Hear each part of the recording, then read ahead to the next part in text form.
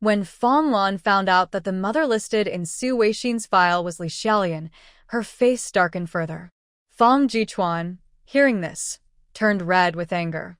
The child had always studied well, and he had carefully raised her, but he just couldn't like her.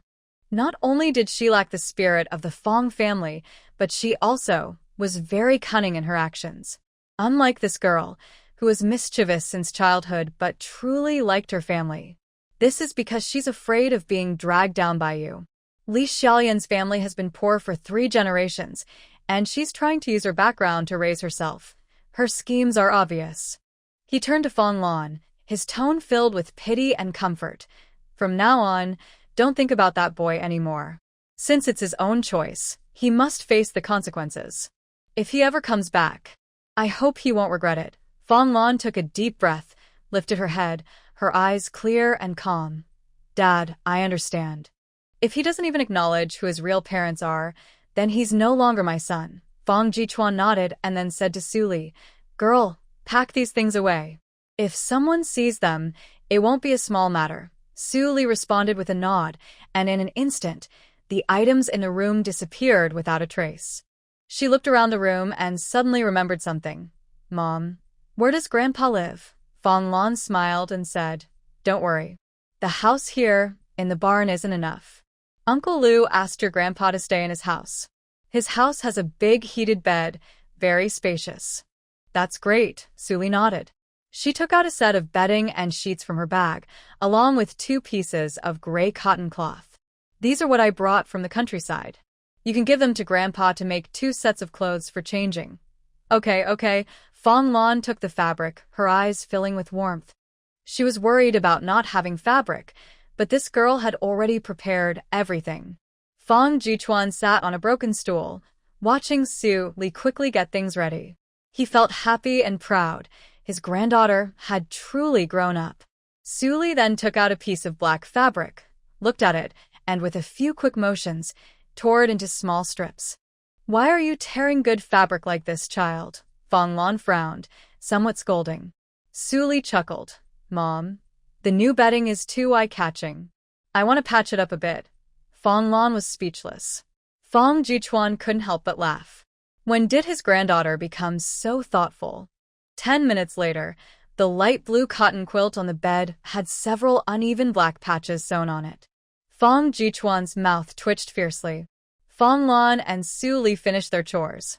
When Lu Minghui came to invite Fong Jichuan to rest in his house, it was already a thick moonlit night. Su Li came out of the barn and, just past the old house, saw a sneaky figure walking ahead. It was late at night, and most villagers were already asleep. Who would be wandering around the village for no reason? Su Li's eyes turned cold. She moved quietly and followed softly. The figure ahead stopped at the fork in the village road. Just as it was about to turn onto a small path, another figure appeared beside it. Hey, Secretary Li, you're still awake so late. Hearing this, Su Li recognized Wang Sanjin's voice. The figure she saw earlier was Li Guangquan. These 2 troublemakers, staying up late together, definitely meant no good. Now blocked by Wang Sanjin, I felt a bit annoyed. Technician Wang, you're not resting late at night. What are you wandering around the village for? Wang Sanjin chuckled and walked up to Li Guangquan. Just a couple of days left before I go back. I can't sleep, so I came out for a walk. Next time I come, I don't know when that will be. Li Guangquan frowned and looked him over. Since Wang Technician arrived, he had been running up the mountain every day. Besides collecting some stones, he hadn't made much progress. Are you done with your work? Yeah, almost. I found some stone samples on the mountain. When I get them down, I might need your help to carry them. Didn't we agree that any time is fine? Li Guangquan replica. After a few words of small talk, Wang Sanjin headed toward his temporary residence, next to the team office. Li Guangquan continued walking down the small path. Su Li paused. This path didn't lead toward the secretary's house. Late at night, that sneaky person looked like they were up to no good. I decided to follow and see what was happening. Wang Widow's house was just ahead. Her house was one of the only good houses in the village. Most others were mud brick houses, but hers was built with bricks and covered with tiles. Besides Li Guangquan's house, Hers was the most impressive in the whole team. Behind her house, there was an old locust tree and overgrown weeds. Suli quietly hid in the grass, crouching close to the house. The light inside was still on, and in the window let out faint talking. "Hurry up. Stop dawdling. Hee, I told you Da and I went to her grandma's house." "That's why I came." Suli peeked through the window and saw Li Guangquan smiling, his hand mischievously touching Widow Wang. Widow Wang rolled her eyes and said, "Your wife has caused a lot of trouble, hasn't she? If she dares to cause more trouble, I'll send her back to her parents' house." Widow Wang shot him a look. "It's been so many years, but I haven't seen you really send her away." They both knew the routine and slipped into the house. Suli hid behind the wall, feeling sick as she watched the door close. Sure enough, it was a couple up to no good. Soon, voices from inside the house started talking back and forth. "Yesterday, Dan I went to your house, but was chased out by your wife. She came back, crying with swollen eyes. What should we do about this?" Widow Wang was pouring water while sitting on a small stool next to him. Li Guangquan lit a cigarette and said, "What do you think? My daughter Da and I is pretty and has never suffered hardships. No matter what, she should marry someone successful. I've talked to all the young men in the village, and only your son Yuejin is a good match." Li Guangquan took a deep drag on his cigarette. His mother doesn't agree, and besides, he hadn't finished speaking when Widow Wang suddenly stood up. "What does it matter to us? That wife of yours needs a lesson. Just give her a good scolding." Li Guangquan frowned. "Don't be sarcastic in front of her. Our home is always chaotic, and it's not peaceful." Widow Wang chuckled angrily. What? "Blame me? If it weren't for her back then, would the position of the party secretary's wife have gone to her? That was many years ago. Besides, it was all arranged by my mother." Widow Wang snorted. "I don't care. You have to give me an explanation about Denis's marriage." Sigh. "I have other plans for Yuejin's marriage. Are you really interested in someone else?" Widow Wang was anxious when she heard that. "Which girl could be better than my Danai?" Li Guangquan chuckled. "No, not as pretty as Danai. But she's strong and can do work. That's Su Li from the youth farm." Suddenly, outside the window, Su Li trembled and almost sat down on the ground. She opened her mouth wide, nearly shouting out loud, then quickly covered her mouth and hid behind the locust tree, tense and silent. "Li Guangquan, you really dare to think." Her face darkened instantly, and she sneered inwardly. "He wants me to marry his son? Li Guangquan, you really have a death wish. That girl is not even 18, right? Skinny and weak. How could she compare to Maida and I?" Widow Wang looked displeased, her tone full of disdain. Outside, Su Li almost laughed out loud. With Denis's sturdy build and round face, she had no right to say her daughter was pretty. But in this era, to grow up like that, who knows how much secret help Li Guangquan gave her? Didn't everyone in the team look dark and thin, clearly hungry most of the time? A new girl named Wang Danny appeared, and she stood out among the team. "Dan I is suited for something better," Li Guangquan said slowly, exhaling smoke. "I think about marrying her to Li Ziying, that tall, skinny girl from a youth village." Widow Wang tilted her head and thought for a moment, sounding full of dislike. "That young man looks good, but he seems sneaky and lazy about work. I'm worried he can't even grow enough food for himself. If Maida and I married him, she'd be suffering her whole life." Li Guangquan snorted softly. "You don't understand. That boy's family is well off. This afternoon, he picked up 2 big packages from the commune post office, and everyone in the team is talking about it. Clearly, he's spoiled at home." Widow Wang pursed her lips. "Did you hear? The son-in-law of the secretary of Shishan Brigade. Isn't he back in the city? Now there's no news of him. When they go to find him in the city, even the address is fake. His daughter is raising 2 kids alone, and life must be very hard for her. If she meets such a selfish person, Da and I would be ruined. You're just being narrow-minded," Li Guangquan said impatiently, waving his hand. "Even if that boy goes back to the city, without my approval, he can't leave. Besides, if Arda and I is truly lucky, she might even go to Kyoto and live a good life. Look at Xiao Lian now. Her life is so comfortable." "Xiao Lian? Widow Wang's eyes flickered and her tone suddenly softened. She wrote to us? We haven't seen each other in many years. 20 years ago, we were good friends. Now, she's a high-ranking official's wife, and I'm a widow. If we meet again, we might not even recognize each other. Then she shot a quick look at Li Guangquan and muttered softly. It's all because of you. Li Guangquan's face darkened, and his eyes twitched. He looked away nervously. I told you before, don't bring it up again, he said stiffly. Widow Wang lowered her head, her voice muffled. I said I wouldn't mention it. But you know how he died that day. Aren't you afraid that one day? Li Guangquan's expression froze instantly. He was silent for a few seconds before biting his lip and saying, that day, with so many people around, everything was chaotic. Who can say for sure? Besides, it's been over 10 years. No one remembers anymore. The atmosphere inside was cold and tense, while outside the window, Suli felt as if she had been struck by a heavy, her mind suddenly exploding with noise. Oh my God, what exactly did she just hear? Widow Wang and Li Xiaolian are close friends? Li Xiaolian. Is she really Li Guangquan's cousin? Isn't Li Xiaolian from Su Jinghe's hometown? It's over 400 kilometers away. How could they be connected? Suli felt her breath quicken. Oh no, what kind of crazy story is this? Even more frightening was the fact that Widow Wang's husband's death might have a hidden story behind it. Thinking of this, her throat tightened and she almost jumped out from the bushes. Tonight, she had heard two huge secrets, one more shocking than the other. Well, tonight was worth it. It was worth sneaking out late at night to follow. Let's go, leave this disgusting place behind. From now on, she wouldn't be able to hear anything. Suli quietly took 2 steps back, ready to go around the bushes and leave, when suddenly, a wall blocked her escape. A soft, warm human wall. Her mind went buzz, and she opened her mouth to scream.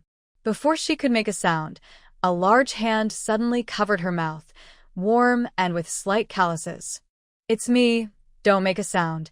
A deep, familiar voice whispered in her ear. Suli's eyes shrank sharply.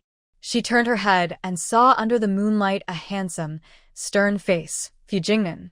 Fu Jingnan was dressed in gray-green casual clothes, broad-shouldered, standing straight. He was looking down at her with a slight frown, showing disapproval. This girl, staying up late at night, sneaking into someone's house to listen at the wall, what kind of strange hobby is that? Suli felt speechless. She blinked desperately, signaling him to move his hand away. Fu Jingnan looked at her for a few seconds, making sure she wouldn't scream, then slowly withdrew his hand. Suli was furious. She slapped his chest softly and muttered angrily, Are you a cat? You scared me to death. Fu Jingnan was stunned by her slap, then quickly grabbed her wrist, acting decisively, instinctively supporting her. Quiet. Suli rolled her eyes and secretly thought, This guy, scaring people like that, are you trying to kill me? You're a military officer, not a street. Why are you out walking in the middle of the night? Fu Jingnan clearly knew she was secretly criticizing him. He slightly raised his eyebrows and explained in a calm tone, There's a task tonight. I brought people to set up defenses at your team. Seeing you follow along, I was worried you'd get into trouble, so I came to check. Oh, Suli blinked and nodded thoughtfully, but inside she thought, You're afraid I'll get into trouble? I don't believe it. If it weren't for checking out Li Guangquan's background, you wouldn't be surnamed Fu. Did you hear what they said clearly? Fu Jingnan didn't explain much. He glanced at the dim yellow light inside the window and asked softly, Suli. But I can tell you, they're scheming against me, trying to marry me off to his son? Or is it those messy family stories? Seeing that Suli didn't want to say anything, Fu Jingnan didn't insist. Don't go up the mountain these days. It's dangerous there. Remember, Suli nodded. Knowing the mountain was dangerous, she still went up. Isn't that just being foolish? I'll take you back. Fu Jingnan looked at the sky, feeling uneasy. This girl seemed to attract trouble. Every time he saw her, she was either catching bad guys or on her way to do so. No need, I'm capable. Suli just wanted to refuse. Let's go. His tone was firm and unquestioning. Suli, Alright, I'm not the type to pretend. If he wants to send me, fine. But walking with this ice block, why is it so awkward? Fu Jingnan escorted Suli home, his palms still warm from her lips, making his heart feel a little hot and his face slightly red. Until Suli pushed open the door and went inside, he turned and left, disappearing into the night in just a few steps. The next morning after breakfast, Suli arrived early at the big locust tree at the village entrance, waiting for the workers to start their tasks. No, strictly speaking, she was waiting for Aunt Wang Qilan, who was in charge of starting work. A few early arriving workers saw Suli and hurriedly greeted her warmly. Wow, Su Jiqing, you're really early today. Good morning, aunties. Let's work hard today. Suli responded with a gentle smile, her tone friendly and approachable. With her smile, the workers immediately felt that Su Jiqing was not only strong but also different from other young workers, neither proud nor pretentious, easy to get along with. A few mischievous children, who had just finished eating and were running around the village, came over and stood beside her, looking around curiously. A little girl with pigtails tilted her head and asked, Su Jiqing, why did you bring Wu Yi to your house? Isn't he a troublemaker? Another little boy joined in. Yeah, isn't his dad a bad person? Hearing this, Suli sighed. In those days, without TV or the internet, people's main entertainment was talking. Even small rumors could spread quickly, growing bigger than watermelons when someone added a little extra. There were no schools in the village, so children had to hike over mountains to the commune at the foot of the hill to go to school. At that time, there was no 9-year compulsory education, and most families couldn't afford books or tuition. Adults worked to earn work points, while children carried baskets to gather pig feed. In a day, they could earn 1 or 2 work points. The rest of the time, they listened to adults gossip. They knew which families' chickens didn't lay eggs or which families didn't lock their doors at night. These were their big secrets. When they heard that Wu Jiashan was a troublemaker, they naturally thought Wu Yi was also a troublemaker. Suli bent down and softly asked, Do you know that Wu Yi's father was in the army? He fought off several bad guys alone, got injured, and later received a second-class merit. Do you think someone like that could be a troublemaker? The children looked confused for a moment. But everyone in the production team says so, a little boy muttered. Suli raised an eyebrow and smiled slyly. Things that the organization hasn't confirmed. How can the production team be sure? The children paused, seeming to understand but not quite. One brave boy asked, Can we still go play with Wu Yi? Suli bent down and patted his shoulder. Of course. Haven't you always been good friends and played together? She then took out some fruit candies from her pocket and waved them in her palm. But remember, if someone bullies him or talks badly about him behind his back, you have to tell me, okay? The children's eyes lit up and they nodded quickly. Each took a candy and happily ran back to Su Li's house.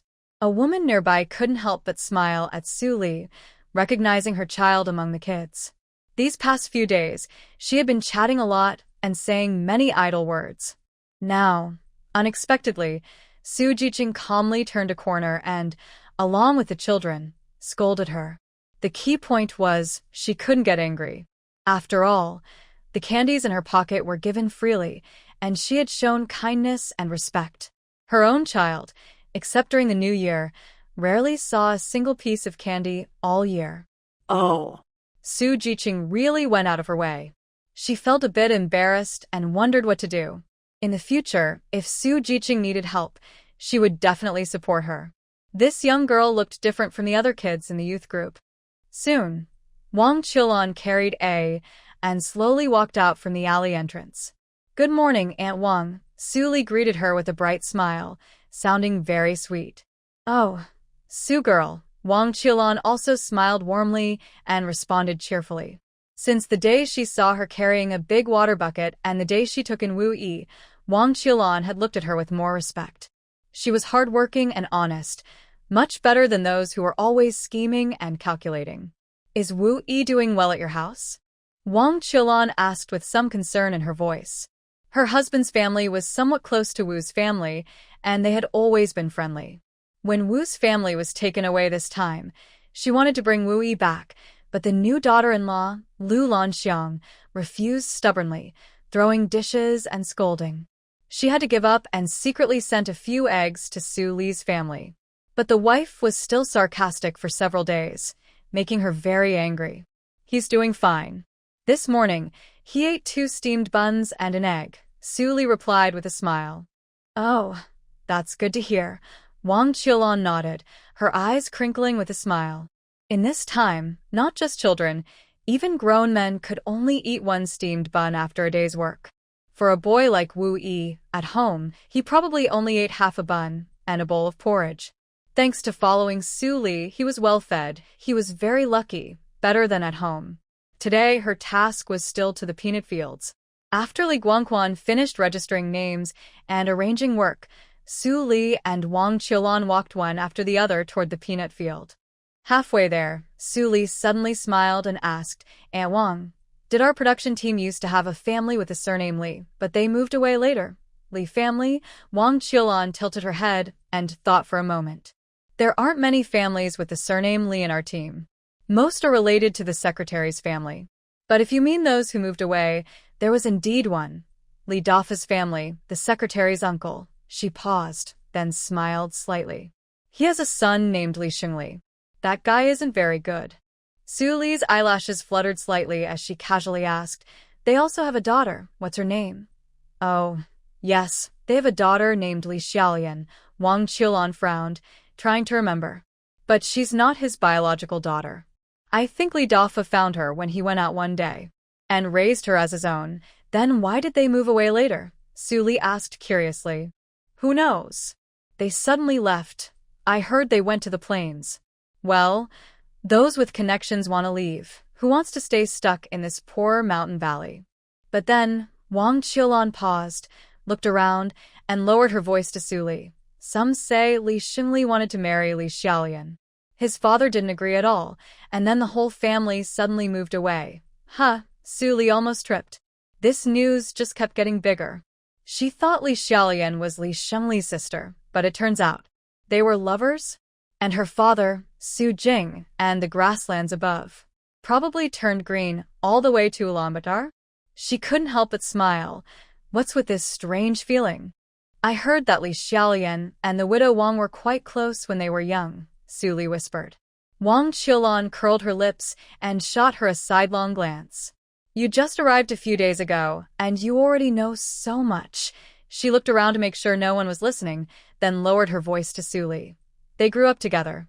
Wang Fingxi originally liked Li Guangquan, but his parents refused and forced him to marry Lu Shuang. She smiled slightly. Later, after Wang Laosan died, they got together again. You know how it is. Their relationship has never really ended. Su Li, that I don't understand, and I don't want to understand. Su Li squinted and asked calmly, So, how did Wang Laosan die? Wang Qiulan's face darkened and she lowered her voice. It's been over 10 years. That day, when they delivered grain to the commune, it rained, and the road was slippery. Wang Laosan was driving an ox cart, and somehow, it slipped into the valley. And he was gone. Su Li frowned and asked, Did anyone suspect anything? Some people did have doubts. Wang Qiulan sighed. But it rained that day, and the whole team searched for him. The scene was very chaotic.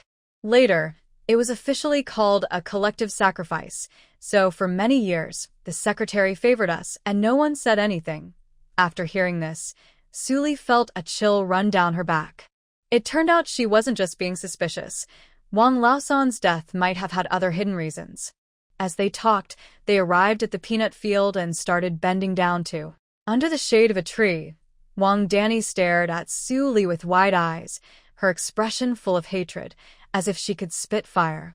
This morning, when she went home for dinner, her mother told her not to think about marrying Li Yuejin anymore. The secretary's godfather had arranged everything, wanting Li Yuejin to marry Su Li, who was a young educated girl from the youth village. Wang Danny was angry and anxious, almost crying at home. She had liked brother Yuejin since she was little. Why couldn't she marry him? And what was so good about Su Li? That girl seems to hold a grudge against you. Why does she look at you with such a scary expression? Wang Qiulan was a bit puzzled. She hadn't heard of any conflict between Su Li and Wang Danny. Su Li looked up and saw Wang Danny standing far away, her face twisted with anger, as if she was ready to rush over and tear her apart. Su Li grinned and said, "I don't know. Maybe she just doesn't like me." But secretly, she thought to herself, "Why are you glaring at me just because you want to marry Li Yuejin? Go argue with your mother and your godfather. I'm not an obstacle to your marriage." Wang Qiulan curled her lips and lowered her voice. This girl has been getting worse these years, always chasing after Li Yuejin. People in the team have been talking behind her back. With the conditions at the secretary's house, it's probably one of the best in the whole team. Maybe they like that Li Yuejin works at the commune, Su Li asked cautiously. That's right. Wang Qiulan snorted coldly. I heard that 2 years ago, Li Yuejin got involved with Li Xinli's group and had some trouble with the local committee. Later, a committee was set up in the commune. Most of the people in the committee are lazy troublemakers. They fight with this family one day and rob from that family the next. The commune people all avoid them, afraid of getting involved. She spoke with disdain. Li Yuejin thinks he's a big shot. I heard that a few days ago, he even snatched the last 2 pounds of grain meant for the elderly lady of the Han family. TSK. That old lady Han has always been kind to the Li family. Su Li was surprised and widened her eyes. What do you mean? The Han family used to be the biggest landowners here. They owned all the land on the mountain and in the fields below. The Li family were tenants there many years ago.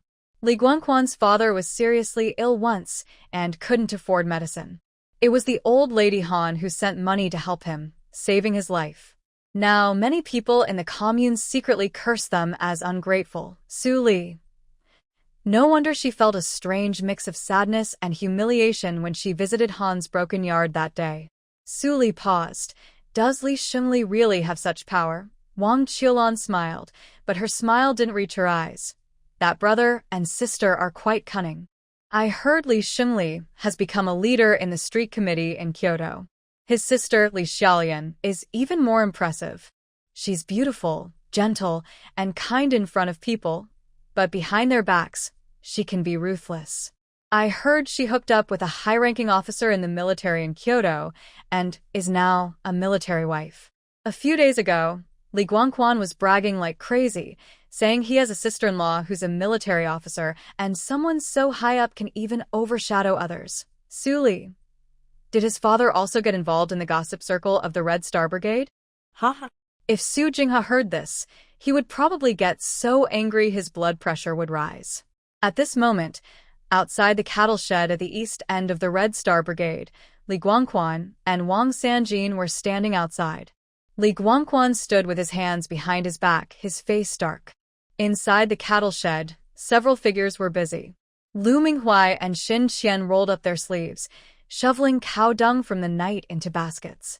Fang Jichuan bent over, moving slowly but carefully, laying fresh soil in the cattle pen. Meanwhile, Fang Lan and Chen Fang were feeding the pigs. These people, whether university professors, military leaders, or former capitalists, once stood at the top of society. Now they bow their heads and work alongside animals.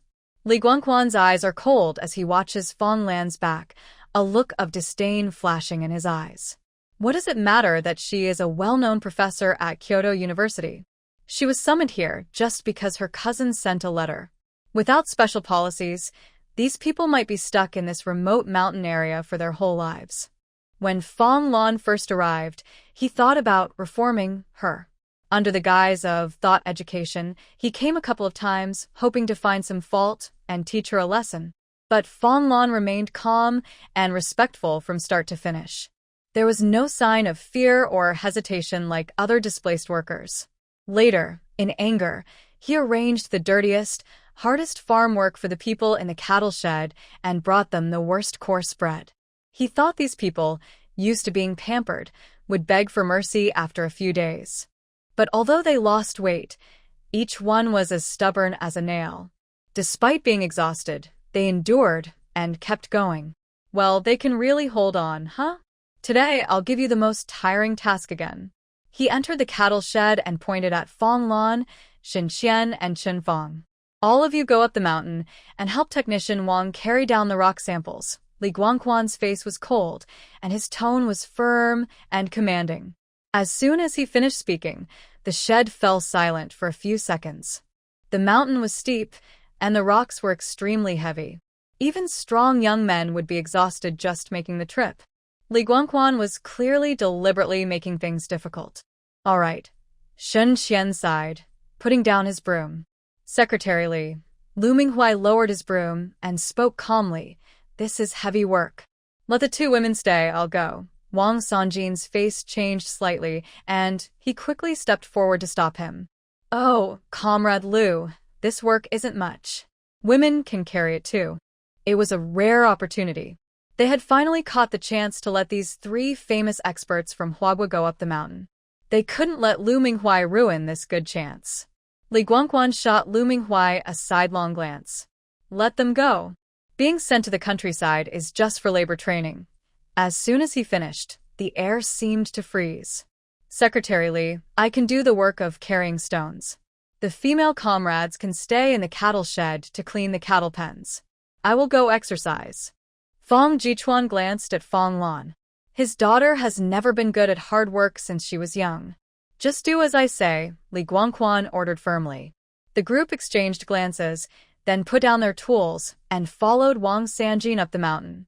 After Li Guangquan left, Lu Minghuai looked at the dark mountain range, put down his broom, greeted Fong Jichuan, and also headed up the mountain.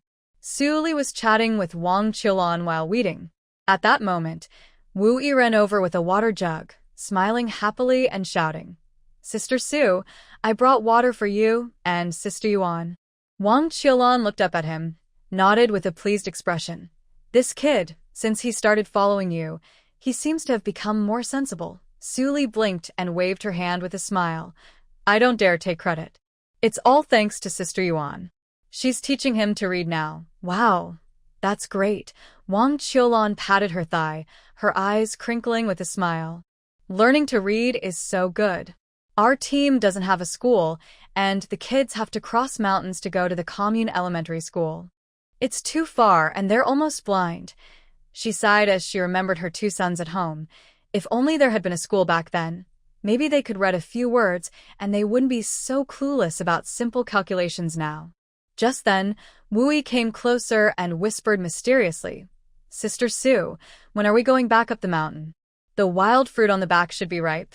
If we wait too long, someone else might pick them, he added quietly, glancing around. I saw Technician Wang leading some people from the cattle shed up the mountain. It looks like they're carrying stones. If he sees the fruit, what will he do if he picks it? His words hit Su Li like a thunderbolt, and her heart skipped a beat. Her almost slipped from her hand. Who did you say went up the mountain? She asked in a low voice. Technician Wang, and there are a few others from the cattle shed. 2 women and that thin man, Wu Yi answered while gesturing. Su Li's heart tightened suddenly. Wang Sanjin, that sneaky spy. Why did he take her mother and the others up the mountain? Is he using them as shields or planning something worse? She didn't dare think too much, only knew her mother was in danger. Su Li quickly calmed down, looked around to make sure no one was watching her, casually threw the on the ground, and turned to rush up the mountain. Su Li. Where are you going? Behind her, Wang Danny's sharp voice rang out. Su Li paused, rolling her eyes inwardly. Oh no, she forgot there was a fierce guard sitting under the tree at the edge of the field, watching her more closely than the pigs in the production team. She grinned and turned back to say to Wang Qiulan, Aunt Wang, I need to use the bathroom. Then she ran off as fast as she could. Su Li. If you're not working, you won't get your work points this morning, Wang Danny shouted angrily, sounding like she wanted to skin her alive. Su Li didn't look back, just kept running wildly. At the edge of the field, Wu Yi looked confused as he watched her go, whispering, Yuan Yuan, is she going to pick fruit for me? Yuan Yuan looked at Su Li's back with a calm expression. Your sister Su is just going to the bathroom. She'll be back soon. Wu Yi responded with an, oh, then lowered his head to drink some water. So, she wasn't picking fruit. What if he's a little disappointed? Su Li ran quickly, her steps urgent, heading straight for Jita Ridge. Last night, she promised Fu Jingnan she wouldn't go up the mountain for the next 2 days, but she broke her promise before even a day had passed. But she couldn't help it. Her mother was in danger. Meanwhile, deep inside the cave at Jitta Ridge, the light was dim. The entrance was barely covered by a few camouflaged vines and broken stones. In the corner of the cave, an old-fashioned military shortwave radio stood quietly, with a metal remote control beside it, 2 buttons glowing faintly. A thin, tall old man in his 50s, with a face weathered by wind and frost, stood in front of the radio. He looked at the smiling middle-aged man before him, frowning. "Monkey," he said coldly in a low growl, "who told you to bring those 3 people down here? Do you know, today's mission is extremely important. If we get exposed, we won't have any way out." Wang Sanjin did not get angry, but instead smiled, with a slight raise of his lips. "Black Eagle, your view is too narrow. Do you know who those 3 people are? One is a rocket research expert, another is a cryptography professor from Kyoto University, and the third is a mechanical manufacturing specialist. Wow, our small island is gathering such high-level talent. If we can bring them back, it would be a great achievement." Black Eagle suddenly turned his head sharply, his eyes fierce and cold. "Are you gambling with everyone's lives for credit?" Wang Sanji, no. Monkey calmly shook his head. "Don't worry, I handle things carefully. Aren't you worried about the recent tight patrols by the People's Liberation Army? Not long ago, they caught a spy, and I was the one who guided them there." "What do you mean?" Black Eagle's gaze sharpened. "At Dongshan Peak," Goldie chuckled, spitting outside the cave. "I deliberately left some clues there. Every time I go in or out, I disguise myself as the local Wu Jiaxuan. Clothes, gait, even his tattered straw hat, I learned to imitate them perfectly." A flicker of suspicion crossed Black Eagle's eyes. "And the result?" Goldie sneered contemptuously. "The PLA took the bait. They kept him locked up for several days, interrogating him daily for clues. They were so foolish. They were completely played by me. By the time they realized it wasn't him, we had already blown up the 031 experimental base and retreated." Black Eagle's face flickered with uncertainty and shock, but a hint of surprise and hesitation finally appeared in his eyes. "You're crazy," he whispered. "If anything goes wrong on your side, we're all finished." Wang Sanjin snapped a cigarette, smiling nonchalantly. "Come on, Black Eagle. In our line of work, isn't it common to have your head hanging below your belt?" He shifted his tone, gradually turning colder. "I've always said, I want to do something big. Either I succeed and become famous, or I end up dead. After all these years hiding in the shadows, I'm tired of it." In the corner of the cave, 3 people, Fong Lan, Xin Qian, and Qin Fong, were roughly on a pile of dry grass and mats. Their mouths were stuffed with cloth, and they could only whimper, unable to move.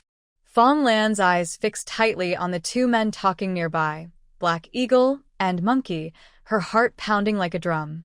A few days ago, when helping the troops decode a secret message, she had seen the code names Black Eagle and Monkey several times. At that time, she thought they might be important members of a spy organization. Now, seeing them in person, she realized they were actually these 2 men. Isn't that Wang, the technician from the county's geological survey team? When did he become a spy? He had approached her several times, acting friendly, and she had thought he was a good person. Now she understands they want to do what? They plan to hijack the 3 of them to go abroad? Fong Lan closed her eyes tightly, forcing herself to stay calm. She slightly tilted her head and looked at Xin Qian and Qin Fong beside her. Qin Fong was leaning in the corner, her face pale and her eyes full of fear. Xin Qian was struggling desperately, his wrists red from the ropes, making muffled sounds, with anger in his eyes. A woman spy in her 40s, with plain features and short, neat hair, approached them. She looked at them coldly and snorted. "A bunch of educated people sent down to do farm work, and now someone is taking you to enjoy good food and drinks. If you're ungrateful, that's fine. But you're all so stubborn? Do you believe I won't?" She paused, then turned angrily toward Wang Sanjin, her tone full of blame. "Monkey, your superiors only ordered you to destroy the 031 experimental base. The mission is urgent, and you brought 3 dead weights. Are you trying to complete the mission, or just cause trouble for everyone?" Wang Sanjin glanced at her sideways, slowly exhaling a cigarette, looking nonchalant. Taozi, are you sure your brain isn't blown by the mountain wind? Do you know who they are? They're top experts in China for rocket building and code breaking. If we can bring them back, it would be a great achievement. He then turned cold, his eyes flashing with a sinister light. Even if we can't take them away. At a critical moment, they could be used as hostages. Killing two birds with one stone, isn't that better? Taozi's face turned pale with anger. Just as she was about to retort, a deep voice interrupted them. Stop arguing. Usually silent, Black Eagle finally spoke. His eyes were cold, and his tone was flat. If they're already here, then take them away. Our small island needs talented people like this. Black Eagle, you're wise. Wang Sanjin immediately put on a smiling face, clapping happily and flattering him. Black Eagle ignored him, turning to look at a tall, thin man standing nearby, with a cold tone. Is everything arranged at the southeast entrance? Everything is arranged, the man replied quickly. The explosives are hidden well, and the trigger devices are in place. Just wait for the order, and the 031 experimental base will turn into a pile of ashes. Black Eagle nodded, speaking sternly. Good. If this mission goes well, our organization will praise us when we return. When Su Li arrived outside the cave, she just heard the phrase inside. Our organization will praise us. Praise us? What a joke. Su Li was so angry she almost exploded. Your small island has been scattered for over 20 years, and now you come here to show off. Not enough trouble on your broken island, and you dare to come to our doorstep to seek attention? Reclaim the continent? Dream on. She held back her anger, peering through the vine gaps into the cave. She saw her mother, Fong Lan, along with Chen Fong and Xin Qian, with cloth in their mouths, sitting in the corner. At that moment, Su Li's anger flared like gasoline poured on fire. You spies, how dare you move my mom? Today, I won't leave until I take you all down right here. She quietly pushed aside a vine corner, reaching into her pocket to take out a portable self-defense device her little brother Xiao Qi had just made. It looked like half an old pencil, but secretly contained a high-voltage electric shock, capable of stunning enemies silently in 1 second. Su Li suddenly leapt into the cave, tiptoed, and pounced like a fierce tiger at the tall, thin man. A flash of electric light, and the spy had no time to react, collapsing to the ground convulsing, limbs flailing, losing consciousness. Black Eagle reacted quickly, reaching for his pistol at his waist. But Su Li was already prepared, jumping onto him. With a loud thud, she kicked him away, and his head hit the stone wall, causing him to faint immediately. The scene instantly turned chaotic. Mom, Su Li rushed quickly toward Fong Lan and the others. Wang Sanjin moved fast, grabbing Fong Lan, holding her by the neck, and pulling out a dagger, pressing it against her throat. Su Li, stop right there. One more step, and I'll kill your mom first. Su Li paused, her eyes turning icy. Touch my mother, and I will make sure you can't be found again. Humph. Tough talk. Wang Sanjin gritted his teeth, about to force Su Li to step back. Suddenly, a stone flew from the cave entrance and hit his wrist hard. He screamed in pain, dropping his dagger. In the next second, a tall, strong figure rushed into the cave like a mountain, with a powerful presence, punching Wang Sanjin in the stomach. Uncle Liu, Su Li exclaimed happily. Lu Minghui grabbed Wang Sanjin and threw him heavily to the ground. He had suspected something was off about this person, so he came to check, and it turned out he was a spy. She turned to Fong Lan, her voice a little anxious. Are you okay? Before anyone could catch their breath, a female spy called Peach suddenly lunged behind Su Li, pointing a gun at her head. Don't move, or I'll shoot this wild girl first. Su Li frowned and quickly turned to the side. Bang! A gunshot rang out, the bullet grazing her shoulder, filling the cave with the smell of gunpowder. Su Li, almost at the same time, a swift wind sound was heard. From the direction of the cave entrance, a figure dressed in military green dashed in like lightning, rolling onto the ground and delivering a spinning kick, hitting the female spy's wrist. Clang! The gun flew out 2 meters away. Fu Jingnan's face was cold and stern, his eyes fixed on Peach, who was trying to fight back. He used a military takedown move, an elbow strike and a choke hold, quickly subduing her on the ground. Are you okay? Fu Jingnan turned to look at Su Li, his worry almost visible. Su Li shook her head, quickly moving forward with Lu Minghui to untie Fong Lan, Chen Fong, and Xin Qian. Soon, footsteps sounded at the cave entrance. Lu Qiangxing and some soldiers from the reconnaissance team rushed over. Captain, he hadn't finished speaking when he froze. 4 spies, 2 unconscious, 2 lying on the ground. What's going on? The soldiers had been on alert for days, eager to catch the spies today. Now, they hadn't caught a single one. Lu Qiangxing looked at Su Li, noticing she had taken the lead again.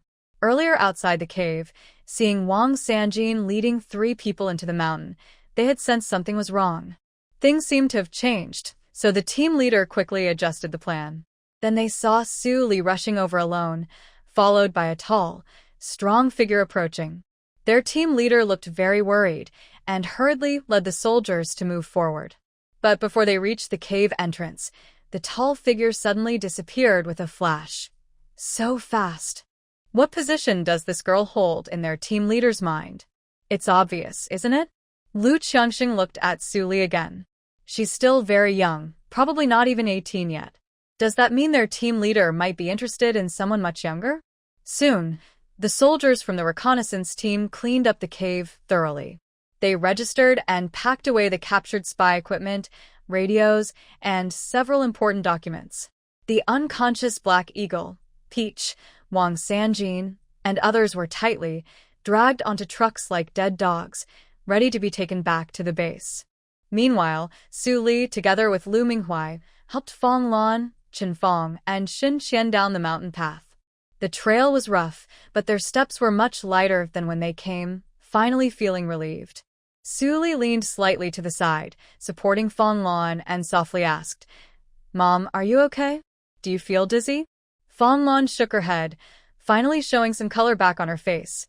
"I'm fine, just a little startled. Luckily you arrived in time." There was still a hint of fear in her eyes, but she quickly smiled to comfort her daughter. "I'm not that fragile, don't worry so much."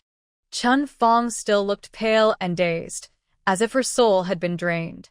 Su Li silently made a note to herself. She needed to prepare some and brown sugar tea to calm her down when they got back. As for Xin Qian, he started chattering again after a few steps. "Old Lu, if it weren't for you two, the 3 of us would probably be like Zongzi and carried away. Our lives might have been lost." "Sigh, I've managed to save my life today," he said with a bitter smile. "Can you shut your mouth for a bit?" Lu Minghui scolded him with a look of annoyance. "If something happens to you, the army won't just stand by and watch. That's not always true. If we'd arrived even a little later, we might have taken a few punches and been stuffed into sacks to be carried away." Xin Qian looked miserable, rubbing his bloated stomach. "Besides, if it weren't for our girl Su Li, we wouldn't even have had a proper meal. Look at my face, it's almost as thin as a knife-shaved noodle." When Su Li heard this, she paused her steps and suddenly had an idea. It was time to show them the cornfield. This was her experimental field, planted with space fertilizer and improved seeds. Now it was almost harvest time, and the yield was astonishing. The place was very hidden, behind the back of Jitta Ridge, easy to access and hard to find. Her eyes sparkled, and she made a decision in her mind. "Uncle Lu, don't rush back to the cattle shed just yet. I want to take you to see something." Lu Minghui raised an eyebrow. "Where to?" "A piece of land I found. Once you see it, you'll understand," Su Li said mysteriously with a smile. "Oh, teasing us," Xin Qian said excitedly. "Are you hiding something secret?" "Uncle Xin, I promise you'll be happy," Su Li's eyes shone. "Come on, I'll open your eyes." The group followed her, walking around the northwest side of Jitta Ridge, past some bushes, and into a narrow in the rocks that only a side shoulder could squeeze through. Is someone really walking through this?" Xin Qian looked ahead, almost tripping over a stone. "This is so narrow. Even a sheep might not get through?" Su Li didn't look back. Follow me closely. The path ahead is low. Be careful not to bump your head. After about 20 or 30 steps, suddenly everything opened up, a valley like a paradise. The valley bottom was lush with green plants, wild grass grew wildly, and vines twisted around, like a hidden natural sanctuary. But right in the middle of this wild land, a patch of corn broke through the grass and grew into a forest. Each stalk was surprisingly tall, much taller than the corn in the production team's fields. The leaves were shiny, and the corn cobs were heavy and swollen, with some already exposed, shining golden grains under the sunlight. Compared to the withered, dry corn outside, this was worlds apart. Wow! Shin Qian's eyes nearly popped out, and he almost tripped over some wild grass. This cornfield. No one takes care of it, right?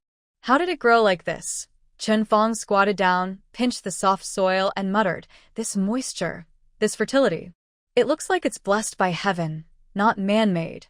Lu Minghuai said in a deep voice, "A wild land growing like this? It's probably more productive than the experimental fields at the Agricultural Research Institute." Fong Lan also stared in amazement, holding her daughter's hand and whispering, "Is this related to your secret?" Su Li blinked and smiled without answering. Shun Qian reacted quickly, patting his thigh and laughing loudly. "Haha, old Lu, I knew this girl is lucky. With this cornfield, we won't go hungry. We have food and drink, and even if the sky falls, we're safe." Although Lu Minghuai was a bit confused inside, he looked at the 3 or 4 acres of corn and finally just pursed his lips, not asking more. Some things in nature are hard to explain. Since it happened, it must be a blessing from heaven.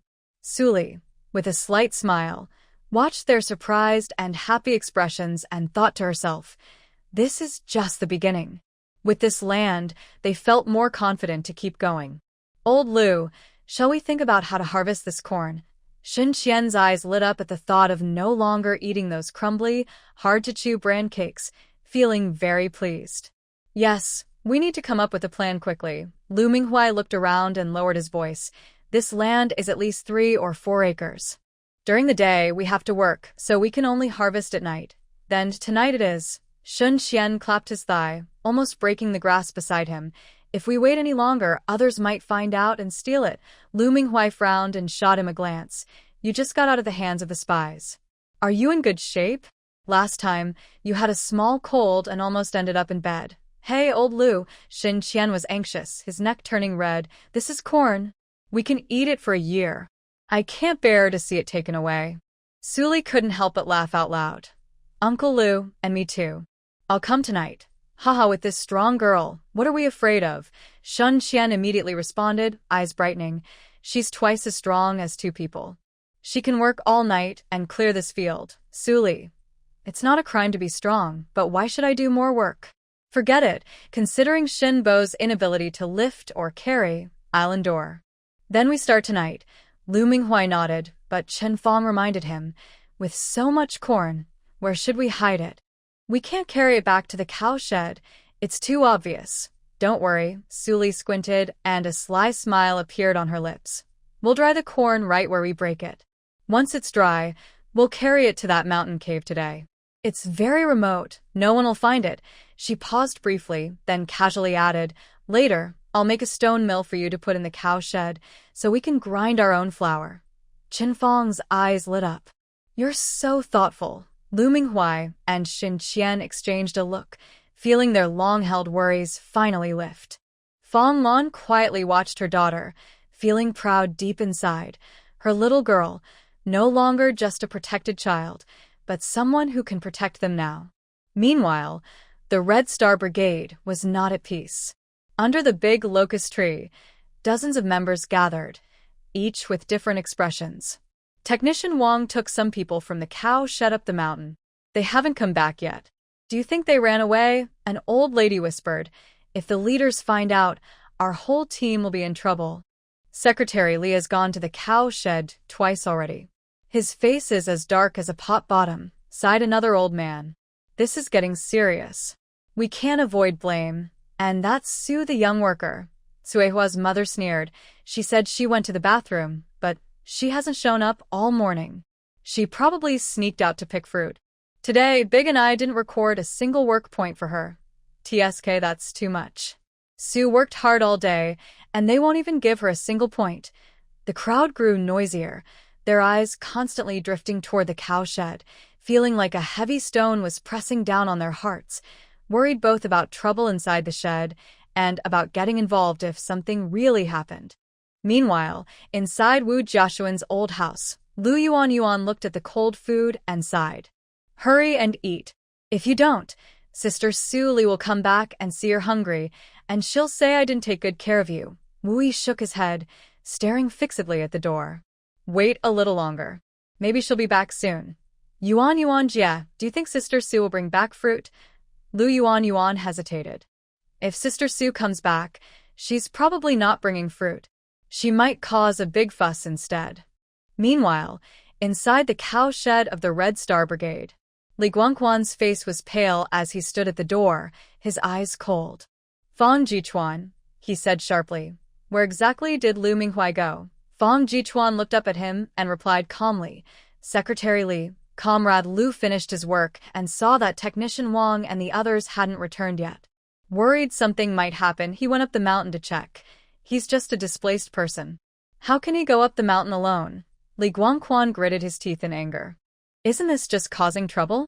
If something really happens on the mountain and we're blamed from above, can you and I handle it? His gaze swept over the dim cattle shed, and he cursed Wang Sanjin in his mind over and over again.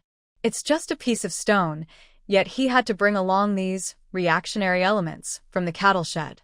There were also 2 women among them, claiming it was for increased labor and ideological reform. But if something really went wrong, and they were questioned from above, could Li Guangquan take responsibility? Not to mention there was Su Li. She was working halfway and suddenly disappeared. Wang Danny said she went to the bathroom, but it was already afternoon, and she hadn't shown up for work. What exactly happened on the mountain? A strange unease suddenly rose in Li Guangquan's heart, as if something was entangling him, making his whole body feel prickly. He snorted coldly. Seeing that he couldn't get any information from the cattle shed, he frowned, shook his head, and turned back to the brigade office. Fang Jichuan looked at the small path leading into the mountain, feeling equally uneasy. Lu Minghui had gone up the mountain, and he heard that Li Lian also went. While everyone was feeling anxious, at the other end of the mountain trail, 5 figures slowly appeared. Ah, isn't that those troublemakers from the cattle shed? How come they're back? Didn't they say they went up the mountain with Technician Wang? They've been missing all morning. I thought they ran away. Su Jiqing. Su Jiqing also came back with them. A woman squinted and looked at them with a complicated expression. What happened on the mountain this time? Ah, I was just thinking, maybe Su Jiqing went hunting wild boar again, hoping to have some meat soup tonight. A young man in his 20s spoke with a hint of disappointment. Good to be back. Good to be back. Under the big locust tree, an old man with white hair sighed and stroked his beard. As long as no one is lost, we won't be blamed for any trouble in our community. But what about Technician Wang? Why didn't he come back with them? Among the crowd, a sharp-eyed woman looked around with a frown. Wasn't he supposed to go up the mountain with them? As soon as the words finished, everything around fell silent. Ah, this girl really has courage. Who dares to get close to the bad guys in the cattle shed? Yet she dares to hang out with them. Exactly. These days, getting close to them can get you into trouble. If someone says you're thinking the wrong way, you'll be the one in trouble, the villagers whispered and discussed, but no one stepped forward to ask questions. They just watched from afar. These days, no one wants to be associated with the troublemakers in the cattle shed. Dealing with them might make others think your thoughts are bad too. After sending a few people back to the cattle shed, Su Li went home.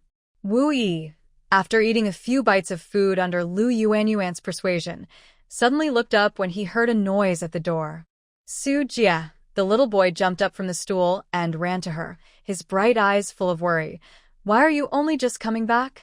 I was so worried, Lu Yuan. Maybe he's worried you didn't pick the fruit? Su Li grinned and took out 2 roasted corn cobs from her pocket. Here, try this. I roasted it on the mountain, specially for you. Wow. Wu Yi's eyes lit up. He took the corn and took a big bite. Delicious, so good.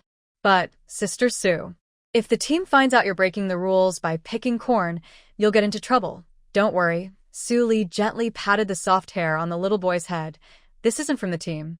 I found it on the mountain. No one will say anything. That's good. Wui finally relaxed and, holding the corn, started eating eagerly. Lu Yuanyuan smiled and shook her head, then got up to bring food to Sue Lee. There was a dish of cucumber salad, a plate of cured meat stir-fried with green peppers, and 5 or 6 cornmeal buns, mixed with white flour. Is there still cured meat at home? Sue Lee raised an eyebrow, her eyes full of surprise. They had used about 10 jin of meat for several meals of braised dishes. She didn't expect there would still be some left. There are 2 small pieces, Lu Yuanyuan said calmly. She picked up a corn cob, took a gentle bite, and the fragrant, sweet, sticky aroma spread in her mouth, softening her expression. Save a piece for me tonight. I have a use for it. Her grandfather was very thin. He needed some nourishment. Would you like to try buying a few piglets to raise in the space? Or maybe just have little Seven build a space farm to raise pigs, chickens, and sheep. Thinking of this, she couldn't help but make a sound of mild surprise. Oh, wouldn't that keep little Seven very busy? But then she thought about how she wouldn't have to worry about eating meat in the future, and a gentle smile appeared on her face. Okay. Lu Yuanyuan looked at her with a faint smile, a hint of warmth in her eyes. This home was becoming more and more like a real home. At the Red Star Brigade cattle shed less than 10 minutes after a few people returned, hurried footsteps sounded at the door of the cattle shed. Li Guangquan stepped in with a grim face. He looked around the shed and saw Fong Lan, Chen Fong, Shin Qian, and Lu Minghuai, and his brow furrowed even more. Where is Technician Wang? His voice was cold and sharp, with a tone of questioning. Didn't he go up the mountain with you? Where is he? The shed suddenly fell silent. Wang Sanjin was a geologist from the county's exploration team, not under the management of the production team. If something really happened, no one could take responsibility, and Li Guangquan himself couldn't escape blame. Shin Qian wiped his hands and glanced at Lu Minghuai, who was drinking water. Lu Minghuai calmly put down his rough ceramic cup, looked up at Li Guangquan, and spoke evenly. Technician Wang had some urgent matters and was taken back. The collected samples were also brought back. Taken back? Li Guangquan was stunned for a moment. Then he let out a breath of relief. Good. Good, he's gone, so he won't be responsible if anything happens.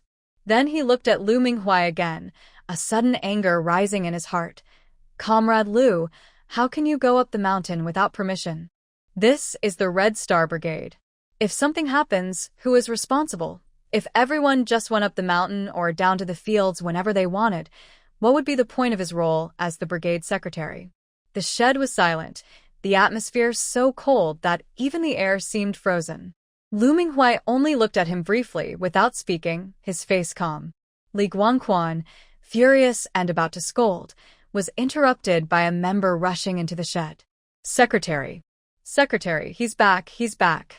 The voice was loud and urgent, full of excitement, even with a hint of disbelief and significance. Li Guangquan frowned, his face growing darker. He shouted, 6. Who's back? Speak clearly. Li Lu ran in, sweating heavily, stopping to catch his breath. He struggled to speak clearly, saying, Wu Jianshun. He's back. Li Guangquan froze in place, both surprised and angry. Li Guangquan thought he had heard wrong, his voice rising half a tone. Wu Jianshun. Wu Jianshun is back. And he was brought back by military vehicle. He stood there, eyes wide open. Wasn't this person taken away by the army long ago? The county never gave an explanation. He thought Wu Jianshun was a spy, maybe even to be executed. In the past few days, he secretly felt happy, thinking that with Wu Jianshun out of the way, no one would dare oppose him anymore. But who would have thought this person was actually sent back? And it was by military vehicle. What does that mean? Could it be that he was innocent all along, and the last arrest was a mistake? A series of questions exploded in his mind, and Li Guangquan's face kept changing. Let's go to the brigade office and see. He suddenly turned around, his voice cold, walking quickly outside. Li Lu hurried after him, saying, "Secretary, take it slow." At that moment, the entrance of the brigade was bustling with people. "Look, it's really a military vehicle. It has a military district license plate. Wow, isn't that Wu Jianshun?" So, the army really brought him back. Old Wu family is about to turn things around. TSK, this will be interesting. Shh, be quiet. If Secretary Li hears, "Do you still want to stay in Hongxing Brigade?" People gathered in groups, stretching their necks, eyes full of shock, envy, and a hint of unease. In front of the brigade office, more and more people gathered. Wu Jianshun was dressed in a clean white shirt, sleeves neatly rolled up to his forearms. He wore sharp military green pants, standing there with an unspoken strong aura. Next to him was the commander of the reconnaissance battalion, Lu Qiangsheng, broad-shouldered and standing straight. Secretary Li, Lu Qiangsheng saw Li Guangquan walking quickly and immediately saluted properly. "Comrade Wu Jianshun has made great contributions during this operation to catch spies.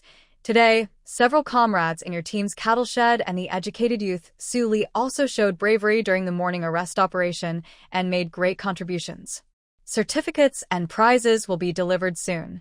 Li Guangquan almost lost his balance, his pupils suddenly shrank, and he opened his mouth but couldn't speak for a long time. Wu Jiashuan is not a spy, and he even made a big contribution? Can he still be controlled after this?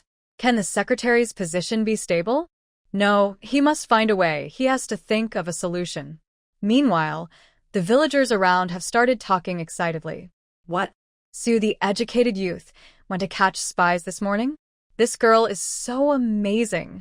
Last time she caught a trafficker and killed a wild boar with her bare hands, and now she's catching spies again. My goodness, isn't she a fairy fallen from the sky? Then, isn't Wu Jiashuan a spy? Not a spy, but still made a big contribution? Oh my, I've been gossiping a lot these days.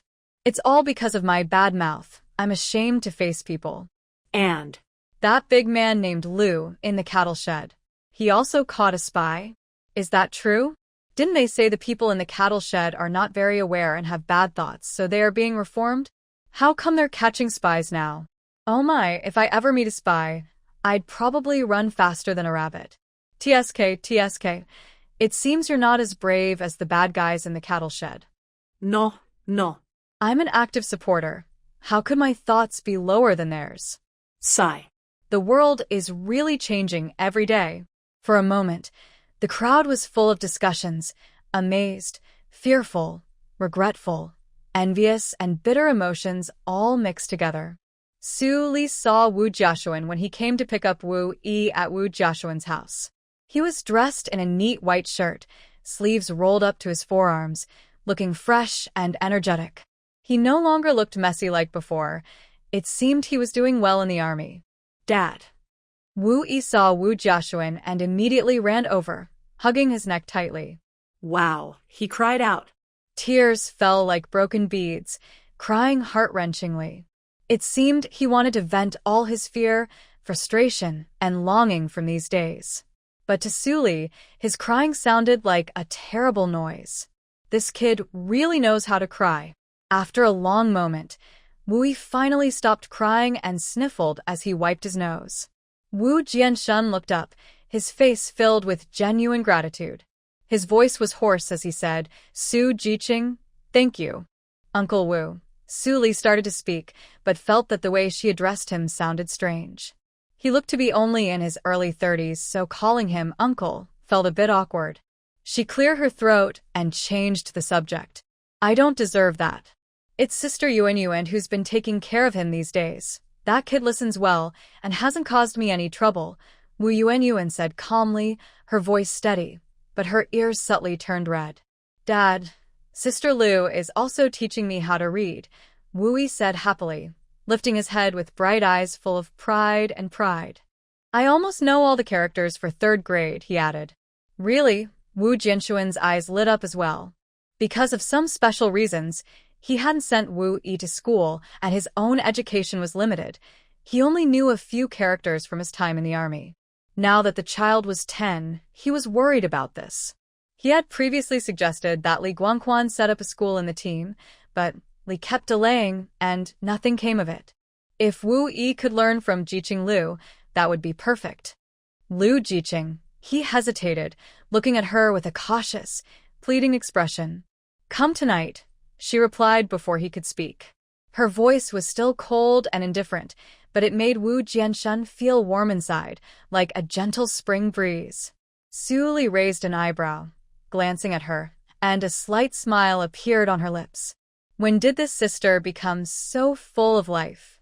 Lu Yuanyuan shot her a quick look but ignored her, turning around with a loud thud back into her room.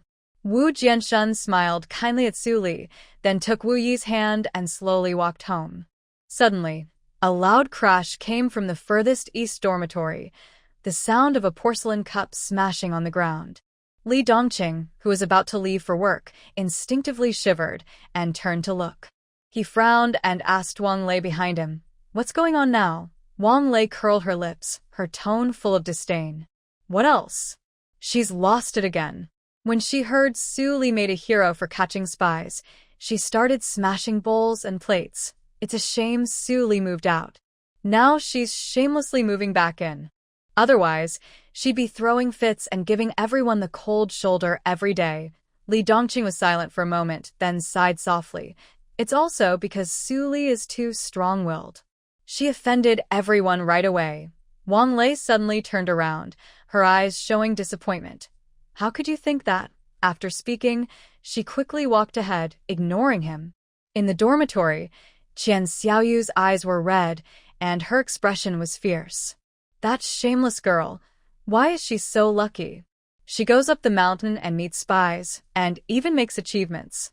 Does this unit have no one left? Xiuyu, don't be like that, Yu Ting softly advised, her tone gentle. Su Li is different from us.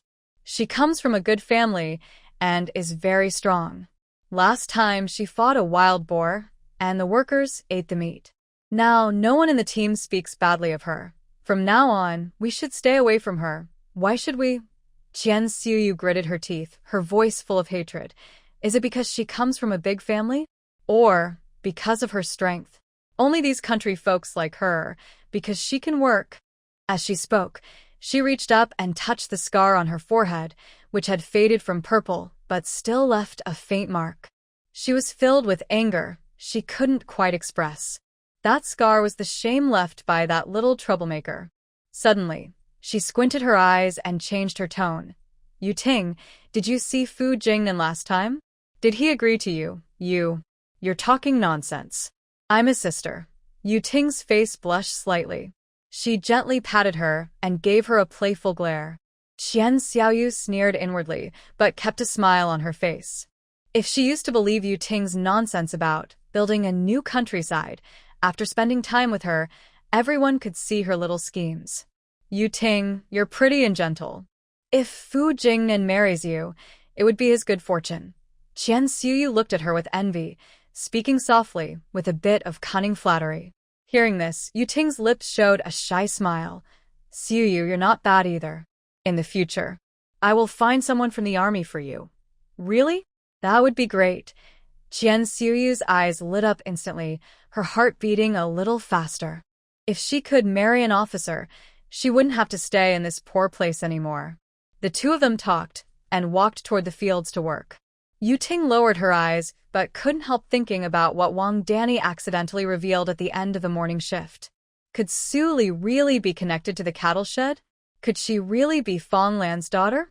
The daughter of a bourgeois intellectual? What's there to be proud of? Could I possibly use someone like Su Li? She glanced at Xiaoyu, the silly girl. If she found out, what would happen? Yu Ting looked at the blue sky and a small white cloud. Hopefully, the letter she wrote to her father has been received. Guodong received Yu Ting's letter in the morning. After reading it, he felt a fire burning in his chest that he couldn't put out. His daughter was his precious treasure. Although she lost her mother early, she grew up noble and proud. She was well-behaved, gentle, and had learned to be as soft and kind as her stepmother, Su Yun. What was wrong with such a daughter? Why couldn't she catch Fu Jingnan's eye? At noon, he went home and, after holding back for a while, finally asked Su-yun, Yun, have you written to Jingnan? Su-yun was momentarily stunned, blinked slowly, and replied calmly, Old you, I already wrote to him a long time ago. But do you think I can decide his marriage? You're his mother. Guodong frowned, a hint of dissatisfaction in his tone. Although you haven't lived with him, you should tell him about Tingting's good qualities. After a while, he might start to feel something. Su-yun smiled, but her eyes didn't show happiness. All right, I'll try again. But I heard that boy is very stubborn. Once he makes up his mind, no one can change it. Stubborn? Guodong snorted coldly. Write him another letter and persuade him properly. Don't let Tingting be sad. Su-yun lowered her head obediently, but a cold disdain flickered in her eyes. Persuade? Why should she? That hypocritical, proud young lady also wants to marry her son? She remembered a few days ago when she met Zhou Ping and her daughter at the entrance of People's Park. The girl was named Feng Yu, delicate and quiet, clearly well-educated and polite, working in a cultural troupe in the army. Her father was just a battalion commander, not very high-ranking, from an ordinary family, without the airs of wealthy young ladies. If Jingnan marries her, she will listen to her mother-in-law in the future. Unlike Yuding, who appears gentle on the surface, but is secretly mean. Su-yun lowered her eyes, a faint smile appearing at the corner of her mouth. In the afternoon, the sun was blazing. Su Li was busy weeding, moving quickly and neatly. Lu Yuan was working just as fast, and the two of them worked side by side, pulling up a patch of weeds behind them. Oh, Su Jiqing, Wang Danny, wearing a pair of canvas shoes, with a big round face full of smiles, saw Su Li look up and shouted loudly. I heard you caught a spy this morning and made a big contribution? Wow, impressive. She stepped in front of them, her eyes scanning Su Li with a smile. This morning's work points won't be deducted. Whether it's weeding or catching spies, it's all for the people. Right? After saying this, she gave Su Li a meaningful look. Before Su Li could reply, she turned and walked away. That look didn't seem friendly at all. Lu Yuan watched her back and whispered cautiously, This Wang Danny doesn't seem to have good intentions. You should be careful around her. Su Li pursed her lips, a cold smile appearing on her face. If she dares to reach out to me, I don't mind cutting her claws. Just as night fell and the air grew cooler, Su Li carried a piece of cured meat to the cowshed. She knew that these alone wouldn't be enough to help her grandfather recover. It would be best to buy a few cans of milk powder. But thinking about the supply and marketing cooperative, they didn't even have the simplest malted milk cans, let alone milk powder.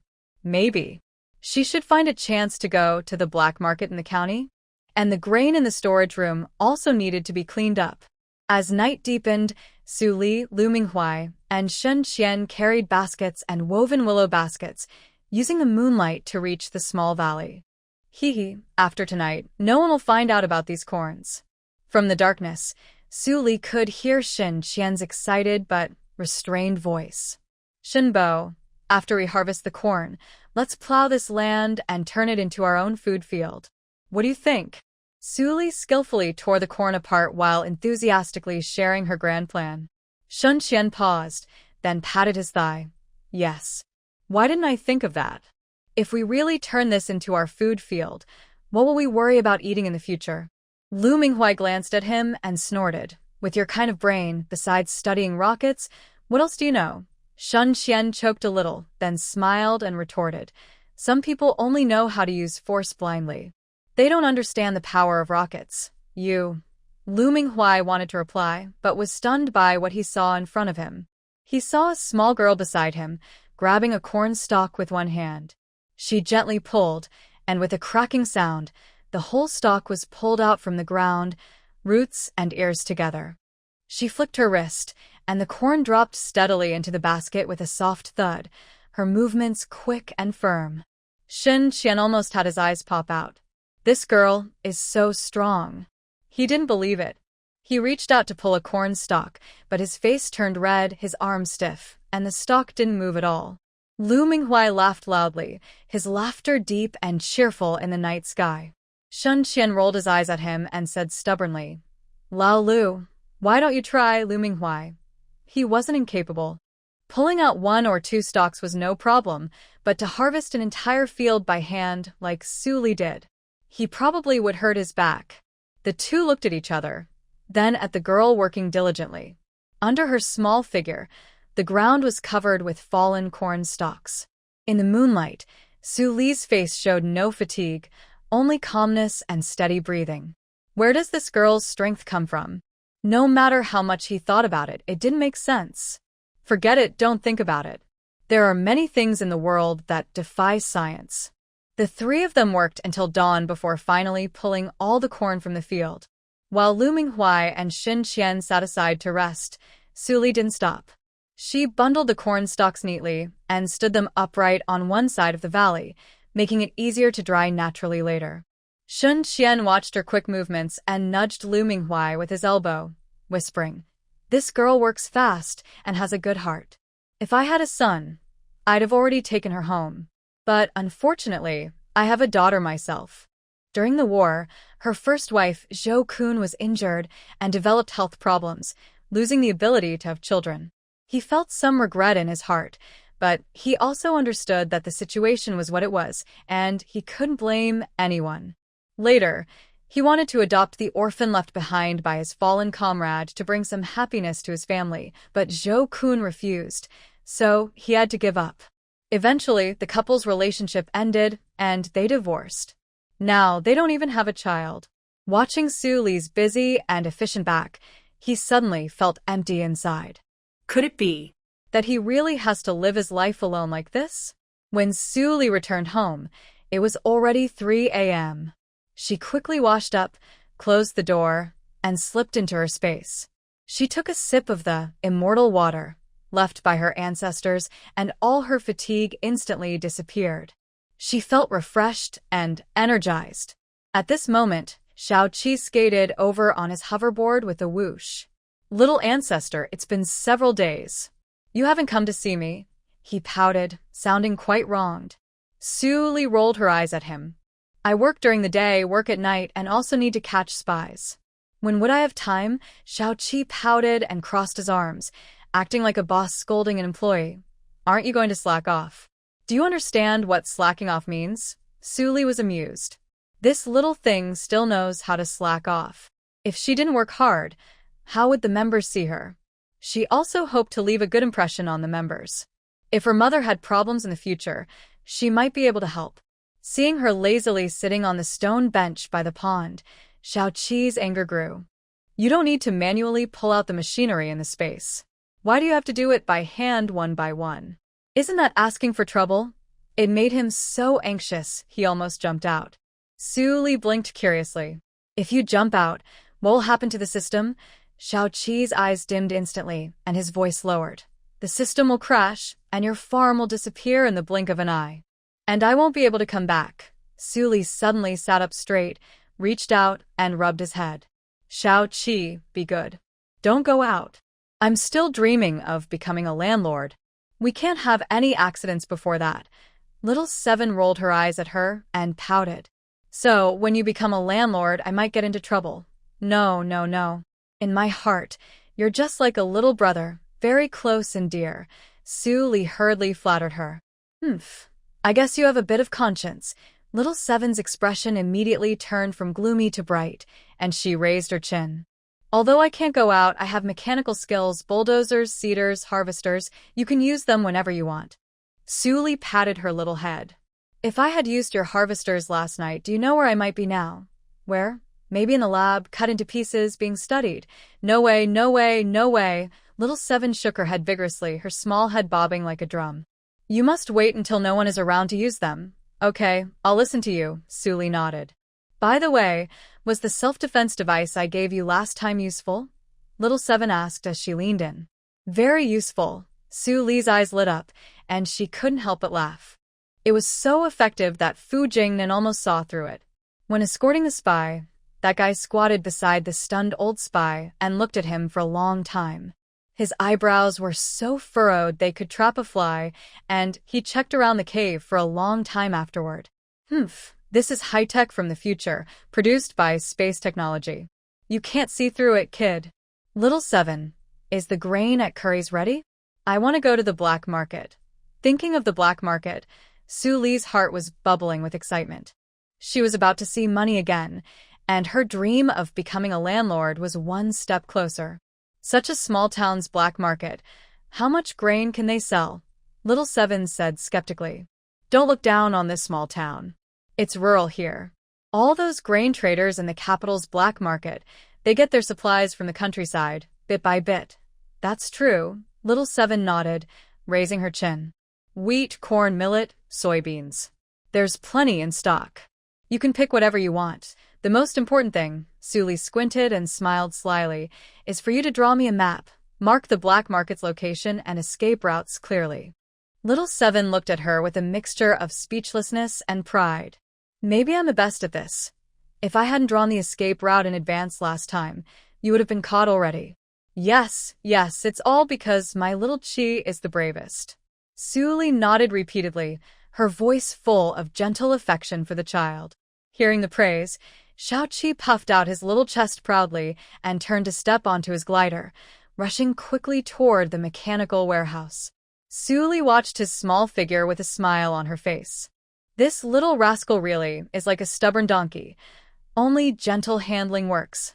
Holding the carefully drawn map by Xiao Qi, Su Li slipped back into her room and enjoyed a good long sleep. The next morning, when Lu Yuanyuan called her to wake up, she got up reluctantly, still feeling sleepy. Lu Yuanyuan brought her a steamed bun, some pickled vegetables, and a bowl of plain porridge. Su Li frowned. Is this all we can eat? No meat or anything. Lu Yuanyuan chuckled lightly. Aren't you satisfied? This is quite good in the whole team, but not every family in the city eats like this. Then she hesitated for a moment before finally speaking. Su Li, in the future, when you go out at night, come back early. If someone with bad intentions sees, Su Li smiled, glad that she finally asked. She thought she could keep it a secret in her heart for a long time. After some thought, she decided to tell her about the secret of the small mountain valley. If she didn't let her know, carrying bags of grain home might scare her to death. When Lu Yuanyuan heard this, her jaw nearly dropped in shock. You mean you found a wild mountain valley? With a lot of wild corn inside? Yes, Su Li nodded. And you said you went to the valley last night and collected all the corn, then dried it on the spot. Yes, Su Li nodded again. Is this sister a little bit scared or crazy? Lu Yuanyuan no longer looked calm. Her eyes widened as she paced around the room twice. Such a big thing. Why didn't you tell me earlier? I should go with you. She sighed. Don't worry, I have someone to help me with the work. Su Li blinked and smiled at Lu Yuanyuan. Next time she goes out to work, she will definitely call her. Lu Yuanyuan glared at her. Okay, but I need to go to the county tonight. I heard there's a black market there. Before Su Li finished speaking, Lu Yuanyuan interrupted her. No, you can't go. If you're caught, it could be very dangerous. That's illegal trading. If something happens, it won't be good. As long as there's enough food to eat, our living standards don't have to be high. Lu Yuanyuan's two big, expressive eyes looked anxious and angry. Su Li sighed and looked at Lu Yuanyuan. Let me tell you the truth. The old man in the pigsty just arrived here. He's my grandfather. He was sent down to this place, and he's exhausted. I want to buy some milk powder for him to help him recover. Then, that Aunt Fong, that's my mother. I came here for my mother. Now, everything was clear. Lu Yuanyuan's doubts over the past days were confirmed. Back then, the young people on the train going to the countryside, they were all sad and scared. Only this girl didn't show any sadness on her face. She seemed eager to get here quickly. So, she had someone very important here.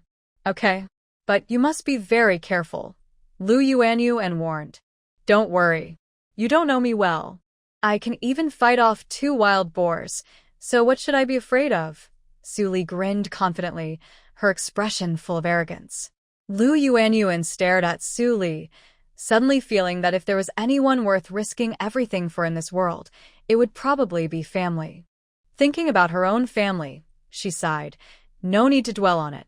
Even so, after Wu Yi finished his studies and left tonight, Lu Yuanyuan saw her off at the door, repeatedly reminding her. She watched Su Li's figure disappear into the night, then turned to go home. Su Li hurried along the mountain road. The black market. Tonight, she not only wanted to see money, but also to find new ways. She didn't plan to just be a small grain seller. If she was going to do it, she wanted to be the big boss behind the grain trade. Su Li rolled her eyes and said impatiently, "This road is narrow, steep, and full of potholes.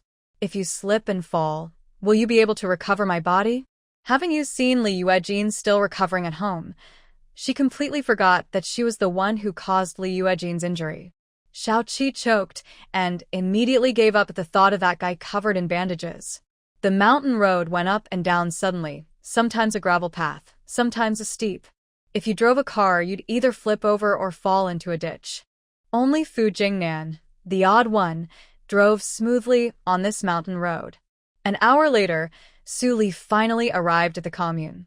The dirt road leading to the county was empty, with no barking dogs, so quiet it was unsettling. She quietly took out her previous vehicle from her space, a high-clearance SUV. When she started the engine, the familiar roar almost brought tears to her eyes. How long had it been since she last drove? It felt like 100 years. Although the road was bumpy and full of potholes, the SUV was powerful. Half an hour later, she reached the outskirts of the county.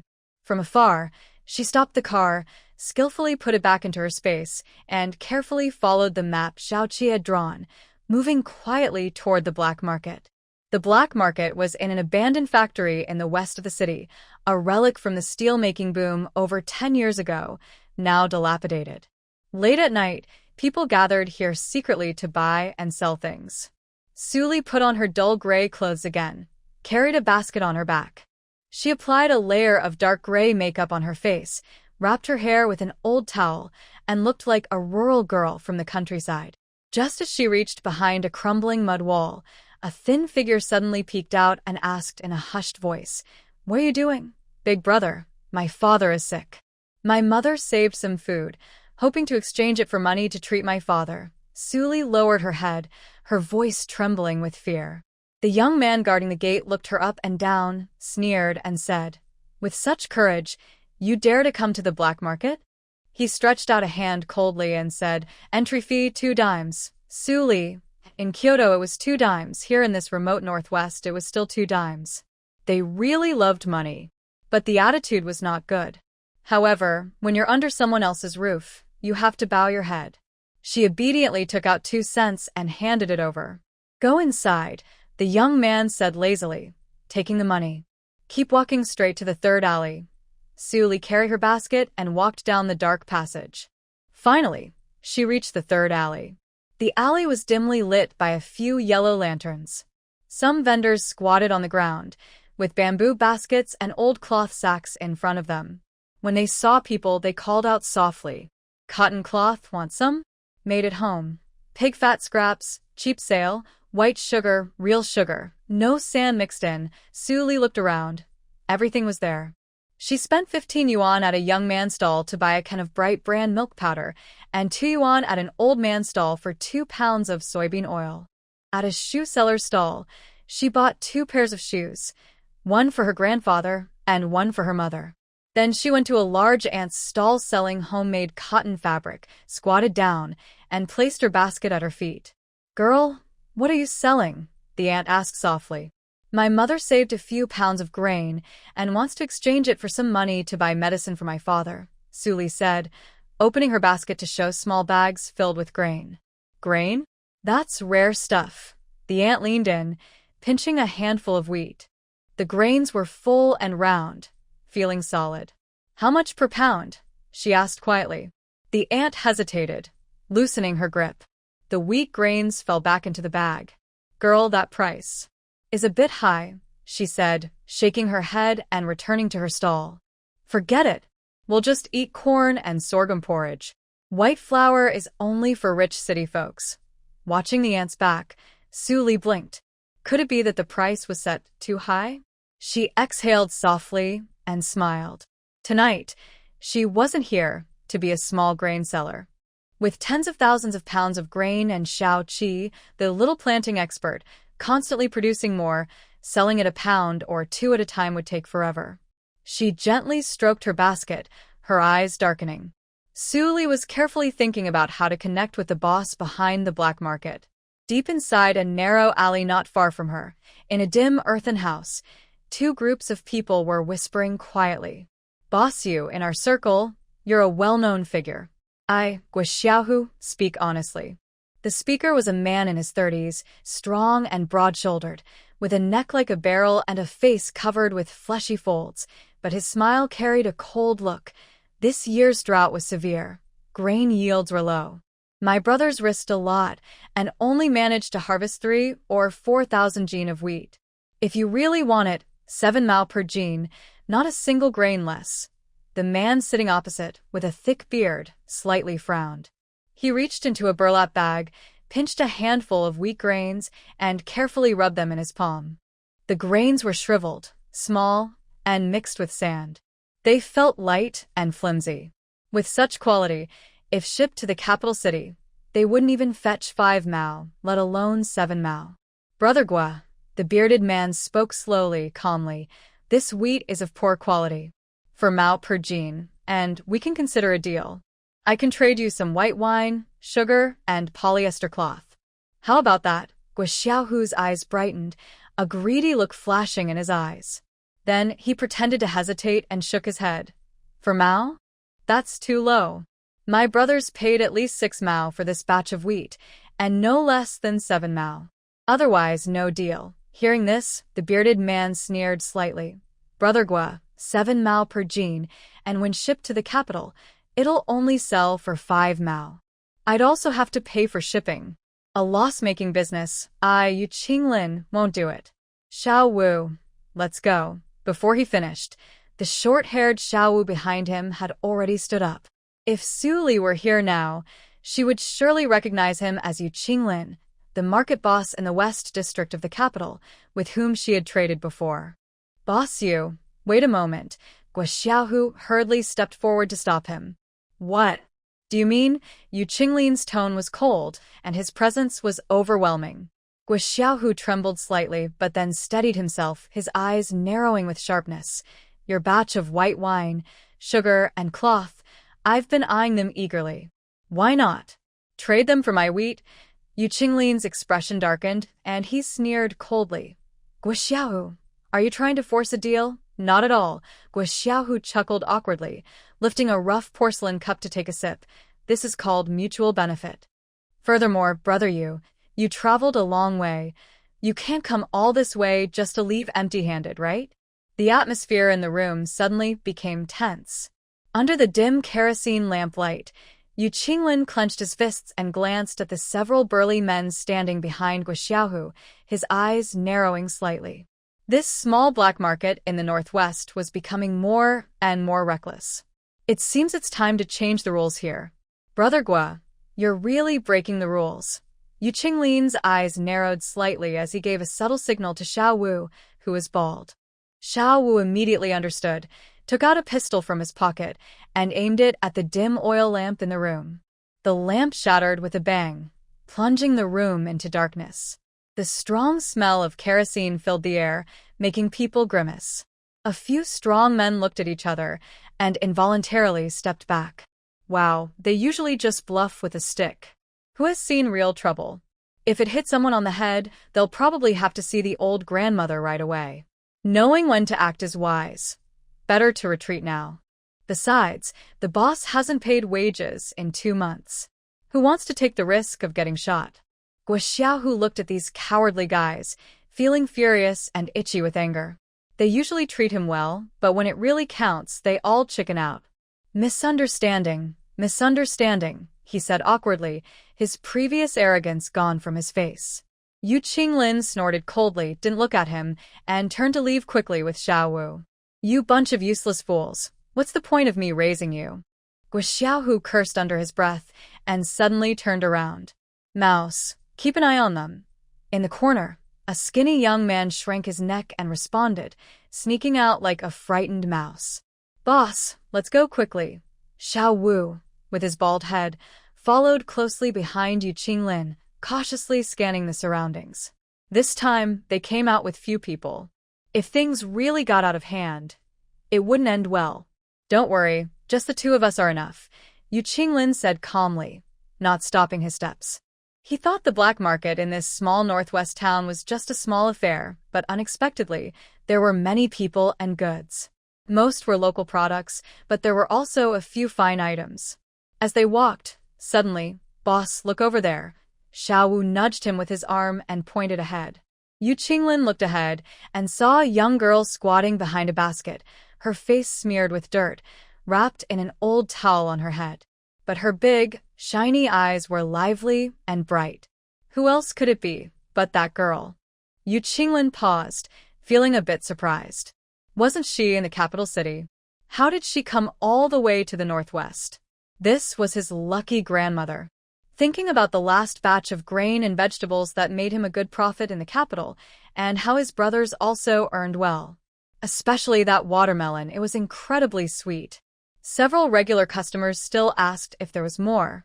A smile appeared in Yu Qinglin's eyes. He stepped forward a few steps and asked, "Girl, are you here?" When Suli saw who was coming, she suddenly stood up. "Uncle, I didn't cheat you last time, did I?" Yu Qinglin was momentarily stunned, then smiled. "This girl was really interesting. What are you talking about?" "I came here for something else this time." Suli relaxed a little, thinking she had worried too much. She had thought that something had gone wrong with their last deal and that someone was chasing her to the northwest. Yu Qinglin glanced at the basket beside her feet and his eyes brightened slightly. "Still. Grain?" He secretly sighed. Last time, she had held back and didn't sell all her goods to them. Suli's heart skipped a beat, but she quickly calmed down and silently muttered. She didn't say that was all her stock, so why was he so excited? She grinned, looking honest and simple. "Yes, we have plenty of grain at home. Can't finish it all." Yu Qinglin's mouth twitched. If others heard this, they'd think she was crazy. Who in this day and age has grain that they can't finish eating? Is it the same land we cultivated last time? He raised an eyebrow, trying to tease her. Suli pouted, acting proud. This time, it's a mountain valley. Yes, a mountain valley. She deliberately emphasized her words and smiled happily. Thanks to Xiaoqi discovering that mountain valley, now selling grain was much easier without making excuses. Yu Qinglin squatted down, reached out, and grabbed a handful of wheat grains. The feeling of fullness and weight in his fingertips was clear. Compared to the thin, sandy wheat that Guo had brought out earlier, this was completely different. Two people were talking here, but they didn't notice a small figure quietly running into the alley nearby. Girl, meeting his fate. "So, can I sell this batch to you?" Suli grinned. She was quite happy with the last deal. She had been regretting not selling more before. Now that someone was coming to her, she was worried about finding buyers. "Okay," she agreed quickly. "Let's find a place to talk." Just then, a hurried shout came from the alley. "The police are coming. Run, the police are coming." Before the words finished, a figure rushed over to her. "Comrade, run." Suli paused, surprised. Who is this? How does he know her? But his voice sounded familiar. She looked closer and saw it was Han Xiaowu. Why is this kid here in the black market instead of taking care of his mother at home? Han Xiaowu was anxious, stomping his feet. Why was the girl just standing there? Didn't she see the vendors around her hurriedly packing up and running away? "Run quickly, comrade. Those people. They are here to take your grain," he pointed to the distance. They saw Guo and a few others approaching aggressively, with a scary look. Earlier, the rat had gone back to report that a big boss from the city was interested in a girl's grain. Guo didn't think much of it, thinking a girl couldn't have much grain. But when he heard that she had cultivated wasteland and was testing the waters, and that her family still had plenty, Guo couldn't sit still. How could he let others take what was his? Yu Qinglin was wary, but what was there to fear from a young girl? "Boss." Little Wu with a crew cut drew his weapon, ready to go. Yu Qinglin quickly stopped him. "Don't push your luck, let's go first. Follow me." Suli carried her basket and led them through twists and turns, crossing abandoned factories, quickly slipping away. Everyone, Seeing her skill and route, how familiar was this girl with the black market terrain? Suli thought to herself, I really am here for the first time. Don't look at me. They hurried along and finally stopped beside a forest outside the city. Suli looked at Han Xiaowu. How did you recognize me? Han Xiaowu blushed and whispered, I recognized you just by your back. That day, I secretly took a look at you. Suddenly, he knelt down with a thud, voice choked with emotion. You saved my mother's life, and hey. Suli was startled and quickly moved away. In his mind, he thought, it's only 20 pounds of grain. No need to make such a big show. Get up quickly. Is your mother feeling better? Thanks to the grain you gave us. She was almost starving to death, but now she can eat again. Just that she's coughing badly. The doctor said it's pneumonia and needs penicillin, but you know my mother's condition. So you came to the black market to find medicine? Suli sighed. Yeah. Han Xiaowu wiped his eyes fiercely with his sleeve, his palms sweating coldly. But I didn't find any. Suli. Earlier, when Han Xiaowu saw Suli at the black market, he was both happy and excited. That quick glance that day left a deep impression on him. He couldn't forget it no matter what. He was afraid of mistaking her for someone else, so he didn't dare to approach and say hello. But when Suli was talking to the cotton cloth seller, she looked up and revealed her lively big eyes. He immediately confirmed that this girl was the lifesaver he was looking for. However, his mother was seriously ill, and he had to buy medicine first. So he held back and didn't go to introduce himself. He asked around for the medicine stall, but someone told him that only the black market boss had those medicines, and he was pointed in the right direction. Following that path, just as he reached the alley and was about to enter a house, he heard voices inside. The girl that the rat mentioned? His heart suddenly clenched tighter, more certain now. She was the lifesaver. He didn't care about anything else and ran out of the alley, trying to warn her before Guo Xiaohu and the others made their move. But worried he wouldn't make it in time, he shouted loudly, Police are coming! This way, even if he couldn't take her away, he could cause chaos at the scene and buy her some time to escape. After hearing Han Xiaowu's words, Yu Qinglin, He Tong, Xiao Wu, and the others understood everything. This girl used her own grain to save the young man's mother's life, and the young man was grateful and came to repay her kindness. Yu Qinglin turned to the short-haired young man and said, Xiao Wu, share 2 boxes of our penicillin with him. Xiao Wu hesitated for a moment. Boss, about this medicine. Mr. Qin, don't worry, I'll talk to him, Yu Qinglin said firmly. Han Xiaowu nervously took out a red cloth bag. When he opened it, there was a clear, beautiful jade pendant inside. He held it with both hands and offered it to Yu Qinglin. Boss, you honestly, I don't have money. The most valuable thing I have is this family heirloom jade pendant. Look, Yu Qinglin took it and looked at it under the moonlight. It was a round jade pendant with a blue bird carved in the center. There seemed to be some characters below, but he couldn't read them. The jade pendant was cool and smooth, clearly a fine piece.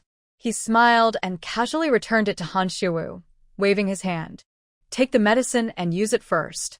When you have money later, we'll talk. Happiness came so suddenly that Han Xiaowu was momentarily at a loss. His eyes turned red. Thank you. Thank you so much. He was about to kneel. Yu Qinglin quickly reached out to help him up, patted his shoulder, and said with a smile, Good kid, respectful and loyal. I like someone like you. Are you interested in working with me? Having young people like him around made him feel at ease. After all, in his line of work, you need to be clever, calm, and most importantly, loyal. Han Xiaowu was stunned for a moment and lowered his eyes. Thank you for trusting me, but I am a landlord's son, so I have to stay in the collective farm to work. My family also has an ailing mother and I can't leave. Now Han Xiaowu understood that these two were big figures in the underground market of the city, but he was just a landlord's son, under supervision in the team. The commune committee members checked on them at least 3 times a day. He had no chance to go out of town. And his mother was sick at home. Yu Qinglin clicked his tongue, and a hint of regret flashed in his eyes. What a pity, what a pity. Forget it. If there's a chance in the future, come find me. After saying that, he turned to look at Su Li. She was resting her chin on her hand, her black and white eyes fixed on Han Xiuwu, with a smile that was not quite a smile. This girl, she probably had some plan in mind. Sure enough, Su Li blinked and started to think. Since she would be living in the mountains most of the time and couldn't come down often, Han Xiao was different. He is kind, smart, hardworking, loyal, and trustworthy, no worries about betrayal. He is the best partner heaven could send. Seeing Su Li and Yu Qinglin seem to want to talk privately, Han Xiao quickly stood up. Comrade Su, boss you two chat first. I'll go keep watch. Watching his quick departure, Yu Qinglin couldn't help but sigh. He's really talented, such a pity. After saying that, he squinted and looked at Su Li, a slight smile on his face. Girl, shall we have a talk? They quickly agreed on the deal. Wheat, 30,000 jin, at 5 mao per jin. Corn, 20,000 jin, at 2 mao per jin. They agreed to finish the exchange tomorrow evening at Hongqi Commune. If anything comes up, contact Han Xiaowu. After discussing business, Yu Qinglin looked thoughtful and casually asked, Girl, do you still have watermelons? He hadn't forgotten how the watermelon truck caused a sensation in the city. Su Li shrugged, smiling warmly, and said regretfully, No more. They've all been eaten, just a few left for our family. But she changed the subject, a hint of a smile on her lips. I'm planning to grow seedlings. In winter, I should have a batch of melons ready. Winter? Yu Qinglin looked at her with a blank expression, speechless for a moment. Eating watermelons in winter? This girl really knows how to boast. In the far north, winter can freeze cattle to death, yet she still wants to grow watermelons? Seeing Yu Qinglin's expression, Su Li chuckled inwardly. If you don't believe it, just wait and see what I can do. 3 months later, when Yu Qinglin saw a truck full of big watermelons with his own eyes, he thought, This girl is truly extraordinary. Han Xiaowu followed Yu Qinglin to his place to get medicine, while Su Li left alone. Han Xiaowu was a bit worried. Comrade Su, why don't you come with me? A girl walking alone at night. What if she encounters trouble? Su Li smiled and said, Don't worry. If I meet troublemakers, I wouldn't mind helping to restore peace. Yu Qinglin chuckled. Don't worry, this girl is quite capable. He certainly didn't forget how she easily threw a 200 jean sack onto her shoulder that day. If she ever faced a troublemaker, she would be the one causing trouble for them. Su Li happily waved goodbye to them and headed alone toward Hongqi Commune. Just joking, if she were with Han Xiaowu, she wouldn't even have a chance to drive the car. If she had to walk home on her own 2 legs, it might take until dawn. When Su Li returned home, it was already 2 a.m. The moon hung crookedly in the sky, and the whole production team was very quiet, with no sounds at all. She pushed open the yard gate and saw that Lu Yuan's room light was still on, which made Su Li feel warm inside. This girl seemed cold on the outside, but her heart was very soft. When she heard the door open, Lu Yuan hurried out and saw Su Li coming back. She let out a long breath.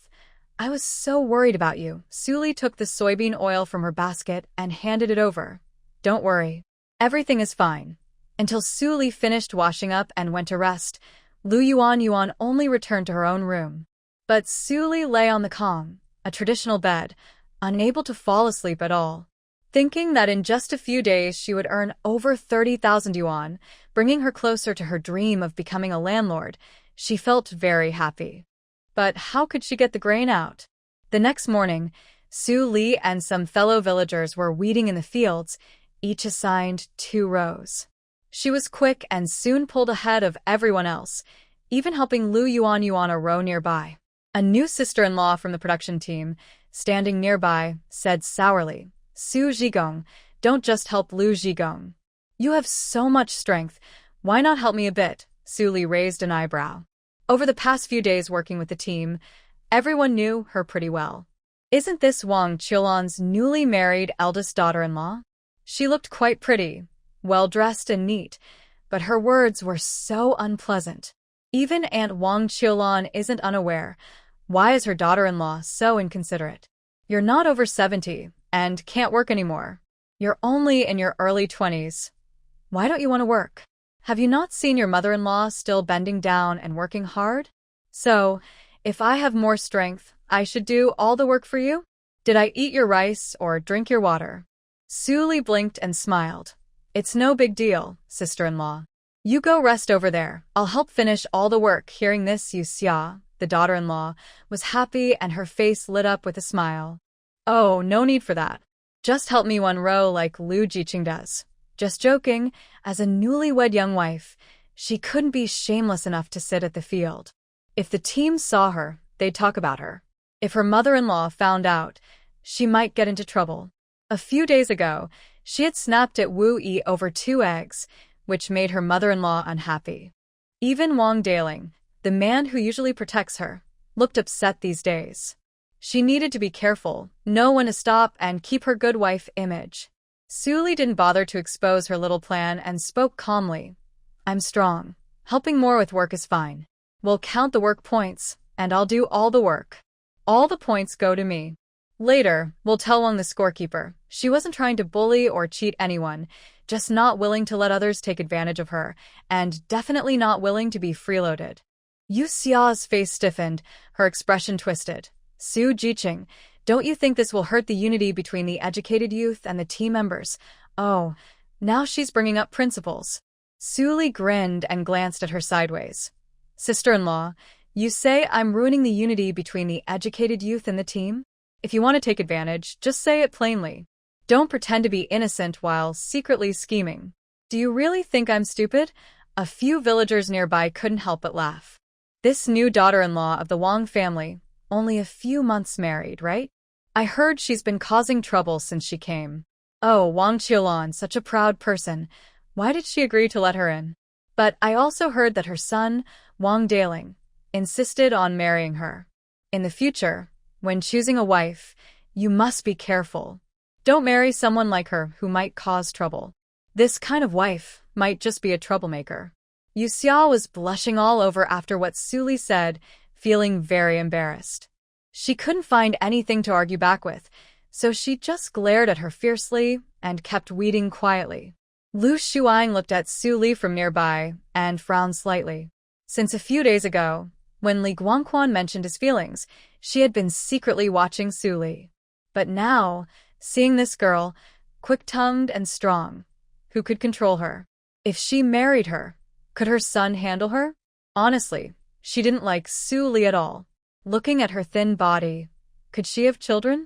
But then she thought about the 3,000 yuan Suli was holding, and she felt a little reluctant. 3,000 yuan. She had never seen so much money in her life. Forget it, it's still better than Wang Danny, that shameless girl. Look at her broad shoulders and strong build. Who would want to marry her? She wondered, with her appearance, how could she even have the nerve to think about it? Wang Danny sat under a tree nearby, holding a notebook to record work points, glancing at Suli from time to time. Why didn't the party secretary's godfather like her? She looked at Suli, thin and plain. What good could she be besides being strong? Then she looked at herself, white and plump, with a big, easy-to-raise backside. That's the kind of woman who can have children. If a man wants to marry a wife, he should choose someone like her. She then cast a sidelong glance at Li Ziang working in the field. The boy was skinny, slow at weeding, and slower than the women nearby. Ugh, I don't like him. Really don't like him. Even if his family is wealthy, so what? The wealthiest family in the team isn't the secretary's family? No matter how rich he is, can he be richer than the secretary's family? Widow Wang carried a bucket of hot water slowly over and saw her daughter sitting under the tree, glancing at Suli. She glared at her angrily. I told you to help Li Ziang, but you refused. Wang Danny pouted reluctantly and muttered, I'm not going. If I go, won't others laugh at me behind my back? Widow Wang looked at her sideways and sneered coldly. You're afraid of being laughed at? You follow Li Yuejin around every day. Aren't you afraid people will laugh at you? Wang Danny's face turned red, her eyes reddening, and her voice was sharp and hoarse. That's not the same at all. Mrs. Wang sighed softly, thinking, this girl is really unhelpful. She lowered her voice and sternly said, You, girl, it's all for your own good. Look at Li Ziang. What's wrong with him? He has a good family background and looks decent. If he hadn't been sent to our team, you wouldn't even have a chance to meet him. Do you think he cares if you're not interested? Many young girls in the team are watching him. Can't you see that? What's the use of that? Dissatisfied, Wang Danny raised her voice sharply. He's still working in the fields, just like everyone else. How is he better than Brother Yuejin? He has a job in the commune, his own office. He's quite respectable. Anyone in the commune who sees him nods politely. What does Suli have? She's just strong and can earn full work points. And she has a rich grandfather and a mother who's a teacher. What's so good about her? At this point, she snorted coldly and casually glanced toward Yu Ting. This girl, she had mentioned her several times, but there was no sign of any action. She didn't believe Yu Ting was the gentle, harmless type. When she looked at Su Li, that fleeting, venomous look in her eyes was like deep hatred. There's no way they're not enemies. Only a fool would believe that. Mrs. Wang raised her hand and gave her daughter a firm pat on the shoulder, speaking very softly. Foolish girl, you can't say things like that. If your godfather finds out. I know. Wang Danny's heart tightened and she lowered her voice. She had never told anyone else these things except Yu Ting. But why hasn't Yu Ting taken any action yet? Mrs. Wang stood for a moment, noticing that Wang Danny was still lazily sitting there, her brow furrowed tighter. She picked up a bowl of water and walked straight toward Li Ziang. Li Jiqing haven't done these kinds of chores in the city, right? It's exhausting. You city kids, you've never suffered like this. Come, drink some water. The auntie will help you finish the rest. After these two rows, you can go rest. Li Ziang was stunned, blinked, and smiled at her. Annie Wang, no need to trouble yourself. I can do it. The workers nearby looked surprised, some exchanging glances. Could it be that Mrs. Wang has taken a fancy to Li Ziang? Looking at this situation, it seems like she wants Li Jiqing to become her son-in-law. TSK, this widow Wang's eyes are really sharp. I heard that Li Jiqing's family is quite well off. A few days ago, he carried back 2 big packages from the post office, filled with food and drinks. Many girls in the team are watching him. If he becomes a son-in-law, not only will the girl have a good life, but the whole family will benefit too.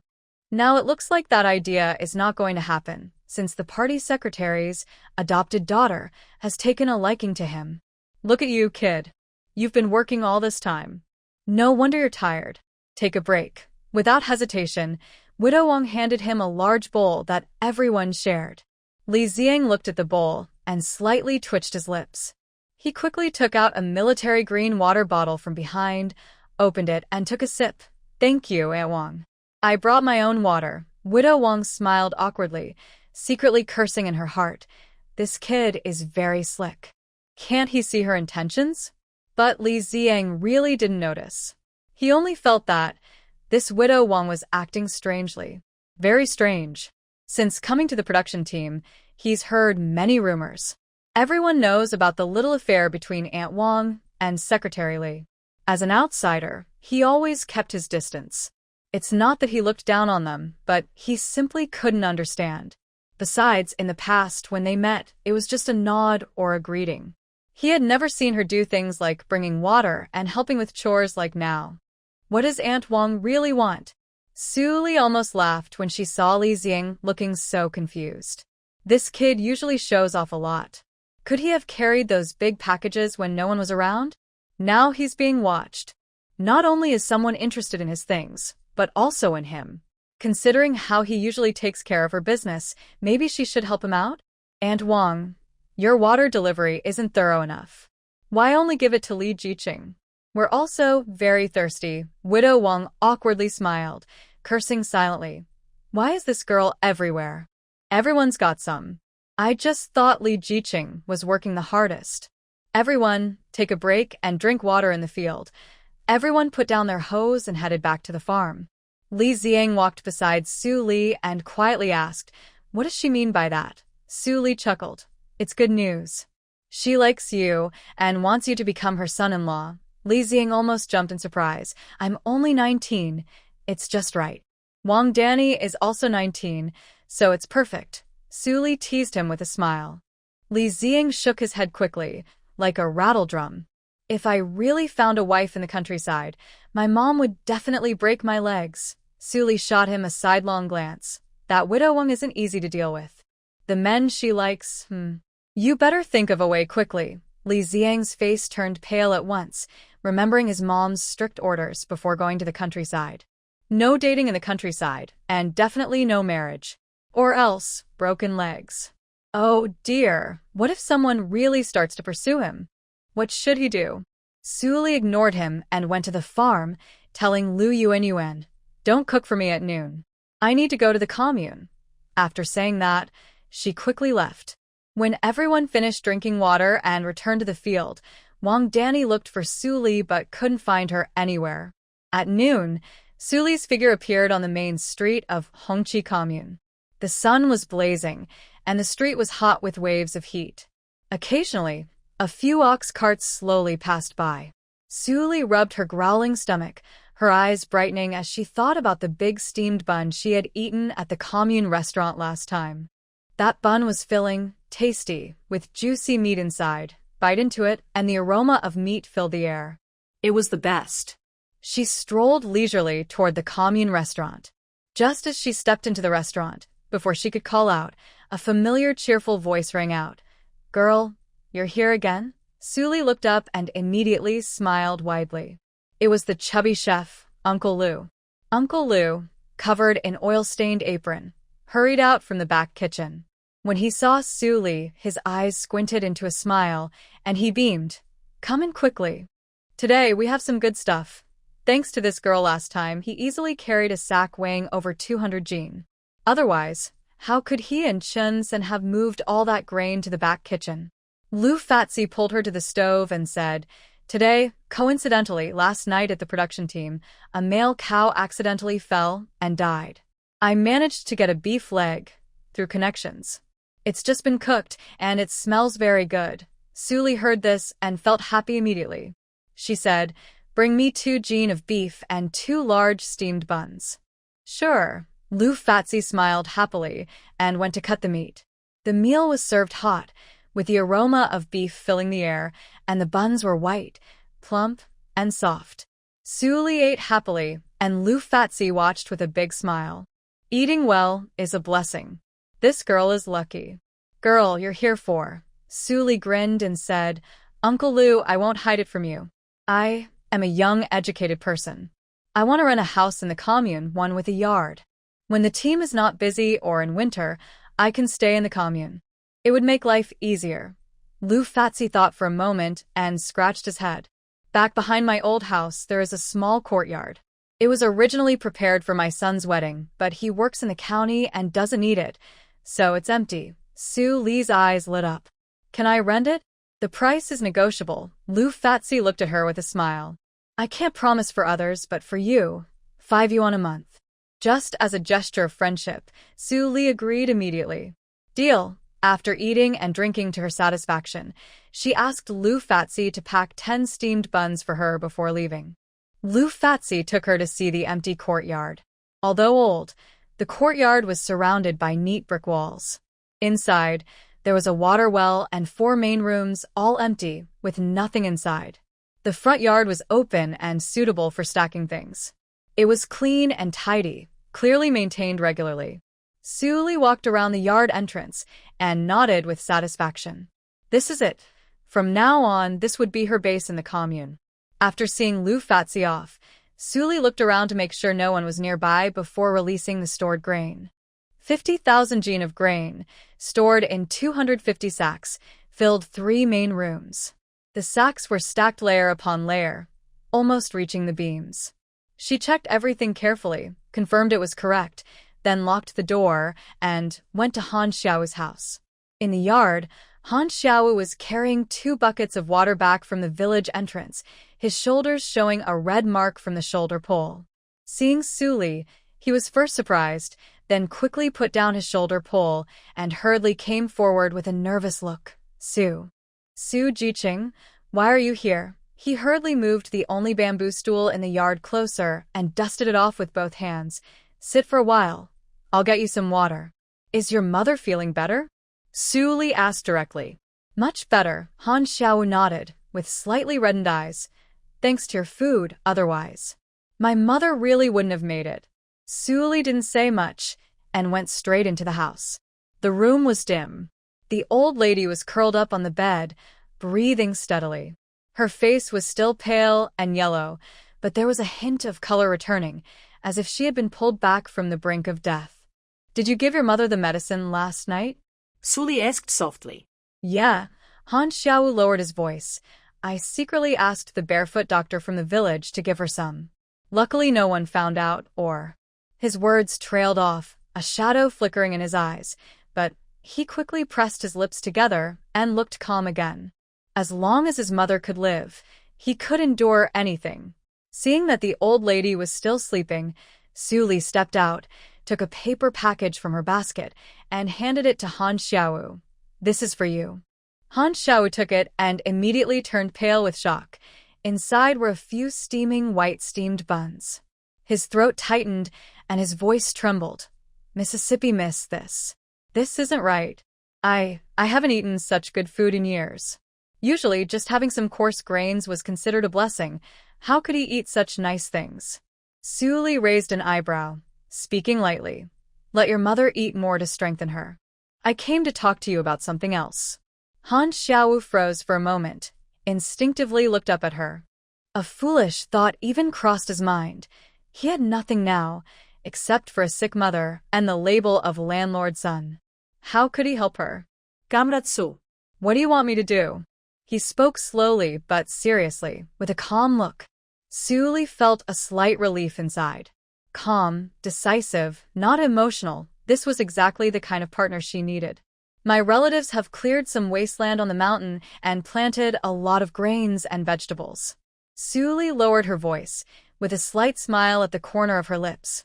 From now on, continue doing business with Boss Yu.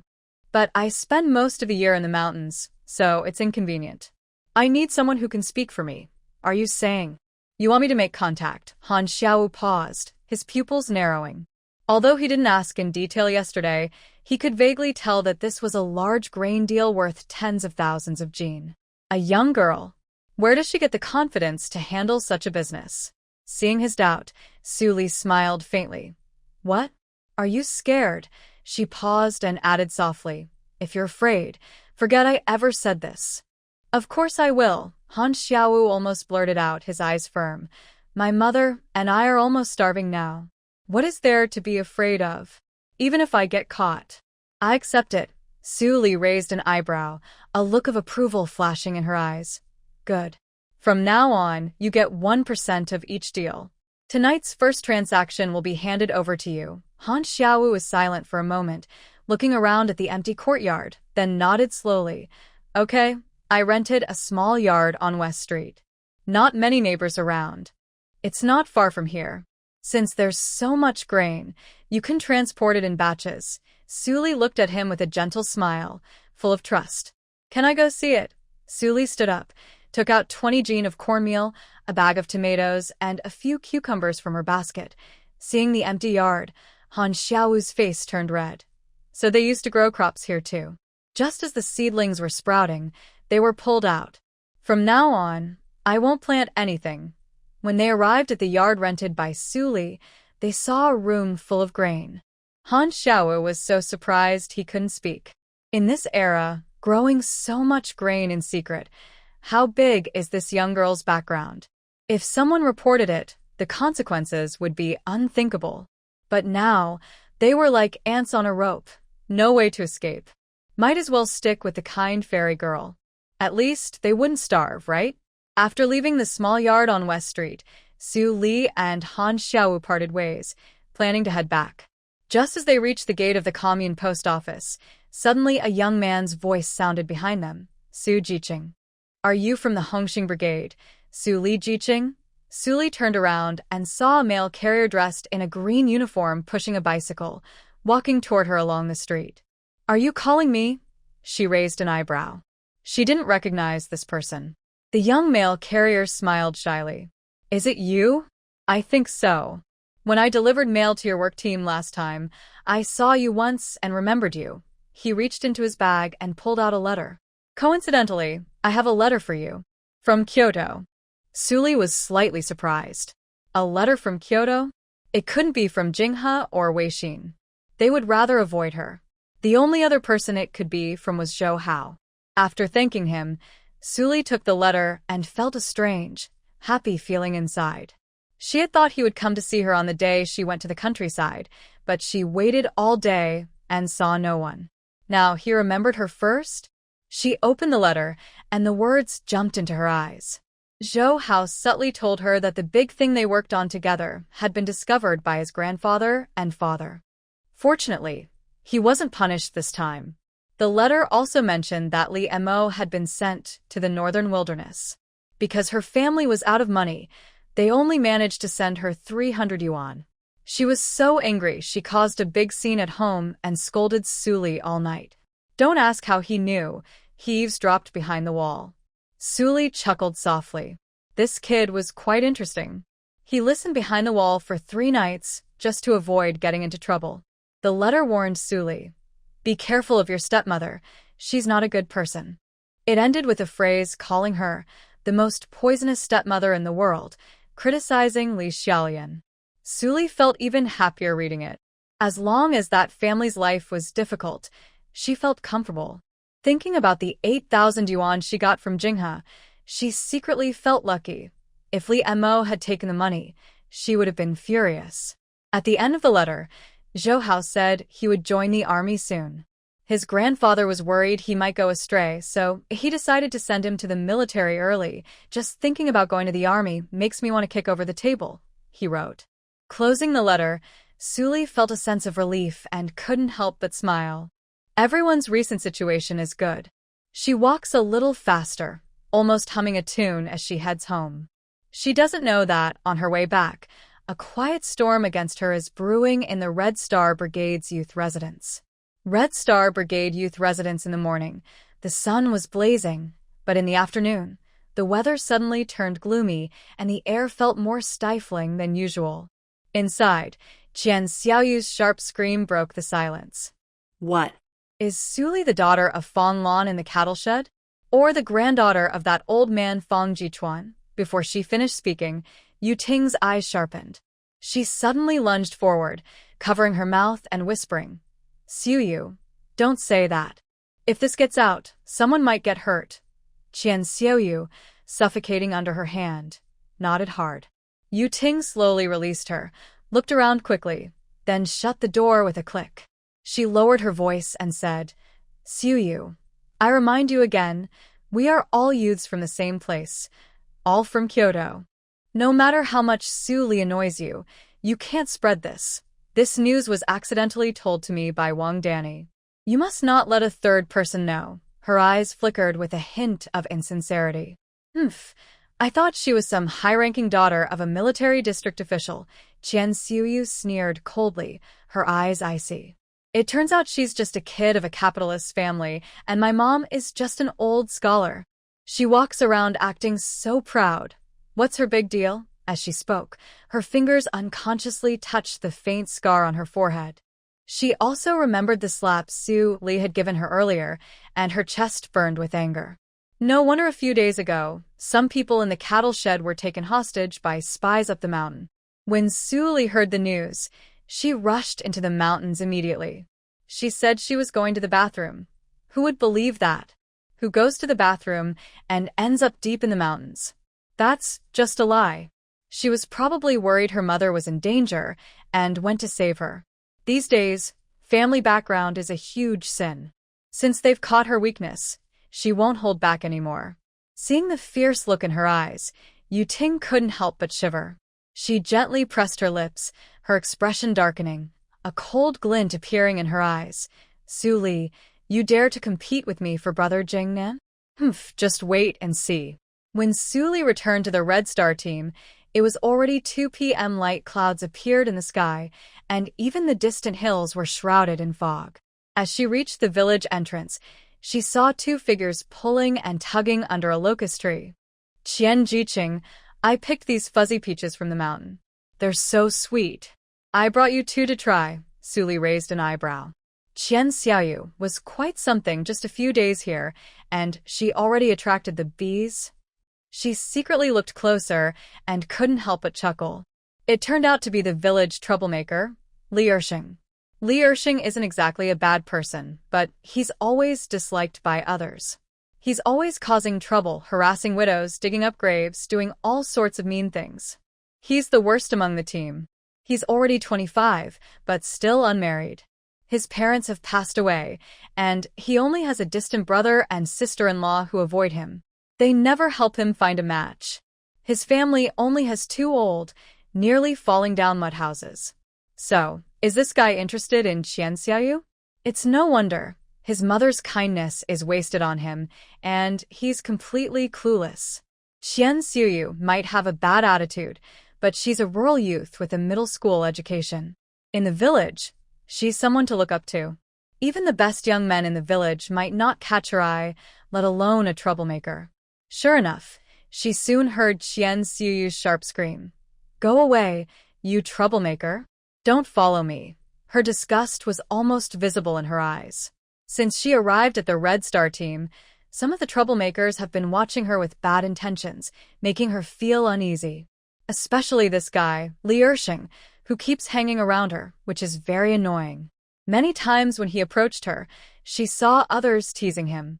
Oh, she definitely didn't want to be tied to someone like him, stuck in this mountain valley her whole life. She didn't want to be with a disliked troublemaker either. She was waiting for Yu Ting to marry Fu Jingnan, hoping he could find her someone from the army. Maybe the young man who just returned from the Wu family's house, wearing uniform with fur pockets. So spirited. Lu Qiangxing, who was far away in the army, didn't know he was being watched. Seeing how angry Qian Xiaoyu looked, Li Ershing chuckled. "Qian Jiqing, I know you don't like me. I'm just trying to learn to be better. This fuzzy peach is specially picked from the deep mountains for you. You must try it." Without waiting for her permission, he stepped forward and shoved the fuzzy peach into Qian Xiaoyu's arms. "What are you doing? Go away, you idiot." Qian Xiaoyu was so angry she stomped her feet, and the fuzzy peach in her arms fell to the ground. Li Ershing looked at her twisted face and felt a bit annoyed. Qian Jiqing really didn't appreciate his effort. He had gone through a lot to pick that peach.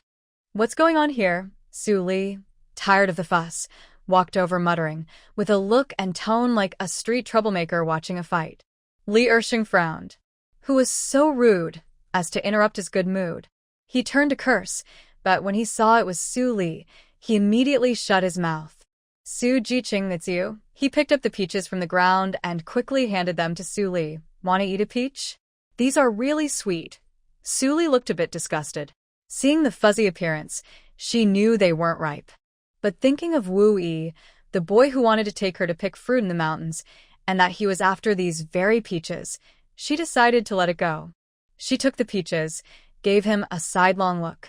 "You're busy here. I'm not busy." "Not busy." Li Ershing nodded and bowed, speaking very respectfully. This girl was capable of killing a wild boar. If she punched him, he might end up as a companion to that boar. Seeing Li Ershing bow and scrape, Qian Xiaoyu was furious. She glared at Su Li fiercely, stomped her foot, and turned to run down the main road. "Girl, let her be arrogant for a while. When the authorities come, let's see how cocky she is." Su Li frowned. Was this girl confused? She wasn't running to the youth's courtyard or the fields to work. Was she heading to the commune? Li Ershing saw Qian Xiaoyu run off and didn't chase her. Instead, he shamelessly looked at Su Li. "Su Jiqing, when you go hunting someday, take me along." Su Li raised an eyebrow. "Aren't you afraid of me?" "How could I be?" Li Ershing said as he tried to slip away. "Stop doing things you shouldn't do. Do you understand?" Su Li grinned, and her smile looked a little mischievous. Got it. I won't dare anymore." Before she finished speaking, she quickly ran away and disappeared. Su Li helplessly pouted. Is my sister really that scary? She looked down at the fuzzy peach in her hand and then glanced toward Qian Xiaoyu, who was leaving. The look in that girl's eyes when she left was a bit frightening, cold, and a little mean. Su Li looked up at the sky. The dark clouds were getting thicker, and it seemed like it was going to rain. Maybe the corn on the mountain still wasn't fully dried? Uncle Lu said he would carry the dried corn into the cave once it was ready. Suli was thinking to herself, but she didn't realize that a bigger storm was about to come. Suli had this question on her mind until dinner time. Just after finishing her meal, she was about to go to the barn when the alarm bell rang, signaling the team members to gather at the grain field. As she was about to stand up, the gate suddenly burst open with a loud bang, and a group of people rushed in. Her eyes sharpened, and she secretly sighed. They're finally here. Sure enough, they were coming for her. The visitors were not members of the production team, but a few young people wearing small red star badges, clearly members of the committee. Are you Suli? The leader was a young man, about 25 or 6, thin and tall, wearing black-rimmed glasses, with a shiny, neatly combed hairstyle. His expression was serious as he looked her over from head to toe. Suli remained calm and nodded. Someone has reported you, the young man said loudly. You have been in contact with the big capitalist Fang Jichuan and the old Dr. Fang Lan, who are kept in the barn, and you often visit them. Your political awareness is low, and this is a very serious problem. Can you tell me who reported me? Suli asked with a slight raise of her eyebrows, her tone cold. I am willing to face them directly. The young man with glasses snorted coldly, looking at her as if she were very foolish for asking such a question. What are you trying to do? Suli's eyes darkened slightly. It's simple, the young man said with a cold smile. As long as you publicly distance yourself from your capitalist grandfather and the old Dr. Fang Lan's mother in front of the crowd, and show that you accept ideological reform, we will overlook this matter. Suli smiled softly, but her smile carried a hint of coldness. What if I refuse? You! The young man with glasses was momentarily speechless, his face flushing red. Then his tone turned stern. Considering your help in capturing the human traffickers last time and your meritorious deeds, the organization is giving you a chance. If you insist on refusing, then you'll have to accept the education of the people. He finished speaking, his words laced with a condescending threat. But what he didn't expect was that Suli, the young girl before him, showed no fear at all. How is she different from others? Most people, hearing about people's education, would have been so scared they'd tremble and immediately admit their mistakes. Casually, she just slightly squinted her eyes, with a faint smile at the corner of her mouth, her expression cold enough to make people feel uneasy. Just as the tense atmosphere was building, a figure pushed in from outside the door. It was Liu Jin. Liu Jin had been staying at home these days to recover from an injury. His leg was hurt, and he had scratches on his neck and face from branches. He thought he looked messy and didn't want to show himself easily. While he was eating at home, suddenly a team member came to report that people from the county committee had arrived at the Red Star Brigade. Director Manhwa, with a group of people, went straight to Su Li's house. His father, upon hearing this, forgot about eating and immediately rushed to the brigade office. Liu Jin felt angry inside. This red flag commune was his territory, yet the county committee was directly interfering? Wasn't this clearly disrespecting him, Liu Jin? But then he thought about it, and a faint smile appeared at the corner of his mouth, feeling secretly pleased. When you're sleepy, someone sends a pillow. Isn't this a perfect chance to be a hero saving a beauty? If he could speak a few kind words for Su Li in front of the committee, pretending to be on her side, most of her suspicion and pride would probably disappear quickly. Then, her money, her belongings, wouldn't she have to obediently give them to him? Even if Su Li didn't appreciate his kindness or was ungrateful, he had other ways. As long as he showed a little of his skills or scared her a bit, this was his best strength.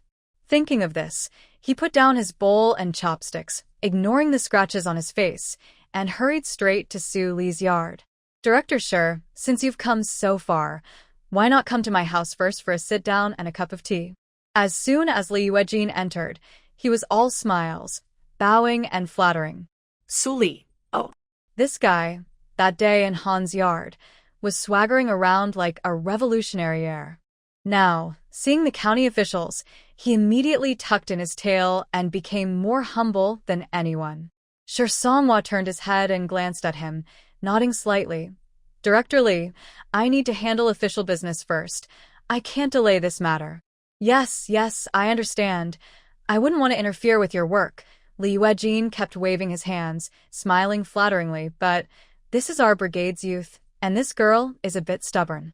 Give me 5 minutes, I'll try to persuade her. What do you think? Stone Songhua frowned and hesitated for a moment, then nodded. All right, but hurry up. The threshing yard is waiting for us. Got it, got it. Li Yuejin replied eagerly, then turned to face Su Li. He stopped and looked carefully, his face changing slightly. This face looks a bit familiar. Is it you? He asked sharply, furrowing his brows. Su Li looked up and smiled faintly. Did you recognize me? Li Yuejin's throat tightened. That day Su Li played a trick on him. She wasn't mute at all.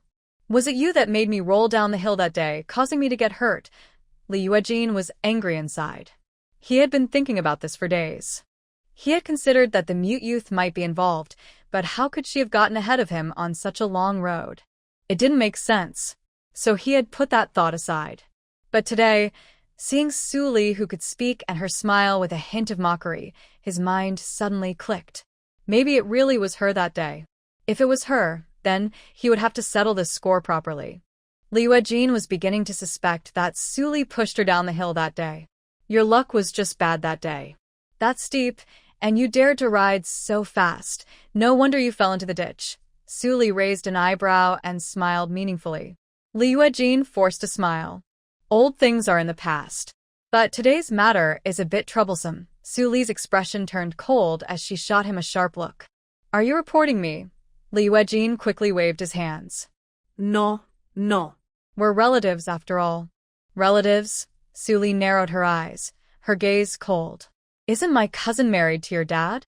Your dad is my cousin-in-law. In fact, she added, so you should call me cousin. Su Li chuckled softly, but her smile didn't reach her eyes. Since you say I'm your cousin, how do you plan to treat your cousin? Li Yuejin's eyes flashed with cunning. He immediately put on a friendly smile, leaned in quietly, and lowered his voice. When you came, my uncle gave you 3,000 yuan and 500 jin of grain coupons. As long as you hand those over, I'll ensure your safety. Su Li blinked innocently and asked, who should I give it to? The county committee. Li Yuejin's face stiffened. It's not safe to give it to them. I'll keep it for you. You're so young and holding so much money. You'll get into trouble sooner or later. Su Li sneered inwardly. My space is safe. Who do you think you are? You think I'm so easy to fool. Did Xiao Lian tell you? Su Li suddenly smiled, her eyes cold. Who told you? Go ask them. I really don't have what you're looking for. Li Yuejin's expression darkened bit by bit, his eyes full of hostility. Su Li, don't think you can refuse and still get away. Your mother and your grandfather are right here. Su Li crossed her arms and sneered. You really think you two can do whatever you want? Li Yuejin looked grim and snorted coldly. Director Sure, this girl is too stubborn and won't listen. You should follow the rules. I won't interfere with your work. Sure Songhua's face was cold and firm. He stepped forward. Su Li, since you insist on not cooperating and cutting ties with those two troublemakers, come with us to the granary yard for some community education. The yard fell silent.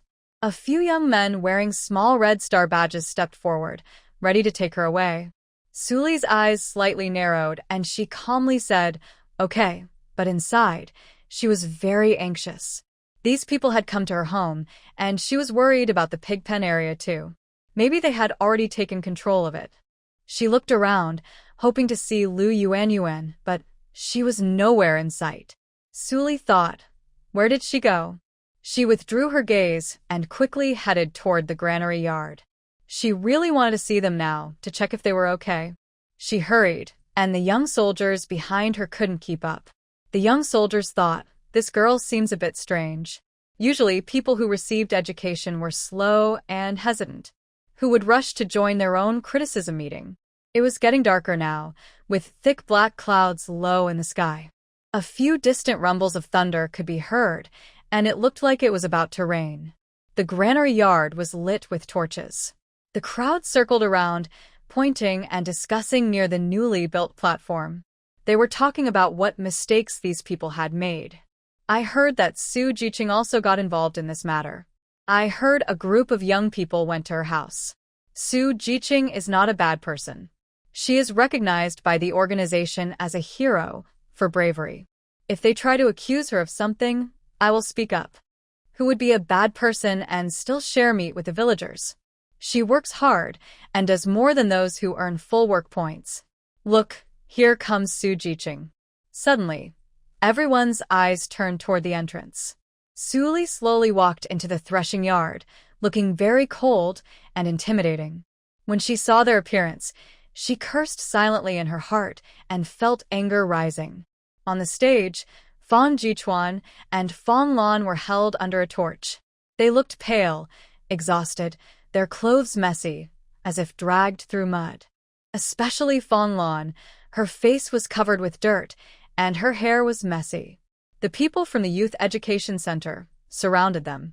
Qian Xiuyu was nearby, shouting angrily, spitting as she spoke. Some young men tried to attack, but Li Ziang and Lu Yuan stopped them. Qian Xiaoyu was furious. She grabbed a wooden stick and swung it directly at Fang Jichuan. Lu Yuan rushed forward and hit her back with the stick. Su Li closed her eyes briefly. She really wanted to risk everything and reveal her space to let them hide. But she knew she couldn't do that in front of so many people. Otherwise, it would cause big trouble for them and for herself. She clenched her fists, her heart full of turmoil. Seeing Su Li arrive, Fang Jichuan and Fang Lan, who were on the stage, felt very upset. For them, the worst thing was to see their dignity trampled in front of their own children. That was more painful than death. Su Li walked to the front of the stage. Everyone was shocked as she stepped onto it, standing with Fang Jichuan and Su Lan. She kept a cold face, expressionless, standing straight with a commanding presence that was a little frightening. The scene fell silent. Then someone whispered, "What's wrong with Su Jiqing? Why did she go among those sent-down youths?" People who know the young workers say that Su Li has some connection with troublemakers. Shi Songhua cleared his throat and spoke coldly. Based on reports from the community, the young worker Su Li from the Red Star team has a serious background. She is the granddaughter of the big capitalist Fang Jichuan and the daughter of Fang Lan. Suddenly, there was a low murmur among the crowd. Shi Songhua looked around and said coldly, "The committee considered that Su Li had previously made contributions by catching human traffickers and was not to be blamed. But she refuses to distance herself from Fang Jichuan and Fang Lan, and her political awareness is very low. Therefore, today she must join the current counter-revolutionaries in the barn for a lesson in ideological education." As he finished speaking, the crowd fell silent. "Su Li, do you have anything to say?"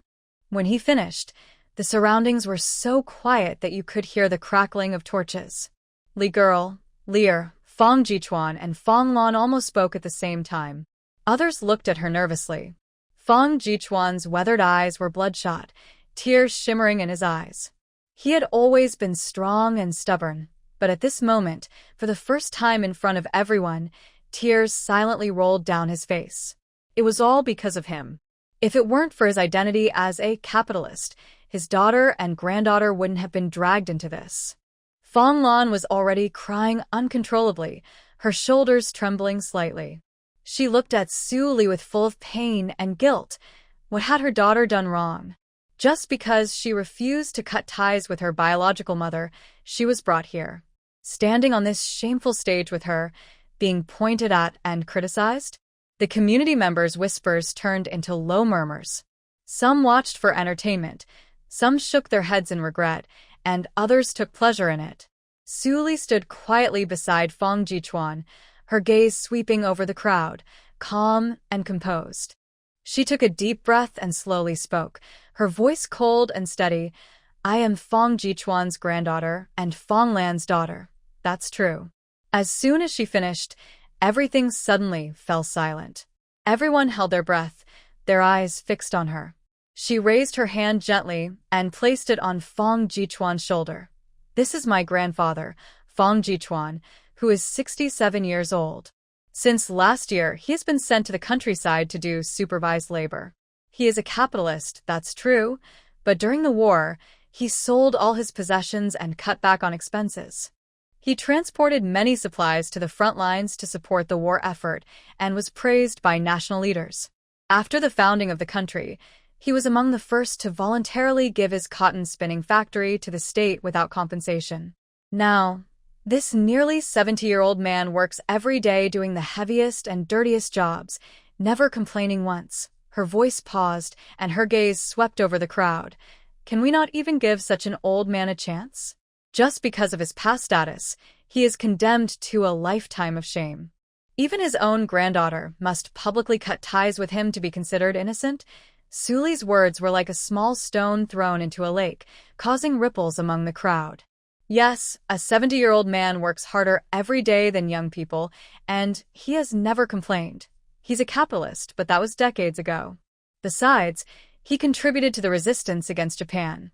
If that's the case, there's no need to force him and Su Jiqing to sever relations, right?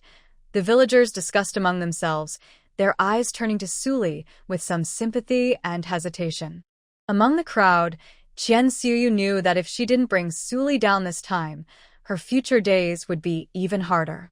She immediately shouted loudly at Suli, "Don't talk so nicely." The materials he donated, weren't they gained through exploiting the labor of the working people? Relying on squeezing the poor to buy fame and donating to the country, isn't that just right? Now, trying to whitewash these old deeds, isn't that shameless? Her voice was sharp and harsh, causing everyone who was talking to stop and look at her with frowns. Qian Xiuyu crossed her arms, her expression cold and stern, her eyes fixed directly on Suli. "You little brat, if I don't pin you down this time and send you to reform through labor, I won't be Qian." Some of the hesitant villagers' expressions wavered again, and a few even whispered in agreement. Though harsh, what she said makes some sense. Suli's gaze swept like a knife toward Qian Xiuyu, and a cold smile played on her lips. Her voice was calm and steady, yet every word carried weight. "In the 1937 Battle of Songhu, my grandfather sold our family property to buy 30 trucks to send supplies to the front. I wonder if Comrade Qian's father was still herding cattle in the countryside then. In 1942, during the Burma Road construction, the transport team organized by my grandfather was bombed by Japanese planes, destroying 5 trucks and killing all 12 workers. Yet their families still come to pay respects to my grandfather every year." Suddenly, she pulled out an old, yellowed letter from her pocket and slowly unfolded it under the torchlight. "This is a handwritten note by Mr. Wang, calling him a model of national industry and commerce. Would you like me to read it aloud?" The crowd became lively, with a few elders leaning forward eagerly. "Is this really Mr. Wang's handwriting? I want to see it with my own eyes." His handwriting is so rare. Fang Jichuan and Fang Lan looked at Suli with surprise. This item had been missing for years. Where did she get it? Suli smiled softly. She was grateful to little Suli. Her grandfather said he wanted to keep this as a family treasure. She thought it was precious, so she secretly took it home and hid it in her jewelry box. Since Suli traveled through time, she was meant to inherit this. "Su Jiqing, we believe in you. Your grandfather was a capitalist, but a good one," a woman in the crowd shouted. "A red capitalist." Another woman beside her picked up the words loudly. "Yes, that's the word. During the war, how much suffering did we endure? Just in our village, several young men sacrificed themselves. We all worked together to drive out the Japanese invaders. Whether he was a capitalist or not, as long as he contributed to the resistance, he's a good person." While Suli spoke, Fang Jichuan stood beside her, his eyes moist, his fingers quietly tightening. Over the years, he had grown used to lowering his head, staying silent, and being judged by others as a capitalist. But at this moment, his granddaughter stood up for him in front of everyone. His chest felt tight, tears welling in his eyes. He thought his past was too painful to recall, that no one would remember him now. But he never expected that his granddaughter remembered, and the people also remembered. Suli came back to Lu Minghui, and this Uncle Lu, his family was all killed by the Japanese invaders. He joined the army at 16. I don't know what wrong he did to end up here, but I know he has served in the army for over 30 years. To keep our country safe and the people peaceful, He fought the Japanese invaders, facing gunfire and bombs, never backing down. He has fought with bayonets and used wooden sticks. His body is covered with many scars. Lu Minghui blinked. How does this girl know all this? Su Li shot him a sidelong glance. How could I not know? Back then, everyone coming through gunfire and bombs was injured in some way. She continued, I don't know what he did wrong, but he has been loyal to the country and the people. Even if he has made mistakes now, can't we give him a chance to change? Let him be supervised by our Red Star team members and reform himself. This tall, middle-aged man, could he really be an old revolutionary? Joined the army at 16? Participated in the anti-Japanese war and the Liberation War? Oh my, I've never heard about this before. I only knew he was a bad element sent down for supervision and reform. Su Li's words instantly made the team members remember those dark years and their painful lives. Thinking of the martyrs who sacrificed for the country and the people, some had tears in their eyes, some even cried openly. The crowd was in an uproar. The team members looked at each other, then someone clenched their fists and shouted loudly, Give him a chance. We should give him a chance to reform his thoughts in the Red Star team. Yes, we are willing to give Comrade Lu a chance to change. Comrade Lu protected us common folks. Without their efforts on the front line, could we have such peaceful days now? We should give him a chance to reform. The crowd grew more excited, voices rising, shouting louder and more people raising their hands. Meanwhile, the man with glasses, Director Shi and Li Yuejin's faces grew darker. Lu Minghui stood on the stage, looking at the unfamiliar but increasingly eager faces below. His eyes suddenly welled up with tears. When he was first sent down to the countryside, he had not been without resentment. His parents, siblings, and relatives all were killed by the Japanese invaders during the village massacre, leaving him the only survivor. At 16, he carried a gun, clenched his teeth, and fought desperately on the battlefield, vowing to protect this land of blood and tears. China was his only home and his lifelong belief. But years later, when the organization said, needs reform, he was labeled as problematic and sent back to this land. His wife left him, old comrades avoided him, and even his scars became silent jokes. He once thought that his faith, which he fought for with blood and sweat, had collapsed. The past buried in his wounds was long forgotten by others. But he didn't expect that today, under the glow of firelight, a 17-year-old girl would speak aloud every part of his hidden past. The people below, who once pointed fingers at him, now began to shout, asking for a chance for him. Lu Minghui felt a tightness in his chest, his blood boiling. It turned out that the land he loved had not truly forgotten him. The homeland he fought to protect amid gunfire and chaos was still remembered by some here. At this moment, in his heart, torn open by years and cold eyes, seemed to be slowly filled with warmth. He believed that all his sacrifices, all his blood and sweat, were worth it. Shishangwa, standing among the crowd, had a grim face and furrowed brows. He thought this ideological education meeting would smoothly suppress Su Li, make her admit her mistakes, and clearly distance herself from the bad elements in the 2 detention centers. That way, his ideological work would be effective, right? But now, the scene was completely out of control. Su Li didn't defend Fang Jichuan and Lu Minghui by saying they are innocent, nor did she try to deny their identities. Instead, she casually brought up their pasts one by one, letting everyone hear and see. One was a capitalist who went bankrupt supporting the front lines. The other was a veteran who had fought on the battlefield since age 16, covered in old wounds.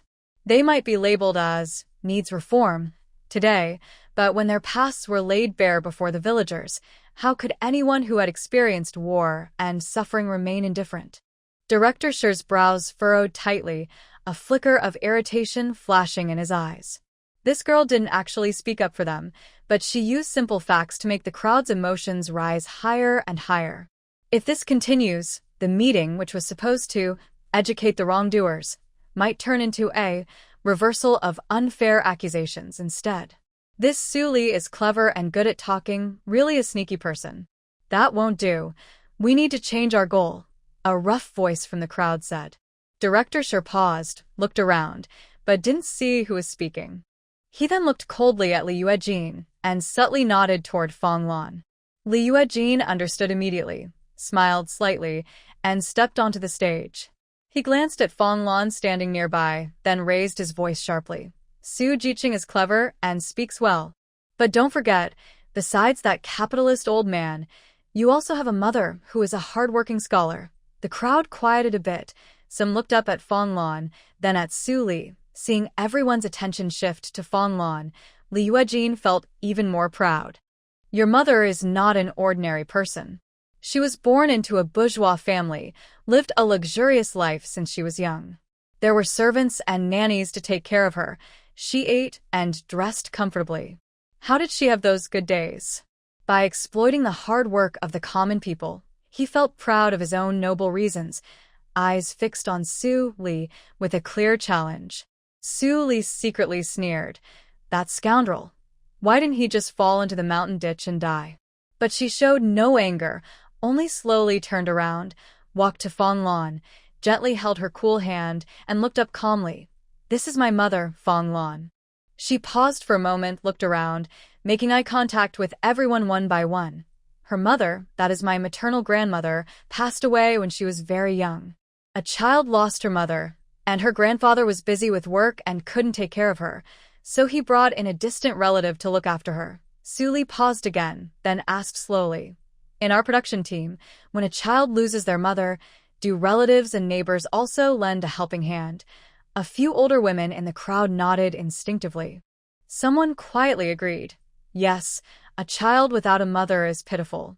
Who could bear to ignore them? Su Li looked at the people nodding and continued. Then I ask, what is a child who lost their mother early and was cared for by relatives? Are they really exploiters? Did they ever exploit anyone's hard work? Li Yuejin's face turned pale. He stared at Su Li with a fierce look and suddenly raised his voice. No matter how nicely you speak, she's just an old fool. The organization has already decided that. Are you going against the organization? His jaw clenched tightly, and veins bulged on his forehead. This girl, she talks so much. Is she not afraid of offending the organization? Su Li turned to look at him coldly, without even lifting her eyelids. Then she slowly faced the onlookers and spoke firmly. My mother was sent to the Red Star team 2 months ago. Her being here shows she still has issues that the organization needs her to correct. I do not deny that. She paused, her tone a bit serious. But before she was sent away, she donated all the family artifacts to the country. She gave her house in Kyoto to the organization for free, to be used for work and revolutionary activities. Someone from the crowd loudly said, yes. Just a few days ago, Kyoto even sent a thank you letter. Yeah, I heard it was a grand brick and tile house. Su Li's eyes flickered and she continued. Just a few days ago, she also helped the troops decode a group of spies' messages, which led to catching a spy ring. Everyone here can ask the soldiers. Ask if that's true. As soon as she finished speaking, some people in the crowd nodded in agreement. Didn't the troops come here a few days ago? They said they caught a spy nest and arrested several traitors. Su Li stepped forward and went to stand in front of Shin Qian and his wife on the stage. She raised her voice. This is Uncle Shin and Aunt Shin, a rocket expert and a nuclear expert. A few days ago, they were kidnapped by spies in the mountains. The spies forced them to go abroad, promising a good life and big rewards. She paused, looked around, and then said clearly, but Uncle Shin told them, I only serve China. My roots are in China. Suddenly, the crowd surged like a fire ignited. Someone clenched their fists, their eyes turning red. Others couldn't help but shout. Yes, even if they are wrong, they deserve a chance to change. Exactly. Since they have made contributions, why can't we give them one more chance? The organization shouldn't just give up on people like this. The crowd's discussion quickly shifted from doubt to support, with voices rising higher and higher.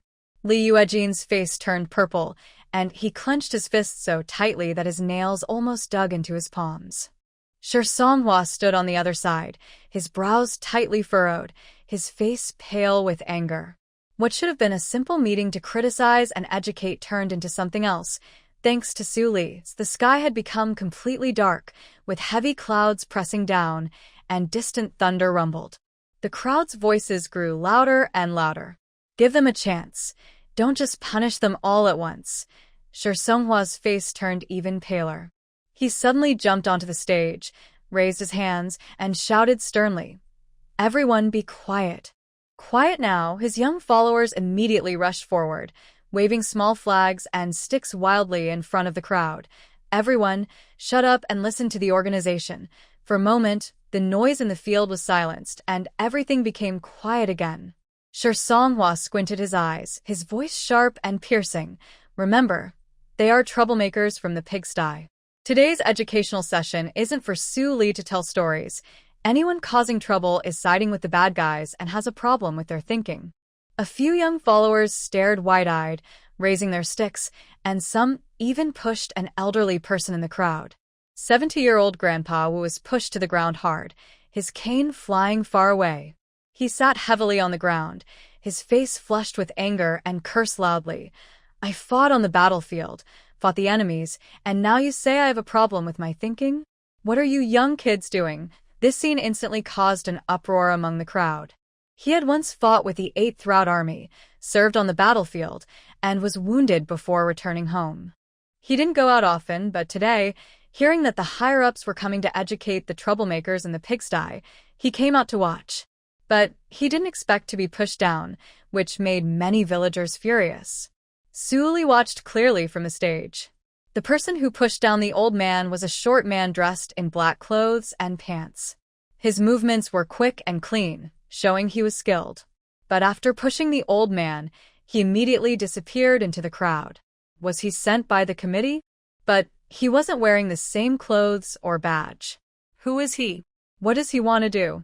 Some members quickly helped the old man up and shouted loudly, "Are you here to teach or to fight?" "Our Red Star team doesn't bully the elderly," a young soldier sneered. "Dare to oppose the organization? Do you want to end up in the pigsty with those bad guys?" The scene became tense, and the members' emotions flared. A few young men stepped forward, blocking the old man.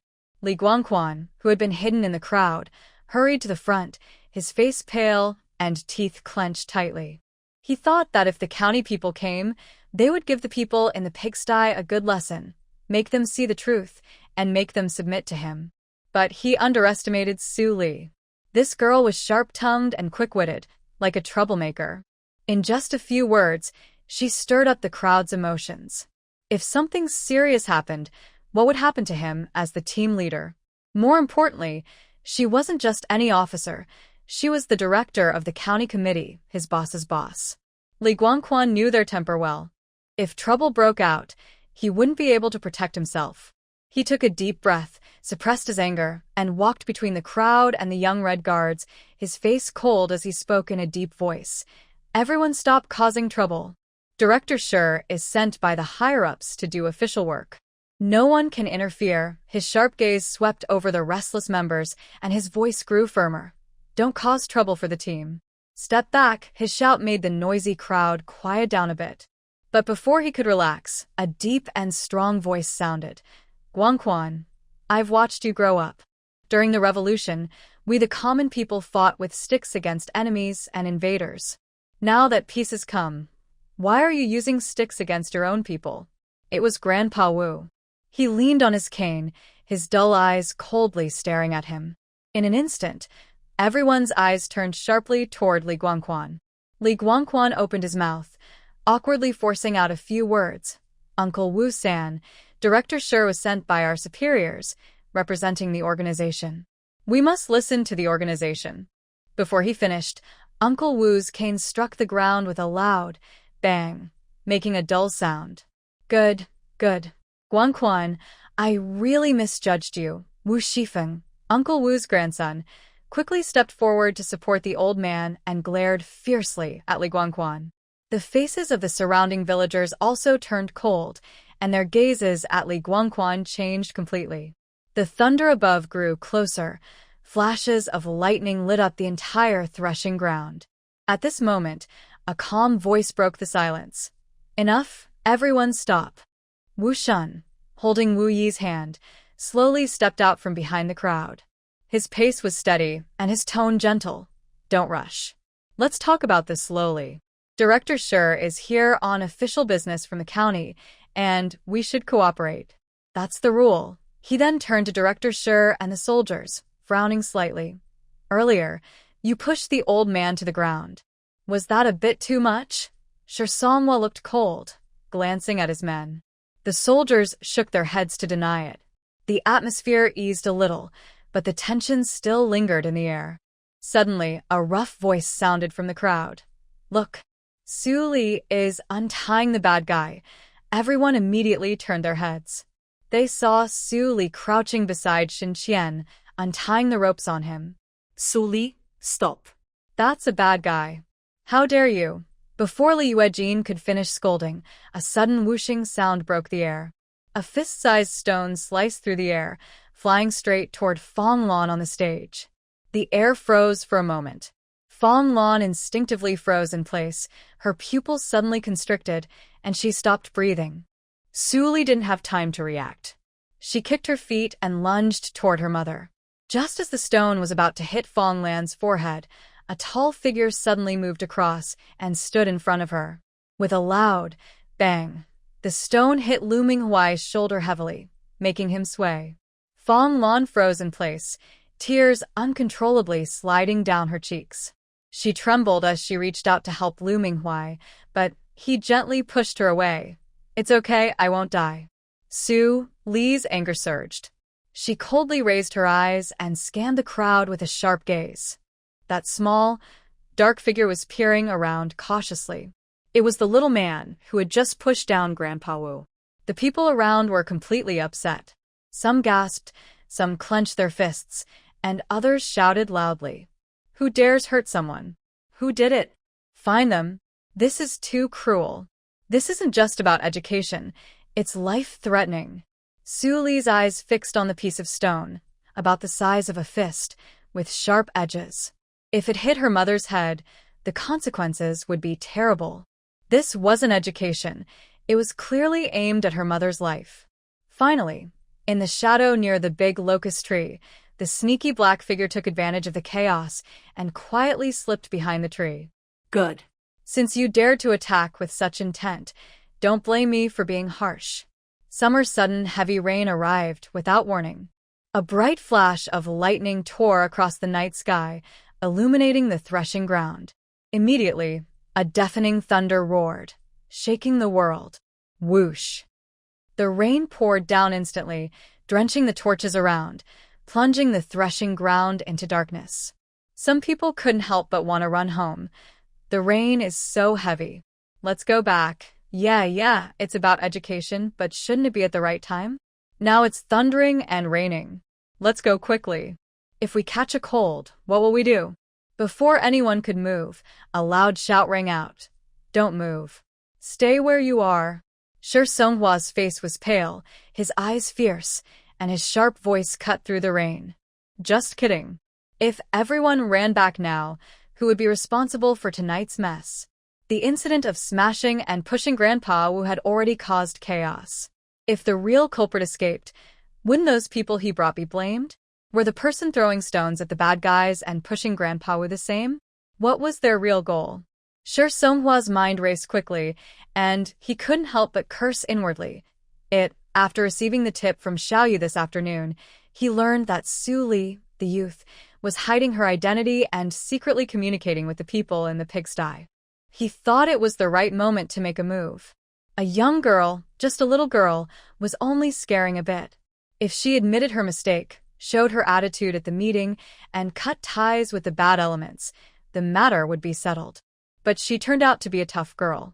Not only did she refuse to admit fault, but she also stirred the sympathy of the members.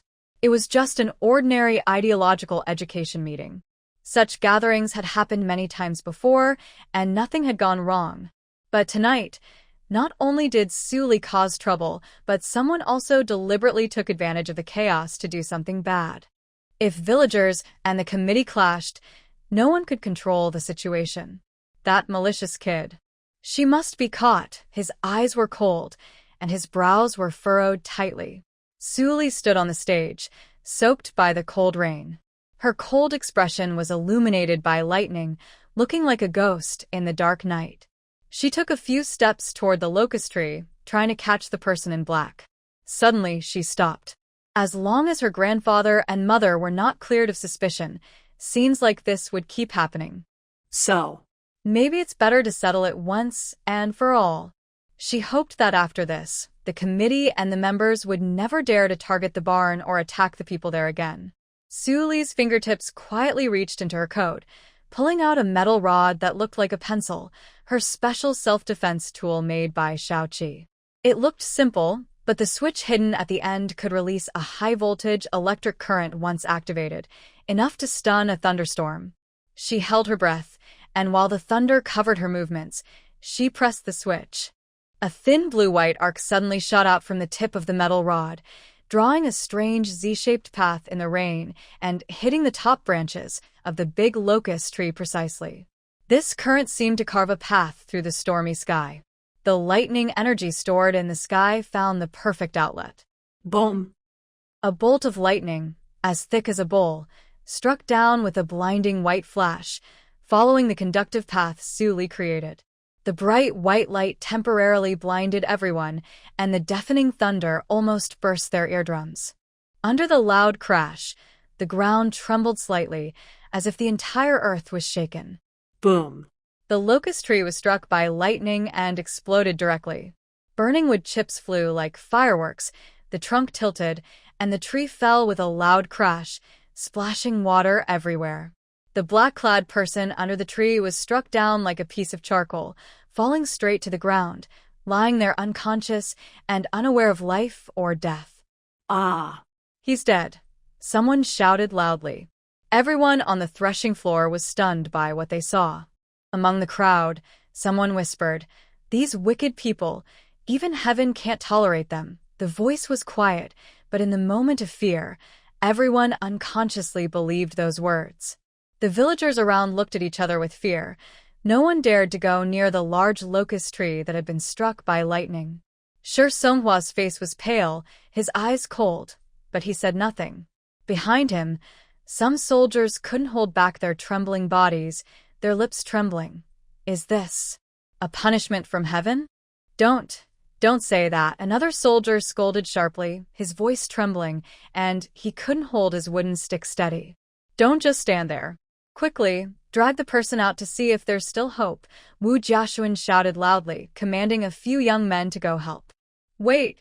Keep your feet together, don't move," Suli shouted sharply, and the few people about to lift their feet stopped. Suli felt a tingling sensation under her feet. Oh my, she never expected that a lightning strike could cause step voltage. In this situation, you can only stand with your feet together or jump with one foot out to avoid danger. "We just got struck by lightning, and now there's step voltage on the ground."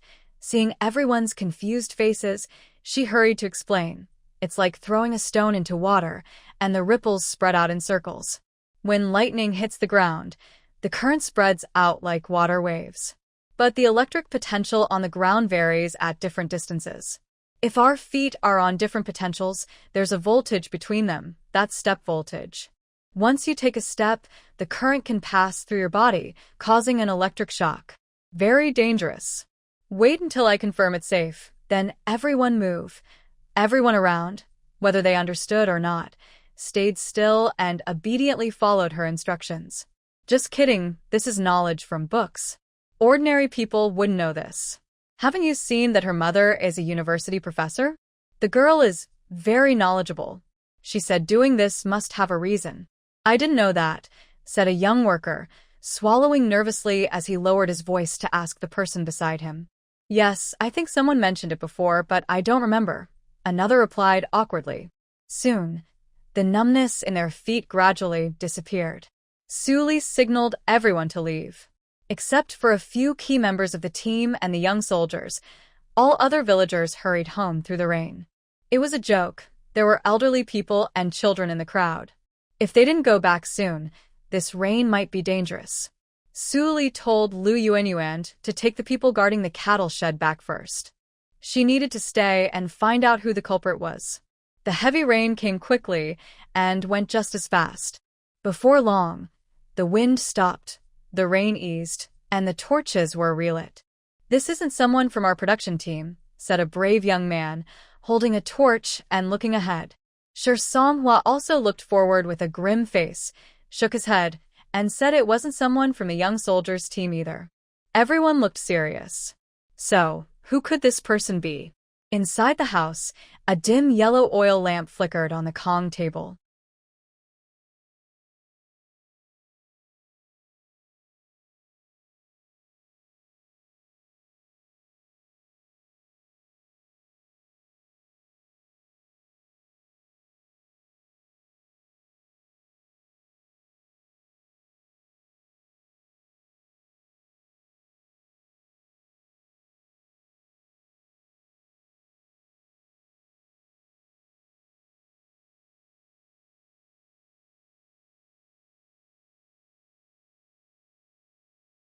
Was he a spy or?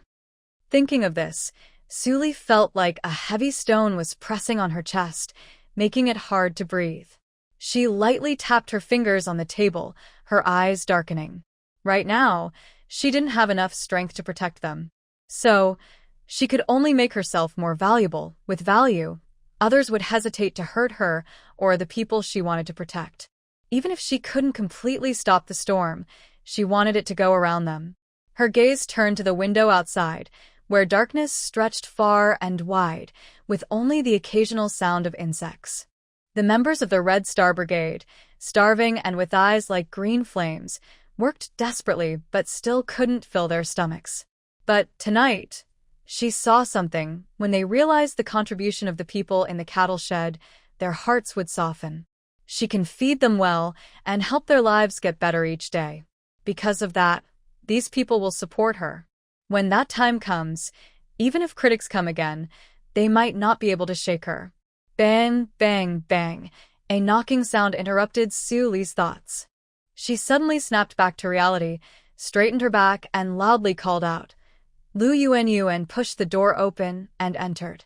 She had no particular expression on her face, and her voice was still calm. "Grandpa and Aunt are doing fine. I brought the medicine for Uncle Lu. Uncle Lu asked me to tell you not to worry about the corn in the mountains. He and Uncle Shen have already moved it to a cave." She paused, then added, "In the future, if there's work to do, don't forget to tell me." Suli was surprised. "I was thinking, the fewer people know, the safer it is." Lu Yuanyuan. "Doesn't that mean she still doesn't trust me?" Lu Yuanyuan slowly walked over and sat down on the edge of the bed, her gaze fixed on Suli. "I know you've been working hard. If I didn't promise to come here, I wouldn't be here." Suli sighed, showing a hint of tiredness in her expression. "I'm here mainly to protect my mother and now also my grandpa. Seeing them suffer makes me feel useless. Don't laugh at me, but my biggest wish is for them to be exonerated and for us to return to Kyoto to live peacefully. But now, I'm afraid I can't even protect them." Thinking that Lu Yuanyuan was already someone she trusted, Suli didn't hide anything.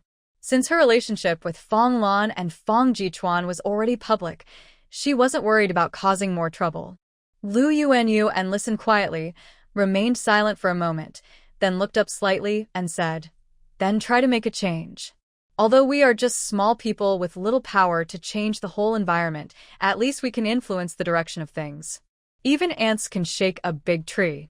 Who says small people can't change the world? Besides, your abilities are much better than others. It's better than doing nothing." Suli lowered her eyes, thought for a moment, and nodded. "You're right, that makes sense." After a few seconds of silence, Suli spoke again, her voice low and calm. "Did the people at the youth think tank start acting today?" Lu Yuanyuan paused. "At first, a few people pushed and shoved a little, but Li Xiang stopped them. But Chen Xiaoyu Kicked her grandfather." Suli clenched her fists and gritted her teeth. "The people from the committee are the ones she brought in. She wants to send us, her family, to reform school. First, I need to find a way to get rid of this troublesome person. Safety first. It's not worth risking yourself for those people," Lu Yuanyuan said calmly, without much emotion. Suli grinned, a faint green light flickering in her eyes, and spoke cheerfully. "Don't worry, There are many ways to get revenge. No need to do it yourself. Seeking justice is the best way to return the favor, Lu Yuanyu. Although she didn't know what Su Li was planning, she felt it wouldn't be something good. Forget it. Let's just pretend I don't know. Anyway, those people are in the big team, and I'll get my chance to get back at them eventually. How is your injury? Su Li didn't forget that Lu Yuanyuan took her for her grandfather. I'm fine. Comrade Wu was nearby. He quietly pushed Qian Xiaoyu, so the force of the was less, and it doesn't hurt much. Lu Yuanyuan replied. Wu Jiashuan. Su Li raised an eyebrow. Yeah, probably because I teach Wu Yi to read every night, Su Li. But that night, Su Li sneaked again into the cattle shed. In Fong Lan's room, Fong Jichuan sat on a stool, looking very worried. When he saw Su Li, his eyes turned red for the first time in a while. He reached out and patted her arm. Girl, you've grown up. Fong Lan looked at her daughter with pride, tears welling up again. Su Li, rarely acting like a little girl, snuggled close to Fong Jichuan. Grandpa, don't say that I've grown up. Are you planning to just give up on me? I'm still waiting for you to clear my name, so we can go back to Beijing and live a good life. Take care of yourself, or else. Those treasures in our capital will be lost. Before she finished, she was slapped on the back. Who told you that? Fong Jichuan's eyes widened suddenly, surprised and suspicious. Really? It's true. Su Li felt terrible. She suddenly stood up. She didn't bother to check her back where she was hit. It didn't hurt at all. Girl, how do you know that? Fong Jichuan's eyes were complicated, and a faint hint of panic flashed across his face. He had carefully hidden his family's assets, making sure nothing could go wrong. When those people came to investigate during the relocation, both openly and secretly, he stood firm and refused to give in. Even when his old house was turned upside down, they found nothing. How did that girl find out? Grandpa, I was just joking. Do we really have hidden treasures? Su Li looked at him with a calm, distant gaze. Her expression was like that of a greedy little fox. Fong Jichuan paused for a moment, sighed, and softly said, My family's lineage has been passed down through 3 generations. All the ancestral property has been handed down. I can't just lose everything. I need to keep some of it safe. But Weren't they all donated? Su Li asked curiously. I donated the money I earned from starting my business, but the ancestral assets must be kept, he replied. His look at her was like he was talking to a naive girl. Su Li's eyes lit up, almost jumping with excitement. Great. Why should I work so hard? When we go back, I'll build a big house and rent it out. My dream of being a landlord will come true. Landlord? Fong Lan couldn't help but ask. What's that? Su Li smiled warmly. It's when I and you don't have to do anything, just lie in bed counting money and living like a fairy. Fong Lan. That's just being lazy. The 3 of them, Grandpa, Grandma, and Su Li, chatted for a while longer. Under her grandpa and mother's repeated instructions, Su Li finally left the cow shed. But she didn't go straight home. Instead, she quietly slipped away to the Jiqing courtyard. I saw Qian Xiaoyu make a move. She kicked the old man quite hard. You know, it's strange how a woman like her can be so ruthless. Maybe she was the one who brought the committee members here? I heard her at noon asking Yuting for fabric tickets to buy cloth at the commune to make cloth bags, but Yuting refused. Could she be planning to report her? Everyone was talking quietly, and everyone felt a little upset with Qian Xiaoyu. If she hadn't encouraged them, they wouldn't have gone over there. Now that things have gotten serious, who knows if Su Li will take revenge later. Even though they didn't kick anyone, what if Su Li misunderstood? She's a person who doesn't forget a grudge. When Su Li heard the noise coming from the male youth's room, she rolled her eyes in her mind and couldn't help but sneer. These people who think they are so noble claim to be fighting for justice, but they just like to watch trouble. When it really matters, they will back down.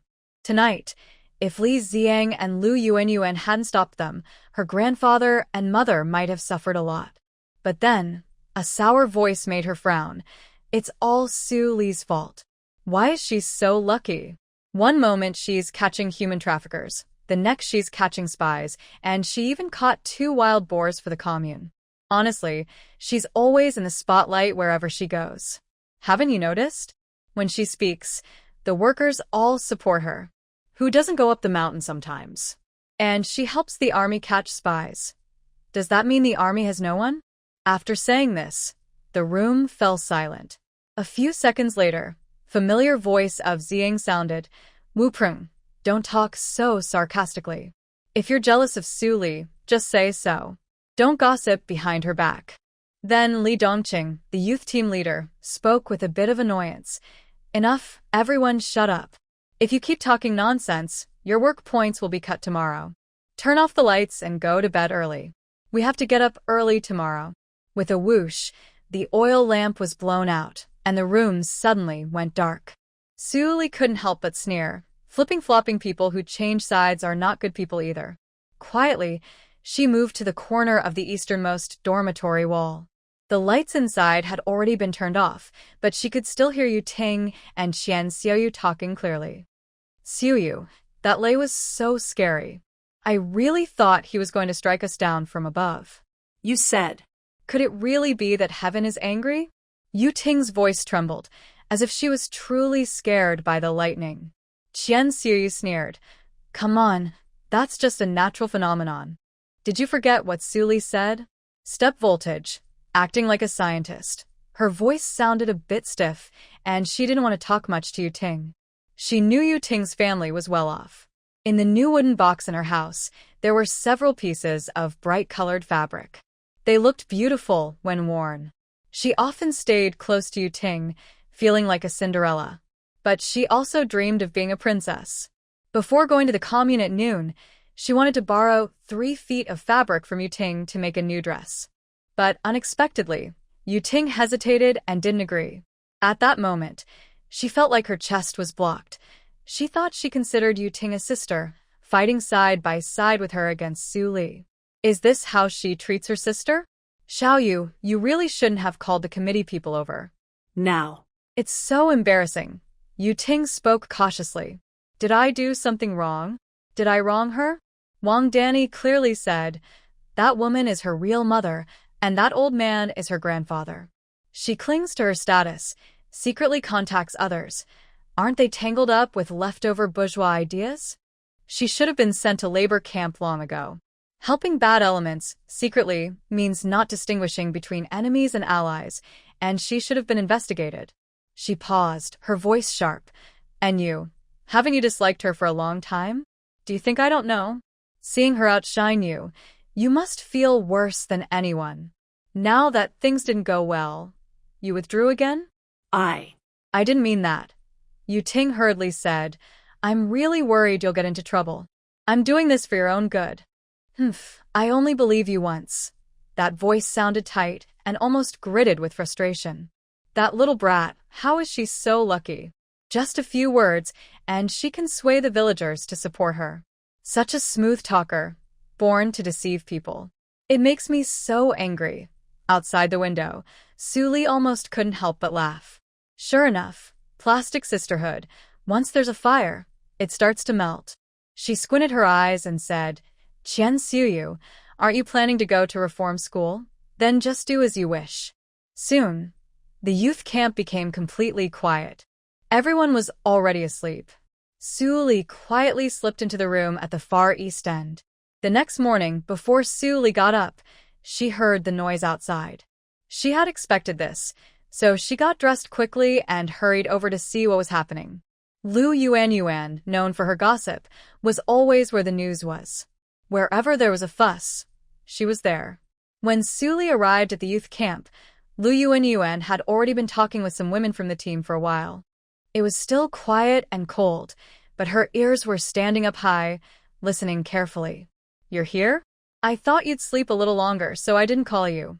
Her voice was light and gentle, but very friendly. I heard the noise outside, so I came to see what's going on. Lu Yuan smiled and said, No problem, it just started. There's still time. By this time, the camp was in an uproar. Who's so mean, taking my grain? Do they want to starve me? Qian Xiuyu stood in the middle of the yard, her hair messy. She looked nothing like a city girl, more like a rural woman. Li Ziyang, is it you? The only ones I don't get along with in the camp are you and me. Did you hide my grain for Suli? Everyone in the yard was watching her in disbelief. Does this girl have a problem? She's accusing others without proof. Is she not afraid that Li Jiqing will slap her? Sure enough, just as she finished speaking, a cold laugh came from inside the house, and Li Jiqing stepped out. Li Jiqing stormed out of the boys' dormitory, face flushed with anger. He pointed at Qian Xiuyu and shouted loudly, "Qian Xiuyu, if you weren't a woman, I'd slap you today. I don't even want to look at that bit of cornmeal you have. My parents send me 30 jin of grain coupons each month. Do I need to steal your few jin of cornmeal?" Everyone in the yard was stunned. The onlookers, women and older women, immediately started talking. Oh my. 30 jin of grain coupons a month.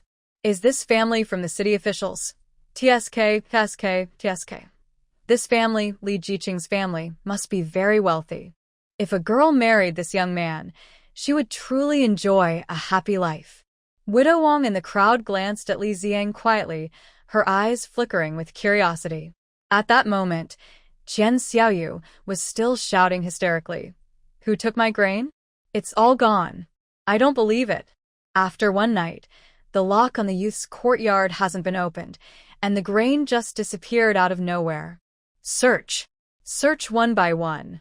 The thief must be among us. Everyone's face darkened with suspicion. Oh wow. Wang Lei, who had been cooking in the kitchen, couldn't hold back anymore. She wiped her hands and came out, sneering. Why should we open our cabinets for you to search? Who are you? Did you build the youth's courtyard? Don't think you're so special. The whole world doesn't have to revolve around you. Anyone who doesn't agree with you is jealous, trying to harm you or stealing from you. Think you're some kind of saint. Her voice was not loud but sharp enough to hit home. Do you think we stay silent because we're afraid of you? Your little schemes are all seen through by others. What did you do yesterday? Do you have any idea in your own mind? Do you really think we see you as stepping stones? Qian Xiuyu's face turned pale, her body stiff, her lips trembling, but she couldn't say a word in reply. She hoped Yu Ting would step forward and say something for her, but when she looked back, Yu Ting was nowhere to be seen. She had been hiding inside the house all along. The youth's courtyard was in chaos, and outside, people pointed fingers and whispered about it. Lu Yuanyuan glanced at Su Li beside her, feeling that this matter was closely related to her. But judging by her calm and indifferent look, she didn't seem guilty. Why are you looking at me? Su Li turned her head, smiling brightly. Am I more beautiful today? Her expression was just like a mischievous troublemaker. Lu Yuanyuan looked away, replying perfunctorily, Su Li. This sister was becoming more down-to-earth, quite cheeky. Everyone was watching eagerly when Li Guangquan, accompanied by Li Dongqing, walked over with a grim face. His expression clearly showed he was unhappy. Last night, they stayed up late. The county police finally took away the corpse of the man in black who had been killed, completed the scene investigation, and then sent away the group from the committee. He didn't sleep all night, risking his life just to stay alive. Just as he was about to close his eyes and rest, something happened again at the youth camp. Now he really wishes they would quickly implement new policies to send all these burdened youth back home. Every day, there's either arguing or troublemaking. How can people live peacefully? Why are you arguing? Don't you want to work anymore? Li Guangquan, with a serious face, shouted loudly. If you gather together to gossip again, I'll deduct your work points. Seeing the secretary come, the members looked angry and upset, so they dared not speak further. One by one, they scattered around, afraid to provoke him. Qian Xiuyu saw the secretary arrive, as if she finally found support, and she ran over crying, tears and snot streaming down her face, shouting, Secretary Li, my food rations have been stolen. No food, how can I live? I can't go to work hungry every day, right? Li Guangquan looked at her disheveled face, crying like a lost kitten, and immediately frowned. Since that day, this youth from the city has been causing trouble everywhere, making it hard to rest. He glanced around at the youth, who looked angry, annoyed, or gleeful. He sighed and thought to himself, these city kids are all difficult to handle. Then let's check, he said coldly. At his command, They searched all morning. All the lockers of the youth in the camp were turned inside out, even under the mattresses. But what was the result? Nothing was found. The air fell into silence. The youth were rolling their eyes, thinking. After a whole morning of troublemaking, not only did they miss lunch, but their belongings were searched. Why?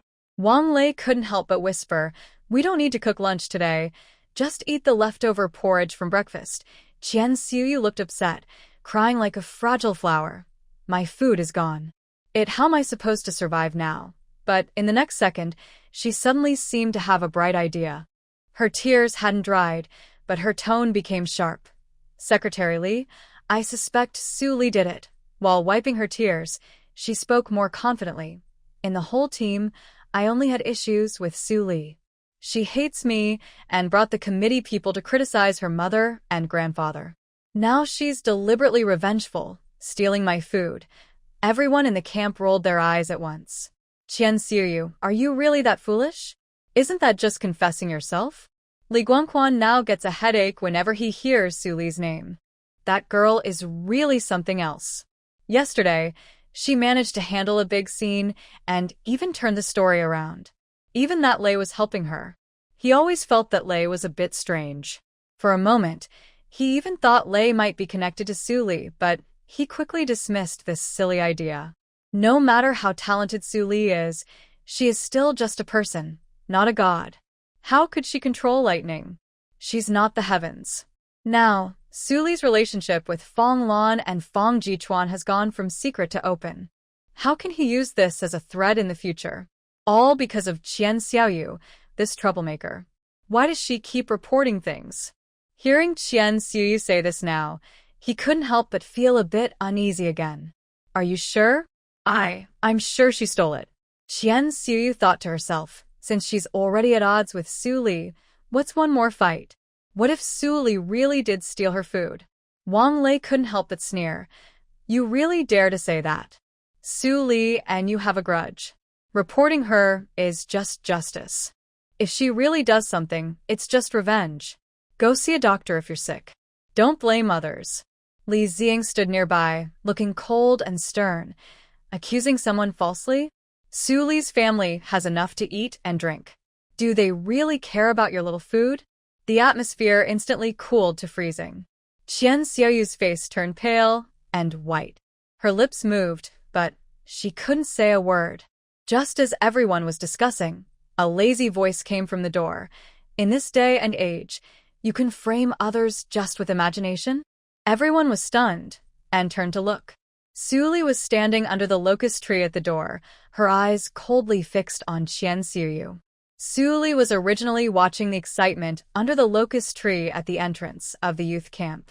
When she heard Qian Xiuyu mention her name, she immediately smiled. She slowly walked in from the door, lightly clapped her hands, and said, "Qian Xiuyu, what did you do yesterday?" "We both know the answer clearly. So, what's your point?"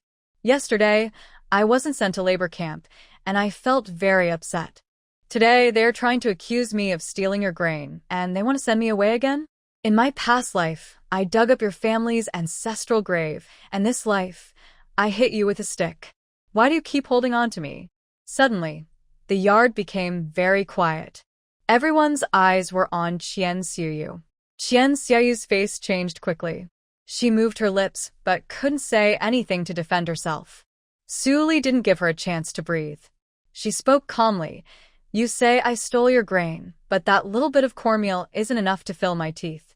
As soon as Su Li finished speaking, the young people in the camp started talking quietly. Su Jiying has a big appetite. On her first day, she ate 3 small buns and 3 bowls of porridge. Last time at the commune restaurant, I saw her eat 5 big meat buns, almost 2 pounds worth. Wow. Her strength must come from eating a lot. Seeing the young people around defending Su Li, Qian Xiaoyu got angry. Her face darkened, and she said sharply, "You only eat so much because your stepmother kicked you out. Who do you think you are? A daughter of a bourgeoisie. Even your father, who is an official, doesn't want you." As she finished, everyone gasped in surprise. "Oh, Su Jiying's father is an official? How high is his rank?" She was kicked out by her father and stepmother? Her father isn't a good person. Su Jing is so foolish. With such a good background, she shouldn't have been driven out. What a pity. Sulinarovet Hareas. It seemed Wang Danny told Yu Ting a lot, even revealing some secrets. She looked at Li Guangquan with a cold gaze that made his heart skip a beat. Li Guangquan's face stiffened, and he cursed inwardly. Who revealed what he was hiding? How would Qian Jijing know? Su Li wouldn't talk about such embarrassing things herself. She only mentioned a few words to Lu Shuang and Wang Fingxi. Those two terrible women, they can't keep anything to themselves and just spill everything. Su Li curled her lips, her tone cold. If you want to discuss me with my family's affairs, you've made a wrong move. My parents divorced, and I'm glad about it. Do you know how many food coupons my proud father gave me before I went to the countryside? 500 Jean. She paused and then slowly added, and 3,000 yuan in cash. As soon as Su Li finished speaking, the yard fell silent, and everyone was stunned. 3,000 yuan in cash? 500 Jean of food coupons?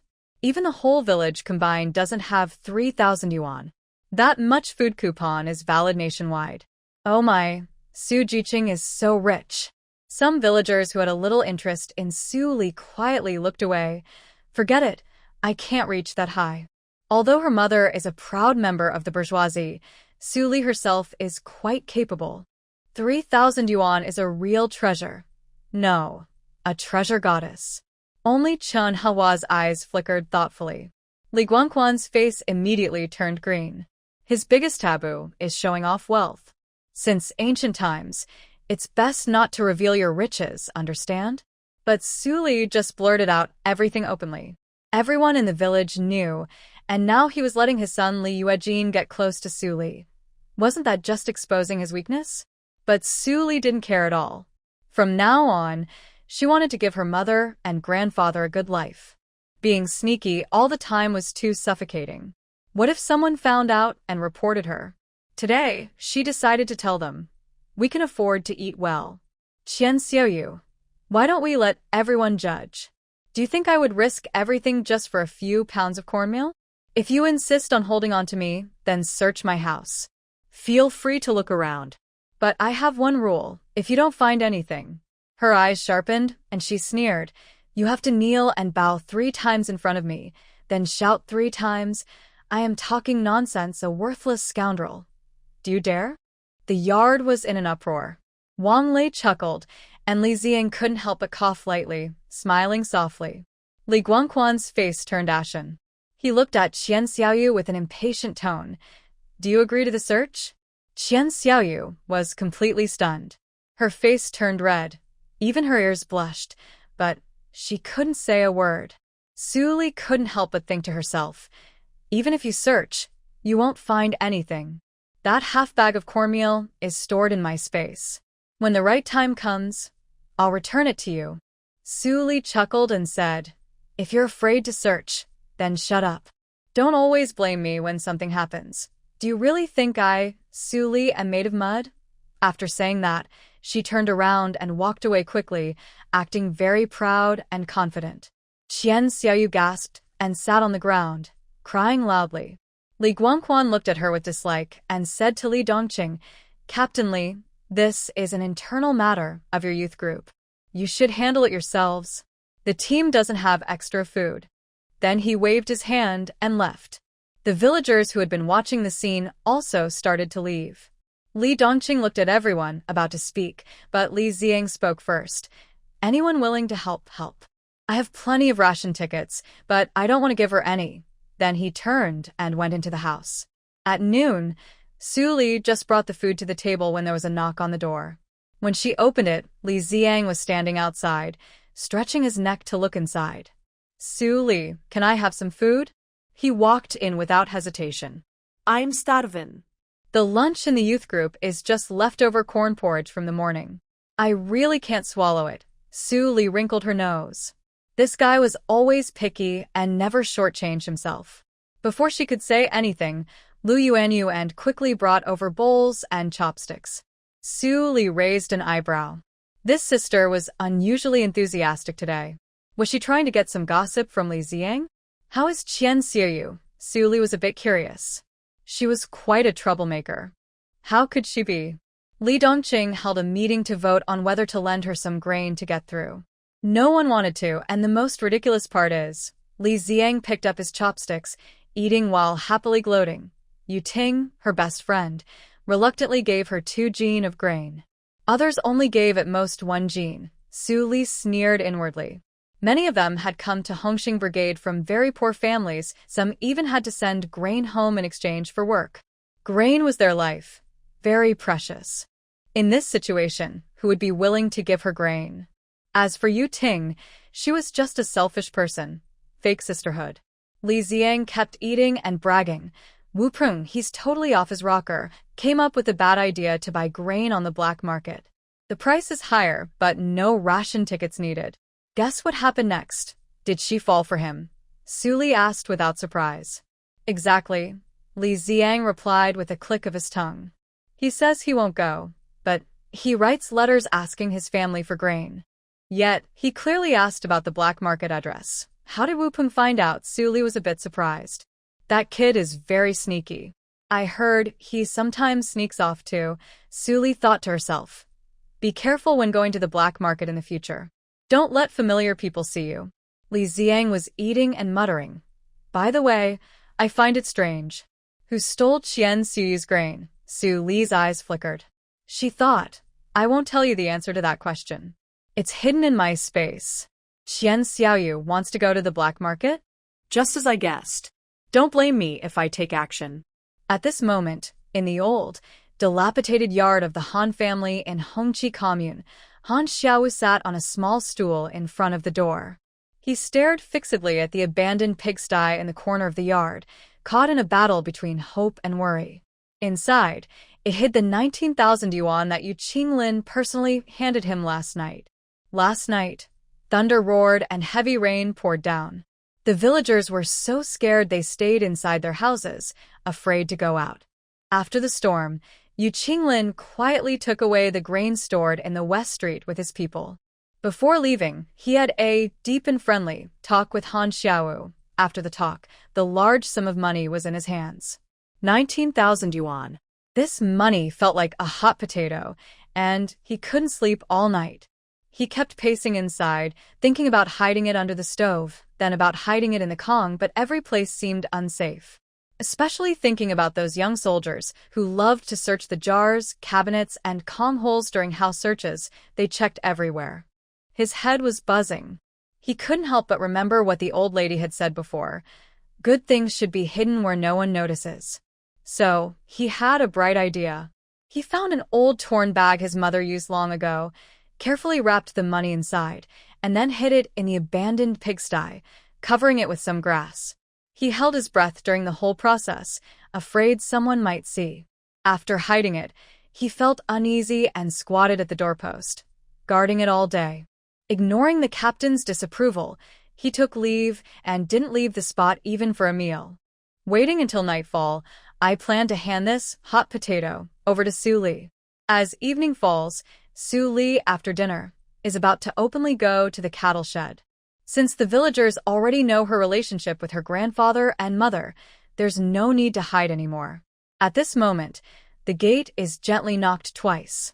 Su Li opens the door and sees Han Xiaowu standing there with an old cloth bundle, smiling at her.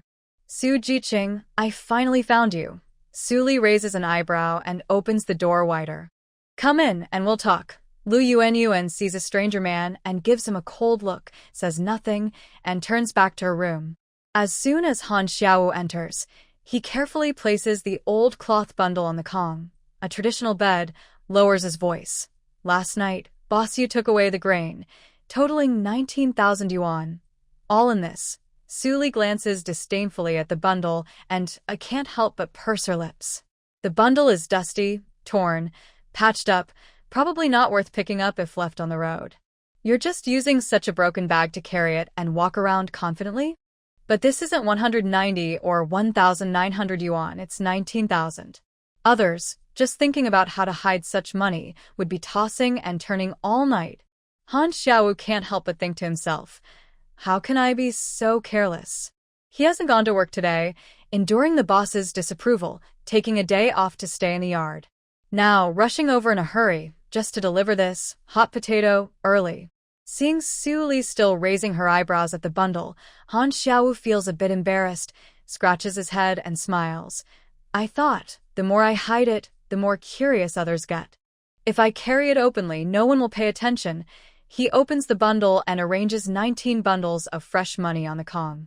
All right, you've thought it through. Su Li narrows her eyes, doesn't say much, and directly pulls out one bundle, counts 190 yuan, and hands it over. As agreed, your share. No, this is too much. Han Xiaowu suddenly straightens up, his hand recoiling as if burned. 190 yuan, he's lived so long, and this is the first time seeing so much money. Last night, when Boss Yu handed it to him, he didn't dare to look at it for long. Now, with a stack of money right in front of him, it's enough to be half a year's salary for an ordinary worker. He doesn't dare to take it. Moreover, Su Li was the one who saved his mother's life.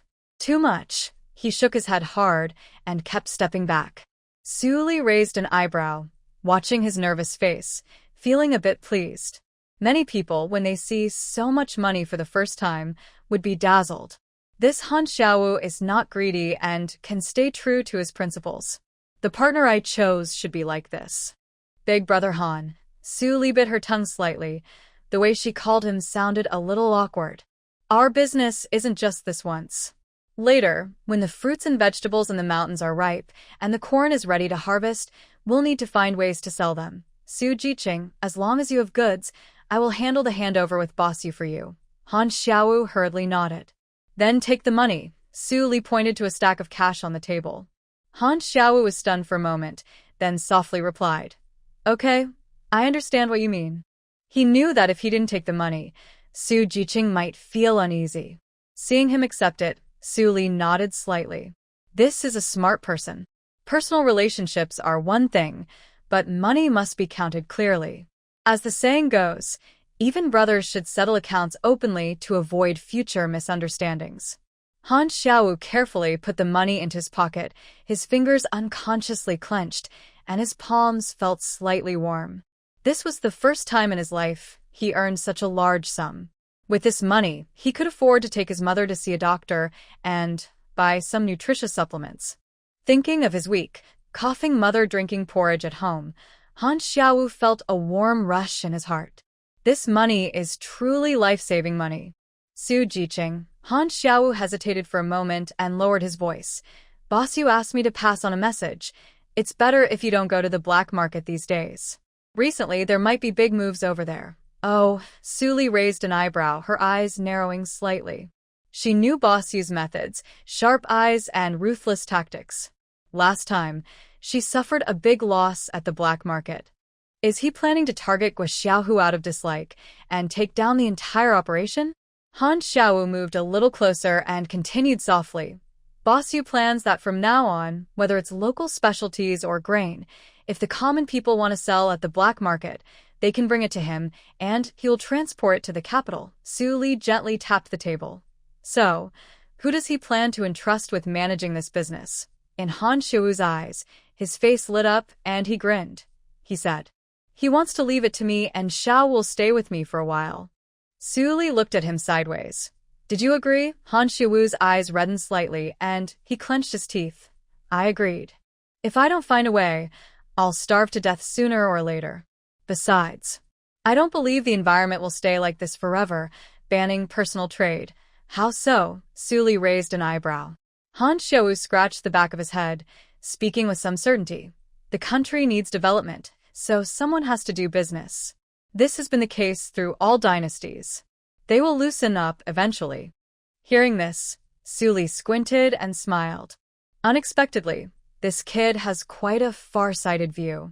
After Han Xiaowu left, Su Li turned to close the door, and the room fell silent again. She walked back to the bed, tidying up the money on it while thinking about Han Xiaowu's words on cleaning up the black market. She also remembered Qian Xiuyu going to buy grain at the black market, a cold look crossing her face. Qian Xiuyu, since you're jumping into the fire yourself, I might as well add some fuel to the fire. Girl, We've been running around for 3 nights in a row. Qian Xiaoyu is definitely up to no good, but we really can't get involved in illegal stuff. After dinner, Lu Yuan leaned against the doorframe, watching Suli prepare to sneak out again, and couldn't help but softly advise. This was already the 3rd night. Right after Suli finished eating, she disappeared without a trace. Every time she came back, it was either midnight or early morning with muddy shoes. Lu Yuan knew well. This sister probably went to watch Qian Xiaoyu again. But strangely, the Qingjin courtyard was as peaceful as usual, with no signs of trouble.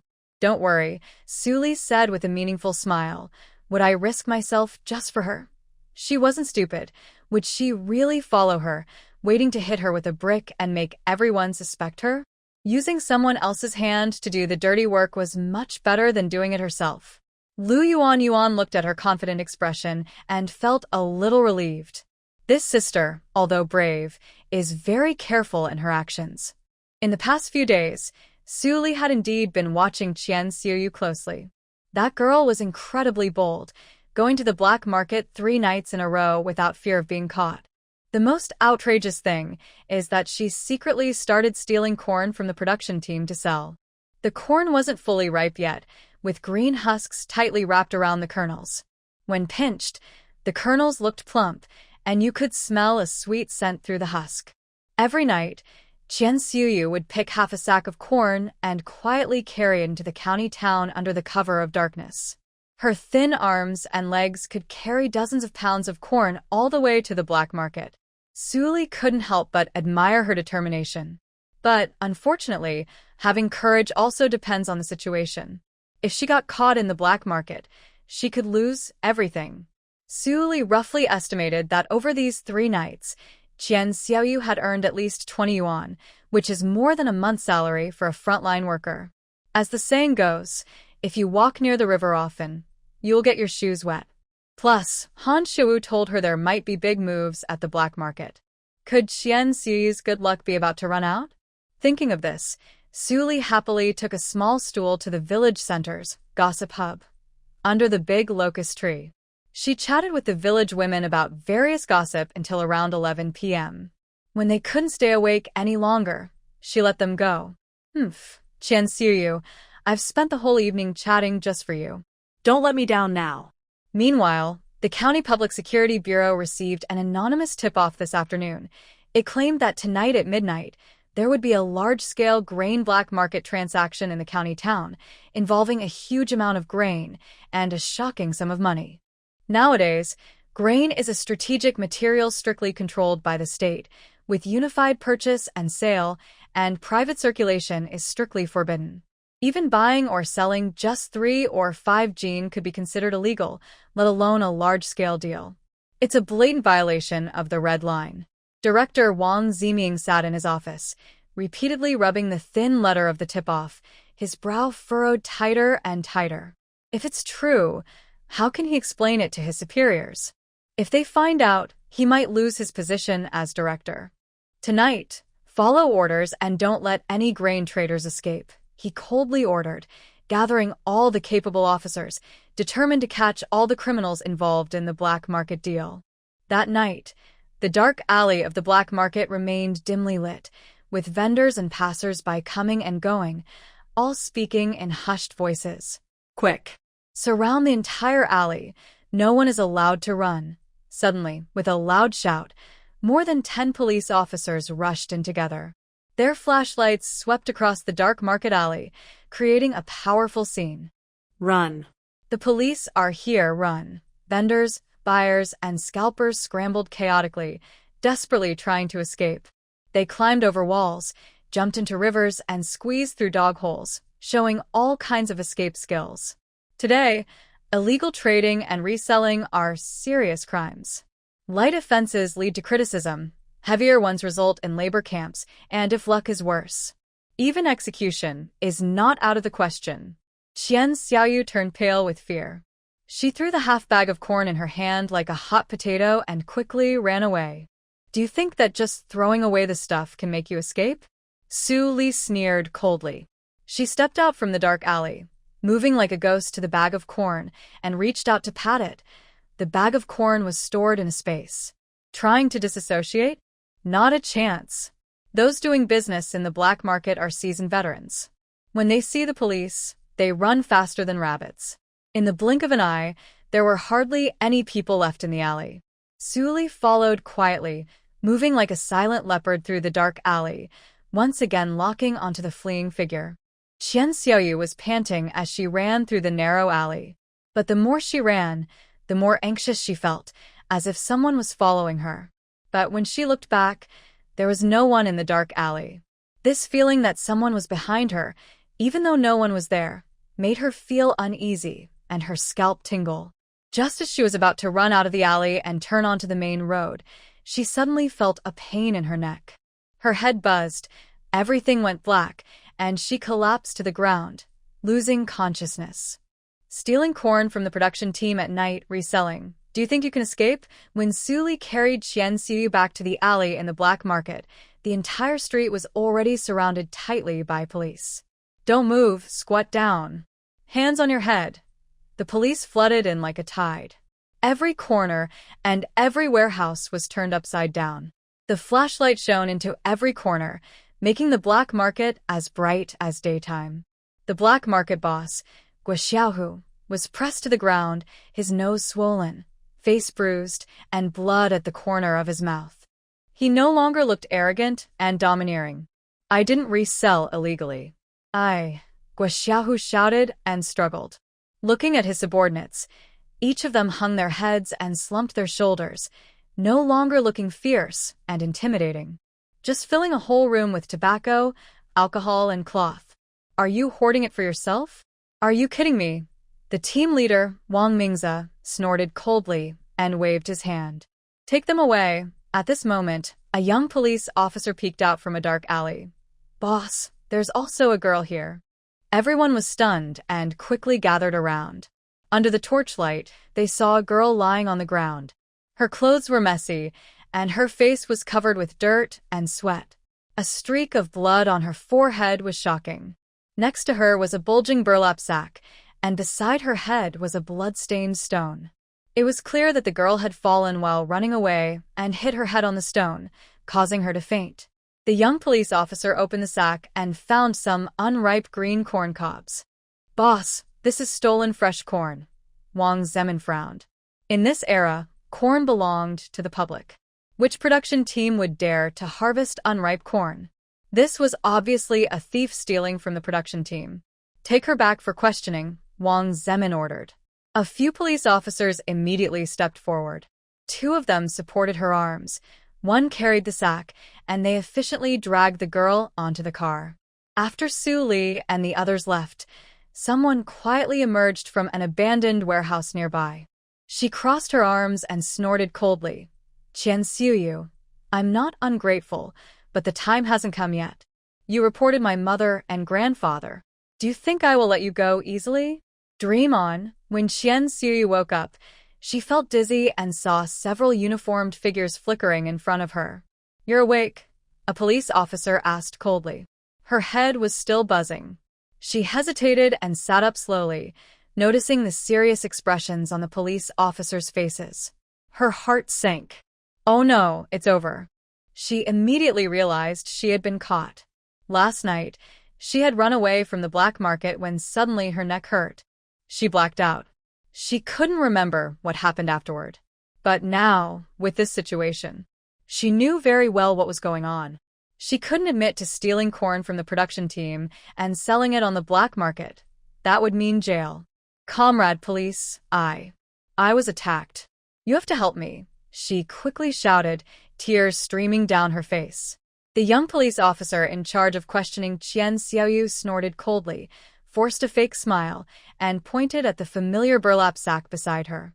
All attacked while holding a bag of corn and fainted in the black market, right? I've seen people like you many times. To avoid blame, you deny everything. I advise you. Confess honestly, cooperate, and you might get a lighter punishment. Resist, and you'll face stricter measures. Qian Xiaoyu's face turned pale, and her eyes nearly popped out. A burlap sack? How did it appear again? Didn't she throw it away last night while fleeing? How did it come back with her? Can she grow new legs? There's something fishy. There must be a ghost. A cold shiver ran through her, and she was panic-stricken, her mind racing. It's over. She knew someone was setting her up, but now, even if she jumped into the Yellow River, she couldn't clear her name. Comrade police, I'm innocent. I really didn't steal anything. Qian Xiu didn't think much, crying and begging. I'm a young worker from the Red Star Brigade. A few days ago, my rations were stolen. I was starving, so I thought I'd try my luck in the black market to buy some food. I hadn't bought anything yet when I heard someone shout, "Police are here." I got scared and ran. But as I ran, I felt a pain in my neck, and I fainted. When I woke up, I was here, this burlap sack. I really don't know what's going on. I'm telling the truth. If you don't believe me, you can ask the brigade. After speaking, she burst into tears, trembling with fear. Her appearance was so pitiful, so tragic. Several police officers exchanged glances, their faces complicated, their brows furrowed involuntarily. Stealing grain and black market dealings are serious crimes.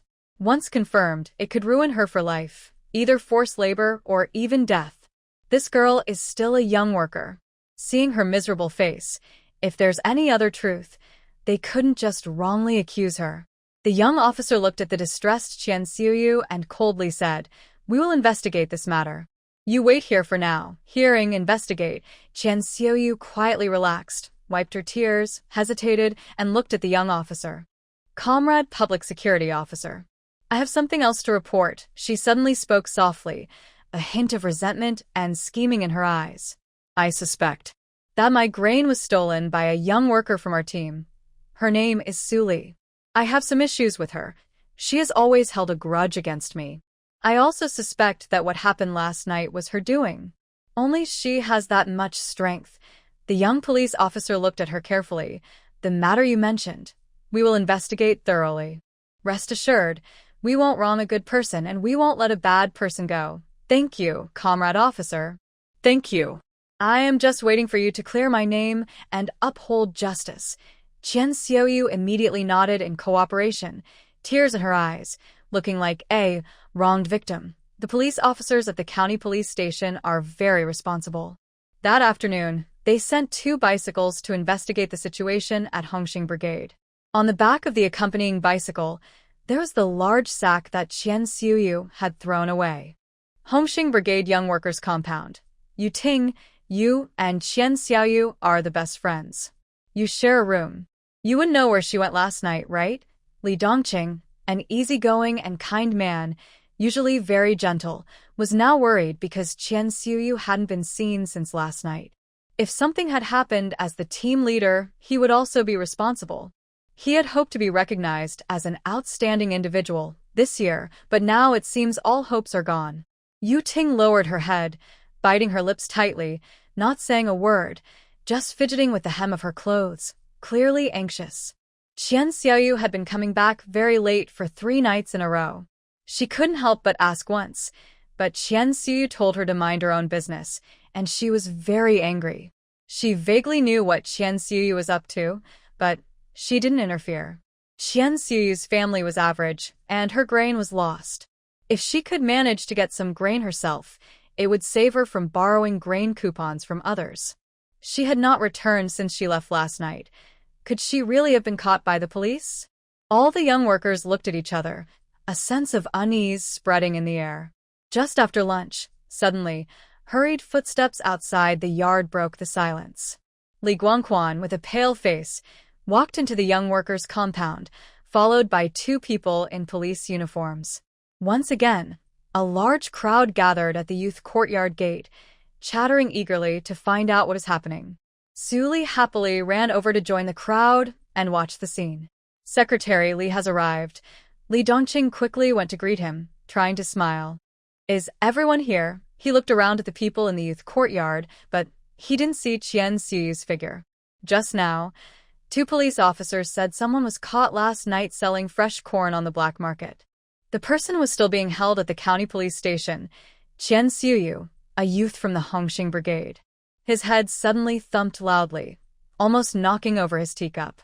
Stealing a few ears of corn to nibble on wasn't unusual, but someone like Qian Xiuyu, carrying a sack and stealing tender corn to sell on the black market, was a first for him. This was a big deal. Food was a strategic material controlled by the state. Anyone daring to sell it privately was considered speculating, which could lead to forced labor or even prison. If this news got out that a thief was from their Hongxing brigade, where would Li Guangquan's face go? At the end of the year, when the commune was evaluating the best brigade secretary, what would he care about? Li Guangquan was so angry, he almost ground his teeth. Qian Xiaoyu was simply a troublemaker. Since joining the Hongxing brigade, there hadn't been a single peaceful day. First, there was the incident of reporting Su Li, and now she was involved in a major black market case again.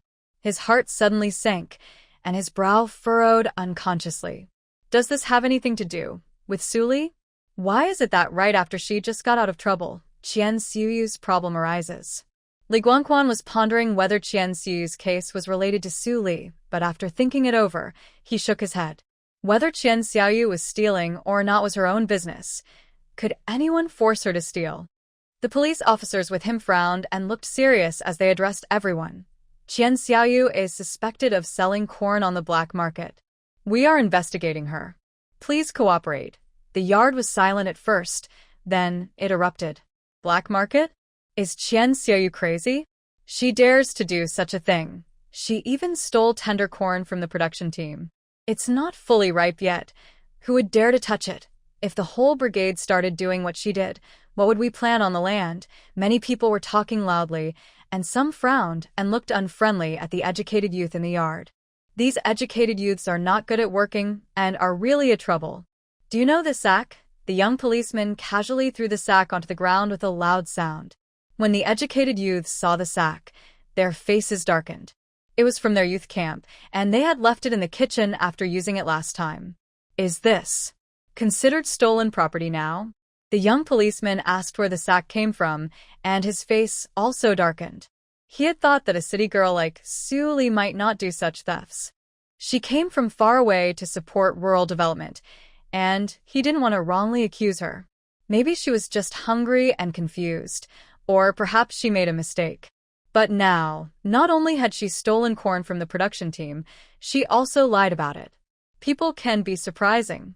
The policeman frowned and thought for a moment, then asked, "Does the Red Star Brigade have a youth named Su Li?" As soon as he said this, everyone looked at Su Li. Is she involved again? Why do all the problems caused by Xiaoyu always seem to involve her, Su Li? Could she be connected to the black market dealings? Li Guangquan's head was pounding, and he almost blurted out a curse. Are these two people cursed to always clash? They argue all the time. The crowd's gossip grew louder. Su Li looked up, smiled calmly, and showed no sign of panic, as if she had been expecting this. "Comrade police, I am Su Li." She stepped forward confidently, speaking in a steady voice. The young policeman studied her carefully, still serious. "Su Li, can you tell us where you went last night?" Su Li smiled and replied, "After dinner last night, I was chatting with the village women under the locust tree. We talked until very late before leaving." "Until what time?" "About 11 o'clock. As soon as she finished speaking, several women from the crowd stepped forward, eager to speak. "Comrade police, don't wrongly accuse Su Li. She was right here with us last night, and we talked until late before going home." "Yes, I have a clock at home. I got back around 11, and my husband even scolded me for staying out so late, saying I was gossiping. My family doesn't have a clock, but I know it's late when I go home. As I leave, she also heads back home. Don't believe what Xiao Yuqian is saying. She has a grudge against Su Jiqing. A few days ago, she reported her, and now she's spreading false rumors. Isn't she just wasting her time? And what's worse, she stole grain and went to the police station, then tried to blame others. She's really shameless. Su Jiqing has caught human traffickers and spies. She's a kind and honest girl." This conversation surprised the police officer so much that he almost forgot to write down the witness statements. At first, he was just asking routine questions, but he already doubted Xiao Yuqian's story. After all, she was the one caught in the act, and the corn in the sack was real. But unexpectedly, Su Li was clear and organized, and many team members also testified for her. The young police officer's expression softened a little. He nodded and said, "Thank you, Su Jiqing, for your cooperation." Li Guangquan finally let out a deep breath and glared at Li Dongqing. "Look at your team. If this happens again, you'll have to write a report. We've lost face for the entire Hongxing Brigade because of this." The young officer quietly looked at Su Li again, thinking about the shocking lightning incident that happened a few days ago in the brigade. He heard that the man struck by lightning was a spy, a worker from the county machinery factory. His identity was a mystery, and he was secretly taken away by the military. This incident caused a big stir in the county. Although the policies at the time forbade spreading superstitions, people still believed in them. Rumors said that the lightning was a punishment for his evil deeds. Now he realized that the main characters in that storm were Su Jiqing and the girl in custody, Xiao Yuqian. This girl, she's brave, careful, and has good relations with others. Tonight alone, a group of village women were eager to testify for her. I heard she also takes care of her mother and grandfather. They were sent to this remote, poor mountain village. What a tough life. But Su Li didn't look sad or miserable. Her eyes were bright, and she had a faint smile. She looked up at the police officer and spoke calmly. "Officer, is there anything else you'd like to ask?" The young police officer lowered his eyes and quietly closed his notebook, then waved goodbye to Su Li. Last night, there was clear evidence that she was not at the scene. At 11 p.m., she was still chatting with fellow villagers under the locust tree. The county's coordinated action started just after midnight. How could she have teleported to the black market in the county to cause trouble and then return to the team to clear her name within an hour? Not only as a young girl, but even if she were a soldier, such a feat would be impossible. He dismissed all doubts, looked seriously at Su Li, and his tone softened. "Thank you for your help. Everything is fine now." After saying that, he signaled to his partner, and the two packed up their things, preparing to leave. Su Li smiled lightly, said nothing more, and nodded. "Thanks for your hard work, police officers." When the police left the courtyard, the crowd watching erupted. "See? I told you Su Jiqing isn't that kind of person. Qian Xiaoyu is so mean. She stole something and then tried to blame others. Luckily, the police saw through her. If this had happened somewhere else, she might have been falsely accused." Li Guangquan listened to these comments with a frown. It seemed clear that Su Li wasn't behind this. He glared fiercely at Li Dongqing. "Look at the team you brought. Write me a report about this. If a thief like Qian Xiaoyu gets away, it's a disgrace for our Hongxing team." Then, he angrily turned and left. Li Dongqing looked embarrassed, lowered his head, and followed silently. Once the crowd saw the secretary leave, they also dispersed. Yu Ting watched Su Li's distant figure, bit her lip, and her eyes narrowed unconsciously. "Su Li, I hope your luck keeps staying this good." Half a month later, Su Li, with Lu Yuanyuan, took a letter of introduction from Li Guangquan under the pretense of going to the commune to pick up a package. Lu Yuanyuan looked confused on the way. "But I don't have a package." Su Li casually replied. "I said you do, so you do." Lu Yuanyuan thought they would just visit the commune, pick up the package, and then return after a quick look around. But unexpectedly, the girl took a detour and led her all the way to the county. Until she reached the town square and saw the tall platform built high, she realized something was wrong. She saw the familiar figure being led onto the stage and slightly narrowed her eyes. "How long was the sentence?" Su Li smiled slightly, her tone calm. 6 months. Don't ask how she knew. She got the news from postal worker Xiaozheng. Lu Yuanyuan sighed softly, her expression complicated. "You shouldn't feel guilty. She brought this on herself." Su Li curled her lips. She didn't feel guilty at all. If she hadn't stirred up the community's sympathy that night, there wouldn't have been that thunderbolt in the sky. Now it was their family being scolded and beaten. They stood by the square, watching from afar. They looked at the once proud girl, standing on the public shaming platform, being pointed at and yelled at, fists raised. Finally, she was taken away on a truck to the farm. They turned and left. It wasn't as satisfying as they expected, only a silent sigh.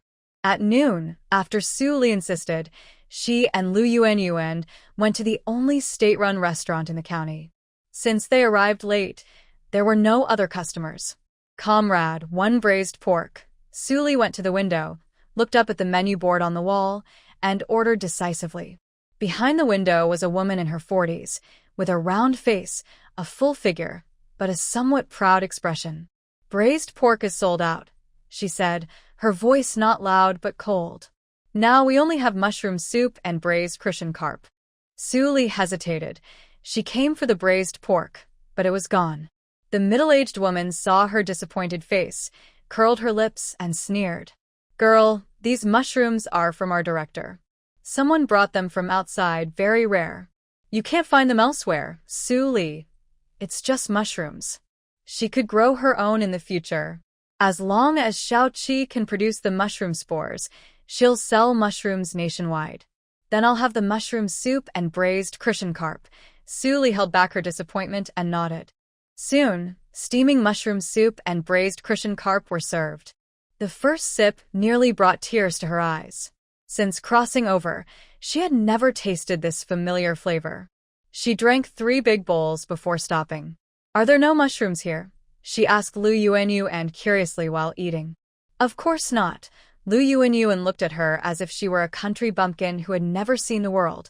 "Only in the south do you find good ones." "That's common knowledge," Su Li responded within, "Oh," her eyes spinning, then suddenly put down her chopsticks and hurried to the window. Lu Yuanyuan was surprised and quickly put down her chopsticks to follow. "What's wrong with this girl? I need to see what's going on." "Big sister, we haven't traveled far, and I heard mushrooms are a specialty in the south. We've never seen one before." Su Li leaned against the window with a sweet smile, her tone soft like cotton. "Can we see what these mushrooms look like?" The woman at the window hesitated slightly. She could tell they were 2 rustic girls. The way this girl was eating earlier surprised her. 5 steamed buns, 3 bowls of mushroom soup, half a Christian carp. She had eaten enough for 3 girls from the opposite side. How long had she gone without eating? She almost thought she was dealing with a starving ghost. She pursed her lips. "Our director values these very much. We can't just show them to anyone." Su Li grinned and took out 2 coins from her pocket, quietly handing them over. "We're just too curious." "Please, big sister, be kind." The middle-aged woman hesitated, then quietly pocketed the money and whispered, "Wait a moment, I'll check the kitchen." Her uncle was the restaurant manager. "It's no big deal to get 2 mushrooms to cheer up the little girls, right?" Meanwhile, Lu Yuanyuan gently tugged at Su Li, her expression complicated. "Don't tell me you really don't know what mushrooms are. Although mushrooms are rare in Kyoto, for a girl from a family like Su Li's, it's strange not to have seen them before." Su Li chuckled softly and didn't answer directly. Isn't she just trying to grow some fungi so the team members can eat better? To repay the kindness of the villagers towards her mother and grandfather, she's working hard, isn't she? Soon, the woman from the kitchen carefully brought out 2 white mushrooms. They looked like tiny umbrellas, clean and fresh, with a faint earthy smell. "Little girl, let you see something new." She looked around and whispered, "These 2 are a gift for you. Don't let others see." "Thank you, big sister." Su Li's eyes lit up, and she smiled so brightly that her teeth showed. This afternoon, she not only had a good meal, but also secretly took some future seed resources. Is she starting to seem like a pioneer of underground technology? After thanking the restaurant staff, the 2 of them quietly left with the 2 precious mushrooms. They exited the restaurant and headed straight to the grocery store and department store, buying 3 jean of pork, some daily necessities, and seasonings. No matter if they'll use everything now, they decided to grab it first. Resources in the mountains are scarce. Once they leave this village, there are no more shops. Who knows if they'll be able to come out again? Lu Yuanyuan held the pile of seasonings, her eyes almost crescent-shaped with happiness, and her cold aura seemed to fade a lot. Seeing her like this, Su Li chuckled and teased her. "Let's use what we have now. If we run out later, we can buy more." Lu Yuanyuan waved her hand. "When I was about to go to the countryside, my dad gave me 10 yuan. That's all I have. In this remote place, being able to eat with you is a blessing. We need to save more. We probably won't come out again." Su Li. Does this feel like she's raising a little wife? She's a girl, a girl. Don't act like a little wife clinging to me. Su Li thought for a moment and moved closer. Girl, you're such a good cook. How about we work together in the future and open a restaurant called Yubin Lu? Lu Yuanyuan's eyes brightened, then her face darkened. Don't joke with me. We can't even eat enough, and you want to open a restaurant? That would make people laugh their heads off. Let them hold their laughter. Su Li laughed easily behind her. Believe it or not, one day we'll open a restaurant called Yubin Lu. At around 4 in the afternoon, the two of them, carrying a full load of supplies, returned to the Red Star Brigade. At this time, the villagers were still busy in the fields, and the road was quiet. As they turned into the village entrance, Su Li's sharp eyes caught sight of 2 figures under the locust tree. There was a tense atmosphere. Isn't that Li Guangquan? And the person next to him. Who is that? Lu Yuanyuan squinted as well. They exchanged glances, both seeing sparks of curiosity in each other's eyes. What big news has happened in the Red Star Brigade? Su Li and Lu Yuanyuan just returned and saw 2 figures under the locust tree. Isn't that Li Guangquan? And who's the person next to him? Lu Yuanyuan squinted her eyes. They saw Li Guangquan, face flushed with anger, swinging his sleeves as he gestured at a tall, thin man. He was talking, but they couldn't hear what he said. The man didn't back down. He crossed his arms and tilted his head, clearly also angry.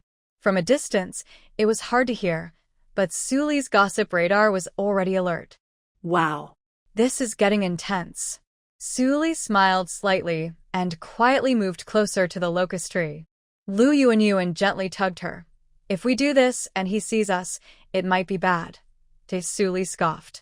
Don't worry. We can't miss this big scoop. It would be a shame.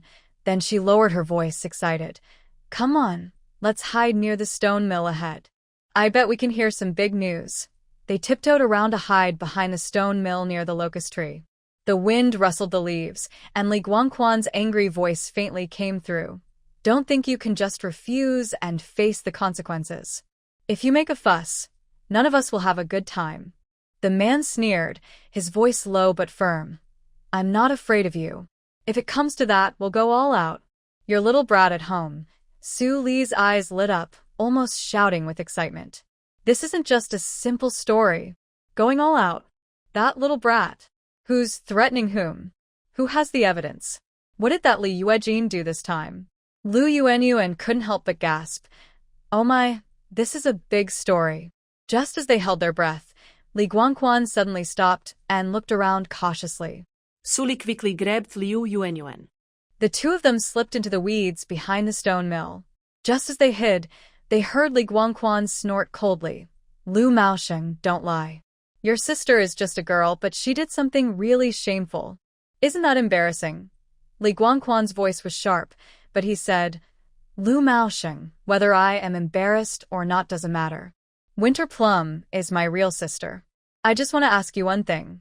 Li Yuejin caused my sister to get pregnant and then just walked away, planning to hide like a turtle? Lu Maosheng was furious. His sister Lu Dongmei was at home crying, making a fuss, even threatening to hang herself, insisting she must marry that Li Yuejin. Now that she's pregnant, if they don't get married, they can't hide it anymore. Their parents passed away early, leaving the sister with a weak body.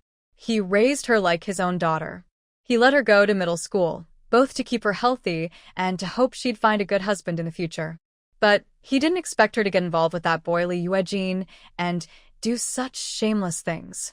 Although Li Yuejin worked in the commune, he was always bossy and loud, which he didn't like. But his sister liked him, and she was pregnant with his child. He had no choice but to bravely go to Li Guangquan to talk, but he didn't expect Li Guangquan to be no better. He pushed him aside and refused to admit anything.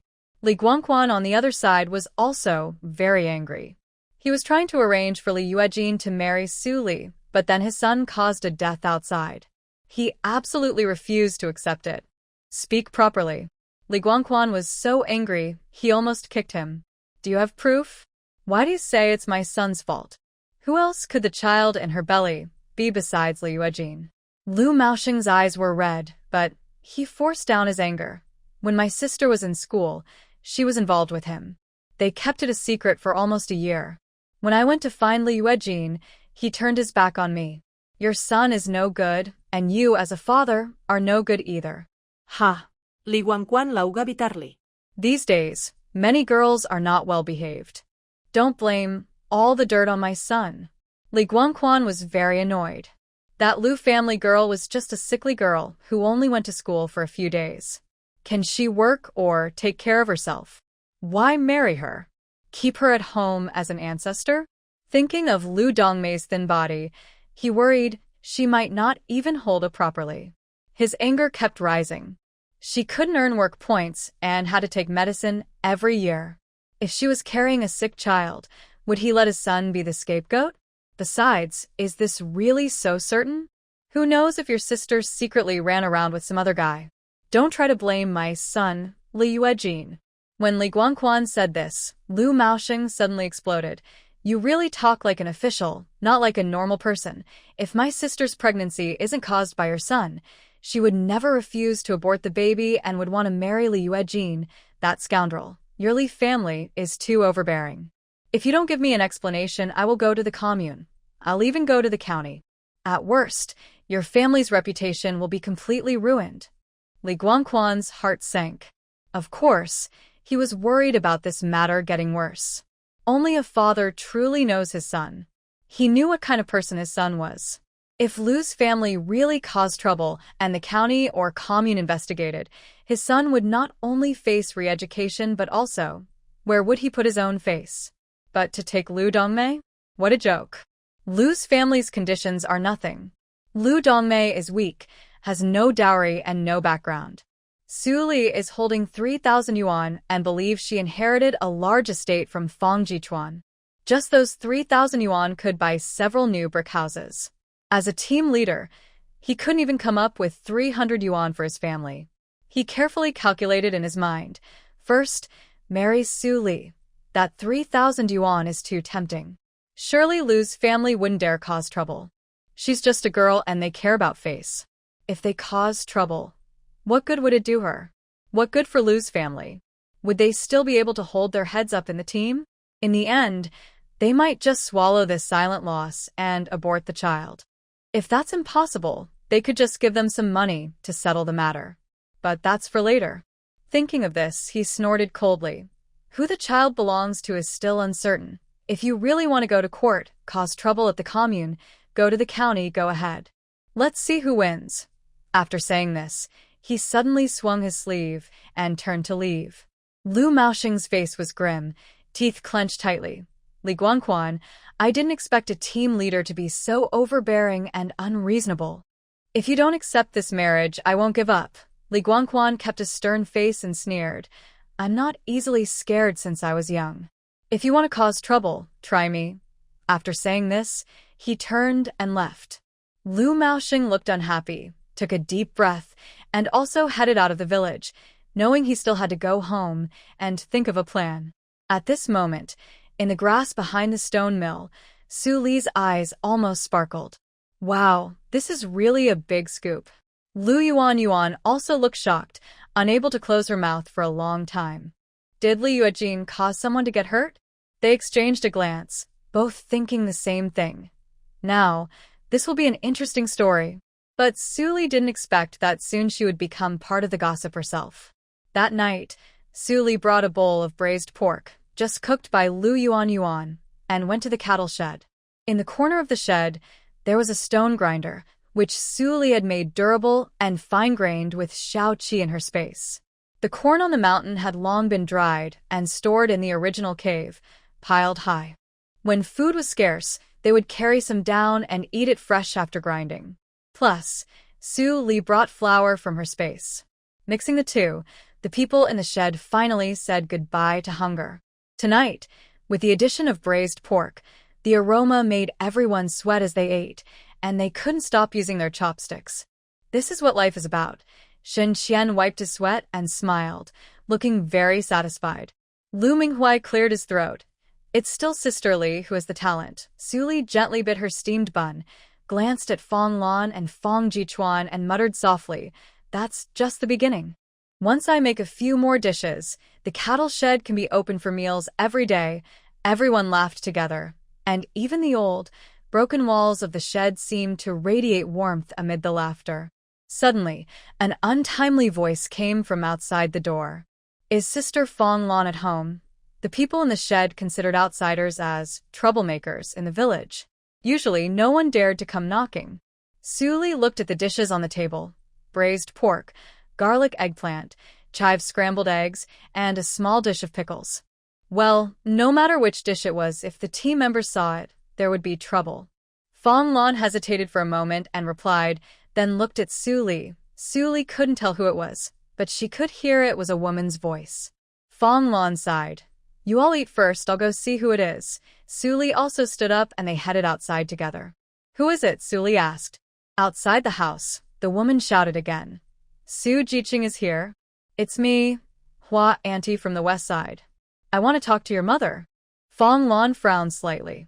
Since she was sent to the cattle shed, none of the women from the production team had spoken to her. Could it be that something strange is happening today? She looked at Su Li, wondering if the girl had caused trouble again. Someone had come looking for her. Thinking of this, she glared at Su Li. Su Li, is this blame being put on me again? She raised an eyebrow, quickly recalling a name. Hua Auntie.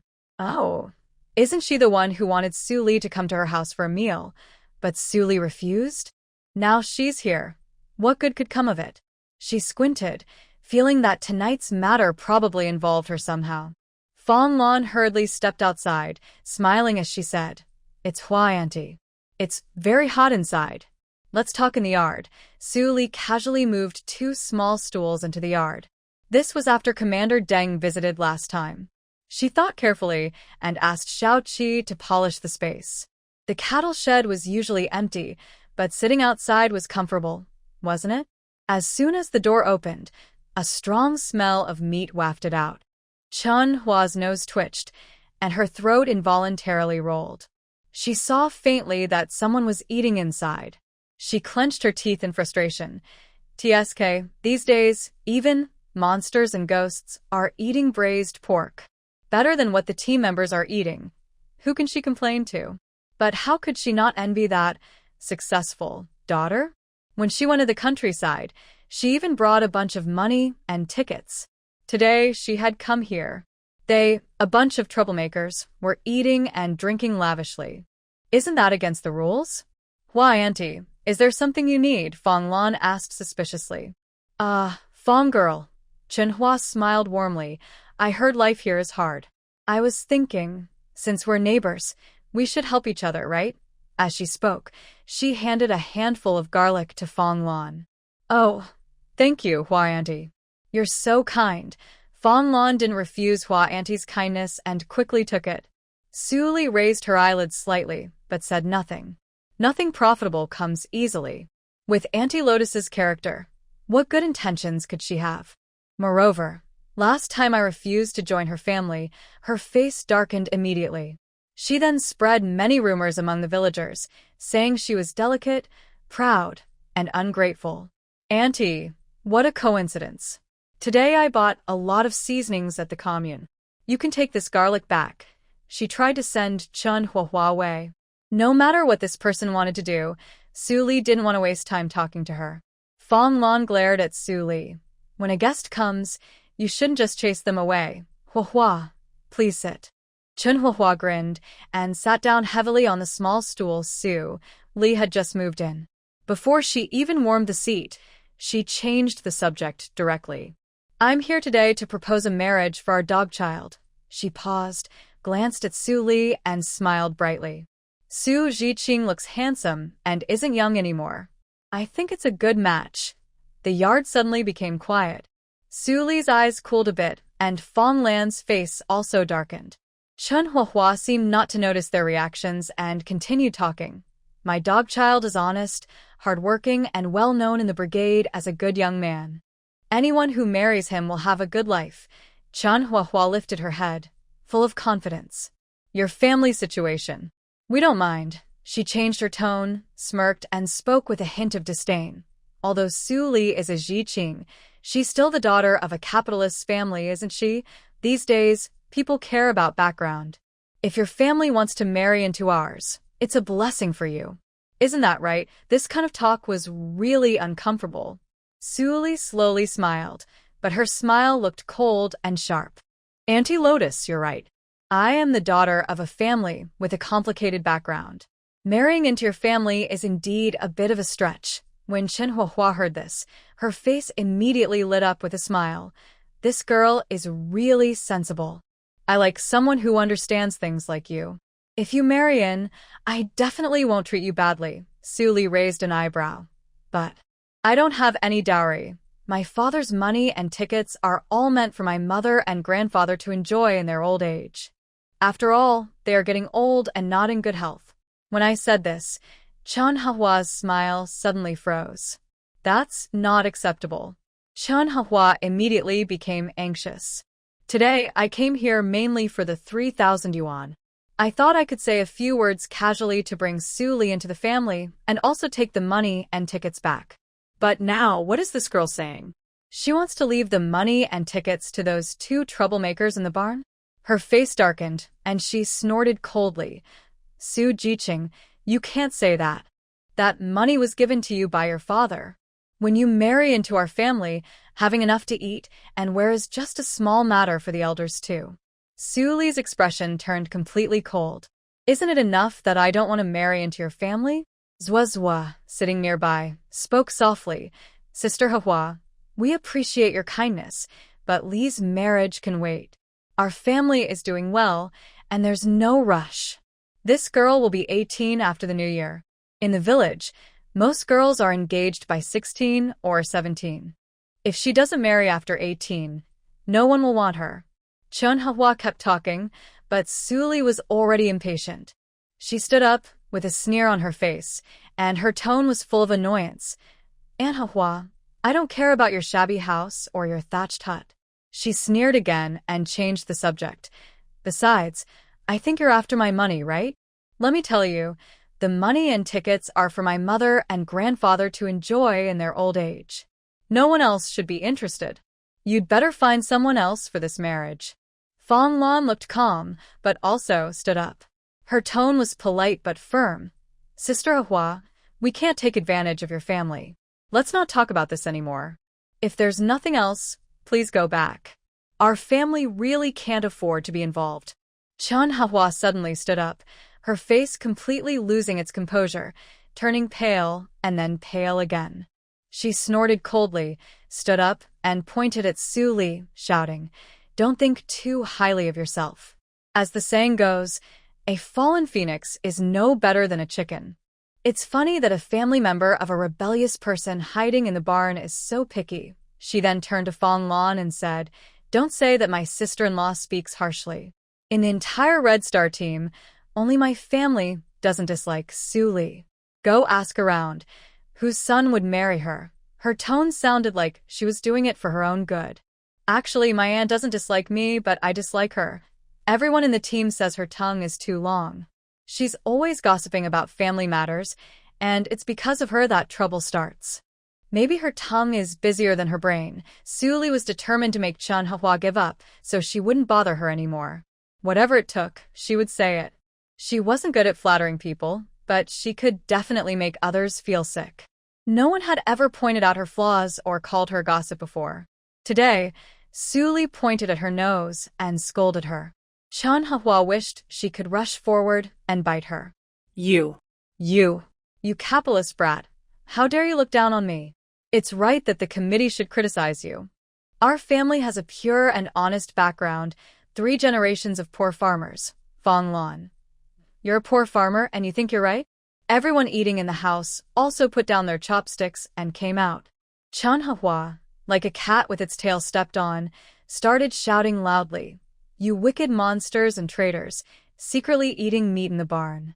You're eating better than the team members. Do you still believe in reform? Are there any policies or sense of justice left? Everyone. She's just a crazy woman from the countryside." Jiqian's face immediately turned pale. He wanted to step forward to argue but was quickly held back by Lu Minghui. Then, following Lu Minghui's signal, He saw his own granddaughter, Su Li, pick up a thick wooden stick from the wall. She didn't hesitate, using both hands to pull, and with a loud snap, the stick broke in two. Su Li thought, if words can't persuade, then force will do. As the wooden stick snapped, Chun Hawa's shouting stopped instantly. She looked like a duck with its neck squeezed, eyes wide with shock. Everyone. Su Li raised an eyebrow but said nothing. It seems that force works better than words. Chun Hua took a few steps back, speaking with a stammer. What were you trying to do? Good intentions often go unappreciated. After saying that, she awkwardly turned around and staggered away. Luckily, this girl didn't agree to become her daughter-in-law. With her strength, anyone who marries her would be unlucky. Not to mention earning 10 work points, even 100 points wouldn't be worth it. Su Li stood steadily by the roadside, while Fong Lan, holding the garlic brought by Chun Hua, ran after her. Sister Hua, you've dropped your things. Chun Hua's steps clearly paused, and Su Li snorted coldly. She took the garlic from Fong Lan's hand and threw it at Chun Hua. The garlic flew in a perfect arc and hit right at her feet. Chun Hua shivered, didn't look back, quickly picked up the garlic, and hurriedly ran away. No more coming, never again. She's truly a troublemaker. The yard became quiet again. Everyone had just watched a big scene. Their eyes hadn't yet recovered, but their mouths couldn't help twitching. Oh wow! Shun Qian was the first to react, grinning. Girl, that was a good move. You scared her off without using any weapons. Lu Minghui nodded and smiled. That girl is really tough. Fong Jichuan's mouth twitched. After holding back for a long time, he finally cleared his throat. That stick was broken quite neatly. If a Jiao had half your skill, I wouldn't have to worry. Chen Fong's eyes filled with envy. Su Li clapped her hands proudly, looking quite proud. If anyone tries to bother the cattle shed again, I'll make sure they never come back.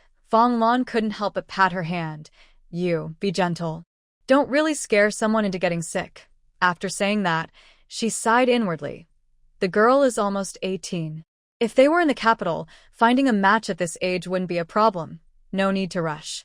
But now, in this remote mountain area, she doesn't know if she can go back. If she spends her whole life here, her future, her marriage. It's so worrying. Truly worrying. Her mind couldn't help but picture Fu Jingnan. If only the girl could find a young man like Fu Jingnan. He's a bit stern, but honest and responsible. Sigh, if it were before, this might have been possible. But now, it seems impossible for me and my father to have that kind of relationship. When I returned home late at night, I immediately entered the space. As soon as I entered, I saw little Seven standing on a ladder, quickly picking apples. Next to the orchard, the storage shed was filled with baskets of apples neatly arranged, automatically being transferred into a temperature-controlled storage. Not bad, you're quite motivated. I walked over, casually took an apple and took a bite. The juice was sweet and fragrant. Of course. If I weren't chasing my dream of becoming a landlord, why would I work so hard? Little Seven said proudly. All right, let's work hard together. I patted Little Seven on the shoulder and took out 2 mushrooms I brought back from the county. By the way, let's study these and cultivate some mushroom spores. Mushrooms grow quickly, and if we set up a mushroom farm in the commune, the income of the whole village could increase several times. Little Seven rolled her eyes at me. You have such big dreams? Leading the whole village to get rich. I replied, we all have our pursuits, right? Little Seven said, okay, let's try. I hope your dream can come true. I chatted with Little Seven in the space for a while, then slipped out to sleep. Everyone thought that the incident with Chen Hua was over tonight. But unexpectedly, early the next morning, Chen Hua directly went to the commune office. She reported the matter of the pigs stealing and eating pork to the authorities. Early the next morning, the front of the Hongxing Brigade was crowded with people. Did you hear? Chen Hua came to complain first thing in the morning. Exactly. She said the troublemakers in the pigsty ate meat last night, and it wasn't just any meat, it was braised pork. Braised pork? I've hardly ever eaten that in my life. The smell, TSK. So tempting, but why did Chen Hua go to the pigsty? That's a place the members avoid. Everyone was discussing loudly when the old wooden door of the brigade office creaked open. Manhwa, arms akimbo and chin raised, walked out with a fierce look. Her expression clearly showed she was standing up for all the members, with a noble sense of justice. She pointed towards the pigsty and loudly shouted, "I saw with my own eyes yesterday they had a big table of dishes including braised pork. It's quite fragrant. Even if they have achievements and contributions, they are here to reform their thoughts. Life is better for them than for us members. I think they have no real intention to change their minds. Are there any policies? Any rules?" Suddenly, the crowd erupted again. Nowadays, who doesn't live on simple, plain food? They can't even fill their stomachs with pickled vegetables and steamed buns. Who can afford to eat braised pork? Who dares to eat meat in broad daylight? The key is, they're still considered troublemakers in the cattle shed. Do you think they have any awareness? Oh, this needs to be investigated carefully. If it's really like that, it's just too unreasonable. Manhwa snorted coldly, secretly cursing in her mind. Su Li, you're so arrogant. You dare to scare me with a stick. Last night, she was so angry she couldn't sleep all night. Today, I will make sure everyone in the cattle shed pays the price. Li Guangquan came out of the house with a dark face, looking very impatient. Since the criticism meeting on the stormy night, he noticed that the attitude of the members toward him had subtly changed. Because that night, he didn't defend Wu Sanyi and subtly sided with the county committee members, so the members started to have opinions about him. But can he be blamed? That's the county committee. What they say goes, even more powerful than him. Could he afford to offend them? Moreover, higher officials always have more power, and his son's direct supervisor is one of them. Thinking of this, he felt even more annoyed. What made him angrier was that yesterday Lu Maosheng came to tell him that his son had caused a death. His son was responsible and married his sister. That evening, when his son came home, he acted as if nothing had happened, which made him so angry it hurt his chest. He knew his son was not honest outside, liked to flirt with young women, but he never thought his son would really cause a death. Nowadays, there are serious charges and the penalties are not light. If he doesn't suppress this matter, his position as the director of the commune committee might be lost, and he could even end up in jail. But his son said it was mutual consent, not his fault. He just made a mistake in a moment of confusion. He also told him that Lu's family wouldn't cause trouble, and although Lu Dongmei was pretty, she was timid as a rabbit. This eased his mind a little. This morning, as soon as I arrived at the team office, I saw Manhwa rushing around, complaining. There never seems to be a smooth day. But Manhwa was accusing Su Li. I noticed her eyes flicker at that moment. Manhwa, if you really have proof, say it clearly. Without evidence, spreading rumors is your responsibility. Manhwa quickly put on a smile. Secretary, can I just talk nonsense? I saw it with my own eyes. There was a big pot of braised pork, plus eggs, chives, and garlic eggplant. I have a good nose, and that smell was so fragrant. It's straight into my nose. Li Guangquan frowned. He hated loudmouths who caused trouble, disturbing the whole production team. But this matter had to be investigated. These days, the people in the cattle shed eat better than the villagers. If this got out, it would be a big problem. He looked at Li Lu beside him. Go call the people from the youth residence and the cattle shed. Say there's going to be a community meeting. Li Xiaolu nodded and turned to leave. Uncle Li Lu, where are you going? A clear girl's voice asked. Li Lu immediately stopped. Looking up, he saw a girl about 17 or 18, dressed in a clean blue cloth outfit, walking steadily. It's Su Li, isn't it? Here she comes, Su Jiqing is here. Ha, this will be lively. More and more people gathered. Even the youth residence folks crowded at the door. The air was filled with the thrill of watching a good show. Su Li stopped Li Liu. Just kidding. If Li Lu called the cattle shed people, she was afraid they wouldn't eat the good food she sent anymore, fearing it might cause trouble for her. Yu Ting watched Su Li approach, her eyes full of hatred. She had thought that after Qian Xuyu's report, Su Li wouldn't be able to escape, or at least get a rough punishment.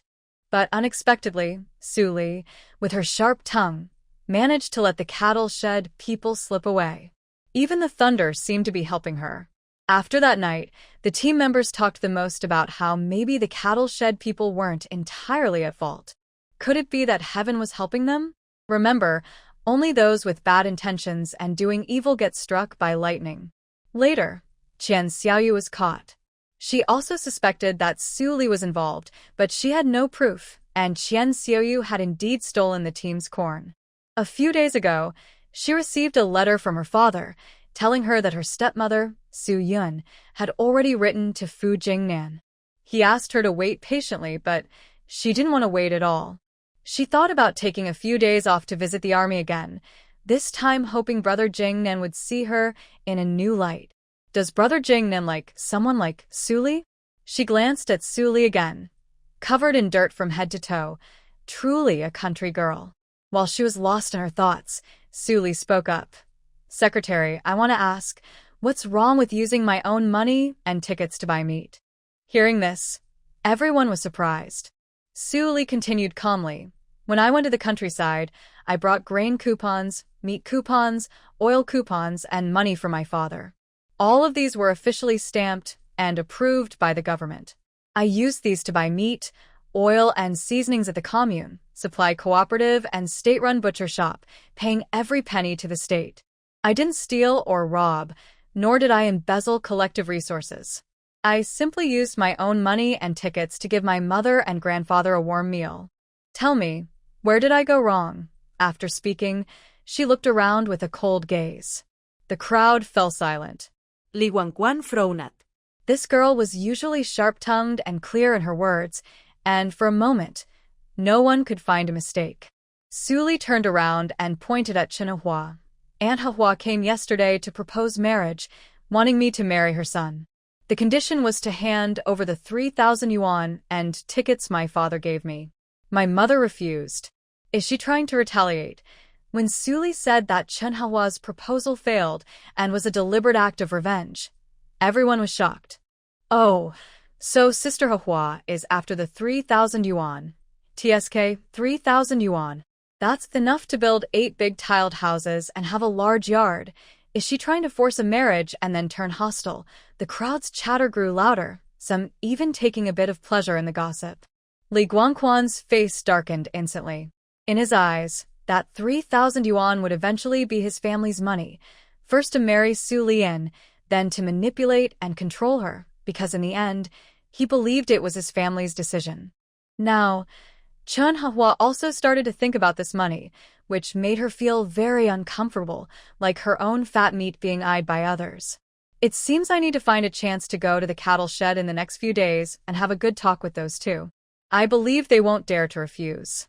In the center of the scene, with Su Li's words, Chen Hua suddenly became the target of everyone's blame.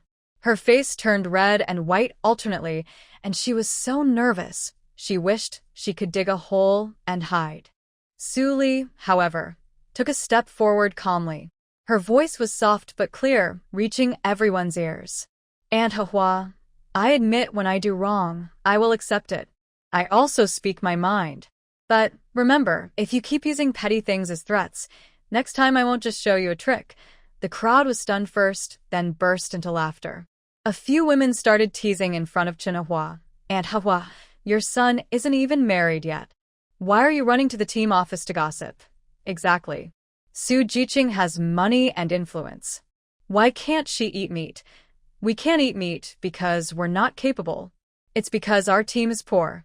Chen Hua's face turned pale, and her chest heaved rapidly. She could clearly feel that the attitude of the team members was already leaning towards Su Li. Many years, no one had ever openly humiliated her or taken her face away like this. This little girl, sharp-tongued and clever, had convinced all the team members. Chen Hua was furious, and her words became more and more unpleasant. Su Li, don't be ungrateful. My son is honest and capable. Marrying you, a capitalist's daughter, is a compliment to you. Did you think you're some innocent girl from a good family? Before she finished, Su Li got angry. Her aura instantly became intimidating. She stepped closer to Chen Hua, her voice like ice. I'm a capitalist's daughter, but I'm better than you. At least I can eat meat and bread. Can you? These few words hit Chun-Hua hard in the chest. Her face turned pale. Just as she was about to sit down on the ground and throw a tantrum, a young man pushed through the crowd and rushed in. It was Chun-Hua's son, Wu Qinglin. Mother. Mother.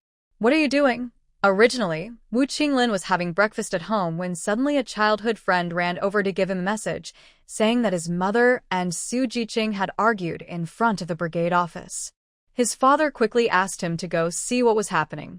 He knew his mother had a sharp tongue and might have said something to offend someone again. But he never expected that his mother would go to the ox shed to propose marriage behind his back, only to be turned away. He also didn't expect that early in the morning, his mother staged a big scene at the brigade office, openly challenging herself in front of everyone. The surrounding people's gossip felt like knives stabbing into his ears. Wu Qinglin felt his face burning hot, as if he were being roasted over a fire, his cheeks so red they seemed to bleed. He pushed through the crowd and saw Su Li confronting his mother aggressively, feeling both pity and anger. Su Jiqing, don't worry, I won't marry you. You're so capable, but how can our small family afford to climb so high? Su Li. What's that itchy feeling under my feet? Chun-Hua saw Su Li's expression and felt a sudden pang of worry, thinking things might turn bad. If today this girl and her son fought openly, not only would her son suffer, but her reputation would be ruined. She was now regretting her decision to go to the ox shed to propose marriage. Failing to do so, and causing trouble at the brigade, now her son was dragged into it too. Let's go, son. Let's go home. We won't bother with this wild girl. Chun-Hua, with a dark face, tightly grabbed Wu Qinglin's arm and hurried out of the crowd, heading home. Su Li was furious inside. Truly, trouble comes from nowhere. Originally, there was nothing wrong, but Chun-Hua's interference changed everyone's view of her. It was all because of that troublemaker. Chun-Hua, this matter. I'm not done with you. Su Li walked coldly toward Chun-Hua's house, a group of onlookers following behind her. The scene was lively. The villagers loved to gather and watch the drama. Chun-Hua pulled her son and hurried back home, quickly closing the gate behind them. The broken fence gate was shaky and couldn't really stop Su Li, but she didn't plan to kick down the door. On her way over, Su Li looked around for stones along the roadside. Mountains were never short of stones. Along the small road, every few meters there are large stones. People sit and rest in the shade when they have free time, but finding a particularly big one is not easy. Su Li carefully looked around and finally found her target from about 30 meters away, a large, gray stone about half a person tall, big enough for 2 people to hug. The stone was too heavy. Although Su Li was strong, she couldn't lift it alone. She bent down, pushed with both hands, and managed to roll the stone over with a loud gulong gulong. The crowd gasped in surprise. Such a big stone. Even a few strong men might struggle to move it, but this girl rolled it all by herself. Everyone was stunned. What was she trying to do? Li Ziang hurried over to Su Li, his face turning pale. Miss, we really shouldn't risk your life. Su Li shot him a sidelong glance, as if looking at a fool. She snorted coldly. Don't worry, I won't get hurt. Her tone was full of sarcasm. As soon as she finished speaking, the stone, gulong, rolled and settled firmly in front of Chun-Hua's gate, blocking it completely. It was just the right size to block her door, and no one could open it without moving the half-ton stone first. Li Ziang was stunned for a moment. Then he smiled and gave a thumbs up. All right, I give in. He immediately stepped back into the crowd, continuing to watch the show happily. Chun-Hua had just returned home and hadn't sat down yet when she suddenly heard a gulong sound, followed by the laughter of others. She shivered, looked up, and was stunned. Her gate was blocked by a large stone that Su Li had moved, like a small mountain. The stone was about half a person tall, lying across the door like a little hill. Su Li, you little brat. Chun-Hua cursed angrily. She angrily shouted and cursed, then suddenly saw a familiar figure at the crossroads, coldly watching her with crossed arms. Annie-Hua, didn't you say the cowshed food was better than your family's? Then just block this door completely so you won't come over here to bother us anymore. Manhwa stood at the door, holding the door frame, her chest rising and falling, unable to calm down for a long time. Today, she really made a mistake. This girl, she can't afford to offend. Her face and dignity are all gone. Wu Qinglin heard everything clearly from inside the yard, his eyes red with anger, on the verge of losing control. He stepped forward, ready to climb over the wall and confront Su Li. Manhwa was panicked, holding her son tightly. "This is something I did myself. It has nothing to do with you." Inside the yard, Wu Qinglin's father, Wu Laotu, came out after hearing the noise. Seeing the door blocked tightly, his face turned pale with anger. He wished he could hit that woman right now. He had already said this marriage wouldn't work, but his wife insisted on trying. He also had his own hopes. What if it worked out? If they had 3,000 yuan in dowry, they could build a big blue brick house and even have a large yard. But now, the marriage didn't happen, and they caused a big fuss. Now, even his face has been completely lost. He called Wu Qinglin over. The two of them wanted to move the stone, but if they couldn't, how could the whole family go out? They used all their strength, sweat dripping down their necks, but the stone wouldn't budge. Wu Laota's face turned green with anger, feeling both furious and resentful. Even Su Li was hated now.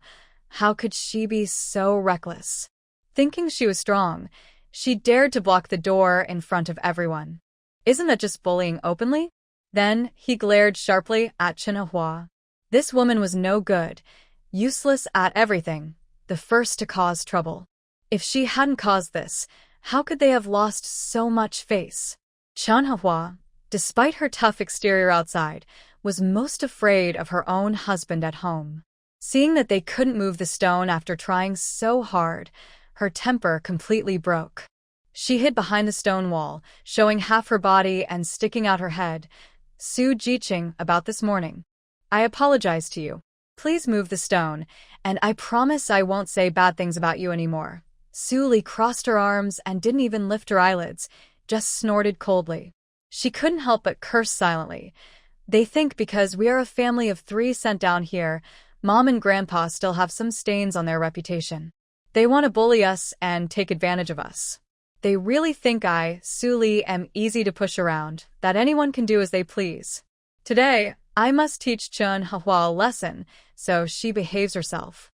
If I don't, others might follow her example in the future. Mrs. Manhwa, let me tell you, just because you cause trouble and try to cheat doesn't mean others will be afraid of you. I want to see who's afraid of whom. If anyone calls me capitalist brat again, I'll block your door. Su Li folded her arms, her eyes cold, and her words hit Manhwa right in her heart. People watching the scene couldn't help but comment inwardly, "This girl really can't be messed with. She's brave and clever. She's probably trying to scare others now to prevent future trouble." From now on, anyone who tries to bother Su Li will have to think twice. This time, Manhwa, who loves to take advantage, not only failed to get what she wanted but also got herself into trouble. This might be a lesson she'll remember for a lifetime. Everyone watched happily. None of them stepped forward to help. It's a joke. It's been a long time since they saw Manhwa get into trouble. Now, they want to see it all. Su Jiqing, don't worry. I promise I won't say those words again. But if others do, I can't control what they say, right? Be kind and move the stone away from me. I'll remember your kindness, okay? No. Su Li interrupted coldly. If others say it again, it means they learned it from you. You have to promise that no one in the team will say such things in the future. Manhwa looked upset when Su Li refused to agree. Her face darkened with anger. She raised her voice and started shouting in the yard. Old Wu tried to move the stone for a long time, but it didn't budge. Seeing the production team members standing around watching, no one came to help. Frustrated, he threw up his hands, looked angry, and went back inside to smoke. Only Wu Qinglin was left standing in the yard, watching his mother cry out of breath, but he had no idea what to do. A few men from the village felt sorry and discussed helping to move the stone. But even with several people trying, they could only pry the stone open a little. It still wouldn't move. Su Li stood nearby, watching coldly. The men awkwardly smiled and then backed away, looking defeated. Su Lisin sneered inwardly. That stone was 1,000 pounds heavy, but didn't the lady just roll over it little by little? You think a few of you can move it? In the end, the stone blocked the door of Chen Hawa's house, making it impossible to go in or out. A family of 3 didn't even earn their work points that morning. Su Li did whatever she wanted, unaffected, as if nothing that happened this morning had anything to do with her. Chen Hua completely lost her temper, feeling regretful and angry. Why did she have to provoke this troublemaker? Finally, with no other choice, she rolled up her pants, climbed over the low wall built with stones, and dirted herself as she went to the team office to find Li Guangquan. There was no sign of her proud attitude from earlier. Li Guangquan was feeling annoyed. He had planned to find a good chance to propose marriage and marry Su Li properly. But Chen Hua suddenly appeared and caused a fuss, making it known to everyone in the team. "Secretary, you have to help me," she said. As soon as she entered, Li Guangquan shot her a cold look. His gaze was sharp like a knife, making her words catch in her throat. "Help you?" Li Guangquan took a puff of his cigarette and said slowly, "I did something stupid. No matter what you say, you won't be right.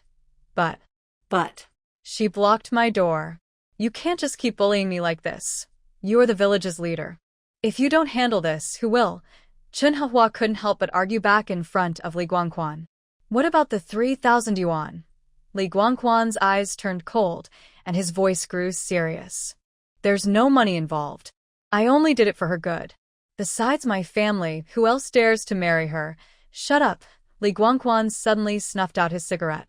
"The money is hers. When did you start thinking about it?" "Go home and figure it out yourself. Stop causing trouble for me." After saying that, he turned and went straight into his office.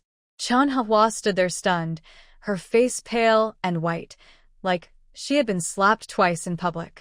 She lowered her head and left the team office feeling humiliated. She was full of resentment, resentful of Su Li, Li Guangquan, and herself. Just as she reached the village entrance, Wang Qiulan, dressed in a blue cloth shirt and carrying a basket, came over. "How did it go? Hit a wall? Why don't you find someone who can solve the problem?" "Just went to find him." Chen Hua left the village office, her mind a jumble of confusion. Even the village secretary was avoiding responsibility for this matter. Who else could she argue with? Her chest felt tight, her steps unsteady, as if she was walking on cotton all the way home. But when she reached the door, her anger almost made her collapse. The large, half-human-sized blue stone still sat quietly in front of the gate, as if waiting for her to come and be angry. What's worse, this spot had become a local attraction. People from the village often came to look, whether they had business or not. Adults led children, and passers-by carried baskets, all coming to observe and laugh. Some quick-tongued women even laughed loudly and joked openly. "Oh, Sister Hua, Su Li really helped you this time." "Exactly. Now you won't have to hide things around the house anymore.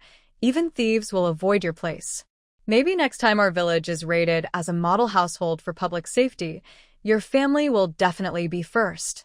The laughter felt like knives stabbing into Chen Hua's ears.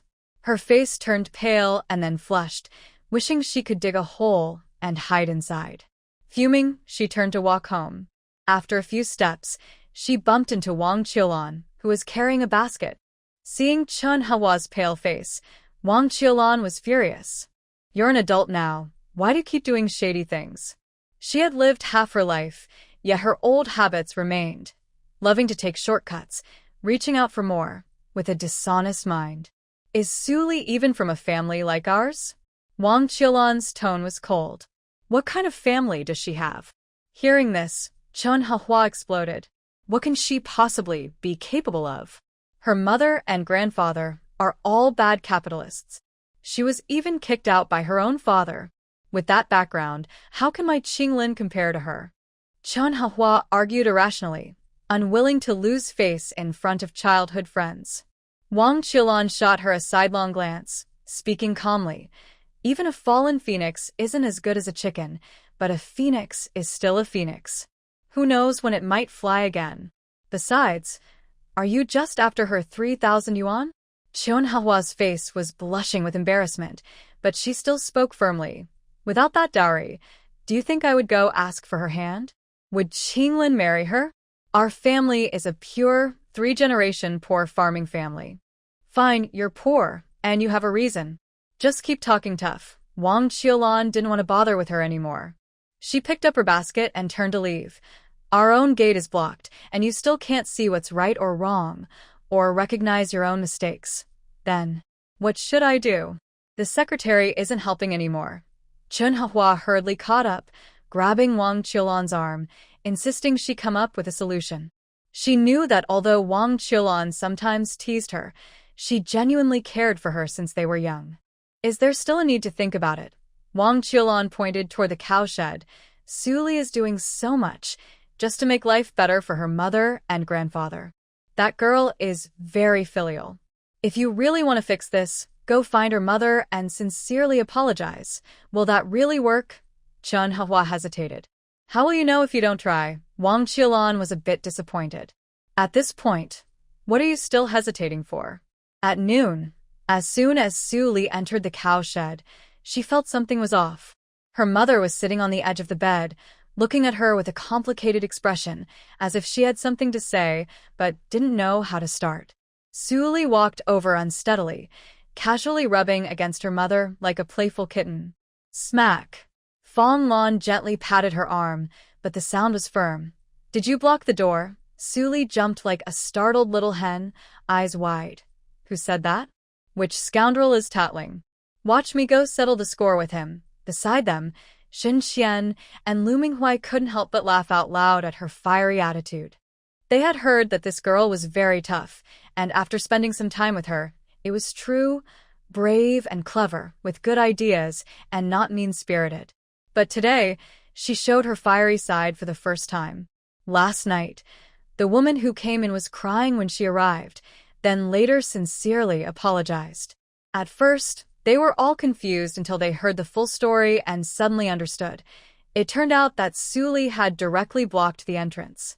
This made it impossible for people to come or go, and they were so angry they were practically boiling inside their homes. They knew without asking that this girl must have been bullied badly, and her anger drove her to do this. Most likely, she also wanted to show everyone that she was not someone to be messed with, to let the village folks know she was tough. This way, their lives might be a little easier. This girl. She really put in a lot of effort for their sake. Fong Lan still couldn't quite wrap her head around it. She understood that Suli did this for them, but the trouble it caused was a bit too much. Fong Jichuan was busy cleaning his tools, wiping his sweat with a towel, but his face showed some relief. This child truly has the blood of the Fong family, calm in trouble, thoughtful, and brave enough to act. If the policies ever change for the better, her character might really help her soar. Fong Lan glared at Su Li and then, with a worried look, handed her a glass of water.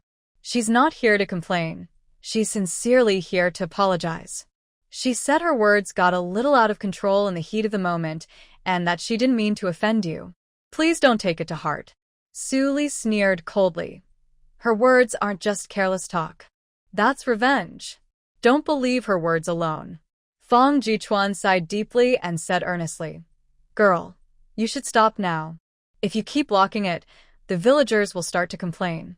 Su Li bit her lip and thought for a moment, then reluctantly snorted. I was planning to block it for 3 more days, but after hearing you, I'll move it this afternoon. Good. That's the right decision. Fong Lan finally smiled, her eyes showing both relief and a little sadness. This girl. She's doing all this for them. In the afternoon, Su Li finished work and headed to Manhwa's house, followed by a long line of people. A young man teased, Su Zixing, I found another big stone for you. Want me to bring it over? Suli. Are these people really hoping I'll add another stone to her door? Manhwa saw Su Li coming from afar and immediately ran out of the yard, smiling so hard it looked almost painful. Su Li, it's all my fault. I didn't watch my words. You're very kind. Since Auntie has apologized, can we let this matter go? Will you still criticize me in the future? Su Li's voice was cold and sharp. No, no. Auntie promises not to say a single word from now on. Just this once, she lost face in front of everyone. The old man at home was so angry, he wished he could hit her right then. All right, since you are truly sorry, I will forgive you this time. After saying that, Su Li bent down and pushed with both hands. The large stone, about half a person tall, rolled back to its original place with a loud thud. Suddenly, the area at the door was empty. The onlookers couldn't help but whisper in amazement, "This girl's strength is really impressive." While everyone was still talking about Su Li's strength, suddenly, hurried footsteps came from the entrance. A fellow worker ran over quickly, looking worried and panting as he spoke. "Something's wrong. There's an accident by the river." "Uncle Dashin, what happened?" Someone asked, leaning in to listen. The worker, called Yang Dashin, wiped sweat from his forehead and secretly glanced at Su Li with a complicated look. It's Lu Jiqing from the youth group. She fell into the water. Su Li's heart skipped a beat, and she immediately stood up straight. Although Lu Yuanyuan and she had moved away from the youth group, the workers still considered them part of it. By Ludong River, the place where people often go to fetch water and wash clothes. But Someone has already rescued her. Before he finished speaking, Su Li had already run out quickly. Lu Yuanyuan was one of the only two friends who had ever been kind to her in this world. The first was Zhou Hao, and the second was Lu Yuanyuan. She absolutely couldn't let anything happen to her. Su Li rushed to the east bank of Ludong River. Wow! The riverbank was packed with people, layered in thick crowds. Some even leaned over stone stools to look inside. The crowd was whispering and discussing, "Wu Yi has no mother since he was young. Why is Wang Danny so cruel? This time, it's thanks to Lu Jiqing. If it weren't for her, Wu Yi would be the one pushed into the water. Wang Danny has been spoiled by Widow Wang and her adoptive father. Who would dare to marry her now? I think it would be good if the family of the secretary married into her family. The two kids would be a good match." Someone nearby chuckled and said, "Stop talking, or people will hear and cause trouble." Su Li hurriedly ran to the riverbank, pushing through the crowd in a few quick steps. She saw Lu Yuanyuan soaking wet, her hair stuck to her face, wearing a man's coat with a pale face. Next to her, Wu Yi was crying so hard he was gasping for breath. When he saw Su Li, he cried even more. Others quickly explained what had happened. It turned out that Wang Danny and Lu Yuanyuan were washing clothes by the river with some women, and Wu Yi came to fetch water. When Wang Danny saw him, she scolded him angrily, saying he had no manners. Wu Yi, not afraid of trouble, retorted, "Didn't you also lose your father? You're lazy and careless, not much better than a pig." This made Wang Danny furious. She pushed Wu Yi into the water. Lu Yuanyuan was washing clothes nearby and tried to stop her, but Wang Danny pushed her into the river instead. Lu Yuanyuan couldn't swim and started choking and calling for help. The women nearby didn't know how to swim and were too scared to do anything. They watched helplessly as Lu Yuanyuan was about to sink. Fortunately, Wu Jiashun heard the noise and rushed over, jumping in to save her. He also took off his coat and wrapped it around Lu Yuanyuan. On the riverbank, Wu Jiashun was still gasping for air, while Lu Yuanyuan was trembling and being helped onto a rock. Su Li felt a surge of anger. This was clearly bullying. She looked coldly at the crowd, her gaze stopping on Wang Danny at the other end. Wang Danny was sitting on a stone, shrinking her neck. Her face was pale, her eyes flickering, her lips trembling, but she couldn't say a word. Su Li stepped forward slowly, her face cold. "Wang Danny, you really have some nerve. An adult, yelling and scolding a girl without a mother. Aren't you ashamed? She's still growing. You scold her for fun, and then push her into the river?" Wang Danny's face turned pale and flushed alternately. She clenched her teeth and suddenly stood up. "Su Li, don't think you can bully me just because you're strong. I'm afraid of you." As soon as she finished, the crowd burst into laughter. Wang Danny's face looked even worse. She always thought of herself as the adopted daughter of the secretary. Her father had died for the team, and in the team, she was considered a person of higher status. When had she ever been humiliated like this? It's all because of Su Li. She had nothing to do with this, but she rushed over to act so bossy. Su Li snorted coldly. If I curse you, it's because of what you did. Do you really think you deserve to be scolded? Even if Wu Yi is quick-tongued, he's just a kid. What does he know? You, as an adult, don't stop him, and then you push someone into the river? Wang Danny tilted her neck and said, I just couldn't stand it. Couldn't stand it? Su Li sneered. If you can't stand it, then you try to hurt someone badly. If Lu Yuanyuan gets hurt today, what will you do to make up for it? Someone in the crowd agreed. That's right. Luckily, Wu Shan arrived in time. Otherwise, Lu Jiqing might have. Wang Danny's face turned pale with anger, and she suddenly became furious. Su Li, stop pretending to be a good person here. Don't think that because you're strong, I won't dare to do anything. Su Li's eyes turned cold, and her voice immediately rose. I wish you wouldn't be afraid. Come on now. Tell everyone clearly, did you push her? Wang Danny panicked and instinctively took a half step back. I just bumped into her. Bumped? Su Li interrupted with a cold laugh. You just accidentally bumped her and Lu Yuanyuan almost got swept away by the river. If you pushed her hard, wouldn't Lu Yuanyuan be dead now? The whispers around grew louder, with accusations and mockery. Wang Danny's face flushed red, and she clenched her fists tightly around her clothes, unable to say a complete word. What's wrong? What's going on here? Suddenly, a woman in a yellow floral shirt squeezed through the crowd. It was Wang Danny's mother, Widow Wang. She pushed her way forward and loudly shouted, Danny, my poor girl, why are so many people surrounding you? What are they trying to do? She cried loudly, her eyes red, gasping for breath. My husband died early, and I've been raising my daughter alone. We haven't stolen or robbed anyone. Why do you all hate us? She cried while glaring at Su Li, her words full of sarcasm. Some people are so young. My own affairs are still tangled, and I shouldn't be meddling in others' matters. Moreover, Danny didn't do it on purpose.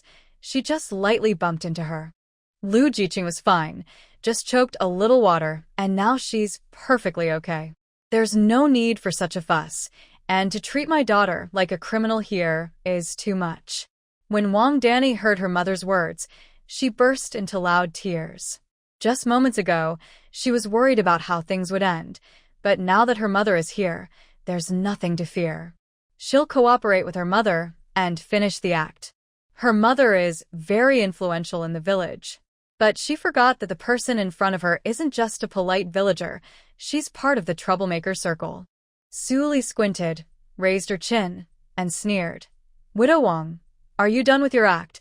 Widow Wang's sharp, sarcastic words made Su Li very angry. Who is this person? Her daughter did something wrong, but instead of reflecting on herself, she criticizes others for interfering. Fine, today I will definitely get involved. Some relatives of Widow Wang in the crowd immediately jumped in to support her. Exactly, Lu Jiqing is fine. Let's forget about this. Everyone's life is hard enough without dwelling on it. Su Li's expression grew colder. In this place, the local customs are clear. Girls don't marry far away, and daughters-in-law marry nearby. In one production team, 7 aunts and 8 cousins are watching closely. If something happens in a family, even a slightly related relative can gather a crowd to speak up. Regardless of who is right or wrong, they first protect their own family. Su Li slowly approached Widow Wang, her voice quiet but clear enough for everyone to hear. Mrs. Wang, I've heard that your husband is a good man. That year, he delivered grain to the team and had an accident. Everyone remembers his kindness. But if you use this as an excuse to protect your daughter and bully others, aren't you tarnishing his reputation? She paused, then continued. If Sister Yuanyuan wasn't here today, your daughter would have pushed down Wu Yi, a child under 10.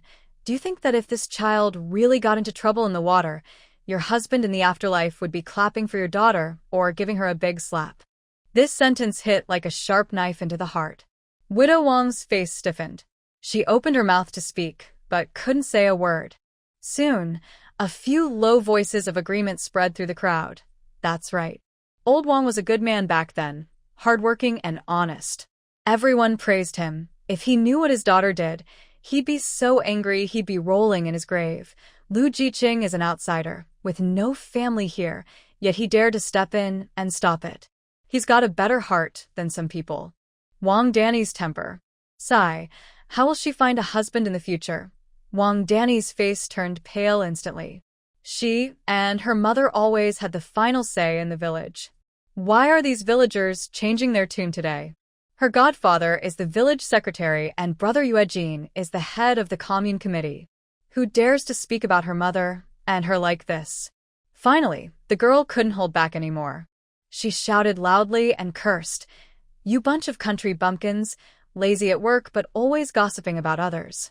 Be careful or you'll lose your work points tomorrow. As soon as she spoke, Widow Wang felt uneasy. Her face changed immediately. She reached out to cover her daughter's mouth, but it was too late. A few older villagers shook their heads and sighed. Danny, you need to learn to control yourself. If your mother wasn't protecting you, you'd get into big trouble sooner or later. When these words reached Widow Wang's ears, her face turned from green to white. This feeling of betrayal by her own people was even worse than being scolded directly. Wu Jiashuan, standing nearby, immediately looked grim. He stepped forward a few steps, his voice cold as ice. Wife Wang, your daughter bullied Wu Yi and pushed Lu Jiqing into the water. Shouldn't you apologize first? Wang Danny's eyes widened like a hen that had been stepped on, her neck stiffening. Apologize? Why should I? That kid is nobody special, just some wild kid I found somewhere. I won't apologize to him. Dream on. Suddenly, everything around went silent. Everyone's eyes fixed on her face. Is this girl crazy? Who dares to say such things to Wu Jiashuan's face? 10 years ago, Wu Jiashuan was about 25 years old. Suddenly, he returned from the army holding a swaddled baby, claiming it was his wife's child, who had died during childbirth. The villagers had never heard of him having a girlfriend, and the baby was brought back so suddenly that some people started gossiping behind his back. But no matter who it was, as soon as Wu Jiashuan found out someone was talking behind his back, his family members or brothers would give them a serious warning. Over time, no one dared to spread rumors anymore. His parents loved the child very much, and gradually, all the gossip stopped. Later, some people tried to set him up with a matchmaker, but he refused all offers. He said Wu Yi was still young, and he was worried that if a stepmother came, the child might suffer. Now, after hearing Wang Danny's words, Wu Jiashuan understood everything clearly. It was obvious that Widow Wang was secretly talking nonsense and teaching her daughter to do the same. He was so angry his face turned red, his fists clenched tightly, and his chest heaved violently. If she weren't a woman, he really wanted to punch her into the water. Seeing that he didn't make a move, Wang Danny became even more arrogant, as if she had found a way to vent her anger. She completely lost her temper. What's wrong? Even if I pushed him, he deserved it. Who told him to be so rude? As for Lu Yuan, I didn't even scold her. She came over herself, so why get involved? Before Wang Danny finished speaking, she suddenly felt a lightness in her body, like a sack being lifted. She was thrown into the air. Oh. She hadn't reacted yet when she was firmly carried onto someone's shoulder. Suli, what are you doing? Before she could finish, a splash of water burst out, and icy river water instantly covered Wang Danny's head. The riverbank was silent for 2 seconds, then suddenly erupted into chaos. Oh my god, Su Jiqing is really brave. Now, let's see if she's still so arrogant. Serves her right. Her mouth was so poisonous, splashing her into the water is just right to cool her down. In the river, Wang Danny flailed her arms and legs, choking on water. She looked so helpless, like a fat duck that had fallen into a mud pond, tears and snot mixing with river water streaming down her face. On the shore, Widow Wang was so anxious, she kept slapping her thighs and shouting loudly, "Hurry, someone, help! My daughter is drowning." A few men who knew how to swim looked at each other hesitantly. Should they save her? What if they do, and it ruins her reputation? In these times, Men and women are not supposed to touch each other, and a girl's reputation is more valuable than her life. A young man who was about to get engaged just took a step forward, but was quickly pulled back by his mother. Are you crazy? If you go in to help her and she clings to you, your whole life will be ruined. Just kidding. If she clings to him and the widow Wang claims him, what should he do? She doesn't want a daughter-in-law like that. People in the crowd whispered quietly, Oh, this is a tricky situation. Whoever goes in will be unlucky. These two often offend others. Looking at the situation, no one seems willing to go. Suddenly, by the riverbank, a splash of water sounded loudly, and a young figure decisively jumped into the water. His movements were quick and fierce, swimming straight toward Wang Danny. Who was that? Did you see clearly? Not from our team. Maybe from the Youth Education Institute. Wu Jiqing, Wu Peng, hey, looks like there's more drama coming. Wu Peng dove into the water with a determined look, biting his lip as he swam toward Wang Danny. He was among the first to go to the countryside from the Youth Education Institute.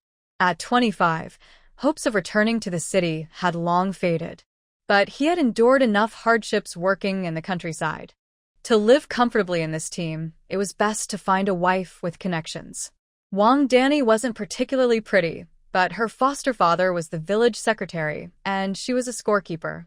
In this team, who would dare to ignore her? Such a marriage wouldn't be a loss. So, when he saw Wang Danny fall into the water, he almost didn't hesitate and jumped in. The river water flooded into his ears and nose, making him cough and tear up, but he was thinking, save her, and she owes him a favor. Maybe. This is a good opportunity. Besides, in rural areas, there's a saying that men and women shouldn't touch each other. He rescued Wang Danny and held her, but in the eyes of outsiders, her innocence was no longer certain. Besides, what else could she do but marry him? Later, he could act high and mighty, saying he was responsible for her reputation, which might earn him some goodwill among the villagers. The more Wu Peng thought about it, the more he believed this plan was feasible. He moved quickly toward Wang Danny. Wang Danny was splashing wildly in the water, flailing her arms and legs, almost swallowing several mouthfuls of water. After Wu Peng approached, he reached out and grabbed her arm, shouting loudly, Don't move. I'll help you get out. But when Wang Danny saw it was him, she desperately clung to him, nearly pulling both of them into the water. Wu Peng cursed silently, then firmly wrapped his arms around her from behind, kicking water behind him, and slowly swam toward the shore. People on the riverbank stretched their necks to watch, some beginning to talk. That Wu Jiqing really doesn't care about danger. The water is very fast. Hey, you don't understand. He's saving a beauty, that's all. Someone chuckled meaningfully. The water gradually parted, and finally, they reached shallow water. Wu Peng, panting heavily, half-dragged and half-carried Wang Danny onto the shore.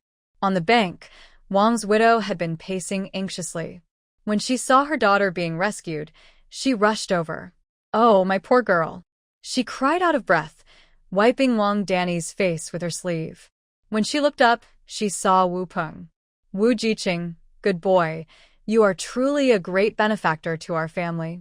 If you ever have any trouble, just come to Annie. This sentence hit Wu Peng's heart perfectly. He felt a warm rush and thought the timing was just right. He stepped forward, brushed his wet hair, and spoke in a steady voice. Aunt Wang, I've been a young worker here for nearly 7 or 8 years. The crowd instantly quieted, dozens of eyes fixed on him. Wu Peng took a deep breath, a smile on his face. Aunt Wang, today I saved Danny, which also means I've taken a step toward her innocence. If you don't mind, I am willing to take responsibility for Danny. As soon as he finished, the crowd started talking again. Oh, Wu Jiqing is proposing marriage right here. That's quite bold, probably aiming at Danny's godfather. Wang's widow paused for half a second, her smile stiffening immediately. Then she forced a laugh and shook her head. We both remember Wu Jiqing's kindness in saving us. But marriage is a big matter, and we can't decide on it just because of one act of rescue. Wang Danny suddenly lost her temper. She shook her wet hair and snorted coldly. I don't want to marry you. If I go back to the city, I won't be able to come back, and I'll have to stay here for the rest of my life. And I have to support you? I won't do that. This sentence was like a bucket of cold water poured over her head. Wu Peng's face turned bright red, from his cheeks all the way to his neck. He swallowed hard, tried to speak a few times, but couldn't say a word. He had thought that since he saved her, proposing on the spot would probably make Wang Danny agree. He saw this as a chance to settle down in the countryside. But now, being rejected so clearly in front of so many people, he felt humiliated. Some people in the crowd couldn't help but laugh out loud. Others shook their heads or made teasing faces. The scene was more embarrassing than falling into a river. Wu Peng's throat bobbed, and he awkwardly stepped back. All right, Aunt Wang. I'll listen to you. Just pretend I didn't say anything. Wang Danny knew exactly what this kid was up to. Could she not see? He just wanted to give up on the city and latch onto the party secretary's family, hoping to live comfortably in the countryside. But she liked Li Ziang as a son-in-law. When Danny was drowning, that boy ran behind the crowd and didn't help. She was worried something might happen to him. And then there was Su Li, that troublemaker. How dare she? How dare she? Wang Danny clenched her teeth in anger. That girl had thrown her daughter into the river in front of everyone, humiliating her. No wonder Li Xiaolian kept losing to her. She was a shameless troublemaker. Wang Danny was cursing Su Li silently when Li Guangquan hurried over from the brigade office. It turned out that Li Lu had just gone to report that Wang Danny and Wu Yi had argued. Lu Yuan was pushed into the river, and Wu's family had rescued her. Li Guangquan hadn't paid much attention at first. Although Wang Danny was at fault, Lu Yuan was cautious and didn't like trouble. With Wang Danny's fiery temper, she wouldn't suffer much. But soon after, someone came breathless to report that Su Li and Wang Danny had clashed. At that moment, Li Guangquan's heart skipped a beat. Su Li knew very well who Wang Danny was. She was a tough girl who wouldn't take nonsense. Anyone who annoyed her would definitely be put in their place. Thinking about Wang Danny's usual arrogance and sharp tongue, he could almost imagine the outcome. Wang Danny was likely to suffer a big fall. Without hesitation, he dropped what he was doing and hurried to the riverbank. The crowd immediately made way for him. But when he pushed through and looked, he was too late. Wang Danny was soaking wet, squatting on the ground with her hair stuck to her face, looking like a drowned rat. People on the shore were talking loudly. Su Li stood at the edge of the crowd with his arms crossed, looking calm, with a faint smile at the corner of his mouth. When Wang Danny saw Li Guangquan arrive, she immediately looked for support. Tears burst out of her eyes, and her voice was sharp and urgent. Godfather, it's that wicked girl. She threw me into the river. Wang Danny was quick to blame others first. Li Guangquan's face darkened instantly, like water could drip from it. If something serious happened, how could he explain to Feng Shi? He looked up and glared at the widow Wang. She looked mournful and distressed, tears shining in her eyes, her lips trembling, completely acting like she had been wronged to the bone, as if she was the most aggrieved person in the world. Su Li watched her act and sneered inwardly. No wonder she was good friends with Li Xiaolian. Her expression and manner were like two peas in a pod, both as pure as white lotuses. It was truly disgusting. But then, Li Guangquan's words made her so angry she almost fell backward. In Li Guangquan's eyes, the widow Wang was like a goddess, so perfect and beautiful. Seeing someone he loved being wronged made his anger rise quickly.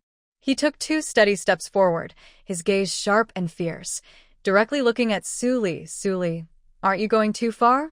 Wang Danny is just a girl. How can you publicly throw her into the river? That's not proper. Su Li glanced at the Wang Danny. Ha! What a sight. Her originally slim light-colored shirt was now wrinkled and clinging tightly to her body.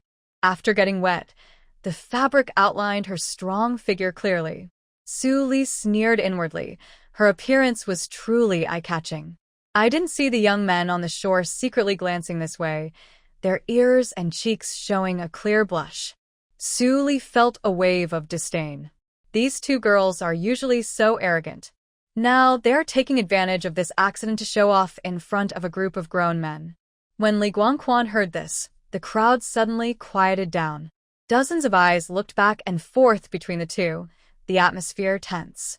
Su Li raised her head, a slight smile at the corner of her mouth, her voice clear and calm. Secretary Li, she can push others into the river, so why can't I throw her in too? If Lu Yuanyu and Han been here today, the one pushed in would be Wu Yi, a child under 10. Do you think, if he gets into trouble in the water, who will be responsible? Li Guangquan frowned, wanting to say something. But Su Li didn't give him a chance. She pointed sharply at Wang Danny with her hand. She relies on having someone backing her, bullying young people and children. This isn't the first time. Today, I just want her to understand that if she can push others into the river, others can push her too. Let her remember what it feels like to choke on water. And let her wake up.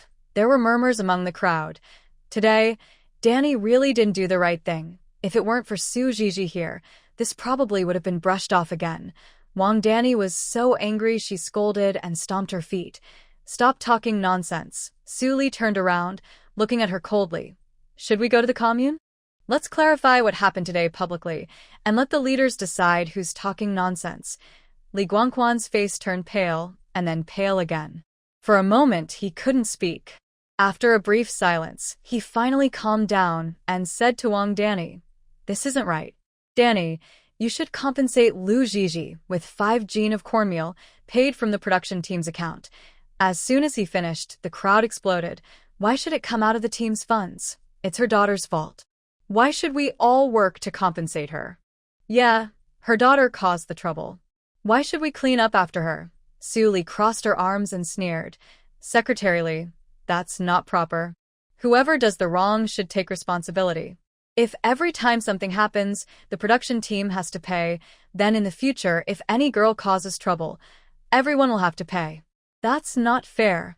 A brave member of the community stepped forward and loudly said, Secretary Li, if my daughter causes trouble, I will pay for it myself. I won't agree to let others pay for her. As soon as he spoke, the other members nodded in agreement. Exactly. When your own child causes trouble, you should be responsible. Don't drag others into it. Li Guangquan's face turned pale with anger. Surrounded by everyone's comments, he felt he had no way out. He shot a stern look at Su Li. It's all because of this wild girl. I don't need her to pay the grain, so why does she have to speak up? Finally, he changed his words. Well, let's just say the 5 gene of cornmeal should be paid for by my sister-in-law herself. When the words sister-in-law came out, a few women in the crowd exchanged meaningful glances and then pursed their lips. Everyone in the team knew about their little secret, and calling her sister-in-law? That's embarrassing. Widow Wang's expression finally couldn't hold, and her eyes flashed with resentment. This 5 gene of cornmeal was enough for her and her daughter to eat for several days. She clenched her teeth and forced a smile. All right, I'll pay for it myself. But inside, she was seething with anger. Su Li, that stubborn girl. Not only did she embarrass her publicly today, but now she also has to pay for the grain. It felt like a knife stabbing her heart. She wished she could take her life. One day, she would make sure this girl paid back everything with interest. Li Guangquan was so choked by everyone's words that he had no more words. His face darkened, and he snapped. Everyone, disperse now, then turned and left. The crowd broke up into small groups, whispering as they walked, occasionally glancing back at Su Li. Su Li didn't bother to pay attention to their secret glances. She simply walked home. As she pushed open the courtyard gate, she saw Lu Yuanyuan sitting on a small stool at the door, lost in thought. Her wet clothes, taken off earlier, were hanging on the line. Her hair was half-dried, sticking to her face, and her expression was a bit dazed. Are you okay? Su Li went over and sat beside her. She sighed inwardly. No matter who it was, anyone would be scared after such a big incident today. Lu Yuanyuan pursed her lips, shook her head, and softly said, Su Li, today. Wang Danny did it on purpose. She first scolded Wu Yi, then saw me coming and pushed me down. When she pushed me, her eyes were really scary. She knew very well in her heart that she was probably involved with Lu Yuanyuan in this matter. Wang Danny had long disliked her, and since Lu Yuanyuan was close to her, she naturally became a target to vent her anger. She was about to ask for more details when footsteps sounded at the gate. She looked up to see Wu Jiashuan walking in briskly, carrying a small cloth bag. Lu Jiqing. His tone was serious as he placed the cloth bag beside Lu Yuanyuan. Today, thanks to you saving Wu Yi, this is a pound of brown sugar and a pack of red dates. Keep them, to help yourself. Lu Yuanyuan quickly waved her hands. Brother Wu, this isn't right. I can't accept your things. Of course you should. Wu Jiashuan looked firm. The favor of saving a life isn't worth much. Lu Yuanyuan wanted to refuse again, but Wu Jiashuan had already set the items down and turned to leave. His back was straightforward and efficient, leaving no room for politeness. By the way, when did you all start calling each other differently? Weren't you all calling him uncle before? Lu Yuanyuan pouted. He's only in his early 30s. If I call him uncle, isn't that a loss for me? Su Li blinked. Girl, you're not even 20 yet. Calling him uncle, I really can't see where the loss is. Sigh, who asked you to be so willing? Just call him whatever you like. And honestly, Wu Jiashuan's appearance changed a lot after he returned from the army. Especially his eyes, bright and full of life. Now, you could tell at a glance that he's a veteran. Su Li couldn't help but sigh. The army really is a place that trains people. Looking at the bag of brown sugar and red dates, she felt a slight stir in her heart. In these times, these are rare and good things. She looked down at Lu Yuanyuan again. This girl saved others without expecting anything in return. Truly a bit silly, but adorable. Girl, should I make you some red date and brown sugar water tonight to calm your nerves? Su Li hesitated and asked. Lu Yuanyuan shook her head. If you think eating it plain is too dull, I can catch a chicken and stew it with red dates and brown sugar to give you a good boost. Lu Yuanyuan disdainfully pouted. I'm not postpartum. And I don't want to eat dark dishes like chicken stew with red dates and brown sugar. Let's save that for the new year. Su Li. After dinner, it was already dark outside. Only a dim kerosene lamp was lit in the barn. Under the lamp's glow, a few people sat around an old, worn-out dining table. On the table were a bowl of yellow cornmeal buns and some fresh vegetables. Although there was no meat, the meal was still hearty. Su Li pushed the door open and was about to sit down when Lu Minghui couldn't help but speak, his tone full of urgency. Li girl, what exactly happened this afternoon? I heard Wu Yi almost got pushed into the river. Lu Minghui looked a bit serious. That boy had been working in the barn after cutting pig grass, earning 3 work points a day, and he was growing strong and healthy. Wu's family took good care of him. But this afternoon, I heard he almost got pushed into the river, which scared me. Luckily, he was safe in the end. Su Li raised an eyebrow and looked at him slowly. What? Didn't you say you didn't care about that kid? Lu Minghui was caught off guard and looked a bit embarrassed. He reached up to scratch his nose and didn't argue further. This girl is clever and tricky. You can't fool her. Seeing his anxious look, Su Li didn't beat around the bush. It's thanks to Yuan that she stopped it. Otherwise, the consequences could have been terrible. Fong Lan then joined in, a hint of approval in her eyes. Lu Jiqing is indeed a good person. Since that night when Su Li publicly revealed her relationship with the barn, Lu Yuan no longer kept her distance. She sometimes came over to sit with them and chat. But Fong Lan still felt uneasy and frowned slightly. What exactly happened this afternoon? They only heard that Su Li and Wang De and I argued, causing the villagers to come and watch the fun, but they didn't know the details. The people in the barn usually didn't get close to the villagers to avoid trouble. The others in the barn also put down their chopsticks and looked at Su Li. Under the kerosene lamp, all their eyes showed the same meaning. Hurry up, don't keep us waiting. Su Li smiled and explained what happened that afternoon. Chen Fong tilted her head and looked at her meaningfully. Did Li Guangquan and Widow Wang have something going on? Su Li raised an eyebrow. Auntie, you really should become a detective if you're not already. Fong Lan frowned and asked, what do you mean by something going on? Su Li. His mother was emotionally slow. No wonder Li Xiaolian took advantage of her. But it's also time to tell them about the relationship between Li Guangquan and Li Xiaolian. Li Guangquan was greedy and unpredictable. He might come up with bad ideas to hurt his mother and grandfather. She hadn't forgotten that Li Guangquan still wanted her 3,000 yuan. After they finished eating, Suli pulled them into Fong Lan's room. What did you say? Li Guangquan is Li Xiaolian's cousin. The grandfather, grandmother, and granddaughter sat in the room, looking at Suli with surprise. Yes, Grandpa. This seems interesting, right? Fong Jichuan frowned. If it's true, then his daughter was deliberately sent here, and someone tampered with her. Those siblings are really ruthless. So, you're saying I came here because of their scheme? Fong Lan asked. Mom, you being able to come to this remote mountain area is really thanks to them. Girl, how did you find out about this? Fong Lan asked in surprise. I once saw Li Guangquan visiting Widow Wang's house and listened from behind a wall corner. This was a bit embarrassing, and Suli felt a little discouraged. You little girl. Fong Lan looked at her speechlessly. This girl has been mischievous since she was little, not knowing she also liked eavesdropping behind walls. Is there anything she wouldn't dare to do? If others saw you, Suli thought to herself. That night she was indeed seen, and Fu Jingnan caught her in the act. Fong Jichuan frowned, and was silent for a moment. That Li Shengli is just not a good person from the start. When he first came to Kyoto, your father asked me to find him a job.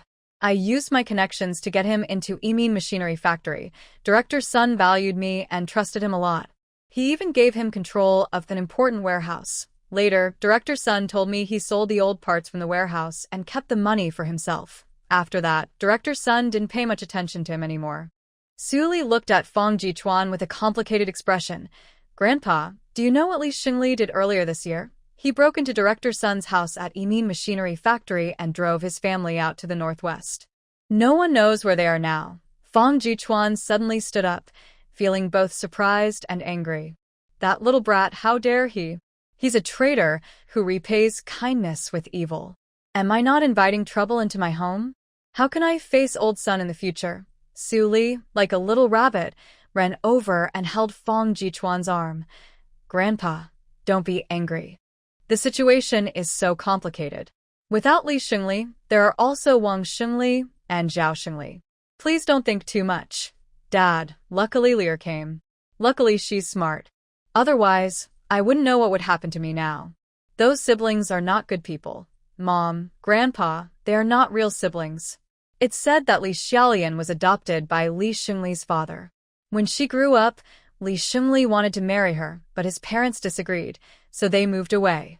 I suspect that their move is related to this. Are they lovers? Fong Lan asked. Yes, Suli nodded.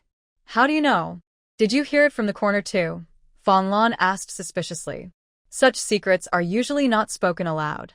Given her daughter's personality and the way she got this information, it seemed unlikely she heard it through normal means.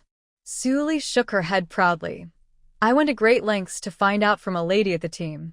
I guarantee the information is accurate. Fong Lan and Fong Jichuan looked at each other. The situation was quite complicated. What exactly did Su Jing and his wife marry into? I suspected it before, but I didn't expect him to be related to Li Guangquan. Li Xiaolian is really vicious. Interfering in others' families is one thing, but she even found someone to bring her into her own home. Under her cousin's supervision, it's clear she doesn't want to give herself any way out. No wonder he had several confrontations with Li Guangquan. He was full of malice. Mom, think about it. Who was the first to report your trouble? I suspect this is also connected to Li Xiaolian. Fong Lan thought for a moment, her face turning pale. It was a student named Wang Ji. He was the first to report me, and he also posted my big character poster. Su Li squinted her eyes. When I get the chance to go back to the capital, I will find out everything about Wang Ji. If I find out he falsely accused you, I won't let him go first. Fong Jichuan frowned, the deep crease between his eyebrows almost able to trap a mosquito. Li Guangquan, you've caused trouble for you. What did you hear that night? If it weren't for causing trouble for his granddaughter, why would he go eavesdrop at the corner? Su Li, I also overheard them planning to take my 3,000 yuan and even marry me off to Li Yuejin. But I won't tell you these things. so you won't worry more and have trouble sleeping at night. But Su Li forgot that people can't help but dwell on things. She didn't expect that the next morning, Li Guangquan would come to the barn and propose marriage. Su Li thought that Li Guangquan's plan for her to marry Li Yuejin would last a while. But unexpectedly, early the next day, Li Guangquan finished his chores in the team and went straight to the barn. Inside, Lu Minghuai and Xin Xian were sweeping the ground. Fong Jichuan was squatting by the pig pen, adding soil to the pen. Chen Fong and Fong Lan were at the door chopping pig grass. When they heard footsteps, everyone looked up at the visitor but didn't say a word. Li Guangquan, with his hands behind his back, strolled slowly around the barn, glancing over everyone with a neutral expression. After a while, he spoke in a deep voice to Lu Minghuai. "Old Lu, old Shin, go find Wu Jiashuan and pile up some manure for our team. After the harvest, we need to plant wheat. Since we don't have enough chemical fertilizer, we'll have to mix in some natural manure." Fong Jichuan stood up, leaning his shovel on the ground. "That job is dirty. Let the women do it. I'll go." Li Guangquan frowned and waved his hand. "No need. I came to see you and Fong Lan about something." They looked at each other, and Fong Jichuan nodded. The three of them then left the barn. Fong Lan and Fong Jichuan exchanged glances, silently thinking, yesterday, the girl threw her daughter into the river, and today her godfather is here. Whether their daughter was right or wrong, throwing Wang Danny into the river was a bit much. Fong Lan, believing less trouble is better, also wanted to get this matter over quickly. So, as not to cause trouble for Su Li with the secretary, she politely brought over 2 small stools. "Secretary Li, please sit. I heard that yesterday, Li pushed Wang Jifinyuan into the river? That girl is fierce. Don't take her too seriously." Li Guangquan's face darkened immediately after hearing Fong Lan's words.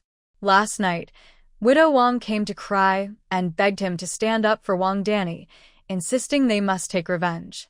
He advised her not to act rashly, but she scolded him harshly, saying that as a big party secretary, he couldn't even manage a small young worker. Before leaving, Widow Wang expressed resentment, saying that the 5 gene of cornmeal was her and her daughter's food for 3 days. She refused to give any and told Li Guangquan to find his own way. He had no choice but to ask Lu Shuang to weigh out the 5 gene of cornmeal after returning home. That woman clung to the jar of flour and refused to let go, causing a big fuss that the neighbors all heard. Because of his position as secretary, no one gathered to laugh at him, but everyone probably heard about his family's trouble. Finally, he couldn't take it anymore and slapped Lu Shuang, then managed to weigh out the 5 gene of cornmeal and had Li Lu deliver it to Lu Yuanyuan. Lu Shuang was so angry she didn't speak all night and was still lying on the Kong this morning, refusing to earn any work points. All these frustrating events were caused by that girl Su Li. Li Guangquan secretly resented her. Once the Great Leap Forward is over and he marries her, he can slowly settle accounts with her. Thinking of this, Li Guangquan softened his expression, put on a half-smile, and called out to Fong Jichuan. "Comrade Fong, sit for a while. I want to discuss something with you and Comrade Fong Lan." Fong Jichuan washed his hands and sat down on the small stool brought over by Fong Lan. "Secretary Li, just tell me what you need." This man had come to the cattle shed before, always shouting and bossing around.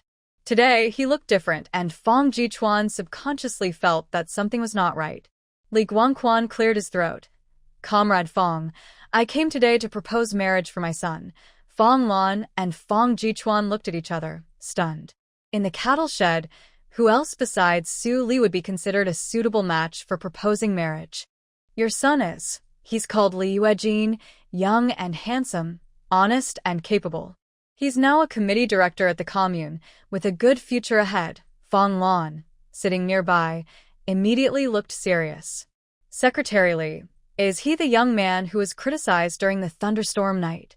She certainly hasn't forgotten the criticism meeting that evening, when the head of the commune committee, a young man named Li Yuejin, gave her a stern lecture.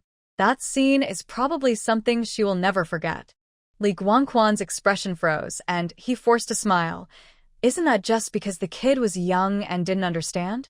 I also scolded him when I got back. He knows he was wrong." Fong Lan sneered inwardly. Not understanding? That's a matter of values and right from wrong. Moreover, with a father like you, what kind of good son can you raise? Secretary Li, my daughter Su Li is still young.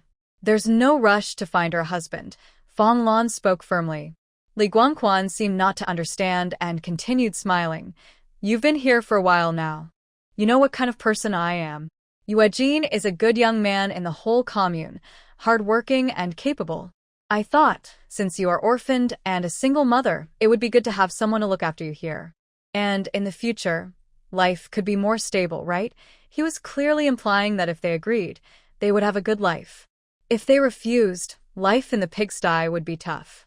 Jia Chuan frowned and lowered his voice.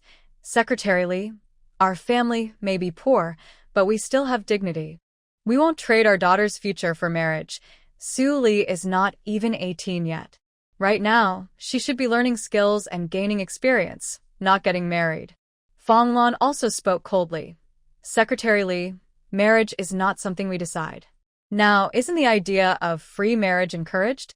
Su Li's marriage should be her own choice, and we won't interfere. Li Guangquan's smile stiffened. You can take your time to think about it. There's no need to refuse right now. Jia Chuan's tone grew colder. No need to think. My granddaughter's marriage won't make her suffer, and we won't rush into a decision. The atmosphere froze, and even the air seemed to carry a chill. Li Guangquan's face darkened completely. He suddenly stood up, forcing a weak smile. All right, I won't bother you anymore. He turned and left the pigsty, his anger rising inside. These two ungrateful people. I am the village secretary, a respected person in the commune. Seeing your daughter Su Li is a sign of respect for your family, so why won't you agree? Do you know how many young women in the commune and team are interested in my son? He comes from a wealthy background, and he was labeled a troublemaker and sent away as a bad element. What kind of wife do you think he can find? It's really shameless of you. If you don't agree, then just wait and see. In the pigsty, Fong Lan and Fong Jichuan sat in silence for a moment. Almost at the same time, they both let out a long breath. They looked at each other, both with serious expressions. This matter is probably not over yet. At noon, Su Li carried a basket of fresh vegetables to the pigsty. The air was mixed with the smell of cow manure and grass.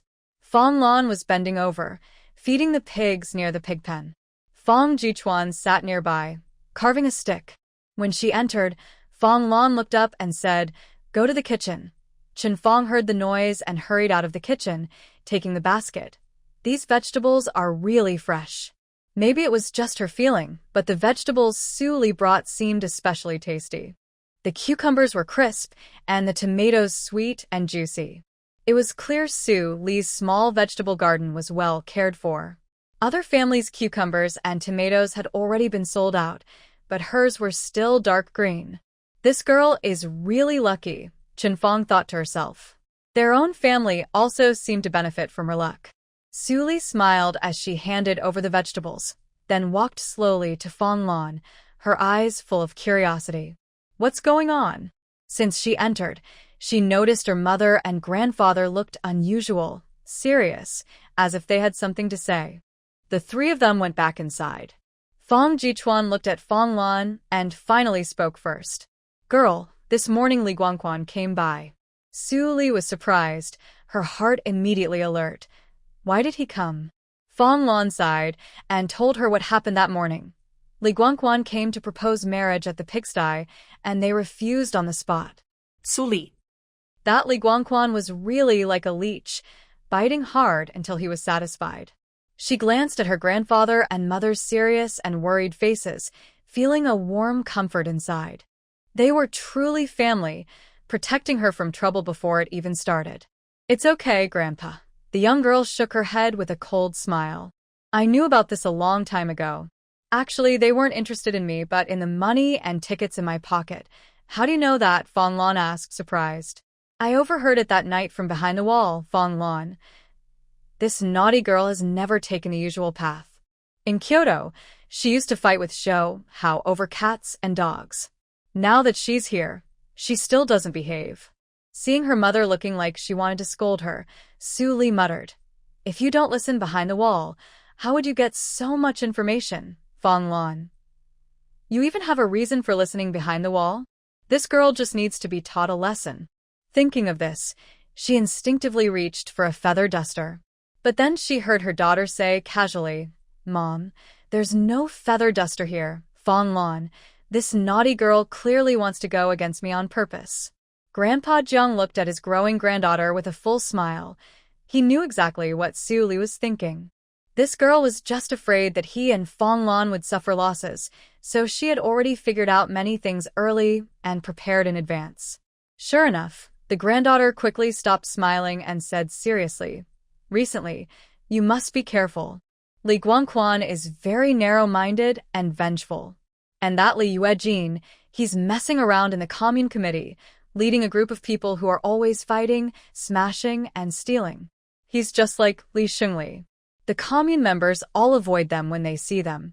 At this, her eyes suddenly sparkled like stars. "Let me tell you a gossip. Li Yuejin got a girl pregnant in the commune, and now she's chasing him to get married." Fong Lan and Grandpa Jiang both exclaimed in disbelief. "How do you know that?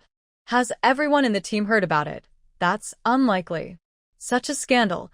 How could Li Guangquan and his father let others find out?" Looking at Li Guangquan's actions, he's a sneaky and cunning man. Su Li blinked, feeling a bit guilty. "I overheard it behind the mill with Lu Yuanyun." As soon as she finished speaking, she realized she had let something slip and quickly covered her mouth with her hand. Fong Lan and Grandpa Jiang exchanged glances, both helpless. Look at what their granddaughter or granddaughter-in-law has done. Su Li finally gave up pretending and decided to reveal everything about Li Guangquan's family. She explained each detail clearly. "Do you remember Wang Danny? She's Li Guangquan's adopted daughter. The one I threw into the river yesterday." Hee. Su Li blinked, smiling slyly. She liked her older brother, Li Yuejin, and refused to marry anyone else. But her mother didn't agree. Guess who she wanted her to marry? Fong Lan and Fong Jichuan looked at each other, unsure where to guess. "Tell us quickly," Fong Lan nudged her gently. "Li Ziang, the young man from the Jiqing courtyard, also from the city. Is that the guy who protected me and your grandfather that night?" Fong Lan remembered clearly. That night at the criticism meeting, the young woman, Qian Xiaoyu, first kicked Fong Jichuan. Then when she tried to kick Fong Lan, a young man pushed her away.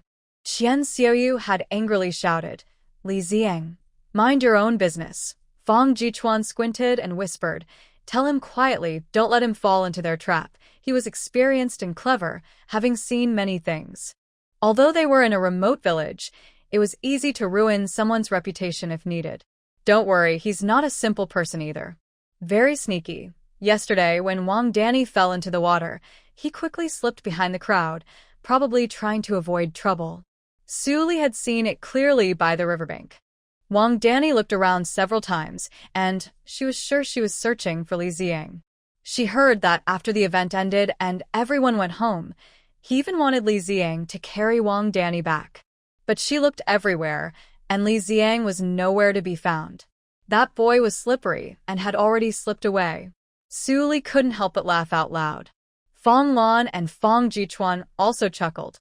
This girl was clever and mischievous. She still loved to watch the fun even at that moment. But after all, she was only 17. After laughing, Fong Lan seriously warned her. Li Guangquan is ruthless and not clean with his methods. Even if you're strong and have some space to defend yourself, you still need to be careful. Especially that Li Yuejin. Don't let him get close, understand? Su Li nodded. "Mom, don't worry. I'm not a kid anymore. I know how to protect myself. However, you and Grandpa. Don't worry, I get along well with Grandpa. Even if he's a bit wild, he just wants us to do a little more work. Thanks to your support recently, Grandpa and I are feeling much better. And with Uncle Lu and Uncle Shun helping out, we won't suffer any losses." Fong Lan thought for a moment and lowered her voice. "As for Li Yuejin's matter, forget about it completely, and don't talk about it outside. That concerns a young girl's reputation.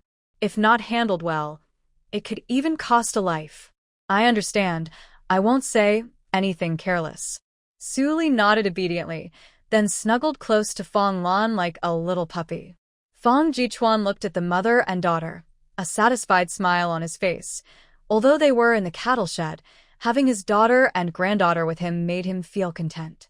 Meanwhile, in the brigade office, Li Guangquan lit his pipe and took a deep puff. Soon, the autumn harvest would begin. When that happens, the people in the cattle shed. The weather was getting cooler, and the fields were golden. This year was dry, but the villagers carried water to irrigate the fields. A recent heavy rain helped, so the harvest was decent. Compared to the corn in the small valley, where Suli was, it was still a bit less. Autumn harvest was the busiest time of the year. The grain was collected and handed over to the production team, enough for the state and the collective, with the rest for each family's food. When the harvest was in, everyone, adults and children, could enjoy a few hearty meals. Suli's task was to carry corn from the mountain field to the threshing yard. 2 woven baskets were filled with corn, bulging, and her shoulder pole was slightly bent from the weight. As she neared the threshing yard, she heard the pounding of sticks and the laughter of villagers ahead. Su, young pioneer, take a break and drink some water. She's so energetic, her baskets are 2 sizes bigger than others. Not like some people, someone said with a bit of envy in their tone. Suli looked up and saw Yu Ting slowly carrying her corn over. Her 2 baskets of corn were so full that even the rims were hidden. Next to her, an older woman glanced at the baskets and shook her head. Young pioneer Yu, your baskets are not even as good as what my second son uses to gather pig feed. Yu Ting's face turned red. Annie, I don't have Su young pioneer's strength. Carrying this hurts my shoulders. Can you Jiqing compare to Suli? She's delicate and weak, unlike others who are rough and clumsy, hardly a real woman. As soon as she finished speaking, Wang Danny came out of the storeroom, gave Suli a faint glance, then nonchalantly looked away. Suli felt a tightness in her chest. There was something strange about that look. Could she be trying to set her up today? Yu Ting, let's rest under the tree, Wang Danny called.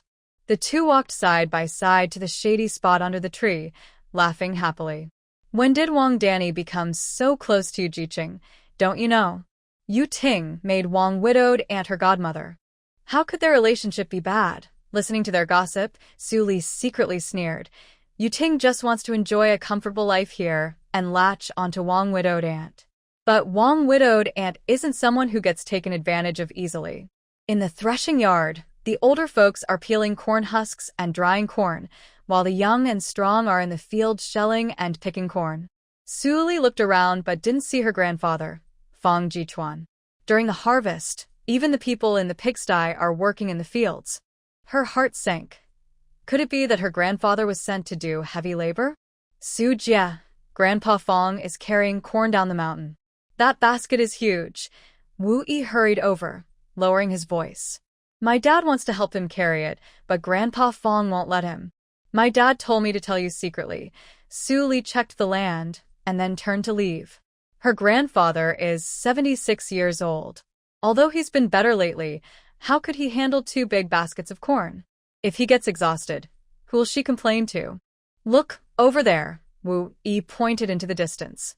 Suli looked over and saw 2 large willow baskets filled with corn, the yoke bent under the weight. Anger surged in her heart. This is clearly trying to tire her grandfather out. She hurried over.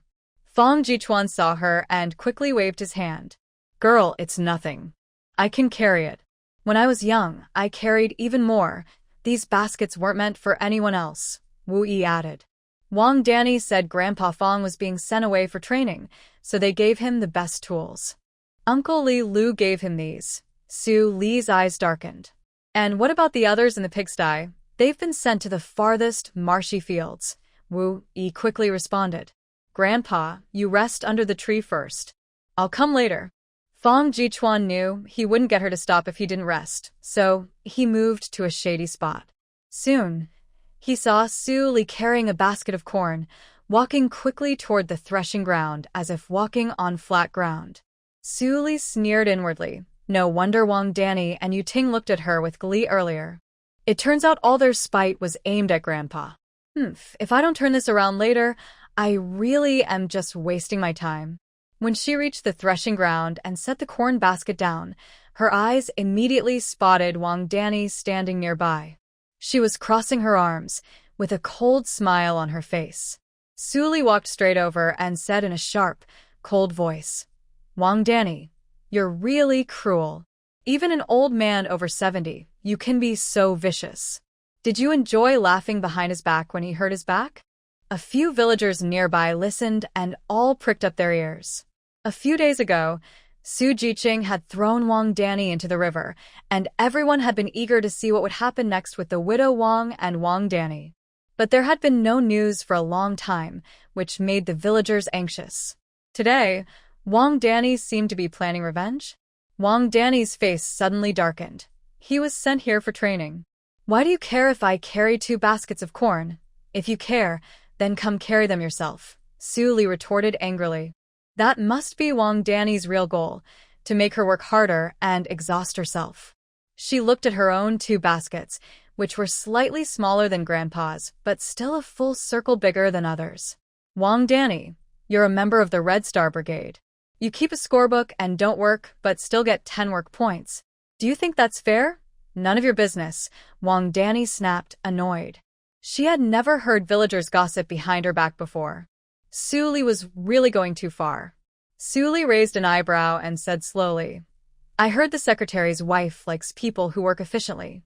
You can't even carry 2 baskets of corn. What right do you have to act like you're better than her?" This remark was like stepping on a tail. Wang Danny suddenly jumped up. "You're talking nonsense. Who can't carry it?" Wang Danny was most angry because Lu Shuang looked down on her. Over the past few days, she had gone there several times, but Lu Shuang wouldn't even let her enter the gate. Could it be that the secretary's wife really has a crush on this strong man? But after so many days, I haven't heard anything about Su Li and brother Yuejin being involved. If you think you can handle it, then carry the corn I just picked from outside the field. Do you dare?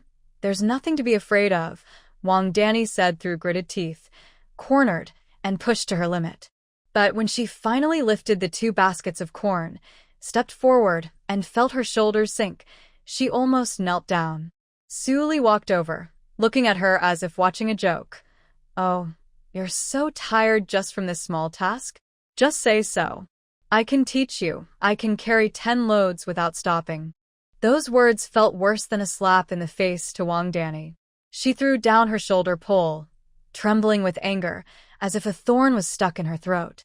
Su Li smirked, about to tease her further, when Wu Yi hurried over, panting. "Su Jie, it's not good. Grandpa Fong has fainted."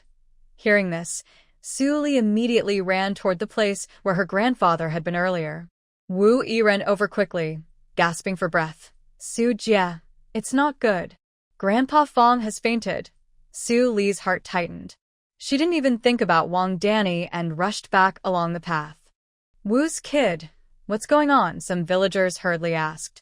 Li Yuejin took a group of people to supervise the work in the field.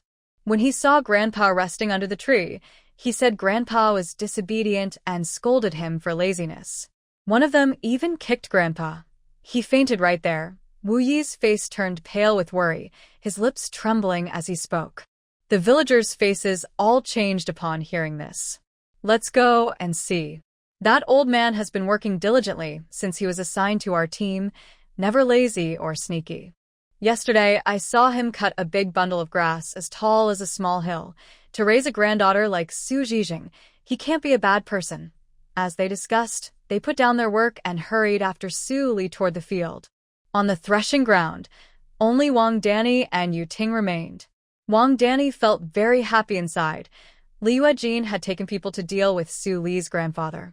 Now, she didn't have to worry about brother Yuejin marrying Su Li anymore. Humph, that mean girl can only use brute force. What else does she have that's worth mentioning? Brother Yuejin doesn't like her at all. Yu Ting watched Su Li run away, a cold smile slowly appearing on her lips. Humph. You think you're so capable? This time, facing Li Yuejin, I want to see what you do. Su Li ran all the way to where Fong Jichuan was resting. A big crowd had already gathered under the tree. As soon as she arrived, everyone made way for her. She rushed forward, her knees suddenly weak, and she knelt down. Fong Jichuan was lying straight on the ground, eyes closed tightly, his face looking very pale. Grandpa, Su Lie's voice trembled, tears falling uncontrollably. Su Jiqing, you should go to the hospital. Someone has already gone to find Dr. Wu. He'll be here soon. People around were talking quickly, but no one looked at Li Yuejin standing aside. Li Yuejin, with a few followers, stood stiffly, his face expressionless. Today, he came specifically for Fang Jichuan and Fang Lan. That morning, Li Guangquan's marriage proposal was rejected, and that evening he was told about it. Li Yuejin was so angry his eyebrows shot up. He is the director of the commune's revolutionary committee. When he stomps his foot, the whole commune trembles. His father is the secretary of the large team. Who dares to ignore his face here? But a girl sent down from the countryside, and she doesn't want him? That yellow-haired girl, besides her strength, what else does she have to stand out? And that 3,000 yuan, if it weren't for the money, he wouldn't bother agreeing to his parents' marriage. He thought he'd marry her first, get the money, and then deal with her as he pleased. But unexpectedly, she completely ignored him. These days, he's so angry, he can't even swallow his food. His subordinate Lu Daniu saw this and stepped forward with a suggestion. Harvest season is here. Don't the people in the pigsty have to go to work? Let's supervise them. Make them do the dirtiest and hardest work, and they won't last long. Then, whatever you say to do, just do it. Li Yuejin thought for a moment and decided. He was a bit nervous about holding another public criticism meeting, especially since the thunderstorm that night still made him uneasy. But if he switched to doing farm work, who could say otherwise? So, on the first day of the autumn harvest, he brought his followers and headed over. Before reaching the cornfield, he saw Fang Jichuan sitting under a tree resting. How could a person sent down from the city, originally a capitalist, just sit around without working? His subordinates wanted to go and give him a lecture, but Fang Jichuan refused to be persuaded. Lu Daniu, feeling angry, kicked Fang Jichuan, but the old man was tough and didn't fall down. Instead, he fainted from the kick. Everyone was stunned. They had done plenty of damage and theft before, but no one had ever been seriously hurt. Who kicked him? Who was it? Su Li was furious and anxious, like a hen with its feathers ruffled. She had just left for a little while, only to come back and find her grandfather resting under the tree, and now this big trouble. Director, Lu Daniu backed away in fear. How could he not be afraid? This was someone strong enough to kill 2 wild boars with his bare hands. He looked down at himself. He was no match for a wild boar, let alone this man. Was he going to be defeated today? Su Li understood clearly. It was definitely this troublemaker who had knocked her grandfather out. How could she let him get away? She stepped forward, grabbed Lu Daniu's shoulder, and threw him into the nearby cornfield. Luckily, the cornfield was soft, or Lu Daniu might have been seriously injured. Su Li then went to Li Yuejin. Li Yuejin, you came here on purpose today, right? Just because my grandfather didn't agree to your marriage proposal, you decided to hurt him badly, even trying to kill him? The area fell silent. Oh my, just a few days ago, Manhwa tried to ask for money from someone and was blocked by Su Li. And now, the secretary's family is proposing marriage? Could they also be after money? It made sense. Su Zhigang, a young girl, holding so much money, was like a child carrying gold in a busy market. Who wouldn't want a piece? And that's how trouble started. You're talking nonsense. Who asked for your hand? Do I look interested in you, you brat? Li Yuejin strongly argued. All right, let's not talk about that now. What exactly are you all here for today? Su Li, we are here to supervise the labor. The people sent down from the farm are here for reform through work. We have the right to oversee. Nonsense. Why come today? Why not earlier or later? How many people have been sent down in the whole commune? Why must you come here? Li Yuejin, listen carefully. If my grandfather is fine, that's good. But if something happens to him, I won't let you go easily. Su Li girl, what's going on? Fang Lan and others from the farm rushed over upon hearing the news. Seeing Fang Jichuan lying still, Fang Lan couldn't help but cry loudly. If something happened to her father, what was the point of trying to bring him here? Dr. Wu is here. Step aside, quickly.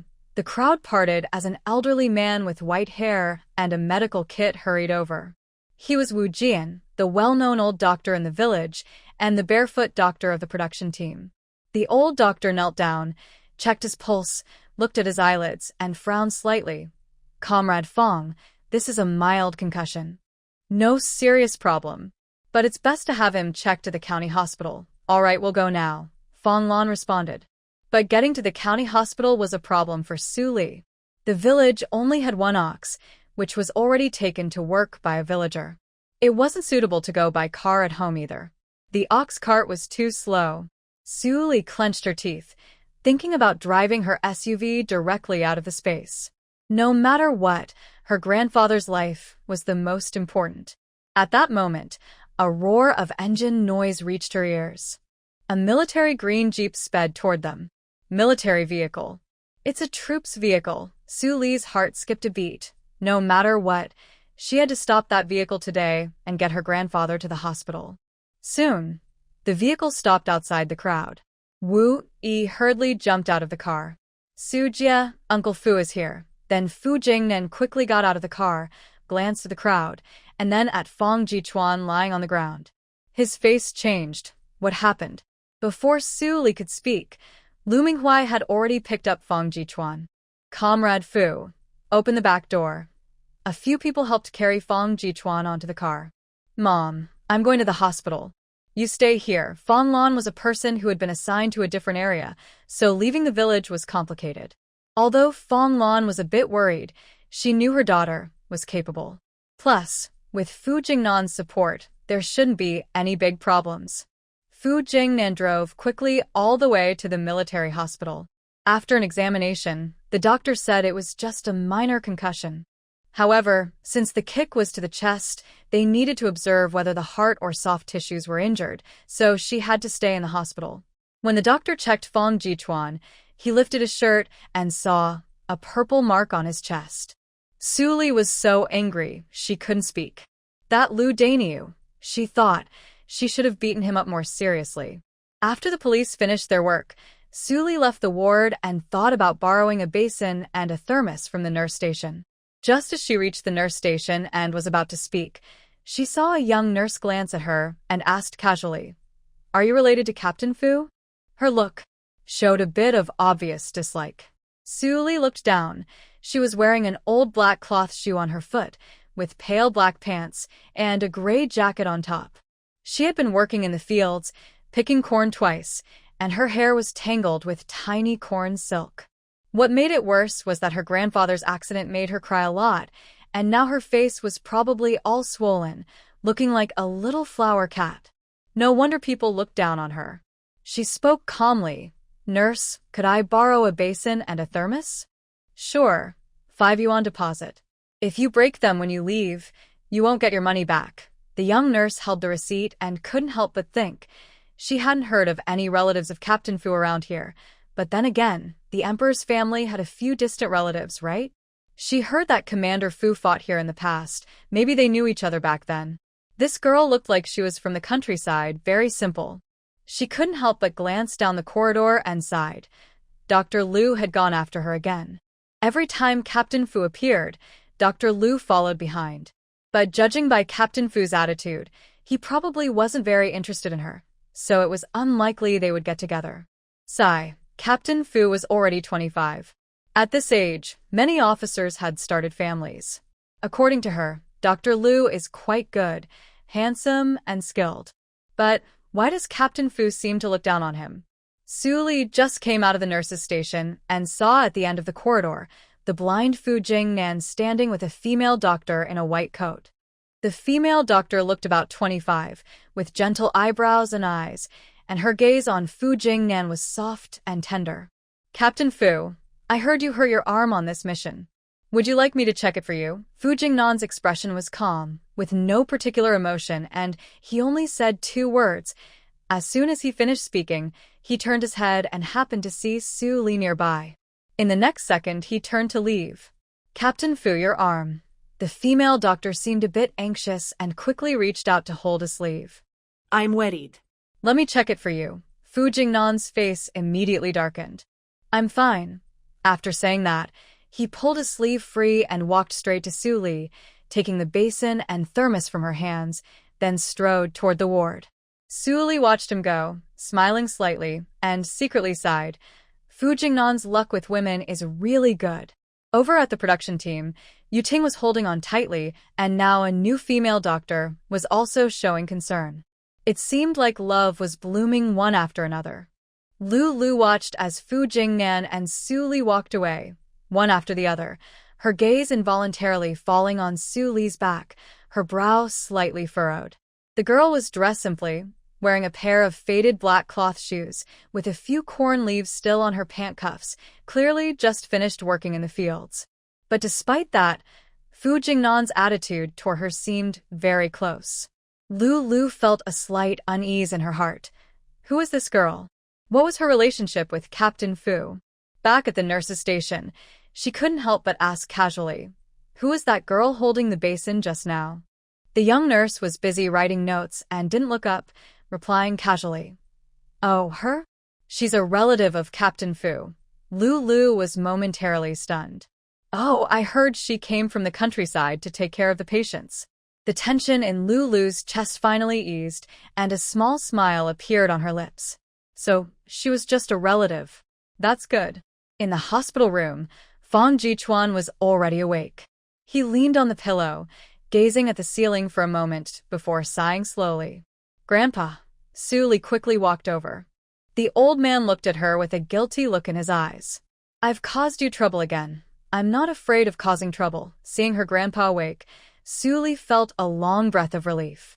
No one could feel the panic and helplessness she felt when she saw her grandpa lying on the ground. Now that he's awake, that's really good. The nurse had already hung the foredrip for him. The clear medicine slowly dripped through the thin tube. Fu Jingnan stood at the foot of the bed and quietly said to Su Li, "We've arranged a room for you at the military district guest house. Here's the key. You should rest for a while. I'll stay here and watch over Grandpa." Su Li looked at herself. Her black cloth shoes were muddy, her pants were torn with bits of corn leaves, and her face was still sweaty and tear-streaked. She sniffed lightly and could still smell a faint sweat scent. Oh, how disgusting. She shyly smiled and thought it was time to find a place to wash up properly. Don't you have to go to work? Su Li bit her lip. Isn't the army quite busy? She still remembered her dad, Su Jinghe, sometimes being away for days without coming home. Fu Jingnan looked a bit helpless. I'm a workaholic, but I need to rest too. Originally, today he was going to the Hongxing Brigade to report to Fang Lan and Su Li the last incident where they were kidnapped by spies, the notebook theft, and the black-clad man struck by lightning on a stormy night. All were carried out by a spy group. His recent missions were also related to this spy group. Now, all the enemies have been caught, and they can rest assured. But unexpectedly, as soon as they entered the village, they saw Wu Yi, the little guy, wiping his face and crying. When asked, they learned that the old master of the Fang family had an accident. He hurriedly took Wu Yi and rushed over. From afar, they saw the girl throwing a young man into the cornfield. He was shocked at the scene. This girl was really fierce. What if something else happened? This girl looks to be about 17 or 18 years old, a typical rural girl, with a few strands of corn silk in her hair. She seems to have just come from the fields. Her face looks like that of a little flower cat, probably hasn't been washed properly for several days. Getting closer, you can faintly smell a light sour odor. The auntie couldn't help but gasp quietly. She's a bit too dirty. But surprisingly, Commander Fu's attitude towards her is unusual. It seems he cares a lot about her. The auntie couldn't help but wonder, does Commander Fu really like this girl? Oh, they are not a good match at all. In terms of looks and temperament, Dr. Liu from a hospital surgery department looks much more pleasing. The front desk lady, walking her upstairs, smiled and said, "Girl, you'll stay in room 212 on the second floor." She handed her the room key. Following Commander Fu's instructions, I prepared a set of clean clothes for you. He said you're about the same height as Jingfang from our family, so I made a set based on my daughter's size. Girl, don't be picky. Su Li thanked her. She opened the door, and inside was clean and tidy, with a neatly folded white shirt and light-colored cotton pants on the bed. There was also a towel and soap nearby. The fresh scent of cotton, like sunlight, made her feel more at ease. Su Li didn't hesitate. She took the clothes and went to the bathroom, carefully tidying herself from head to toe. After changing into clean clothes and putting on those black striped velvet shoes, she felt much lighter. It was as if even the tiredness on her shoulders had been washed away. She looked in the mirror. Her face no longer looked like a little flower cat. Now she looked fresh and neat. After tidying everything up, Su Li went downstairs and headed straight to the hospital. The front desk lady, seeing her familiar outfit, was stunned for a moment. Was that girl just now really her? She looked like a fairy fallen from the sky. She thought to herself that Commander Fu's taste couldn't be that bad, and she started to worry a little about Dr. Liu. When Su Li arrived at the hospital, the ward was packed with people. She looked around and saw that Fu Jingnan was no longer by her grandfather's bed. A slight feeling of displeasure arose in her heart. The ward needs to be quiet for rest, but now a group of people were loudly talking, making a lot of noise. How could her grandfather rest well like this? The noise by the bed woke Fang Jichuan. He slowly opened his eyes and saw his granddaughter, looking angrily at the next bed. He couldn't help but smile. Jingnan went to buy lunch. She'll be back soon. Seeing her still frowning, the old man raised his chin. A patient just arrived. I heard he was hurt by his daughter-in-law. Su Li was surprised and lowered her voice a bit. Daughter-in-law hitting her mother-in-law? That totally went against what she knew. Since the founding of the country, women's liberation had been over 20 years ago. But in this time, most families still followed old-fashioned rules. Parents-in-law held all the power in the home. Who would dare challenge the boss of the family? And hitting or scolding? That would be asking for trouble. Not only would they get scolded at home, but neighbors would gossip about it for a lifetime. Was this daughter-in-law in that family really so foolish? But then, the loud, angry, and cursing voice from the next bed made Su Li stop in surprise. Could the world be so small? Wasn't that the unreasonable old lady Wang from the train? Yes, the woman lying in the next bed was Grandma Wang, who had been kidnapped by human traffickers, Little Treasure's grandma. Right now, Grandma Wang was lying in bed, grumbling and scolding a young woman standing at the foot of the bed, who was Little Treasure's mother, Kai Chunmiao. You. I was here with Little Treasure, and you just sent your brother to bring someone over. What are you here for? Didn't you want that teacher from Wang Village in our team? As soon as I leave, you'll be free to do as you like. Why are you still here? When Grandma Wang said this, the room suddenly went quiet. A group of women from the military district compound, some standing, some sitting, looked at each other in shock. Was there really such a secret story in the Wang family? Today, they finally heard some real gossip. When they got back to the information exchange center at the military district, they'd have plenty to talk about. Mom, I didn't do anything. Don't accuse me falsely. The young woman at the foot of the bed suddenly looked up. Her voice was quiet but firm. You didn't? I saw everything. You're lying. Did you secretly take eggs from home and give them to your lover that night? If I hadn't seen it, you two would have been caught together. The elderly woman finished speaking and glanced at her son on the bed.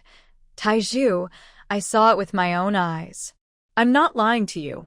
She wore a green hat, and you didn't send her back to her family. Why are you still keeping her? Su Li blinked, thinking silently. What is this old lady up to? Nowadays, people believe family issues should stay private. If someone has a problem, they hide it. But she's openly talking about it, as if everyone should know. Would Wang Taizhu be angry about such a shameful thing? No one can accept their wife wearing a green hat. Sure enough, Wang Taizhu's eyes turned red instantly. He glared fiercely at the young woman, his eyes full of anger. I'll say it again, I didn't do it. Kai Chunmiao gritted her teeth, trembling with anger. I gave teacher Wang some eggs because Xiao Bao fell into the river and he saved him. Isn't it right to thank him with a few eggs? And you saw that day. I didn't even go inside, I was just at the door and Xiao Bao was right beside me. The young woman argued strongly. Mother, you're accusing good people without reason. Accusing you? Look at this time. Old Lady Wang suddenly pulled away the hand covering her face. Let everyone see. Whose daughter-in-law has beaten her mother-in-law like this? Let's see who's guilty. The women nearby started shouting. Oh, look at Sister Wang's face. It's swollen, and there are 5 finger marks. Xiao Bao's mother. You really did wrong this time. Wang Taizhu raised his hand and pointed at Kai Chunmiao, shouting loudly. Kai Chunmiao, is this what you call filial piety? What's with these handprints? Old Lady Wang looked at the woman with disdain. This sly woman. Ever since Xiao Bao was born, she's never laid an egg again. The doctor examined her injuries and said she couldn't have children anymore. A few years ago, her son wanted to divorce her, but he refused. This time, let's see what you do. Kai Chunmiao's eyes turned red, her voice trembling with tears. Wang Taizhu, I'm a rural girl, and I don't know how to read. You've been promoted now, and I don't deserve you, I accept that. But if I ever hit your mother, I swear I would rather die than admit it. As Kai Chunmiao spoke, the air in the hospital room instantly grew tense. Everyone looked at each other, but dared not speak easily. Recently, Xiao Bao's mother had left a good impression. She worked quickly, spoke little, and was patient when needed. In contrast, Grandma Wang often sat on a big stool at the street corner, gossiping about neighbors. When talking about her daughter-in-law, she was full of complaints and often scolded her loudly. But now, the scene was different. Her face was swollen from anger, while her daughter-in-law stubbornly refused to admit anything. Who should we believe? The women looked at each other, whispering, but no one dared to judge rashly. At that moment, the sound of high heels clicking on the floor came from the doorway. Lulu, dressed in a white coat that made her look tall and capable, appeared at the door. She had just heard a nurse excitedly say in the office that after washing up, Suli looked like a different person. Her skin was fair, her eyes bright, almost like a city girl. Lulu felt a bit uneasy and came over to take a look. She cared about the patient and also wanted to find out what kind of relative Fu Jingnan mentioned really was. When she reached the door, her first glance saw Suli. The girl was standing among the crowd, her features clear and bright, giving off a neat and sharp aura. She looked completely different from her dull appearance when she first arrived. Lulu's heart tightened. This girl's temperament seemed to carry a hint of authority. Suddenly, she felt confused and instinctively looked down the corridor. There, she saw a figure in military green walking slowly toward her. Her eyes flickered, and she stepped into the room. Her gaze paused on Su Li for a moment, then shifted to Kai Chunmiao by the bed. Lulu frowned and said without caring about others, "As a daughter-in-law, how can you hit your elders? No matter the conflict, this is a serious offense." Su Li frowned slightly. This military doctor was too reckless. Without asking for details, she immediately judged Xiao Bao's mother as guilty. A thought crossed her mind, and her eyes flicked toward the door, just catching sight of that military green figure. This remark wasn't meant for everyone to hear, but for Fu Jingnan. Even when playing little tricks, there's a time and place, right? But Dr. Liu is busy creating his own image. Has he ever thought about how little Treasure's mother feels? Sure enough, Kai Chunmiao's eyes reddened, as if her last bit of shame had been torn away. She bit her lip, tears suddenly pouring out, her voice trembling with emotion. "I didn't hit. I really didn't hit." But her voice grew softer and softer, almost drowned out by the noisy crowd. No one there really wanted to listen anymore. Didn't Dr. Liu say it himself? Dr. Liu is a doctor at the hospital, a learned person. Can a learned person be wrong? For a moment, everyone's eyes looked more certain. It seemed impossible for the wife to deny it. Su Li felt a tightness in her chest. She looked at the thin woman, feeling a strange mix of emotions. This woman is strong-willed, but she has no way to fight back against her mean mother-in-law's accusations. At this moment, Su Li couldn't hold back anymore. She spoke, her voice clear and cool with no room for doubt. "Dr. Liu, the matter isn't clear yet. How can you be sure little Treasure's mom was the one who hit?" As soon as she finished, the room fell silent. Everyone was stunned, turning to look at Su Li. "Is this girl questioning Dr. Liu?" Su Li stepped forward to the old lady, raised an eyebrow, and spoke coldly. "The slap marks on your face were made by yourself." As soon as she said this, the room erupted in noise. The old lady was stunned for a moment, then shouted sharply, Is it you? You little girl talking nonsense trying to smear me. Su Li smiled coldly, pointing at the old lady's face, her voice firm. Look at the finger marks on her face. The thumb is pointing down. The forefingers are near the ear. That's the position of someone hitting the right side of their face with their right hand. And the marks are close together, with light force, and the palm area is actually lighter in color. She slightly lifted her head, a small smile on her lips. You just hit yourself. As soon as she finished, an older woman instinctively moved closer to look, then patted her thigh. Exactly. The finger marks are close together. Looks like she hit herself. Everyone was surprised. What kind of grudge does this old lady have with her daughter-in-law? She actually hit her own face and then blamed her daughter-in-law. Old Lady Wang's face darkened, and her eyes sharply stared at Su Li. This girl is her biggest enemy. Whenever she meets her, trouble follows. I knew it. Meeting you never leads to good results. Do you know who she is? Last time on the train, it was her who almost kidnapped Little Treasure, which caused me not to see my grandson for 2 or 3 days. It made me so anxious. Suddenly, everyone's eyes turned sharply to Su Li. Is this true? Did this young girl really try to kidnap someone's child? That's a serious crime. Looking at her, she doesn't seem like a kidnapper. Is it all true or false? Who is telling the truth? Lu's eyes sharpened. You a kidnapper? What are you pretending to be here? Moreover, if Fu Jingnan was involved with a human trafficker, how badly would that affect him? Su Li's face turned completely black. I saved your grandson. I don't ask for your thanks, but you can't just falsely accuse me. Fang Jichuan struggled to sit up. His granddaughter isn't someone others can criticize. Su Li quickly comforted the old man. Then she stood up and shouted at Old Lady Wang. Old Lady Wang, I saved your grandson. I don't seek your gratitude, but you're slandering me with false words. Think carefully. Doesn't your conscience hurt? After that, she looked at Wang Taizhu. Captain Wang, aren't you going to say a few words? As soon as she finished speaking, Wang Taizhu's face suddenly turned red. Others might not understand, but he knew. His mother was bragging outside about how she got promoted to a regiment commander, equivalent to a high-ranking official.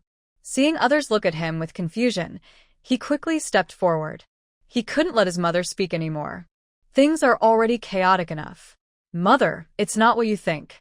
Comrade Su Li was there to catch human traffickers. Without her, Little Treasure might not have been found. Wang Taizhu was confused now. First, his mother and wife argued, then Su Li appeared, making his head spin. He hadn't forgotten how his mother had treated Su Li and Fu Jingnan when they came to deliver Little Treasure. He thought he might never see her again, but unexpectedly, 2 months later, they met again, even in the same hospital room. Wang Taizhu felt his head was heavy and couldn't lift it. When Little Treasure's mother, Kai Chunmiao, heard Wang Taizhu's words, she immediately walked over to Su Li and knelt down with a thud. Miss Su, Little Treasure told me everything. Without you, my little boy might not have come back. Thank you.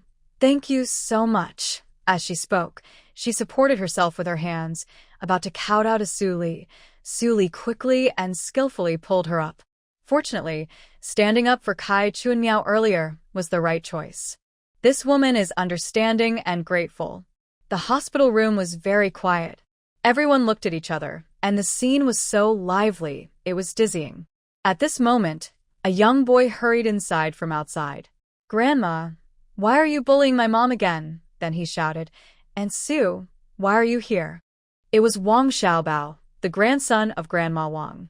Seeing her grandson arrive, Grandma Wang immediately clapped her thigh and loudly cried, Xiaobao, your mom is bad. She bullied me, your wife, and even took me to the hospital. Quickly tell your dad to send your mom back to her family. Xiaobao blinked with bright eyes and replied clearly, Mom didn't bully you. This morning at breakfast, you didn't complain that my mom ate too much and made her cry. Grandma Wang's face suddenly stiffened.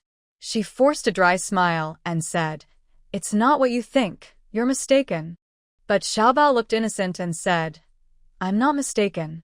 You were scolding my mom inside, calling her a hen that doesn't lay eggs. After scolding, you even slapped yourself. I saw it through the window. You said you were hitting a mosquito, but you ended up swelling your face.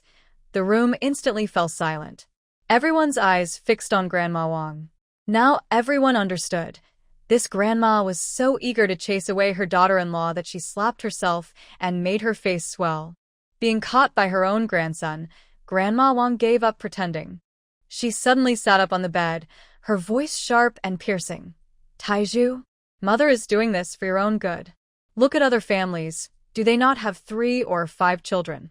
This wife can't have children anymore. Why keep her? Hurry up and divorce her and find someone who can have children. I think Dr. Zhou at our clinic is quite good. Standing by the bed, Wang Taiju froze completely, his face turning red like a piece of cloth. Is this what his mother said? To chase away his wife, she's willing to go this far. He quickly looked back at his wife. Kai Chun Miao was so angry her face turned green. Where in the world is there such a mother-in-law? Not only does she try to push his wife away by spreading dirty rumors, but now she's already eyeing his second wife. She stepped forward, pulled Little Bao close, and looked cold. Wang Taiju, your mother has already picked out a second wife for you. If you agree, I won't stay here. I'll take Little Bao and leave, and we'll get a divorce. Wang Tieju's head buzzed loudly, his temples pounding, his head aching terribly. Having such a mother at home almost drives him crazy. He took a deep breath and looked coldly at Grandma Wang. Can't we just stop fighting? Our Little Bao is enough for us. If you're unhappy here, go back to your hometown and let Big Brother take care of you. I send you money every month, so you won't have to worry about food and clothes. If you keep causing trouble, I really don't know how to live my life. Finally, Wang Taiju spoke out what he had been holding inside. Lately, his mother kept causing trouble every few days, and the mother-in-law and daughter-in-law argued every day. Everyone in the big yard knew about it. Even in their own courtyard, these issues had become a big scene in the military compound. He felt ashamed of himself. Even the military instructor had a talk with him, saying Grandma often stirred up trouble and caused conflicts with neighbors. What was once a united and peaceful yard had become a mess because of his mother. Wang Taiju felt frustrated inside, but could only grit his teeth and bear it. Grandma Wang, upon hearing this, immediately got anxious. Oh, my miserable life. She patted her thigh and burst into loud crying, tears and snot streaming down her face. She was truly worried now. Her son was serious about sending her back. She didn't want to go back to the farm to suffer again. When she left, she had boasted to everyone about how she was enjoying a peaceful life in the military compound. If she had to go back in disgrace, wouldn't everyone laugh at her? And besides, what kind of life was she living here? The daughter-in-law was caring for the family, the son was respectful, and the grandson was thoughtful. Sometimes, when leaving the big courtyard, she would say she was an old lady from the military district, and others would still admire her a little. How could she get such good treatment back home? The eldest daughter-in-law was not very filial. She spoke nicely, but acted in ways that were embarrassing. Even in death, she refused to leave. People watching saw the old lady crying so heartbreakingly that they quickly tried to comfort her. Once she calmed down, everyone said goodbye and left. They had seen enough excitement. Staying longer would be rude. Besides, it was mealtime. Didn't you see the youngest regiment commander, Fu, standing outside with a lunchbox? Inside, everyone was noisy, and Fu felt shy to come in. But who was Fu bringing food to? Was it the old comrade on the next bed or a young girl? Is that young girl Fu's girlfriend? It didn't look like it. As they left, everyone couldn't help but glance sharply at Su Li. Lulu followed the older women out of the room. The group of old ladies from the military district were all capable women. She guessed that this fuss wouldn't take long to spread throughout the entire courtyard. She felt very angry inside. She was indeed reckless, criticizing Wang Tieju's wife publicly without understanding the situation. If this got out, people might say Dr. Liu, relying on her intellectual status, is bullying honest folks. Most importantly, she had wanted to leave a good impression of being fair and decisive in front of Fu Jingnan, but instead, she had shot herself in the foot. Lulu bit her lip, feeling more and more frustrated. That girl, Su Li. What exactly was her relationship with Fu Jingnan? From what she saw, their relationship didn't seem as simple as it appeared. It made her feel like her heart was on fire, burning with unease. When she stepped outside, she saw Fu Jingnan standing at the door, frowning, holding a lunchbox, clearly prepared for a patient. Lulu's heart skipped a beat. She quickly approached with a gentle smile. Regiment Commander Fu, are you bringing food to an old comrade? Fu Jingnan nodded calmly, his tone brief. Yes. After saying that, he looked past her toward the door of the ward. Seeing the crowd had dispersed, he stepped inside. Lulu felt a tightness in her chest. How could she just let this moment slip away? She quickly followed behind, walking lightly, almost close to his back. In the hospital room, little Bao was holding Su Li's hand tightly, his eyes shining brightly as he called out, Aunt Su, I miss you so much. Su Li smiled and gently ruffled his little head. Honestly, seeing little Bao again made her quite happy. This child had picked up some bad habits from Grandma Wang, but she couldn't deny that he was still a sensible and good kid deep down.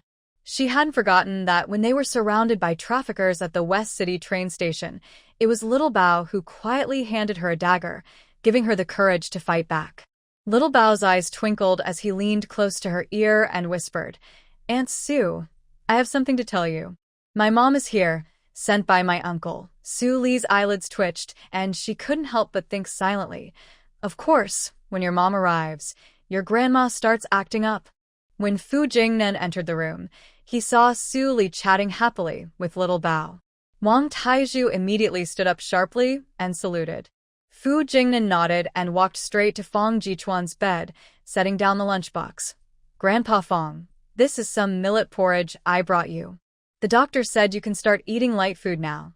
Fong Jichuan leaned on his pillow looking guilty. Little Fu, you're a leader of a group. With so many things on your plate, how can you keep coming here? With Li girl here, you don't need to worry. Before Fu Jingnan could speak, Lu cheerfully took over. Yes, the veteran is right. Fu Tuan, if you're busy, don't stay here all the time. Just leave things to me. I can take care of it. Su Li raised an eyebrow, secretly wondering, is she annoyed that Fu Jingnan keeps coming here? But the more he comes, the easier it is to meet him, right? Why does she seem eager to chase him away? Suddenly, an idea struck her, and she almost jumped up. Could it be? Is she afraid Fu Jingnan is getting close because of me? She was only 17, not yet 18. Though she lived to 25 in her past life, in this life, she still thought of herself as a bit of a kid. And looking at Fu Jingnan, does he really have some feelings for her? Su Li felt her chest warm and couldn't help but glance at Fu Jingnan a few more times. She saw his lips slightly pressed together, with a look in his eyes that seemed to be smiling but not quite. His deep eyes focused on her whenever her expression changed, as if watching a private show. The young girl's face kept changing, confused, then suddenly clear, then shocked, making the scene more lively than a stage performance. Lu felt her heart tighten. An inexplicable sense of unease made her breath feel tight, and her smile almost faltered. If she didn't act now, the mood might turn awkward. She quickly stepped forward quietly, her footsteps tapping, as if cutting through the tense atmosphere. In the next moment, she stood right between Fu Jingnan and Su Li, straightening her back like a wall. Su Li was stunned. She couldn't help but think to herself with a cold smile, how afraid is she that Fu Jingnan will like her? But judging by her icy expression, Lu probably didn't stand a chance. I'll go back first. If anything comes up, contact me anytime. Tonight, I'll ask Wang Chong to stay on duty, and you can rest at the guest house. Su Li thought for a moment and agreed. It was better to have a male colleague here, and her grandfather would also be more at ease. Fu Jingnan arranged everything, and then turned to leave. Lu's eyes lit up, and she hurried to follow, but Wang Taizhu called her back. Dr. Lu, look at my mother, she. Lu paused, her heart sinking. She still had to keep a smile on her face. Your elderly lady doesn't really need to stay in the hospital. The small injuries on her face just need some ointment. But she insists that it hurts here and there and refuses to leave the hospital. You should discuss it with her yourselves. After speaking, her face turned cold, and she hurriedly followed Fu Jingnan out. In the ward, the atmosphere immediately quieted down. Grandma Wang saw only her son, daughter-in-law, and grandson remaining, and quickly stopped crying. Her eyes shifted, and she understood. This time, her daughter-in-law wouldn't be able to chase her away. That scheming woman. We'll see about that. She shot a sharp look at Kai Chunmiao and snorted. It's noon already. Do you want to starve me? Hurry back to cook and bring me some food. Kai Chunmiao was so angry her hands trembled. What's wrong with you? It's just a small bruise. It'll heal in a few days. Staying in the hospital costs money, and she was still angry. She tilted her head and looked at her husband. Wang Taizhu felt a tightness in his chest and sighed. Mother, I have training this afternoon. Chunmiao still needs to take care of little Bao. You see, old lady Wang felt a cold wave in her heart. She really didn't want to go back. Today, after all the fuss, everyone in the big yard knew about Kai Chunmiao hitting her mother-in-law. She had wanted to use this chance to drive her daughter-in-law away, but it didn't work. Instead, she ended up with a bad reputation. But seeing her son's attitude, she thought he probably didn't want her to stay anymore. The old lady was angry inside. When she looked up, she saw Su Li smiling faintly at her. Her heart skipped a beat, and her face felt hot. It was all because of that troublesome girl. If she hadn't meddled, maybe she could have really driven Chunmiao away today. The more she thought about it, the angrier she became. She suddenly glared at Su Li and sharply said, Girl, you're just a young rural girl. Don't come here to watch the fun. Without me and little Bao, how would you know Captain Fu? His grandfather is the commander of the military district in the capital. You, from a small family, can't reach that level. The air in the hospital room suddenly grew tense. But Su Li couldn't help but smile. She secretly rolled her eyes. This old lady always wants to be nasty whenever she has free time. Wang Tiezhu's face changed, and he quickly interrupted. Mother, what are you talking about?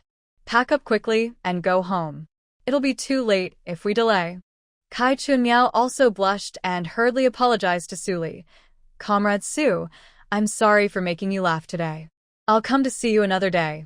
Little Bao was pulled away by his mother, reluctantly looking back. Old lady Wang looked unhappy, forcefully pulled by her son, and left the room. The room became quiet. Su Li finally let out a sigh of relief. She secretly thought, this old lady is really unpleasant. It's best if she never meets her again in her life. After serving her grandfather lunch, Su Li was thinking of going to the hospital cafeteria to buy something to fill her stomach. Just as she reached the door of the room, she suddenly heard Lulu's cold voice. Comrade Su, can we talk? Su Li was surprised, blinked, and then smiled. Sure, but she was secretly thinking, judging by Fu Jingnan's cold attitude, he didn't care about Dr. Lu at all. Since that's the case, she might as well help him block this troublesome girl. Walking to the end of the corridor, Lulu lowered her voice and said, Comrade Su, you're still young, so I need to remind you of something. Commander Fu is an important leader. If you get too close to him, people might talk. Su Li slowly raised her eyes, with a slight raise of her eyebrows. Don't worry, Dr. Lu. I'm still young and don't understand all those messy rumors. Besides, words are on people's faces. I can't control that. Lulu's face darkened, and her tone became more direct. I'm not beating around the bush. Commander Fu has status and position. He's not someone you can easily get close to. Even if he's a relative, you should know your limits. Limits? Su Li blinked, her eyes bright. She suddenly smiled, with a hint of coldness. Dr. Lu, Su Li, have never done anything shameful. But you, publicly scolding your daughter-in-law without knowing the facts. Shouldn't you look at your own behavior for limits? As she finished, the air suddenly grew tense. Lulu's chest tightened, almost gasping for breath, her face turning pale and then red. This girl is sharp-tongued and difficult to deal with. The next morning, Su Li left the guest house and hurried into the hospital cafeteria. She first ordered a warm bowl of millet porridge, then casually asked for a basket of water dumplings. The porridge was for her grandfather, light and easy to digest. The dumplings were specifically for Wang Chong, the guard of Commander Fu. Last night, this young soldier had come early and been busy in the ward, helping Fong Jichuan to the bathroom, cleaning him up, serving tea and water. Almost didn't sleep all night. Comrade Liu, thank you for your hard work last night. This is for you. Su Li handed over the lunchbox, looking natural. Wang Chong was stunned for a moment, then his heart warmed. He had thought he would stay overnight and wait for Su Li to come before returning to the unit, so the cafeteria probably had no food left. Who would have thought he would receive a hot dumpling early in the morning? Comrade Su, you're too kind. I can eat when I get back to the unit. He quickly waved his hand. Staying up all night without sleep, how can I not have breakfast? Su Li said calmly, making him reluctant to refuse, so he accepted it.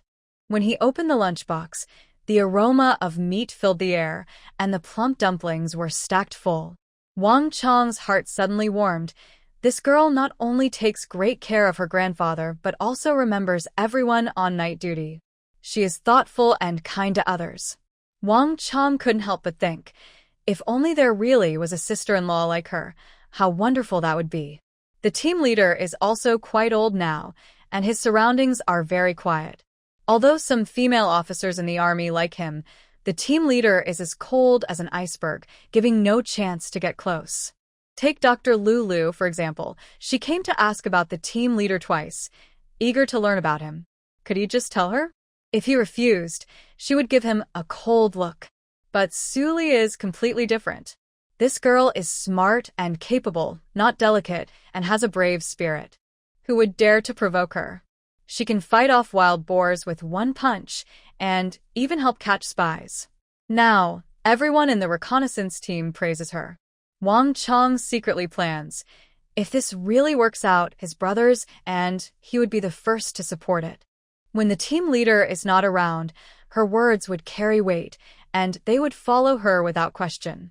Strangely, Su Li never asked a single question about the team leader from start to finish. If she had inquired a little, he could have shared everything about the team leader's personality and preferences, except for military secrets. But after he finished eating the dumplings, Su Li just smiled and asked nothing. Wang Chong rubbed his stomach, full of doubts. Does Sister Su really have feelings for Commander Fu? With this question in mind, he returned to the camp. It was a sunny morning. Su Li had just washed and hung up her grandfather's clothes when she turned around and saw Kai Chunmiao holding a cloth bag, walking carefully into the ward. Comrade Su. Kai Chunmiao's voice trembled, and as she spoke, her eyes turned red. If it weren't for you rescuing Xiao Bao from the traffickers that day, this child might have been taken away and sold. And our family would have caused a big fuss. Comrade Su, you are our family's hero. Su Li quickly asked her to sit down, speaking gently. Madam Kai, that's what I should do. Anyone would have helped. Kai Chunmiao shook her head repeatedly, tears almost falling. Helping is one thing, but whether she could rescue him is another. Since Xiao Bao came back, he has told her many times, Uncle Su is amazing. She kicked the human trafficker to the ground with both feet, and with one kick, she even made a hole in the wall. Is that something an ordinary person can do? Who could have such great skill? Then she thought of her mother-in-law, who often made sarcastic remarks. Comrade Su, about the last time my mother-in-law bumped into you, I want to apologize on her behalf. Su Li glanced at Kai Chunmiao. This woman seemed genuinely sorry. She really couldn't understand why Sister Wang, who is capable and kind, was being sent back to her hometown by Grandma Wang. When Kai Chunmiao saw Su Li looking at her, her face darkened and she sighed softly. When I had my little boy, I was weak and sick. The doctor said I couldn't have more children. Grandma was never happy about it. Plus, Tai Zhu was promoted, and she looked down on me for being from a poor family and uneducated, saying I wasn't good enough for her son. If Tai Zhu hadn't cared about feelings, she would have forced him to divorce me and marry someone from the city. Tears started to fall, hitting her hand. Su Li felt a cold anger in her heart. What a terrible mother-in-law, greedy for wealth, heartless, and mean. Honestly, if she had such an understanding and kind daughter-in-law, The Wang family would be very lucky. Comrade Su. Kai Chunmiao took a deep breath, handed over a cloth bag, and spoke carefully but with a hint of flattery. I don't have much to show for myself, just this sewing skill. I made this last night. If you don't mind, please accept it. Suli took it and opened it. Her eyes immediately lit up. It was a white shirt, fitted tightly at the waist, making her look very slim. The collar and cuffs were delicately embroidered with lace, simple but refined. Plain yet stylish in a subtle way. Nice craftsmanship. Suli smiled and looked at it more closely. Did you come up with this waist-cinching design yourself? Kai Chunmiao's face turned bright red, and she spoke shyly. I based it on the style of the sister-in-law from the Women's Federation's courtyard. I thought, since you're young, it would look good on you. Su Li's heart moved. She was impressed. Others might wear something casually, but she could learn to make it look good. This wasn't just ordinary sewing. It was a talent. And such a capable, kind daughter-in-law. Grandma Wang actually looked down on her? She must be blind, she said. Old Wang's family married Kai Chunmiao. Really a lucky break. Her tone suddenly turned serious and she said, Second sister-in-law Wang, you're only about 24 or 25 now, right? People say you're never too old to learn. Why not pick up some culture? If Xiao Bao is going to school, you should learn too. Soon. Everyone will look at you differently. Kai Chunmiao was stunned, her eyes brightening and her voice trembling. I can learn too. Why not? Suli snorted softly. The intellectuals in the city learned little by little too. Besides, learning to recognize characters and read blueprints will help you improve your sewing skills. You can make any style you want. Who would say you're not good enough? Kai Chunmiao's breath caught, and her heart felt like it was on fire. Yes, she had never dared to think about this before. Su Li's lips curled slightly, secretly sneering. If old lady Wang knew she looked down on her daughter-in-law, but she could turn things around with just a pair of scissors, she'd be furious. They talked for a long time. Kai Chunmiao left happily, her face shining with confidence, no longer timid, as when she arrived. Inside her cloth bag were 6 big apples, along with a 6-foot cloth voucher and 5 yuan secretly placed by Su Li. Meanwhile, Wang Chong happily returned to the camp. When he saw a pretty figure standing at the door, his face immediately changed. He thought to himself, oh no. Wang Chong hummed a little tune as he cheerfully returned to the camp. But as he reached the door of his tent, his expression suddenly darkened. Wasn't that the pink butterfly from last time? He remembered she wore a pink dress and had 2 pink hair clips. But this time, she looked more simple. A small floral shirt, blue pants, and a pair of black velvet shoes. She looked a lot like Su Li. This woman, claiming to be Captain Fu's sister, was pretty, but it was obvious she had bad intentions.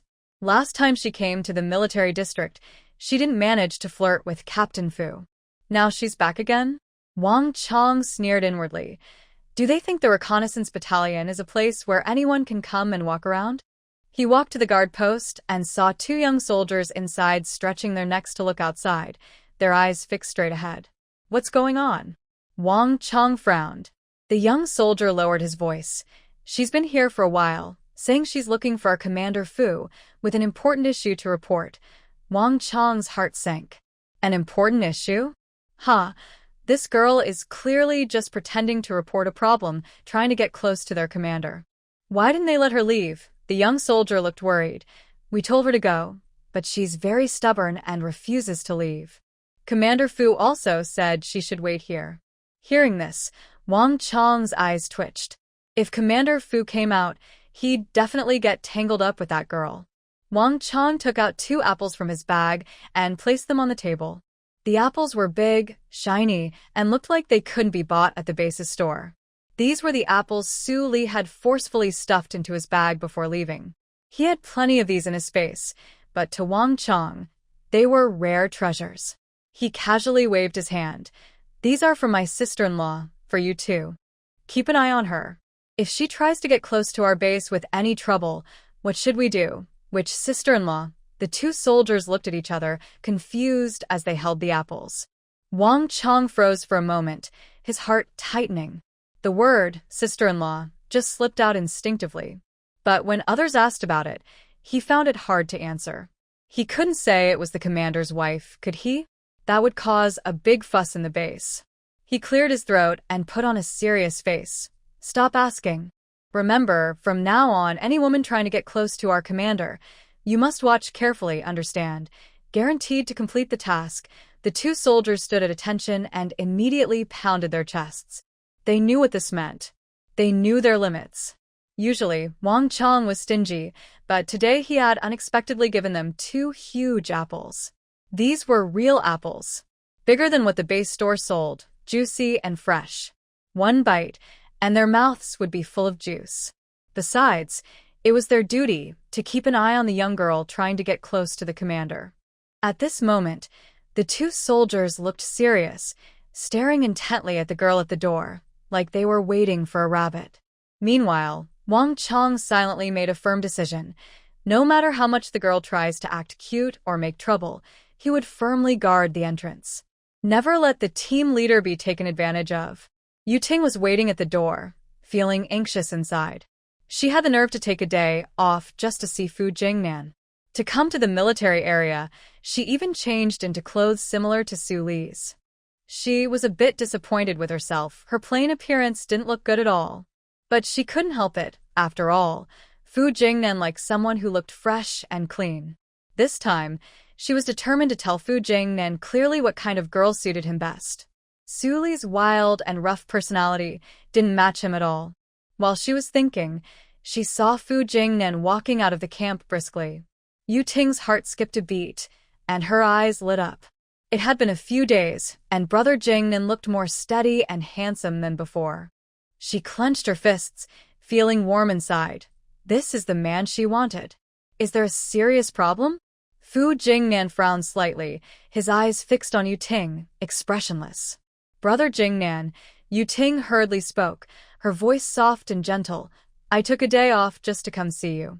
Before she finished, Fu Jingnan's expression darkened, and his tone became stern. Nonsense. Is the army a place for playing around? Go back. He turned and walked away. Yu Ting was anxious. She quickly reached out and grabbed his sleeve tightly. Brother Jingnan, I know you like Su Li, but have you thought about it? Her wild and rough nature causes trouble outside every day. Can she take good care of you? Fu Jin-san squinted, looking displeased. Yu Ting continued. Would Aunt Su agree? The daughter-in-law she wants is gentle, kind, and well-educated. Su Li's wild personality doesn't suit you at all. Hearing this, Fu Jingnan's face grew even more grim. What was that woman really trying to do? Recently, he received 2 letters in a row. He didn't even look at them and burned them. He knew what they said without reading. What's the use of regretting now? He was grown up now, no longer in need of a mother's love. He turned around, his voice cold and sharp. Don't take trivial things as a warning. Tell her that once she's left the Fu family, she should live her own life peacefully. The Fu family's affairs are none of her business. From now on, do not come again. If you come again, claiming to reflect serious issues, you'll be dealt with according to military law. After saying this, Fu Jingnan turned around and walked away quickly, without looking back. Only Yu Qing was left with a pale face, trembling lips, and she couldn't say a word. Did Fu Jingnan really leave like that? Did he even disown his own mother? She had so many things she wanted to say, but couldn't. The soldiers in the guard post watched everything clearly, especially Wang Chong, who was worried that their leader was attracted by the pink butterfly. Now, seeing this, he almost couldn't hold back his laughter. TSK, I thought it was something serious. Turns out she just wants to be the leader's wife. That girl has a really thick skin. Our leader is not someone she can just chase after. Exactly. When the leader's eyes turn cold, I feel weak in my knees. And she still dares to pull on the leader's sleeve. TSK, such courage. Wang Chong chuckled sarcastically, his eyes full of mockery. The leader's wife. Is that what she dares to dream of? In the future, the leader's wife should be kind, capable, and able to take good care of the leader. She must also have good character, be honest and upright. If someone tries to climb up by stepping on others, not only would the leader not like her, but he wouldn't either. Thinking of this, Wang Chong's expression froze, and he quickly reminded the others, "Don't spread what happened today." The two young soldiers nodded immediately, promising repeatedly, "We won't say anything. As long as we keep it in our hearts. If she comes again, we won't report it." Wang Chong frowned. Not reporting isn't good either. What if something really happens? But he estimated that the chance of her coming again was slim. After all, their leader had already made it clear. If she still comes, how thick-skinned must she be? Thinking of this, Wang Chong felt at ease and turned to walk toward the regiment headquarters. But unexpectedly, he was mistaken. Not long after, Yu Ting was forcibly invited into the military district from outside. Wang Chong carried his backpack, which was bulging with apples. He was in a good mood and cheerfully pushed open the door to the regiment office, shouting, "Leader, I'm back." Fu Jingnan was reading documents with his head down. He paused his pen slightly, looked up, and gave a faint glance. "Aren't you back early? Are you watching the show from the guard booth? Are you enjoying it?" Wang Chong stopped in his tracks, almost dropping his eyes in surprise. "Captain, how do you know?" "I clearly." "You're crouching low, hiding behind the wall," Fu Jingnan said coldly. Wang Chong's mouth twitched, and his legs trembled. Can he really see that? He was crouched so carefully, almost numb in his legs. He forced a dry smile, about to change the subject, when he suddenly heard Fu Jingnan say, "I also know you brought a bag of apples that Suli gave you?" Huh? Wang Chong's hands trembled, and he quickly shielded his bag with his arms. "Captain, this." "Suli girl forced it on me." Fu Jingnan leaned back in his chair, looking calm, but his eyes subtly glanced at the bulging bag. "Did you eat them yourself?" Wang Chong shivered, almost jumping up. He hurriedly waved his hands. "No way, Captain. If you want to eat, I'll give them to you right away."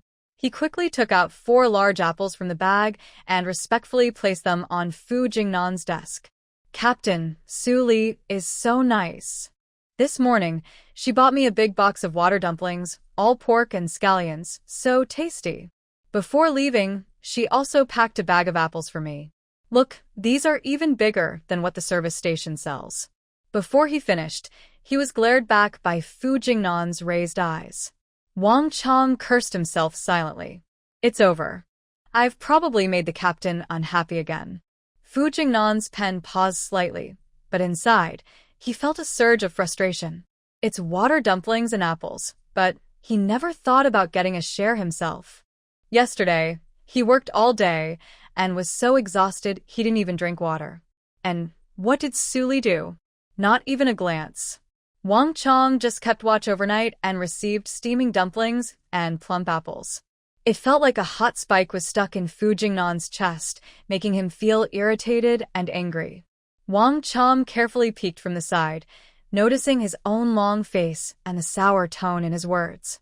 Just as he was thinking about slipping away quickly, Fu Jingnan suddenly looked up and said coldly, "Next time she gives you something, return it in my name." Fu Jingnan frowned, his eyes cold. "Carry out the order." "Yes." Wang Chong immediately straightened his chest and responded, but inside, he was already feeling happy. "So, it turns out our team leader is jealous."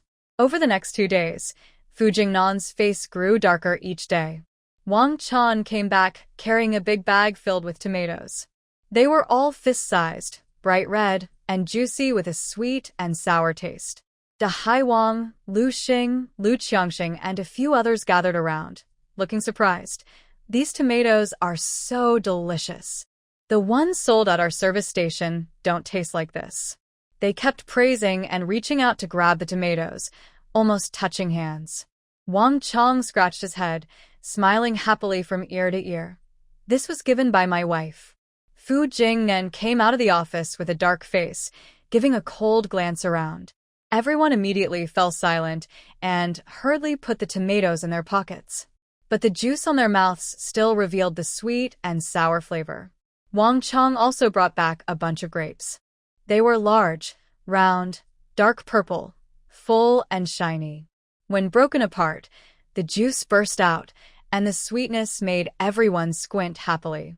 Wow, I've lived so long, but I've never tasted such sweet grapes. Lu Xing exclaimed in wonder.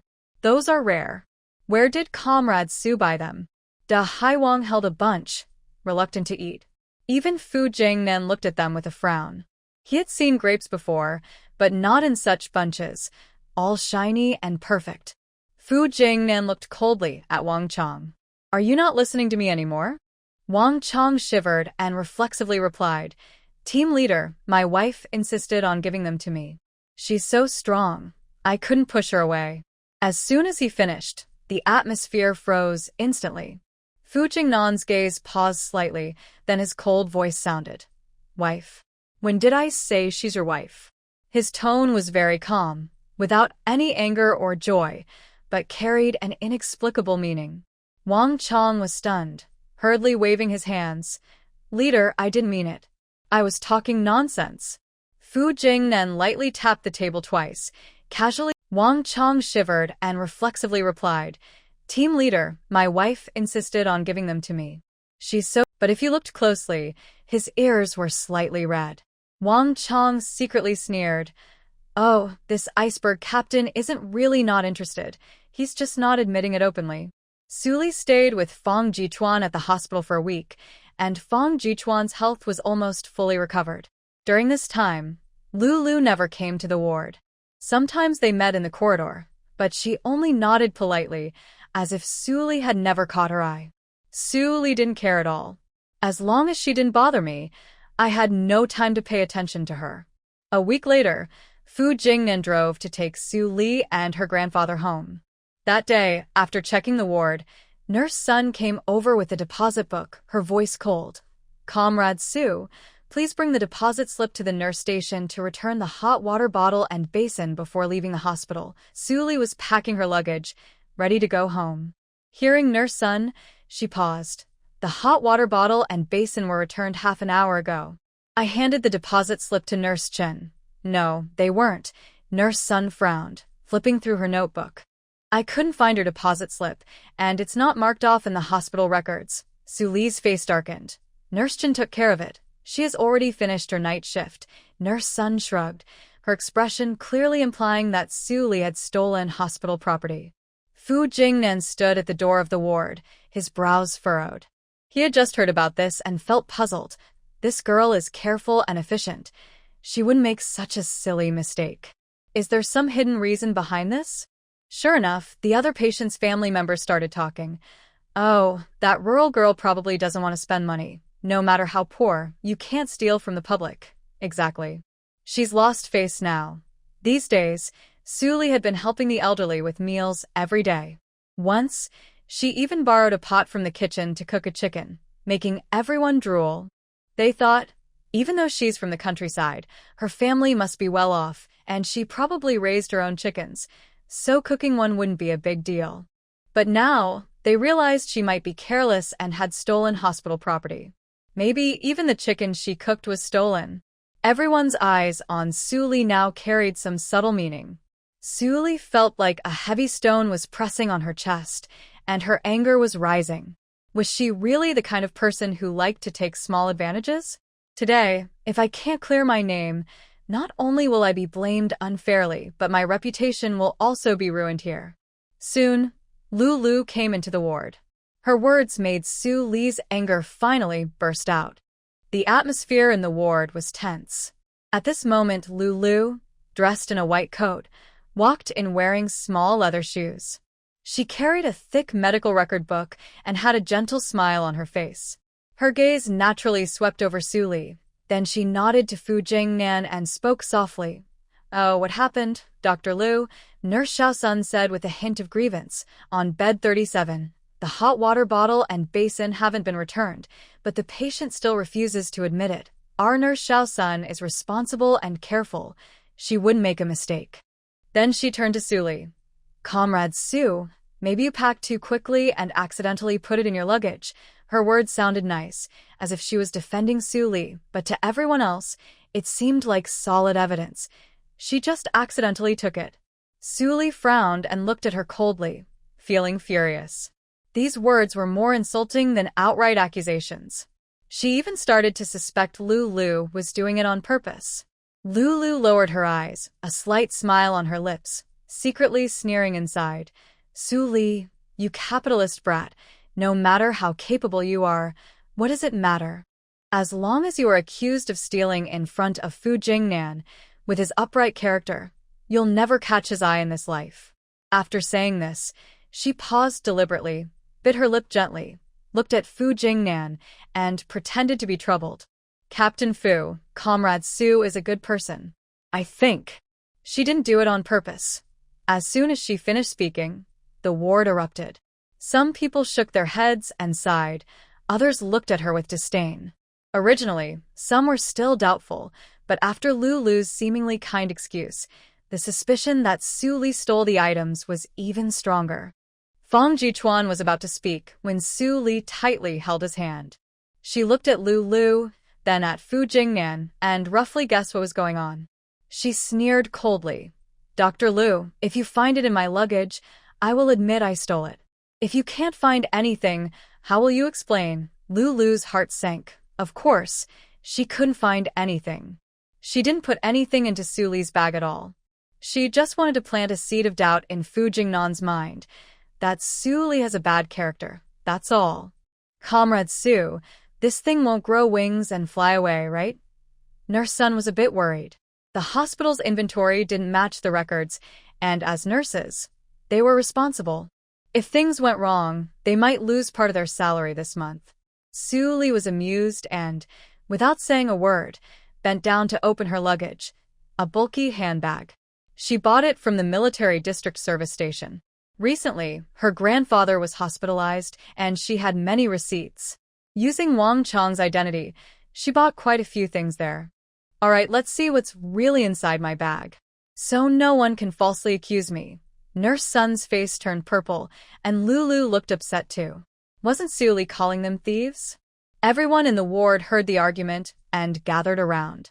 It seemed that no matter where you are, there's always someone eager to watch the drama.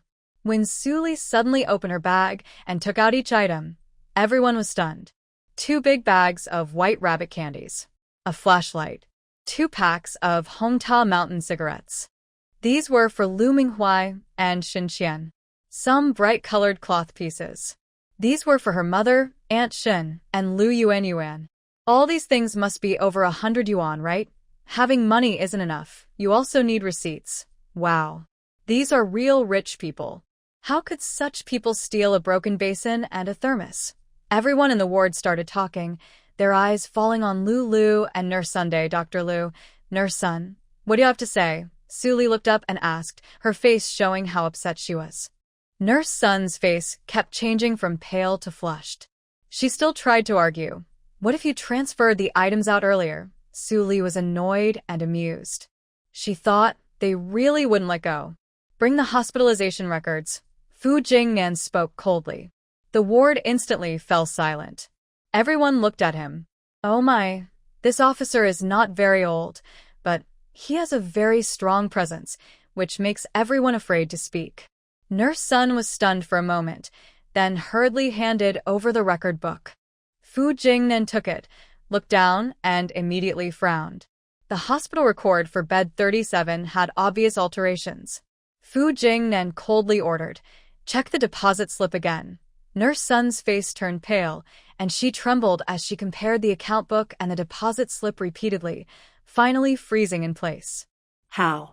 How can there be 2 deposit slips for bed 39? One was brand new, with neat and clear handwriting. The other had 37 forcibly changed to 39. Both slips pointed to the same bed. The family of bed 39 was standing nearby, and upon seeing this, they quickly said loudly, we only paid the deposit once, and we only received a thermos and a basin. We didn't get 2 sets. Maybe the nurse made a mistake. Nurse Sun was completely panicked, sweating coldly on her face. She had to look at Su Li with trembling voice. Comrade Su, sorry, it's our mistake. The people in the ward who had been making sarcastic remarks earlier suddenly fell silent, looking embarrassed. Fu Jingnan's face turned pale, and he slammed the notebook shut with a bang, his voice cold. Take me to see the director. There was no room for negotiation in his tone. Lulu's face stiffened, her fingertips clutching the medical record tightly, a flash of panic in her eyes. She didn't expect Fu Jingnan to take this matter directly to the director. She thought it was just a small framing, enough to leave a stain on Su Li's reputation. But unexpectedly, he exposed it and found evidence, refusing to let go. Brother Fu, such a small matter. Isn't it necessary to go to the director? Besides, Nurse Sun didn't do it on purpose. Lulu forced a faint smile, trying to stop him. Nurse Sun's eyes were filled with tears, and she was still an intern. If the director found out, could she still stay? However, Fu Jingnan's gaze was icy, and his expression serious. This matter was deliberately framed, and it's not a small issue. He paused, speaking slowly and clearly. Comrade Su Li is an outstanding person who helped us catch human traffickers, and she is also a hero who broke up a spy gang. Her good reputation must not be casually tarnished. What? The crowd watching suddenly became noisy again. Really? She's the girl who caught the traffickers, and she also helped the army catch a spy gang? Wow, she's so capable. How could such a hero steal from the hospital? Nurse Xiao's son looked at Lulu. Lulu's face was very pale, trembling all over, as if she had stepped into a deep abyss. So Su Li has this kind of identity. What should I do now? No, I must quickly call my uncle and ask him to step in and handle this. First, Director Chen's decision on how to handle Lulu was not mentioned. Instead, Fu Jingnan drove directly to take Su Li and Fong Jichuan back to the Hongxing team. Throughout the ride, Su Li didn't say a word to Fu Jingnan. She was feeling very angry inside. Today's trouble was mainly caused by Fu Jingnan, who seemed cold and unfeeling. If it weren't for him, there wouldn't be that mess with Lulu. This is what people call a bad influence. Su Li sneered silently, her face tight with annoyance, too lazy even to look at him. But Fu Jingnan was not good at explaining. He kept a blank expression, looking calm as if nothing could bother him. The more he ignored her, the angrier she felt. On the other hand, Fong Jichuan was chatting happily with Fu Jingnan. The old man squinted his eyes, thinking more and more that this young man was honest, steady, hardworking, and responsible. He also came from a good background, making him a perfect candidate to be a son-in-law. But from the way his granddaughter looked, she didn't seem very interested. Of course, she was still young. They could talk about it after she turned 18. That if they could arrange a marriage, that would be a good thing. Fu Jingnan was also feeling upset inside. Before leaving, he wanted to say something to Su Li, even explain himself a little. But seeing her indifferent attitude, he swallowed his words. He looked cold and serious, but inside, he felt a bit frustrated. Suddenly, he remembered Wang Chang's baskets of apples, grapes, and tomatoes. His brow furrowed even more. Why do people make him so angry? This girl could protect a young worker well, but he wanted to help her, yet she just glared at him instead. Was it because she was too young? Maybe she wasn't mature enough yet. Fu Jingnan sighed inwardly, then quietly left the scene. Fong Lan was relieved to see Fong Jichuan return, healthy and unharmed. She had been worried these past few days. Her father was 76 years old. If something happened to him, she wouldn't forgive herself. She even begged Li Guangquan for a letter of introduction to the hospital, but he refused without hesitation. How could a displaced person casually leave the production team? She knew Li Guangquan was retaliating because she didn't agree to his family's marriage proposal.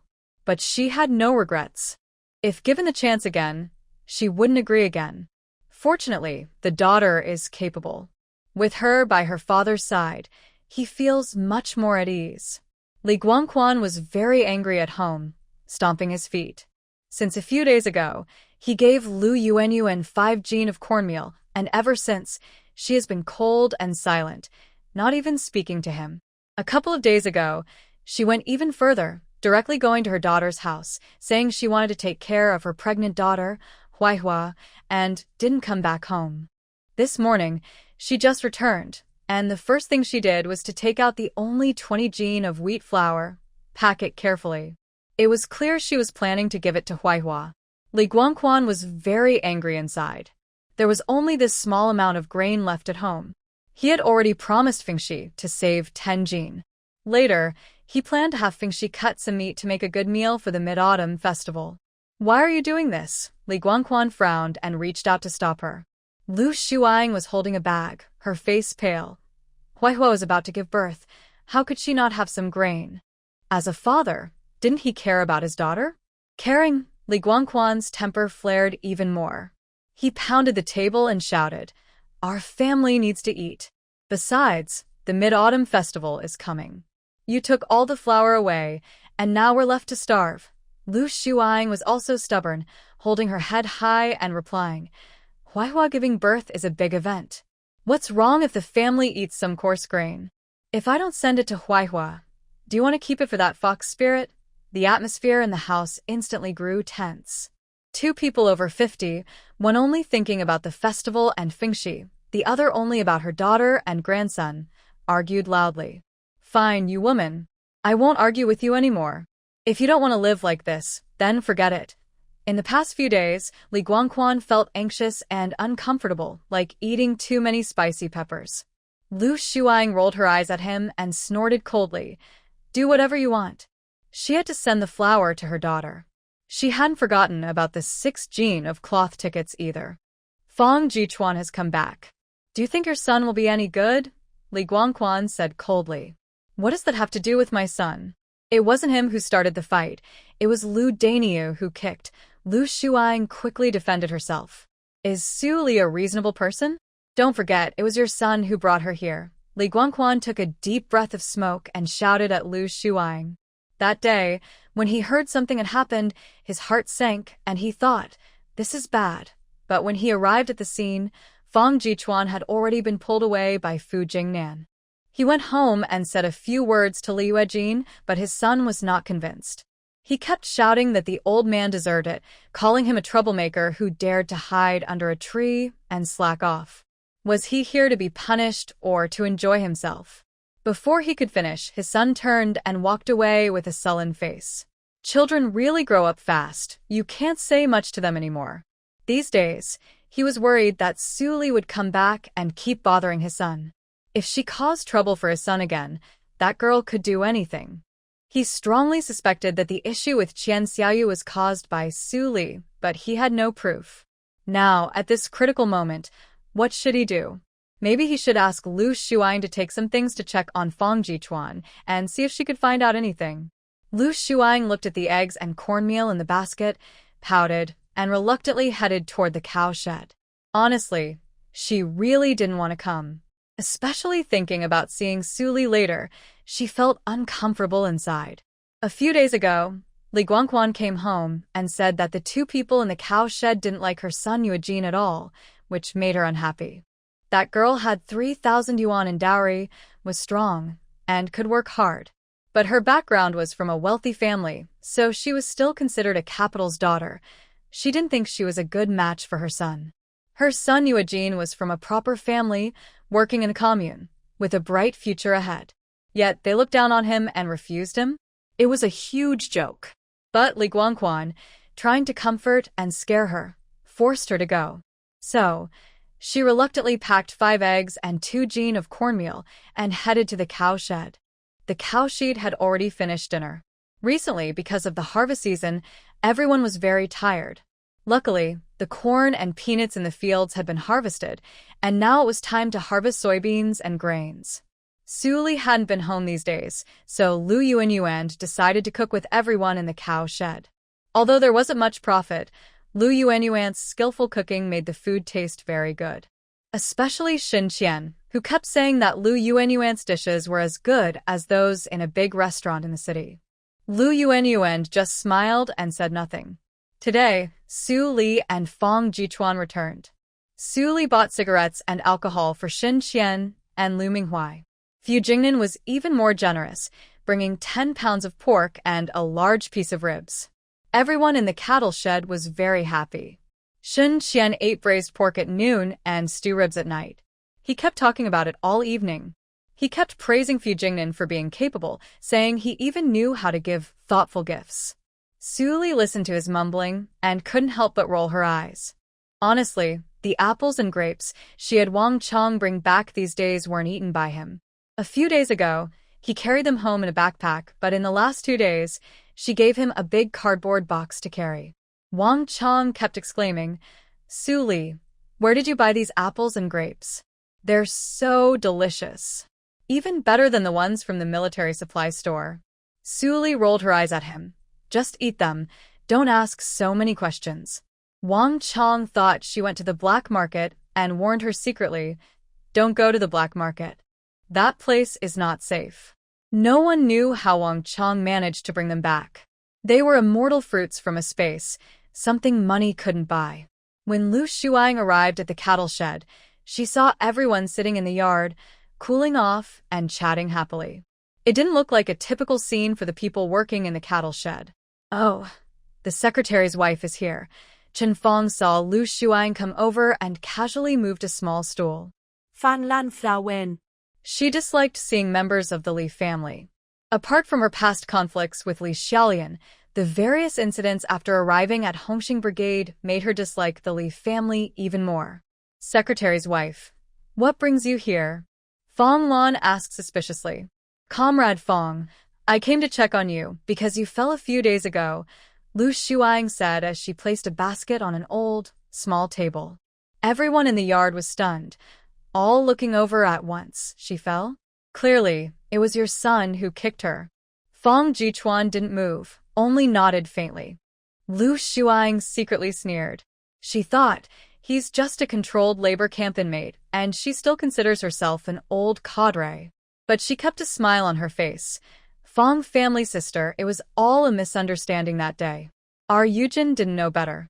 Please don't take it to heart. As she spoke, she glanced to the side and saw that Su Li was also there. She thought, this girl is a troublemaker. Anyone who gets involved with her will have bad luck. Luckily, the marriage proposal didn't go through. If it had, this girl would have caused trouble. Fong Lan didn't say anything. Her father had been knocked out and had a concussion, yet he still had no hard feelings toward them. You're dreaming if you think that's possible. Lil Su is also here. Lu Shuang smiled kindly. Su Jiqing is the most capable person in our team. I like someone like you. Brother Yejin sometimes talks too quickly and acts carelessly. If he makes mistakes, don't hold it against him. Su Li raised an eyebrow. Lu Shuang's words seemed to have a hidden meaning. She blinked and slightly smiled. Don't worry, Andy. Whether I remember it or not, your son knows in his heart. Her words were gentle, but they sounded like she was biting her teeth. Su Li felt a cold snort inside. She thought, if you want me to forget this easily, forget it. Lu Shuang's smile almost couldn't hold. She secretly cursed. What a sharp-tongued girl. Seeing that Li Guangquan had finished the task she gave him, she stopped talking. Fong's girl, seeing the old comrade doing well makes me feel at ease. I have nothing more to say, so I'll go now. She stood up to leave, but her eyes fixed on the basket she brought. Fong Lan quickly stood up. Please take your time. These things should be taken back. She handed the basket to Lu Shuang. Lu Shuang sighed in relief. She had been waiting for this. There were 5 eggs and 2 jin of cornmeal. If they didn't take it, she could take it home for her daughter. Thinking of this, she reached out to accept it. Suddenly, she felt her hand lighten. Su Li cheerfully took the basket. Mom, Auntie, it's hard to get these. Who knows where we'll find food tomorrow? This 2 jin of cornmeal is just right for Aunt Chen to make some steamed bread, and the eggs are good for Grandpa. After saying that, she took the basket into the cow shed and set it down. Soon, she returned with an empty basket. Lu Shuang's face stiffened. She forced a smile and said, Well, since you've accepted it, I won't bother you anymore. Then she turned and hurried away. Her figure was hunched, and her steps looked a little unsteady. When Lu Shuang stepped out of the cattle shed, she felt her face burning hot. It was like being slapped twice in front of everyone. The basket was gone, and her dignity was lost. She couldn't help but feel angry again, and think, this Su Li, isn't she rich and well-connected? Why does she care about my eggs and cornmeal? Inside the cattle shed, Fong Lan looked at Su Li with a helpless expression and whispered, "You girl, her family's things." Su Li pouted and said lightly, "No need to take it.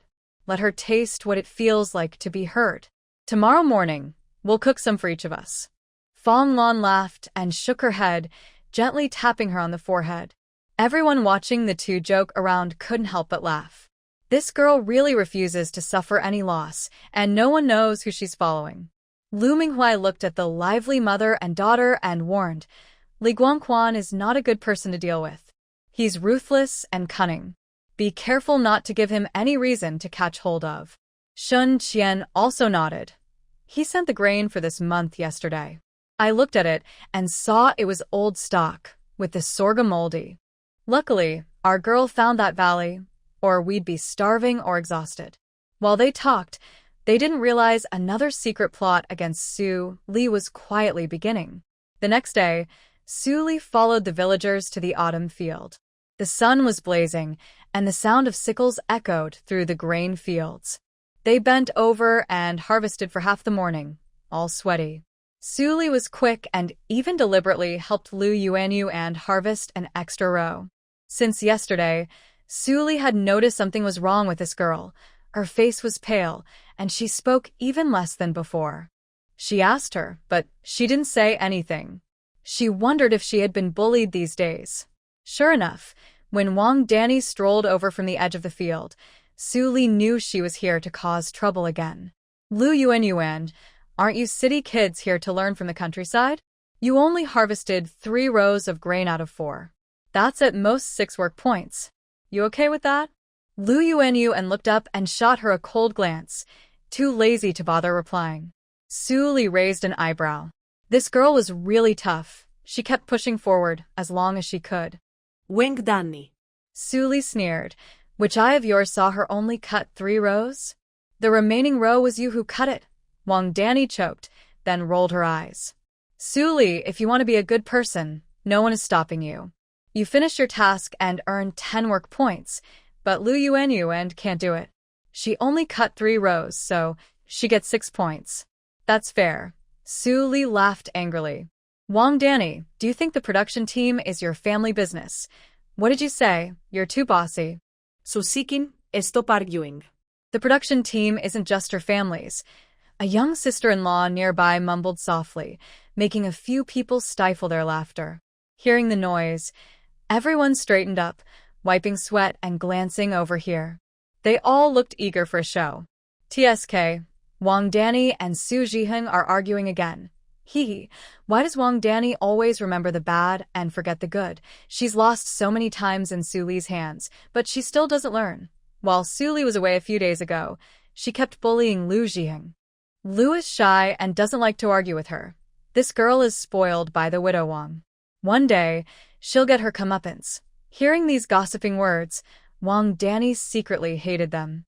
This production team wasn't her family's, but she was the secretary's adopted daughter. Everyone had to give her some face. It was only Su Li, reckless and unaware of her limits. A few days ago, she even dared to push herself into the river. If she doesn't settle this score, how can she swallow her anger? Just as she was about to speak back, footsteps suddenly sounded from the field.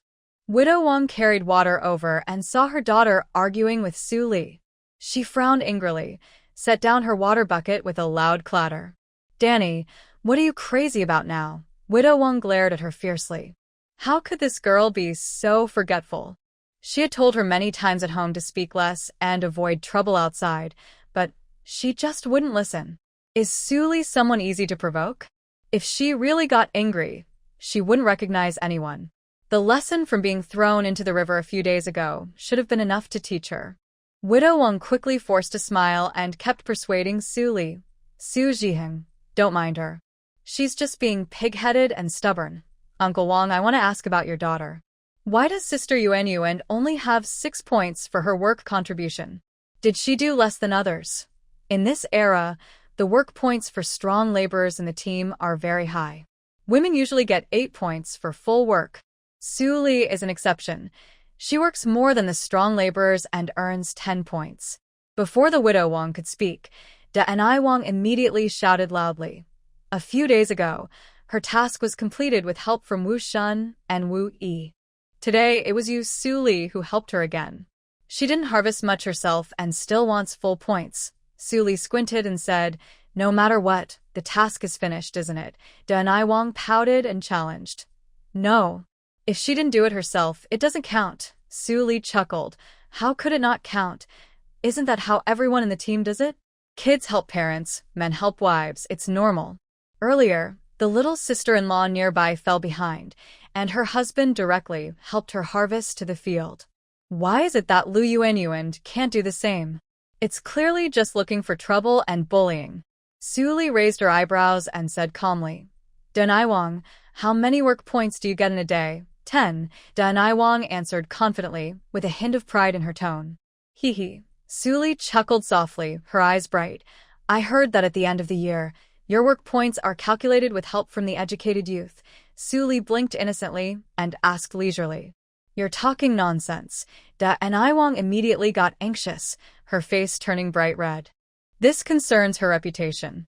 How dare she say such things openly? Su Li said, "Why are you so anxious? Everyone in the team knows that you only keep track of daily work points, and at settlement time, you need help from the educated youth. You're just a nominal scorekeeper. The team has no one who went to school, not even an accountant." Dan Wang takes on both the accountant and scorekeeper roles. But she's just a fool resting on her father's achievements, nothing more. Dan Wang, aren't you a bit guilty about those 10 work points you took? As soon as she said this, a burst of snickering spread around. Someone whispered, "Usually, she's like a crab walking sideways. Now her shell's been cracked open, huh? Who doesn't know her scoring skills? If she really tries to calculate, she might lose herself in the process." She only gets some support because the secretary is her father," someone said. Everyone around looked at her with a half-smile. Usually, she acts like a crab, but now she's faced with a real opponent. Widow Wang glared fiercely at Wang Danny. "What can I say about this girl? She studied for 3 years but couldn't handle the hardship of reading, so she stubbornly quit." Li Guangquan felt sorry for her and arranged a job for her as a scorekeeper and accountant. But this silly girl couldn't even add numbers under 100, and in her first year, she made a big mistake. She calculated a large part of the accounts wrongly. In the end, the young workers from the youth farm helped her settle the accounts. Since then, it became a rule. Wang Danny only keeps track of her daily work points, and the big expenses at the end of the year are handled by others. But today, Su Li publicly exposed her mistake, embarrassing her right there. If she keeps talking, what will happen to her daughter's reputation? How can she continue this work? The young workers from the youth farm aren't very strong, but each of them is smarter than her daughter. A couple of years ago, no one suggested choosing an accountant from among the young workers, but Li Guangquan suppressed that idea. It's safer to trust your own people, isn't it? Widow Wang secretly clenched her teeth but forced a dry smile and quickly tried to smooth things over. "Comrade Su, Danny just speaks without thinking. As for the work points, completing the task earns full points. And the missing points for Lu are made up by Danny." She smiled apologetically, trying to cover for her daughter. But inside, her hatred for Su Li grew even more. That stubborn girl, an outsider young worker, still thinks she can boss around in the Red Star Brigade? Does she not see whose territory this is? Su Li saw Widow Wang, and although she hated her to the core, she forced a cheerful smile on her face. She couldn't help but laugh inwardly. Serves her right. These mother and daughter are both no good. Looking back, she saw Lu Yuanyuan, who was slightly pursing her lips. Though her eyes were cold, her expression was much lighter. Su Li could easily imagine how much coldness and disdain this girl had faced these days. Wang Danny was not someone who would let things go easily. Lu Yuanyuan felt warm inside. This wasn't the first time Su Li had stood up for her. These days, Su Li has been away from home. Faced with Wang Danny's subtle and obvious provocations, she feels helpless. First, she doesn't want to lose face. Second, she's afraid it might bring trouble to Su Li. After all, that girl has already had a tough time. Today, when Su Li returned, she felt herself standing stronger again, with her posture more confident. Su Li is her support. From now on, Su Li is like her younger sister, and she is Su Li's older sister. Widow Wang greeted everyone and, after everyone drank enough water, they continued working. In the millet fields, the men each cut 5 rows and the women cut 4. Who finishes first can help their parents or wives with more work. In this hot weather, sweat drops fall like rain. Everyone just wants to finish early. Widow Wang carried a water jug, smiling happily as she walked over to Li Jiqing. Li Jiqing, take a break. I'll help you cut. Before she finished speaking, she bent down and snatched the sickle, starting to cut quickly. Everyone was surprised, exchanging quiet glances and smiling secretly. They thought she was trying to find a good family for her daughter, hoping for a happy life. Soon, someone teased, Widow Wang hasn't used a sickle in years, has she? Maybe she's trying to find a son-in-law. With these words, the field became lively. Being laughed at, Widow Wang grew bolder. She stood up directly, raising her voice. I'm a widow, it's not easy. I raised Danny, with everyone's help. Li Jiqing works hard and is diligent. If I marry him, it would be a great thing. Her words made everyone laugh even more. A few women exchanged glances and smiled secretly. Widow Wang's bold personality was clearly showing her authority. From now on, no one else should get involved with Li Jiqing. Li Jiqing's face turned bright red, and his forehead veins bulged. He wished he could find a hole to hide in. Why is Widow Wang so shameless? Haven't I hinted clearly enough these days? He took back the sickle, trying to stay calm, and said, Widow Wang, you can't say things like that. I can finish these few rows of millet easily myself. I don't need your help. After saying that, he forced a smile and cupped his fists at everyone. Everyone don't tease. Widow Wang is joking. I am still young. My mother always said I must not get married before I turn 25. Otherwise, she warned, she would break my legs. Everyone around found this funny. Li Jiqing was really worried, afraid that Widow Wang would bother him. He was a bit eager to see her get teased. Widow Wang's face stiffened and a sharp look flashed in her eyes, but she quickly forced a smile. Oh, marriage is all about fate. When the time is right, who can say what will happen? Wang Danny watched her mother flirt with Li Xiang, but Li Xiang didn't seem interested. She felt a little annoyed. Can I, Wang Danny, refuse him? If I can't, then it should be because I don't like him. She looked up at Su Li. It was impossible for her to be with Brother Yuejin now. She needed to think of a way to make Brother Yuejin like her. Most importantly, she needed her mother's approval. Wang Danny had a strange confidence in Widow Wang. In the Red Star Brigade, her mother was like a superwoman. As long as her mother agreed, she and Li Yuejin could be together. Who cared if Lu Shuang approved or not? She was just a weakling. As long as her mother said so, her godfather would agree. After finishing work in the morning, Su Li and Lu Yuan headed home together. Li Xiang took the chance when everyone was distracted and quickly stopped Su Li. Su Li, help me think of a way. Widow Wang is like a stubborn patch, always sticking close to me. It's really hard to live like this. Isn't that a good thing? A free wife, and you can have a good life. You're just not grateful enough, Su Li joked. Li Xiang's face darkened instantly. Su Li, are we still friends? How can you be so mean? Su Li pointed toward someone nearby. Compared to her, aren't you lucky? Li Xiang looked up. Not far away, Wu Prong was walking alone, his face dark as ink. My grandfather told me to tell you, no matter where you are, don't go alone. Even in the countryside, if someone wants to ruin your reputation, it's very easy. Li Xiang paused, then suddenly smiled happily. Thanks, Grandpa. I'll visit him someday. From now on, I won't go anywhere alone. What if someone tries to take advantage of me? He then hurried after the group of young men. Su Li, this guy is so slippery, he's like a muddy eel.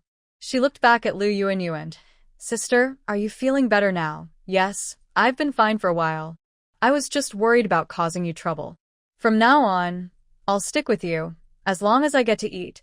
Su Li chuckled and draped her arm around Lu Yuan's neck. Can we have a little ambition? Lu Yuanyuan curled her lips and quickly pushed her hand away. Su Li. Meanwhile, Wang Danny was walking while pulling Wang Guafu's hand. Mom, let's make dumplings tonight. It's been so long since we last had them. Child, your godfather just brought a few pounds of flour and you're already thinking about it. Wang Guafu looked at her disobedient daughter with some frustration. She had told her many times at home to be more proactive and help Li Ziang with some chores. But the girl just wouldn't listen. A girl chasing a boy is like crossing a mountain. A boy chasing a girl is like passing through a veil. As long as she's willing to lower herself, Li Ziang wouldn't refuse her. But her daughter has her eyes on Li Yuejin. What's so good about him? Besides having a job in the commune and a good father. And she and Lu Shuang had fought all their lives. She didn't want her daughter to get involved. Just now, Lu Shuang's look in the millet field seemed like she wanted to eat her. She knew what was going on. Wasn't it those few pounds of flour sent by Li Guangquan? And he wanted to give it to her pregnant daughter? Her daughter is more precious than her own, even during her confinement. You just want a title to sit on the secretary's wife's throne. Even if she can't sit there, she'll make you sick and unhappy inside. All right, I'll leave work early this afternoon, go to the commune, see if I can get some meat. In the evening, we'll have dumplings and your godfather is coming too. Take a bowl to Yu Ting. Didn't she give you a piece of cloth last time? That night, Su Li crouched again behind Wang Guafu's backyard wall, continuing her intelligence work, because in the afternoon, Wang Guafu had openly told Lu Shuang that she wanted to improve their life tonight by making dumplings. Her proud attitude made Lu Shuang very angry. Could Lu Shuang be happy about that? She had carefully saved some flour for her daughter, only to have Li Guangquan take half of it away. Lu Shuang could feel her heart bleeding. But Widow Wang still dared to step on her wound and provoke her, as if she was deliberately humiliating herself. Su Li watched nearby and couldn't help but laugh happily. As long as their family was unhappy, she felt pleased. Last time, she overheard a big secret hiding behind the wall. This time, she wanted to see what these two were up to. Su Li was very cautious, afraid that her grandfather and mother might make another mistake. After dinner, on her way back from the cow shed, she quietly turned into the backyard of Widow Wang's house. But when she saw the familiar figure crouching among the weeds behind the house, Su Li almost jumped in surprise. Li Ziang was also startled. He was listening intently when suddenly he felt a chill on the back of his head. Oh my! He quickly turned around and saw Su Li staring at him with big eyes. Li Ziang hurriedly waved his hand and moved aside, silently making space for her. "Why are you here?" Su Li asked softly. She originally only knew that Zhou Hao liked to eavesdrop, but she didn't expect Li Ziang to have the same habit. Li Ziang rolled his eyes at Su Li. He knew that with Su Li's personality, she could do anything. And tonight, they just happened to meet. Actually, he was also forced into it. He was frightened by Widow Wang's bold actions today. He was an only son, with 3 older sisters and 1 younger sister. He refused to go to the mountains or countryside for work so his sister wouldn't have to go, planning to wait a few years until policies relaxed so he could return. If he found a wife in the production team, he wasn't worried about his legs getting hurt, but he worried that his mother might get angry. In the afternoon, he secretly saw Widow Wang invite Li Guangquan to their house for dumplings. He became more cautious. Widow Wang was not easy to deal with. Her morals were questionable. Today's events had angered her, and she could do anything. He didn't want to accidentally get involved with her. If Widow Wang fixed her eyes on him, it would be even scarier than going to the countryside. So tonight, he decided to try his luck and see if he could get some information. Just as they crouched down, they overheard Li Guangquan and Widow Wang talking through the window. "Where is Darenai?" Li Guangquan asked softly. "She went to the youth camp to find Yu Jiqing."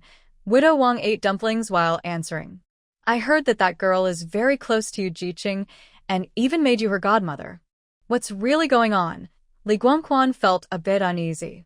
"Yu Ting looks gentle, but she's very clever. If Yu Ting could help with Qian Xiaoyu's problem, Qian Xiaoyu wouldn't have turned to stealing corn from the production team to sell on the black market. Big An is just a paper tiger. She acts loud and offends people." If she had any trouble with Yu Ting, she might sell her out, but she would probably still be foolish enough to trust her. Widow Wang glanced at Li Guangquan, knowing he truly cared for her and her daughter.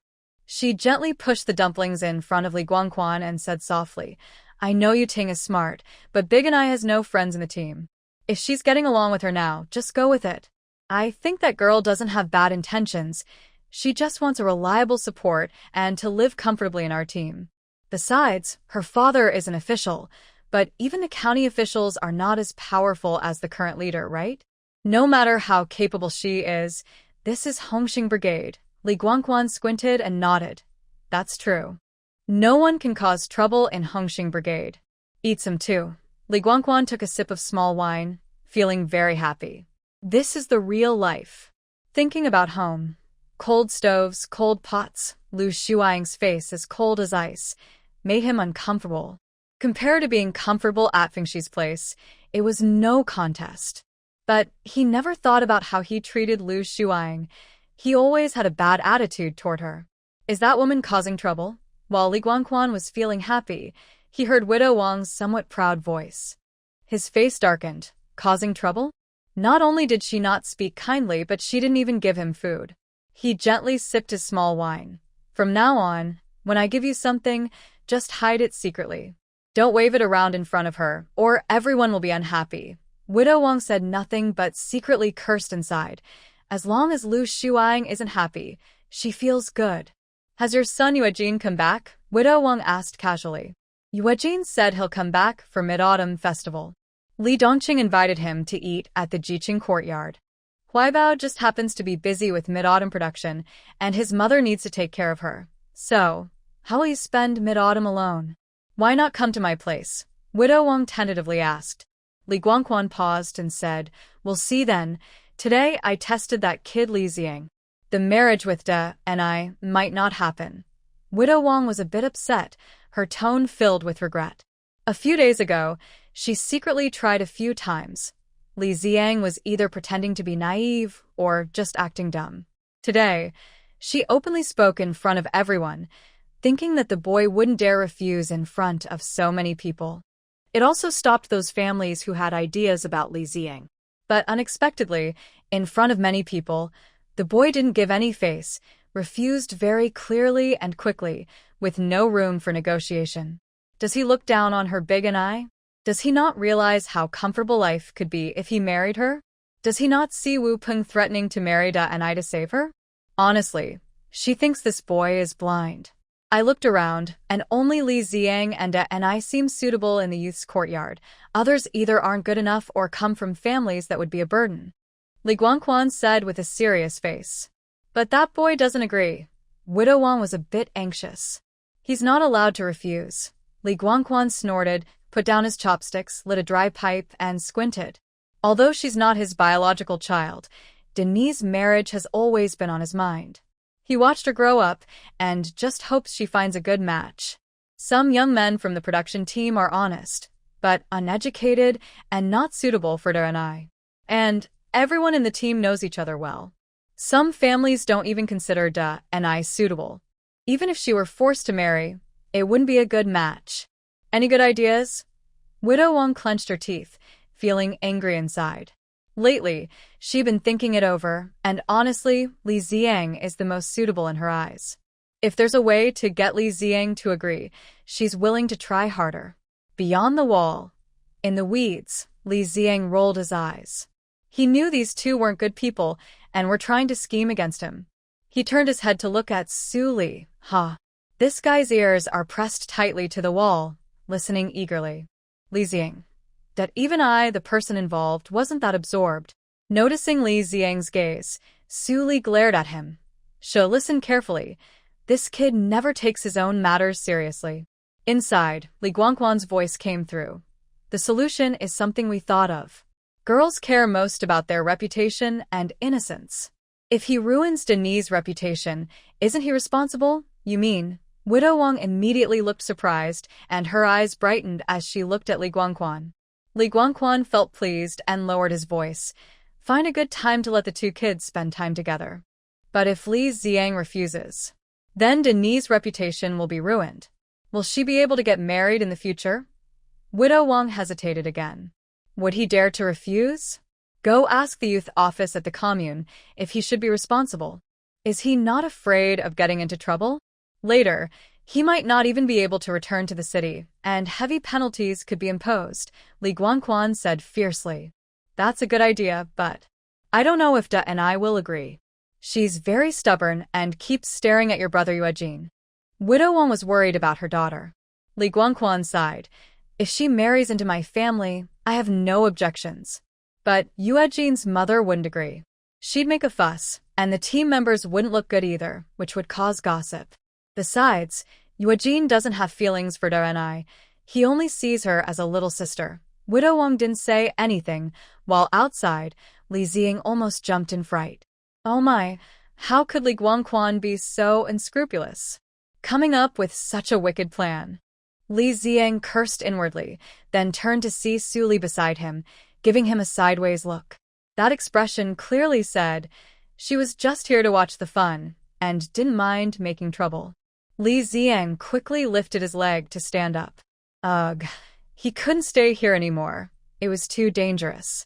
He had to pack his things and run.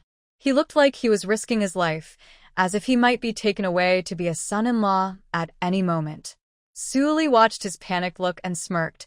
Why don't you just agree? At least Widow Wang's family has good living conditions. Look around. Who in the whole team has dumplings to eat? Only her family. Su Li loved watching the drama and didn't mind making trouble. Her expression was as annoying as possible. Li Ziying almost lost his temper and turned pale, gritting his teeth. I don't care about that. Su Li, are you still my friend? Instead of helping me find a way, you're just watching and laughing. Su Li looked up slowly and said, What can I do? They insist you become the leader's husband. Li Ziying clenched his teeth and said, Maybe I should run away. Tomorrow I'll ask for leave and say my grandmother is seriously ill. But as he spoke, he felt awkward himself. He wished he could pack his bags and leave right now. Seeing this, Su Li couldn't help but laugh. Probably you can't escape. The harvest isn't over yet and Li Guangquan won't give you a recommendation letter. That's not possible. Neither is that.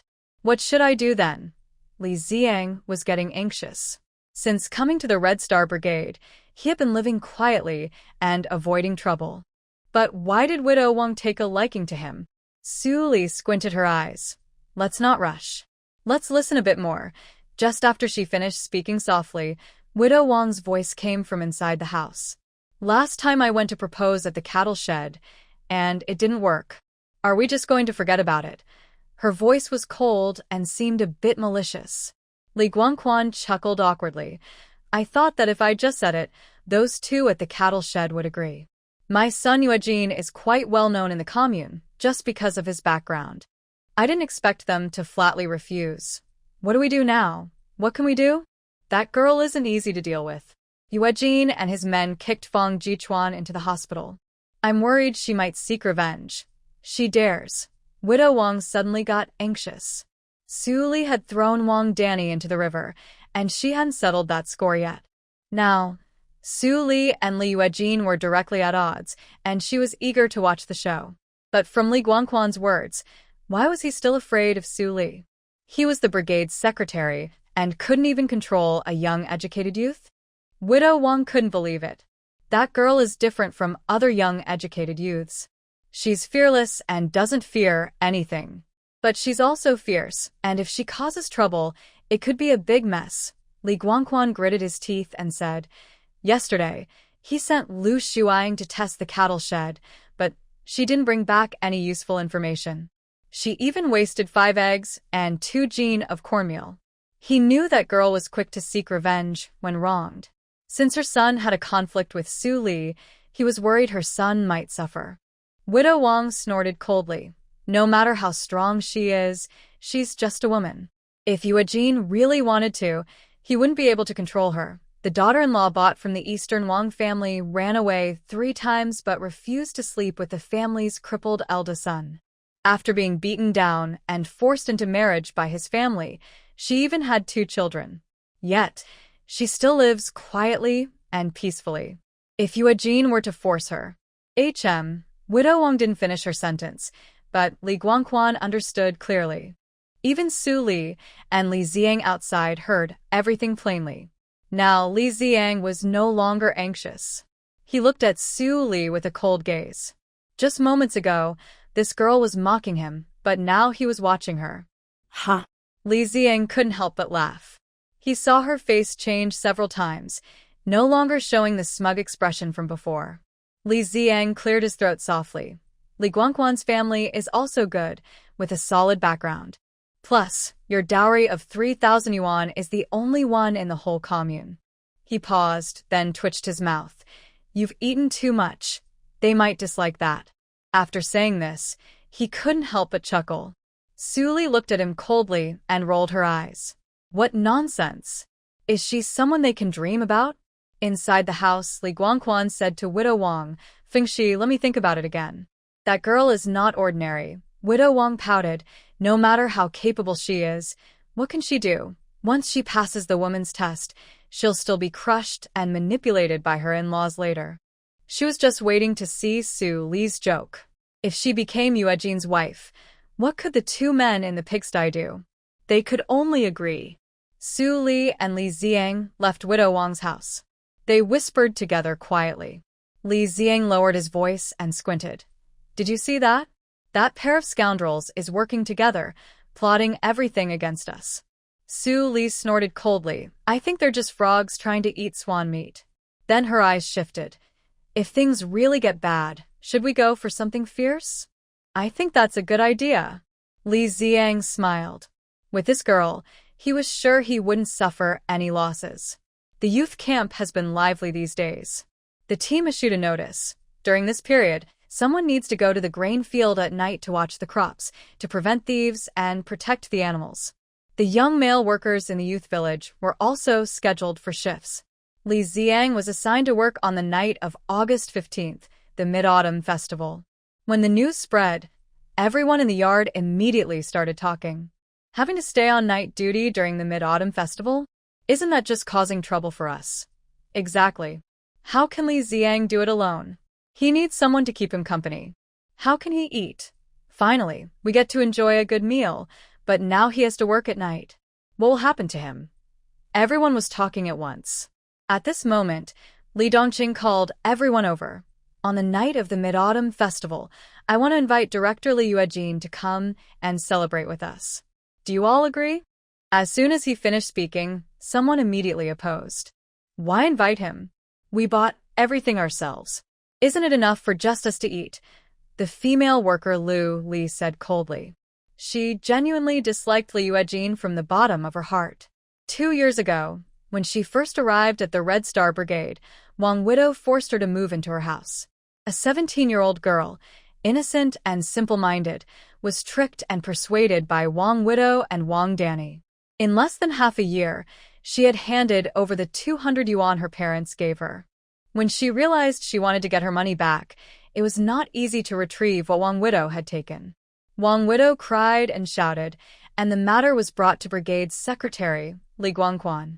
The outcome was predictable. Li Guangquan simply said, once things are given away, you can't get them back, and the matter was settled. At that time, Li Yuejin was standing nearby. Not only did he not help, but he also looked her up and down with a lecherous gaze, sneering. Such a pretty girl. Why do you need so much money? Isn't that just attracting attention? Luli still remembers this and feels angry enough to shake. That 200 yuan was more than a worker's half-year salary. How could she have been so foolish back then? Now, she wishes she could slap herself hard. Li Dongqing looked at everyone, frowned. He was just trying to do good for the youth village, wasn't he? The young workers here had no relatives or support. Building good relations with the brigade secretary would make his work easier, right? There was nothing wrong with inviting Li Yuejin to have a meal. Why be so reluctant? Li Yuejin was the son of Li Guangquan. They, the young workers, had to get approval from Li Guangquan for everything, going out, visiting family, returning to the city, or joining the army. Seeing Li Dongqing frown, Li Ziang raised an eyebrow. Captain Li, I agree to invite Director Li Yuejin to celebrate the Mid-Autumn Festival with us. As soon as he spoke, everyone looked at him in confusion. Isn't this kid usually at odds with Secretary Lee? When did he become so generous? Lu Li hesitated and said, Li Ziang, are you crazy? Are you still defending him? Li Ziang. It seems this mid-autumn night won't be peaceful. He was worried about how to get that kid to come out, and now it just happened to be the perfect opportunity. But he couldn't let the young workers ruin the important plans with Su Li. Li Ziang spoke calmly. I'm not defending anyone. I think it would be good if Director Li could come to our young workers' place to sit and have a meal. It would be good for our group. After all, we need to maintain good relations with Secretary Li, right? Everyone looked at each other, unable to find a quick reply. Li Ziang smiled again. Plus, I'll be on night duty at the yard that night, so I'll prepare a meal for Director Li. By saying this, he not only saved Dongqing's dignity, but also shut everyone up. All right, then let's invite him. Anyway, that kid often comes to the young workers' place to eat and drink for free. He's really quite annoying. Yu Ting stood at the back of the crowd. In recent days, she had lost a whole circle of weight, her eye sockets sunken, and she looked drained. People in the young workers group thought her distress was because of Qian Xiuyu's matter, and some even kindly advised her. Qian Xiuyu's issue isn't your fault, don't take it to heart, but Yu Ting knew her pain wasn't because of Qian Xiuyu. It was Fu Jingnan. She always believed that if she was persistent enough, and with her stepmother Su Yun's help, she could marry that man someday. But reality played a cruel joke on her. She stood at the gate of the military district all morning. Fu Jingnan was inside the military district, yet he refused to come out and see her. At that moment, her heart felt completely cold. And there was something even more cruel. Just as she was about to give up and leave, Dr. Liu from the military district met her. Dr. Liu was very happy when she heard that she was Fu Jingnan's sister. He warmly and sincerely welcomed her and asked many questions about Su Li. She immediately saw that Dr. Liu was also a suitor of Fu Jingnan. He graduated from the Military Medical University, looks outstanding, has a calm and noble demeanor, and holds a high status. And she? She is just a rural educated youth. What capital does she have to compare with him? In that moment, she truly felt the gap between herself and others. Although she was born into a noble family, her father was an official at the grain bureau in the capital. Why had she fallen so far? Later, Fu Jingnan sent Fang Jichuan back to the cattle shed. Yu Ting followed from afar, curious, her eyes fixed on that figure. When they parted, Fu Jingnan looked at Su Li. Others might not notice, but she saw clearly. The look in his eyes was full of emotion. Especially when she saw Su Li ignoring Fu Jingnan, her heart felt like it was torn apart. What others looked down on, she desperately wanted to pursue. Su Li, what right do you have? She silently vowed. What I can't get, you also can't have. Are you daydreaming again? A girl nearby impatiently patted her arm. Yu Ting snapped back to reality and replied lightly. What's wrong? We're discussing how to spend the Mid-Autumn Festival. Captain Li also wants your opinion. I heard that Liu Jin will also come for the festival. Yu Ting frowned. She disliked that person the most. Lately, he kept coming to the youth camp every few days. He claimed to care about the youths but was actually always hanging around her. Sometimes he tried to strike up a conversation. Sometimes he even casually gave small gifts, but she refused all of them. She knew very well. Liu Jin was a troublemaker. Unfortunately, Wang Danny couldn't see through him and was determined to marry him. What a girl with her eyes closed. Thinking about sharing the table with Liu Jin during the Mid-Autumn Festival, Yu Ting felt a wave of disgust. She had already decided. After dinner, she would leave early and not give that scoundrel a chance to get close. If he got drunk and did something inappropriate, as a girl, she would be in big trouble. On the night of the Mid-Autumn Festival, the youth camp was brightly lit. They moved the table outside into the yard, hung a few oil lamps, and the atmosphere became lively. Dishes of stir-fried food were brought out, and the young people sat around the table, filling their glasses with wine. Director Li, cheers. With Director Li here, we can rest easy in the youth camp. Yes, Director Li is young and talented, with a bright future ahead. Everyone spoke happily, smiling and joking, forgetting that just a few days ago they didn't want him to come. Some quietly put meat into his bowl, others poured him more wine. Li Yuejin loved hearing good words, and now he was feeling very happy, his face glowing red. He kept drinking, his face turning more flushed, almost as if his eyebrows were flying off his face. Getting drunk, his face turned even redder. He patted his chest and said, "Our youth camp are all good comrades. If you have any trouble in the future, just tell me. I, Li Yuejin, will help you all the way." Laughter and applause filled the yard.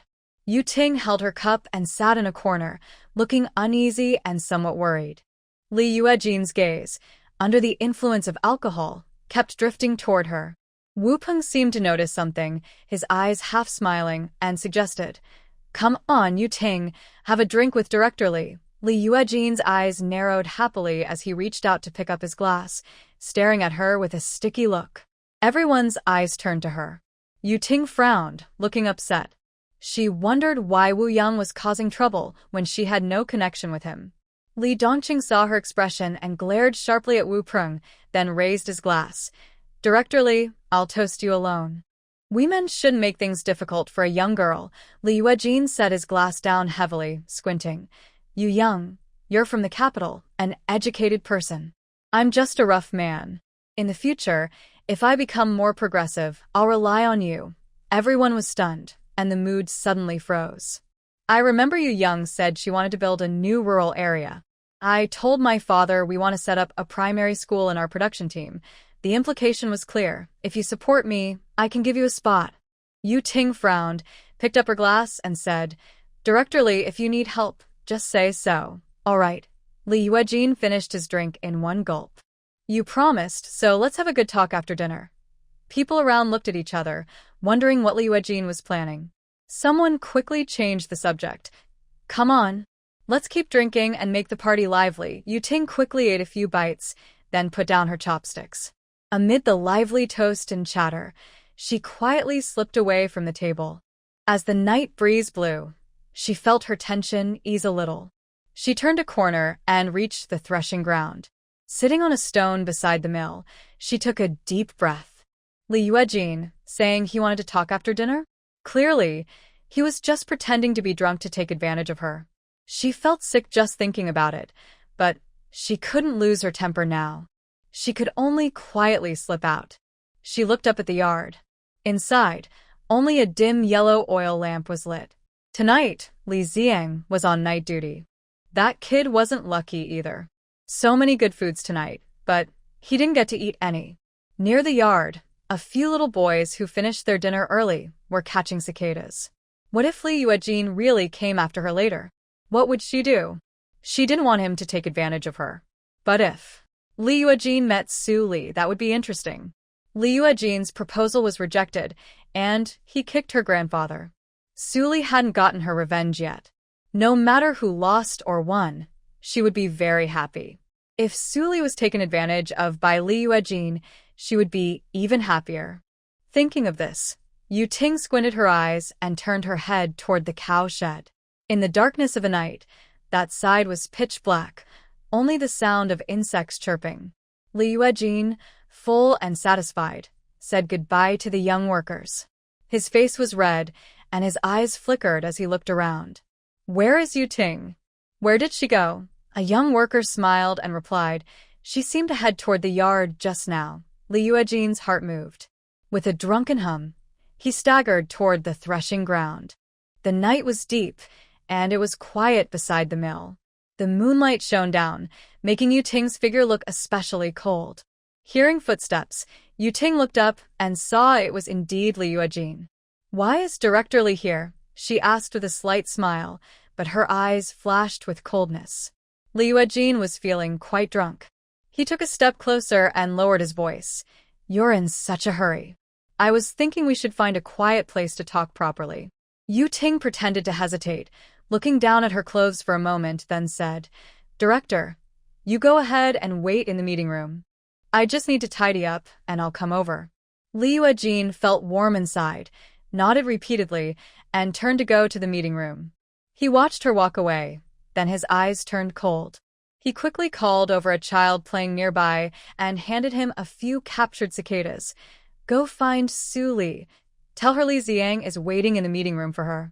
The child happily ran off, and Yu Ting, with a quick step, moved along the shadows around the threshing floor and disappeared into the night. Li Yuejin entered the meeting room. Under the dim yellow oil lamp, he saw Li Ziang lying on a makeshift wooden bed. Li Jiqing, Li Yuejin lowered his voice, a hint of alcohol in it. You should go rest now.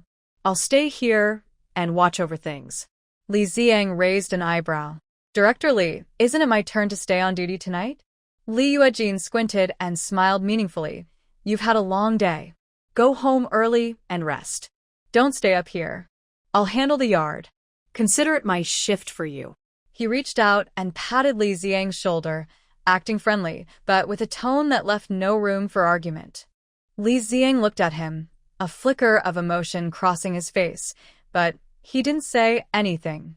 He nodded, picked up his coat, and headed outside. Watching his figure disappear into the night, Li Yuejin turned around, looked at the empty meeting room, and felt a surge of pride. Under the oil lamp, he rubbed his hands together, an eager smile on his face.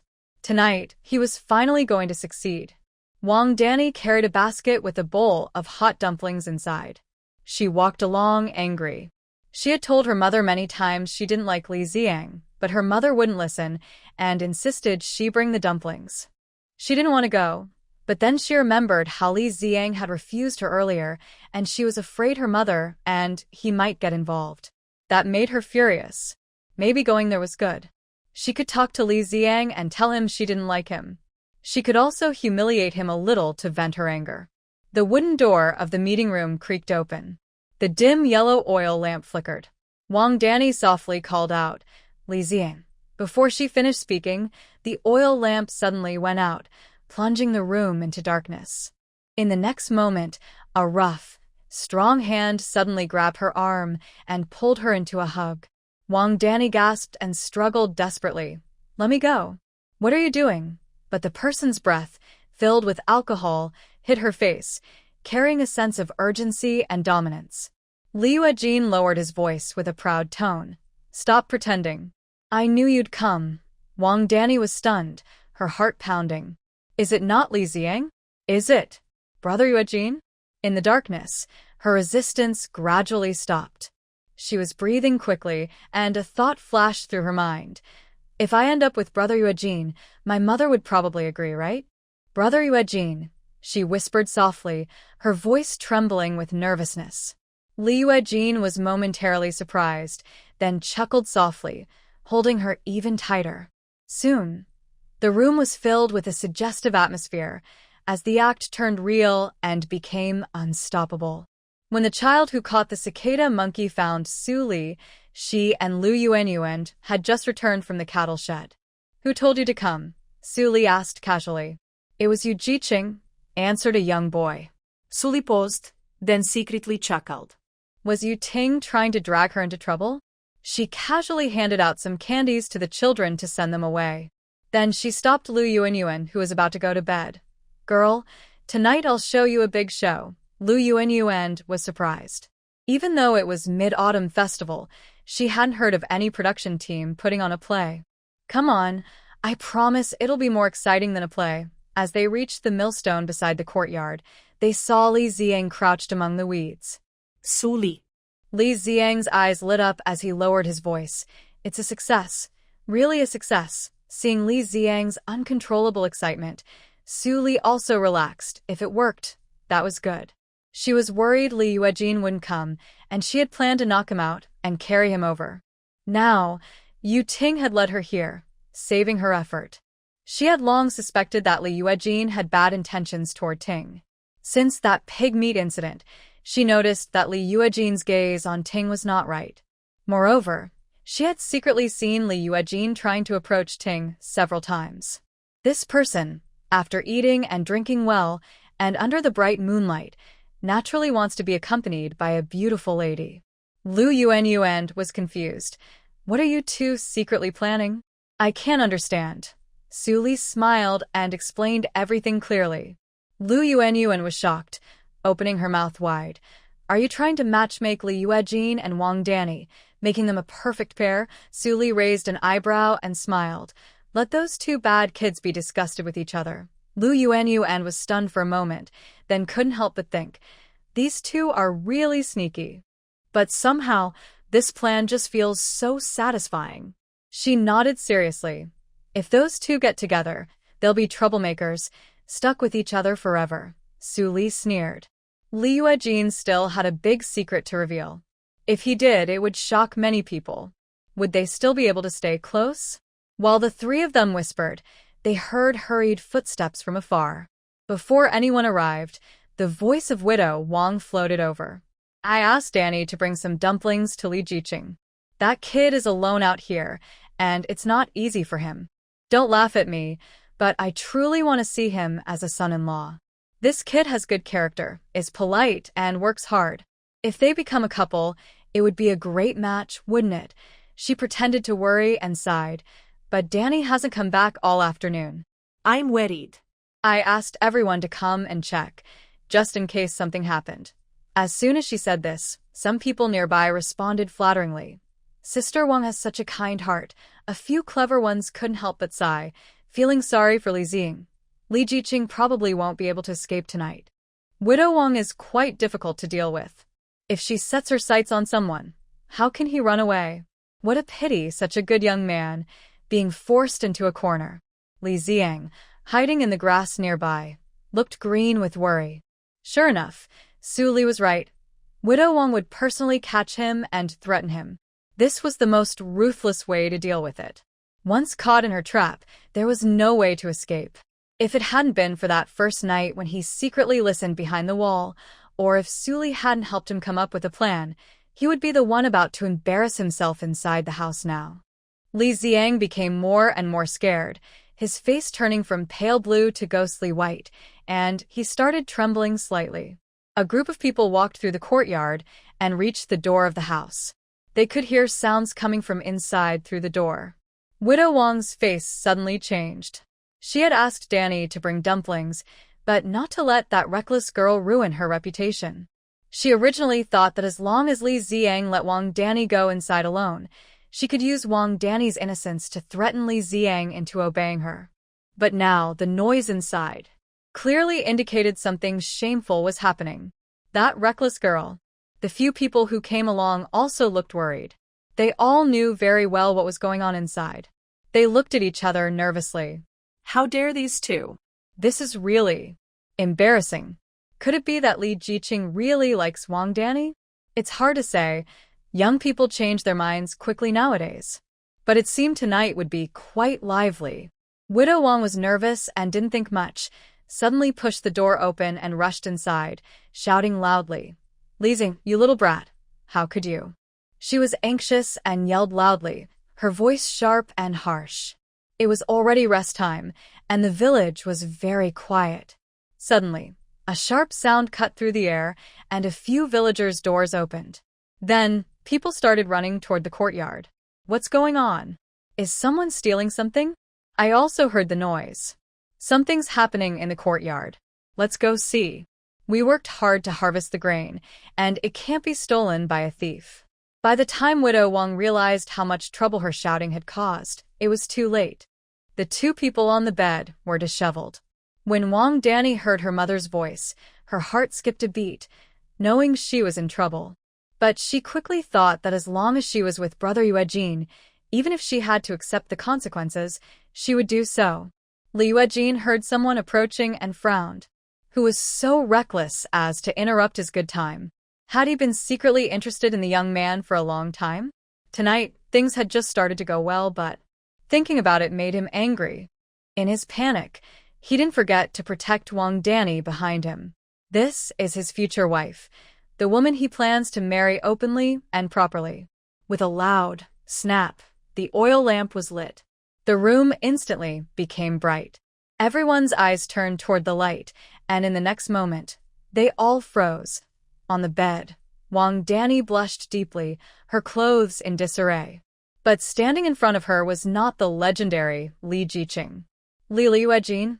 Suddenly, the room fell into complete silence. Everyone was stunned. What is going on? Wasn't it said that Widow Wang asked Danny to deliver dumplings to Li Jiqing? How did the man climbing onto the bed turn out to be Li Guangquan's son? The crowd erupted in shock, but Widow Wang only felt her vision go black. This is really the end. Her original plan was perfect, to trick Su Li into coming over, get Li Yuejin drunk, and in the dark, no one would know what happened. But strangely, it was supposed to be Su Li, yet it turned out to be Wang Danny. She had calculated everything carefully, but she just couldn't understand why it went wrong. The crowd was noisy, with people talking all at once. Isn't tonight Li Ziang on duty? Why is it Li Yuejin now? Now Wang Danny is getting what she wanted. She's been following Li Yuejin since she was young. That Widow Wang can't refuse now. Her daughter is right there. She can't blame anyone. She's just shooting herself in the foot. She has to marry him, even if she doesn't want to. Suddenly, someone in the crowd shouted, "The secretary is here. Secretary Li is coming." The crowd immediately made way. Li Guangquan, with a pale face, hurried into the yard. He had been waiting at Widow Wang's house for news. He had planned everything carefully days in advance, arranging for the villagers to stay on duty that night. Originally, only an old man was watching the factory yard. He used the excuse that the old man was too tired from harvest to keep watch, so he had all the young people and educated youths in the team take turns. He deliberately scheduled Li Ziang to be there on the night of August 15th. The plan was tight, foolproof. As long as Danny and Li Ziang stayed inside the room for 10 minutes, Fengshi's fiery temper would definitely cause a big fuss. At that time, Li Ziang would be forced to accept, even if he was silent. Later, when the two children got married, he would find a way to give Li Ziang some benefits. He had already thought of a plan for Li Ziang. If nothing else worked, he would build a small school in the team and make Li Ziang in charge. This boy had a high school education, and such an arrangement wouldn't raise suspicion. In the future, life would be better, and Li Ziang wouldn't treat Danny badly. He was happily smoking at Widow Wang's house, waiting for good news from Fengshi. But suddenly, he heard noise outside, many villagers rushing into the yard. His heart tightened, thinking Li Ziang refused to cooperate, and Fengshi had sent people to hold the scene. But when he followed the crowd to the yard, he saw the troublemaker was her son, Li Yuejin. At that moment, he felt a heavy pain in his chest, almost dropping his cigarette. What's going on? Li Guangquan clenched his teeth in anger. His son had gone to the youth farm to drink, so why was he here? No one around answered him. Did you say your son slept with your adopted daughter? How could you say such a thing? Widow Wang was both angry and furious, glaring at Li Guangquan and shouting loudly, "Li Guangquan, look at what your son has done." As soon as she spoke, a few women nearby couldn't help but sneer. This kind of thing doesn't happen without cause. Seeing how shy and hesitant Danny looked, it seemed she wasn't entirely willing. Li Guangquan suppressed his anger and said to the crowd, "The two kids have been good friends since they were young. Now they're in love, which is a good thing. In a few days, I'll invite everyone to a celebration. Let's disperse now." The lively gathering was over, and the show was coming to an end. After all, even the big party secretary said everyone should give him face, right? So, the crowd gradually dispersed. Su Li and Lu Yuan walked behind the group. "Are you happy now?" they asked. The girl gently pressed her lips together, but her smile couldn't be hidden. Ever since Wangda and I pushed her into the water, she had been carrying a heavy burden in her heart, feeling uncomfortable. Now that it was over, her anger had eased. The chaos inside the hall was not finished yet. Li Guangquan stared at his useless son, his face turning pale with anger, and lowered his voice to scold. "Why did you come here?" Li Yuejin looked at his father, squinting, and said confidently, "I was just drunk and came here to lie down for a bit. I didn't know and I came in. I couldn't help it."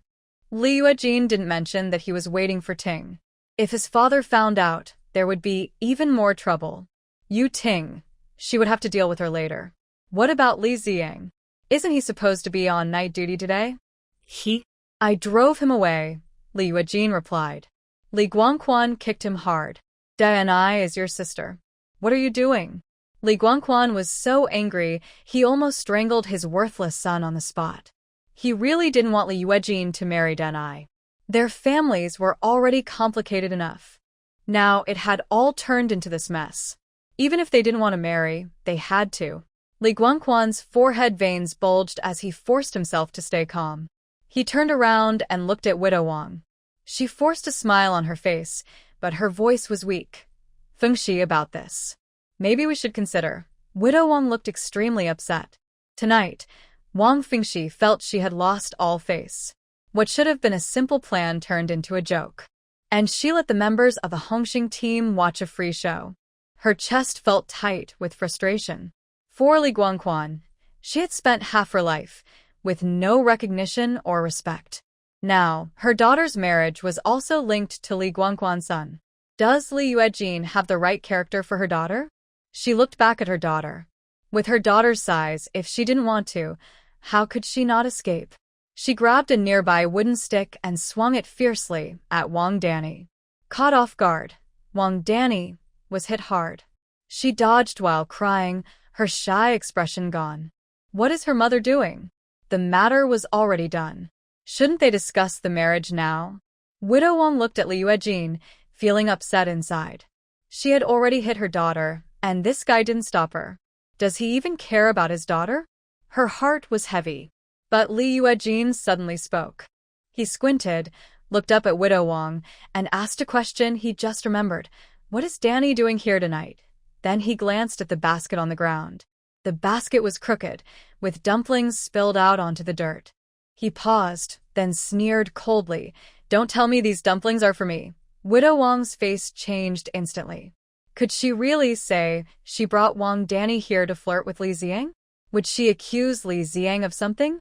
Now that the situation had changed, if she said it, it would be accusing Li Yuejin. Wang Danny was also scared. She was now under Li Yuejin's protection. She couldn't let Li Yuejin think badly of her. Brother Yuejin, it's not my choice. My godfather and mother told me to come, Wang Danny hurriedly said. As soon as she finished, Widow Wang's face turned pale. What is this girl saying? If he asks, she must answer. Li Guangquan's face darkened completely. Fortunately, all the members had already left. Otherwise, hearing that this was a trap set by the two of them for Li Ziang, and that the trap backfired, instead catching his own son Li Yuejin, would have been so embarrassing. Unbeknownst to them, behind the scene, a few brave members were hiding in a secret spot. They held their breath and dared not make a sound. They didn't want to leave during the most exciting part of the show. Seeing the final outcome was important, wasn't it? They probably wouldn't sleep well tonight. So, they were secretly listening behind the scenes to hear the conclusion. They didn't hear how Li Guangquan and Widow Wang ended things, but they did hear some shocking inside news. They almost jumped in surprise. It was originally a script prepared for Li Jiqing, but Li Yuejin had taken over. Wow, what a big scoop. They looked at each other, full of excitement. If this news got out, it would shock many people. Li Jiqing was so lucky to escape from danger and come out safe. But Li Yuejin had fallen into trouble. Inside the scene, the atmosphere was still tense. Li Yuejin's face was pale, and he coldly glanced at his father and Widow Wang. These two old fools, they couldn't accomplish anything and only cause trouble. They had planned a trap for Li Ziang, but he had turned it into a joke. He suddenly shook his sleeve and said coldly with a sharp tone, "Just do as you see fit. I want a clear explanation." After speaking, he turned and pushed the door open, without looking back. Brother Yuejin. Wang Danny was panicked, hurriedly chasing after him, tears welling up in her eyes. But when she ran outside, Li Yuejin was nowhere to be seen. Inside the scene, Li Guangquan and Widow Wang exchanged a look. Their eyes were full of anger, disappointment, and frustration. How could this happen? How could Li Ziang escape?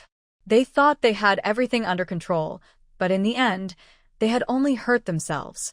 The next day, they heard that Lu Shuang was brought back from her daughter's house by Li Guangquan. Lu Shuang caused a fuss at home all day, but what could she do? Her son had made a mistake. As a mother, she could only grit her teeth and accept it in the end.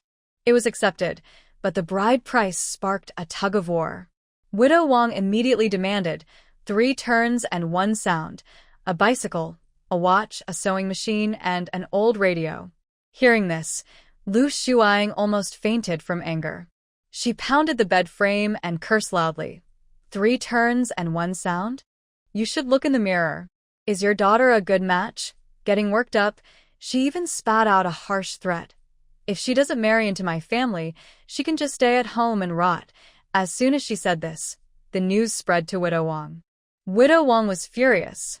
That very day, she stormed the door and slapped Lu Shuang so hard that she nearly fainted from falling unconscious from anger.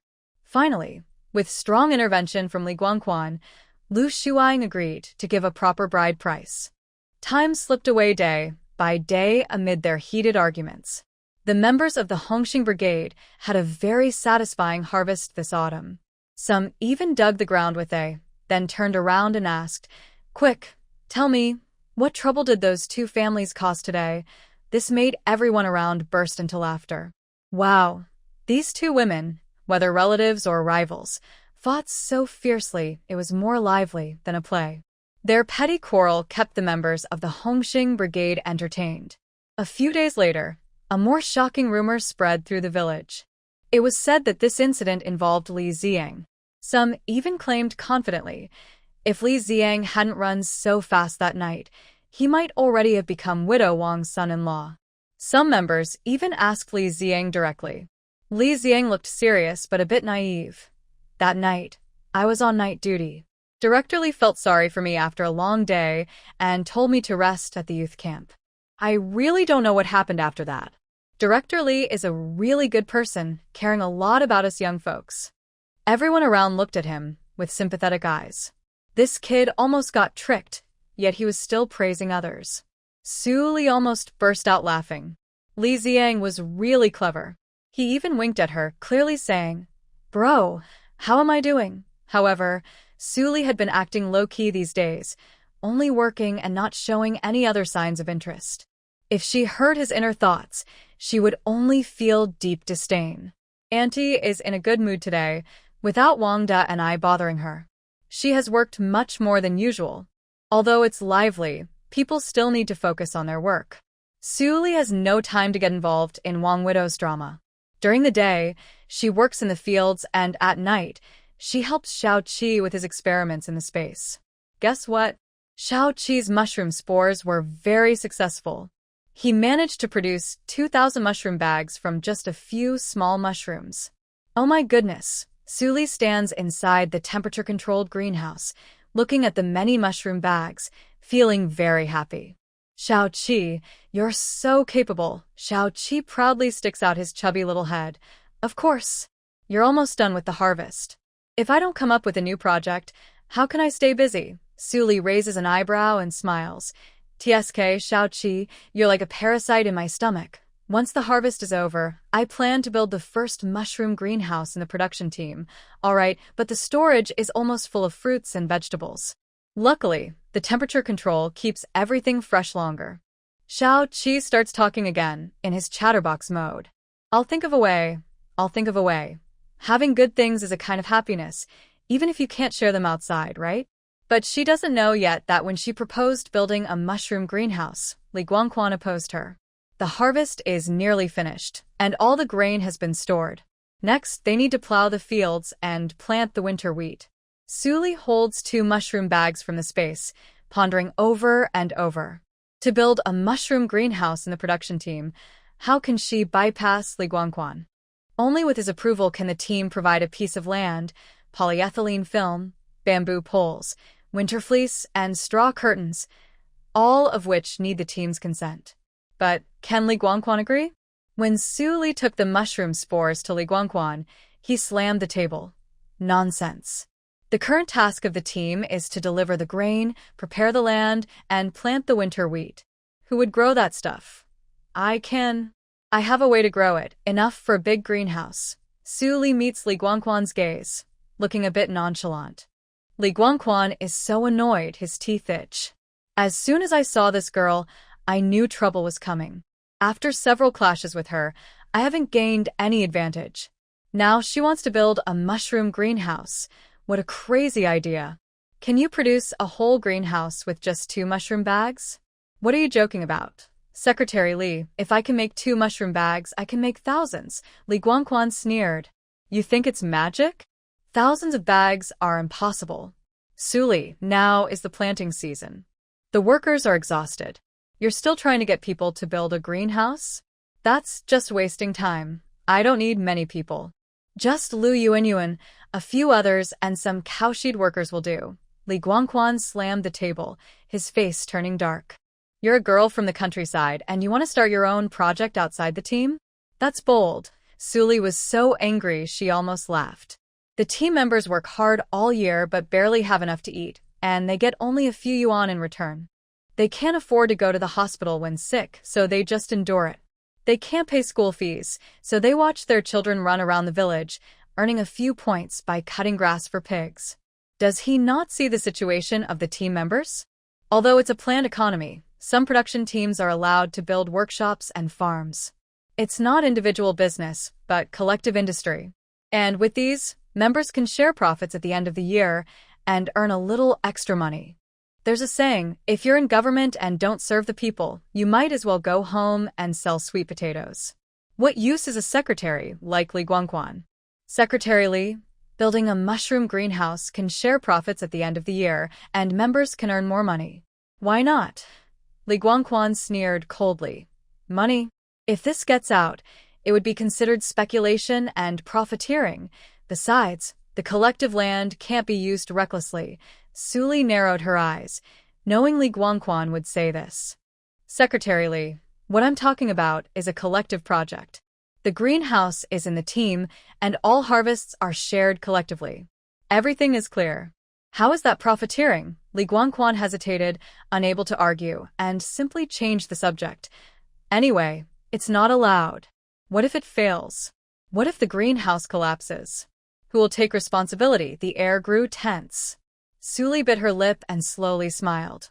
Secretary Li, I've taken note of your words.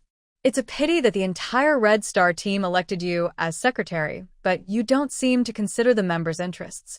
Li Guangquan's eyelid twitched, and he felt an inexplicable sense of unease. He knew very well how his secretary got the position. It was through his cousin, Li Shengli, who had recommended him. Now that Li Shengli was in prison, if he didn't perform well, he might really be removed from his job. All right, you first pack up the mushroom cultures. We'll talk after I finish the officials' meeting. Suli held the bag of cultures and turned to leave, her face calm and expressionless, showing no sign of displeasure. Not happy with this? Then she would find a way to make you agree. So, she started packing as soon as she got home. When Lu Yuan returned, she saw that the empty bedroom had been completely transformed. A row of wooden shelves was built along the wall, filled neatly with mushroom bags. White mycelium spread along the bag's walls, like living webs. The air carried a faint smell of sawdust and dampness, contrasting sharply with the autumn wind outside. Even the windows were covered with thick, dark curtains, blocking out all light. Lu Yuan couldn't help but cover her mouth and whisper in surprise. What? What is this? It looks just like a greenhouse. While she was stunned, Suli peeked out from the corner of the room, holding a freshly filled mushroom bag. Seeing Lu Yuan return, she happily walked over. Big sister, this is the mushroom culture we brought back from the county. I told you I could grow better mushrooms than theirs. Lu Yuan's eyes widened, her mouth almost hanging open. Where did you get this? I didn't hear a thing about it. Did she not know what the room looked like before? It was empty, a place even mice avoided.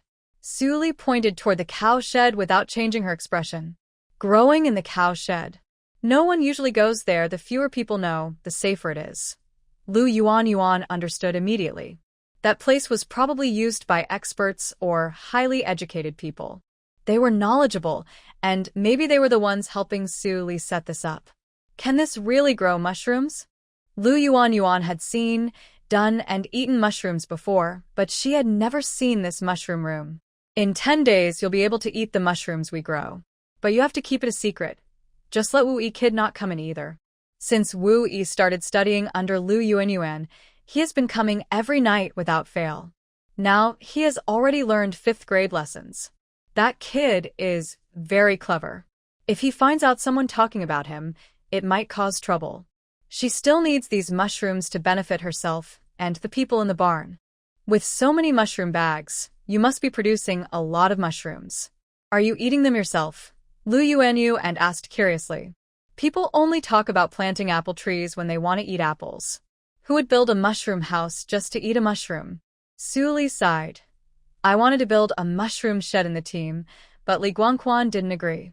So I had to build a mushroom house at home first. Once I get some results, I'll think of a way. You're so brave, Lu Yuanyuan said with a tight heart, lowering her voice. Do you think Li Guangquan is really afraid of wasting land or causing trouble? His main concern is face and power. If you build a big shed, how can he control you in the future? Su Li smiled coldly, as cold as ice. If he blocks my way, I'll find another. If the team can't do it, I'll go to the commune. I won't listen to him.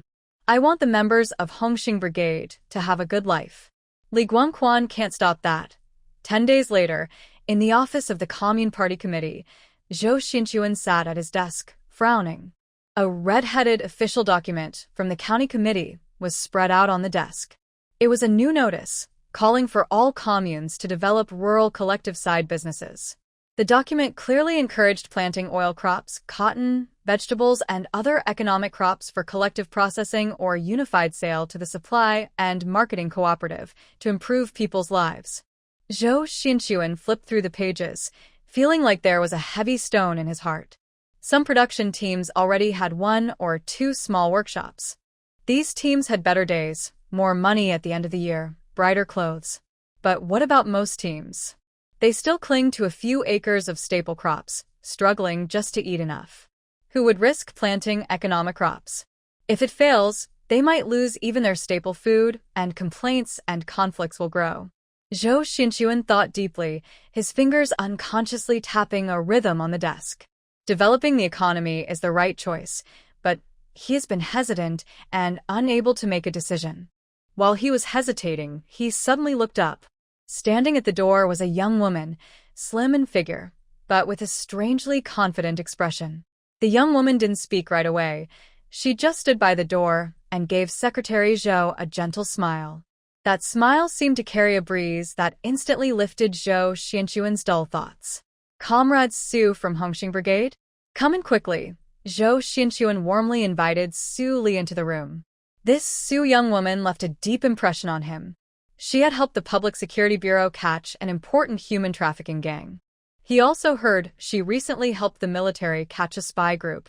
But what impressed him most was that day in the cornfield, when the young woman carried 2 large water buckets, walking swiftly along the field ridge. Those buckets were as big as water tanks. It must have taken a lot of strength. Watching her happily walk into the office, Zhou Xinchuan felt a bit puzzled. Did she encounter some trouble? But her expression didn't seem like it. Before, some young people had come to the commune office, either because they had been wronged in the team or faced unfair treatment. They usually looked upset when they arrived, not smiling so brightly. Comrade Su, why are you here this time? Su Li smiled and took out 2 prepared mushroom bags from her bag. The mushroom bags were semi-transparent plastic, with the edges puffed out. Mushrooms pushed out from the bag's opening or cracks, with tender gray-white caps, edges curled like unopened umbrellas, packed tightly in bunches. Are these mushrooms? Zhou Xinchuan looked a bit confused. What was this young woman going to do with mushrooms? Although these mushrooms were rare, he had seen them before. Could it be that she was giving him a gift? Trading these rare mushrooms for a chance to go back to the city? He definitely couldn't accept that. Thinking of this, his face turned unpleasant. She had just arrived a few days ago, and now she was already thinking of leaving. Su Li watched Secretary Zhou's changing expressions and started to feel nervous. Could it be that Secretary Zhou doesn't like the mushroom she grew? Although the mushroom strain was cultivated by Little Seven, I also put a lot of effort into it, didn't I? Secretary Zhou, these mushrooms are my own cultivation. I want to build a mushroom greenhouse in our team, the Red Star Brigade. Before Su Li finished speaking, Zhou Xinchuan suddenly stood up from his chair. These. You. You grew them yourself? Zhou Xinchuan was a bit surprised and couldn't believe his ears, so he asked again. Su Li straightened her back confidently and loudly. Yes, I grew them myself, Secretary Zhou. I want to. Don't say anything yet. Zhou Xinchuan interrupted her immediately. He held up the mushrooms and carefully examined them from top to bottom. It was almost unbelievable. This is a rare item. There's nothing like it locally. The county's canteens and restaurants send trucks every year, trying their best to bring back a little from outside. I heard this stuff is very expensive. But if Su Jiqing can cultivate it, oh my. Su Jiqing, can these mushrooms be grown on a large scale? Zhou Xinchuan looked at Su Li, his eyes shining like he had found a treasure. He was worried about the commune's side business projects, and now this girl just brought it to him. What a blessing. Secretary Zhou, I came today just for this. Our Red Star Brigade is in a remote mountain corner, very poor, relying only on a few plots of land cultivated by mountain people for generations. The members can't even get enough to eat. I have the skills to grow mushrooms. I want to build a few mushroom greenhouses in our team. The mushrooms produced can be sold to the supply and marketing cooperative, converting into grain or money. The members can also have a few hearty meals, right? Is the technique mature? Secretary Zhou looked a bit worried. A young girl learning this technology. How could he not be skeptical? It's very mature, Su Li answered confidently. The seeds from her space are high-tech products from her descendants, far beyond the agricultural technology of this era. Just in case you don't believe me, I built a mushroom greenhouse at home. Now, most of the mushrooms inside are ready to be harvested. What? Zhou Xinchuan, who had just sat down, suddenly stood up again. How many roughly? His tone was full of excitement. Not many, about 100. Su Li smiled softly. At first, she wanted to take out 10 or 8 samples to show, but little Seven, with a dismissive look, told her, why just 10 or 8? If he asks, prepare at least 1,000. The more you prepare, the more impressive it looks to the leaders. Doesn't that increase the chance of success? Su Li shook her head. If someone asked, she could say she was collecting discarded straw. But if she prepared 1,000, where would she find so much straw and corn husks? After much persuasion, she managed to gather 100 samples. That was her limit. 100, Secretary Zhou thought for a moment. How much mushroom can that produce? Su Li hesitated. According to Little Seven, this batch of mushrooms should weigh around 150 to 180 kilograms. About 150 kilograms, maybe a bit more, Su Li replied. What raw materials do you need? Raw materials are easy to get, just corn stalks and corn husks. As long as the temperature, humidity, and ventilation meet the requirements, they can be grown year-round. Even in winter, seeing Secretary Zhou look confused but eager to learn, Su Li rolled her eyes slightly, but kept her composure. In those days, there were no greenhouses like that. Not to mention the commune secretary, even the county party secretary, might not know about such greenhouses. Just cover with plastic film in winter, then put a straw mat on top. It should be fine. Secretary Zhou paced back and forth in the office, clearly excited by Su Li's results. Let's not talk about other things now. Today at noon, I'll go with a few comrades from the commune to visit your home. Hearing Zhou's words, Su Li blinked. What's wrong? Any problem? Seeing Su Li hesitate, Secretary Zhou couldn't help but ask. It's just that our brigade's secretary, Li, isn't very happy about me cultivating this. Half an hour later, Su Li happily left the Hongqi commune office. She had planned to visit Han Xiao's house to see the new black market boss, but also remembered she had to meet Secretary Zhou in the afternoon, so she hurried back. When she reached the small river behind the commune, she saw a girl standing by the water from afar. Her eyes were fixed on the river ahead, looking lifeless and hopeless. Su Li frowned slightly. This scene is very thought-provoking. Just one look can make people think of bad things. Su Li paused her steps. Before she can react, a girl has already stepped forward and confidently walks into the water.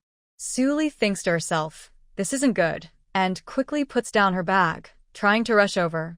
From a glance, The girl looks to be about 18 or 19 years old. What happened to her? Why would she want to end her life? Suli feels upset. She hates when people disrespect life. Life is only once. It doesn't have to be exciting or valuable, but it shouldn't be taken lightly, right? But before Suli can run over, a figure suddenly rushes out from the side and jumps into the river with a splash. Suli is stunned. Wow, that was really fast. It's a hot September day, with the sun blazing overhead, but the river water is already cold.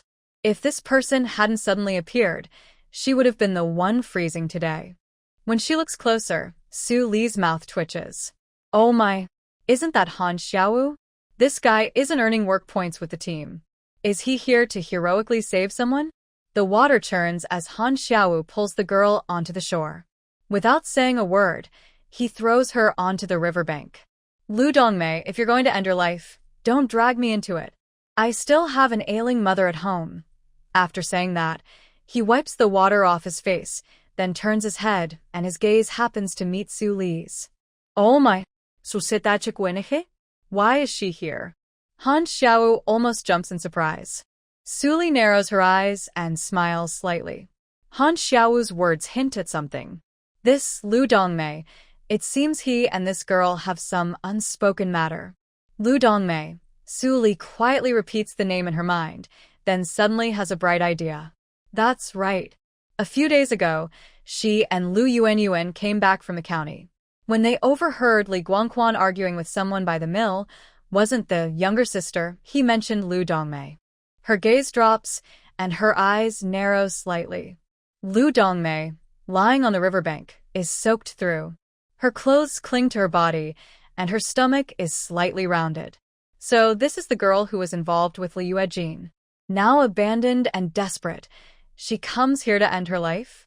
Lu Dongmei really doesn't want to live anymore. After doing such a shameful thing, the community was buzzing with gossip. Her once fairly kind older brother and sister-in-law now looked down on her, thinking she had brought shame to the Lu family, and they started to treat her coldly. She refused to give up and secretly went to see Li Yuejin many times, crying and begging him to marry her. Her pregnancy was almost obvious, and if she kept delaying, her life would be ruined forever. But that Li Yuejin, at first he told her to wait a little longer, but then he suddenly turned hostile. He even scolded her in front of others. Who knows if the baby in your belly is mine? Maybe it's from some other man.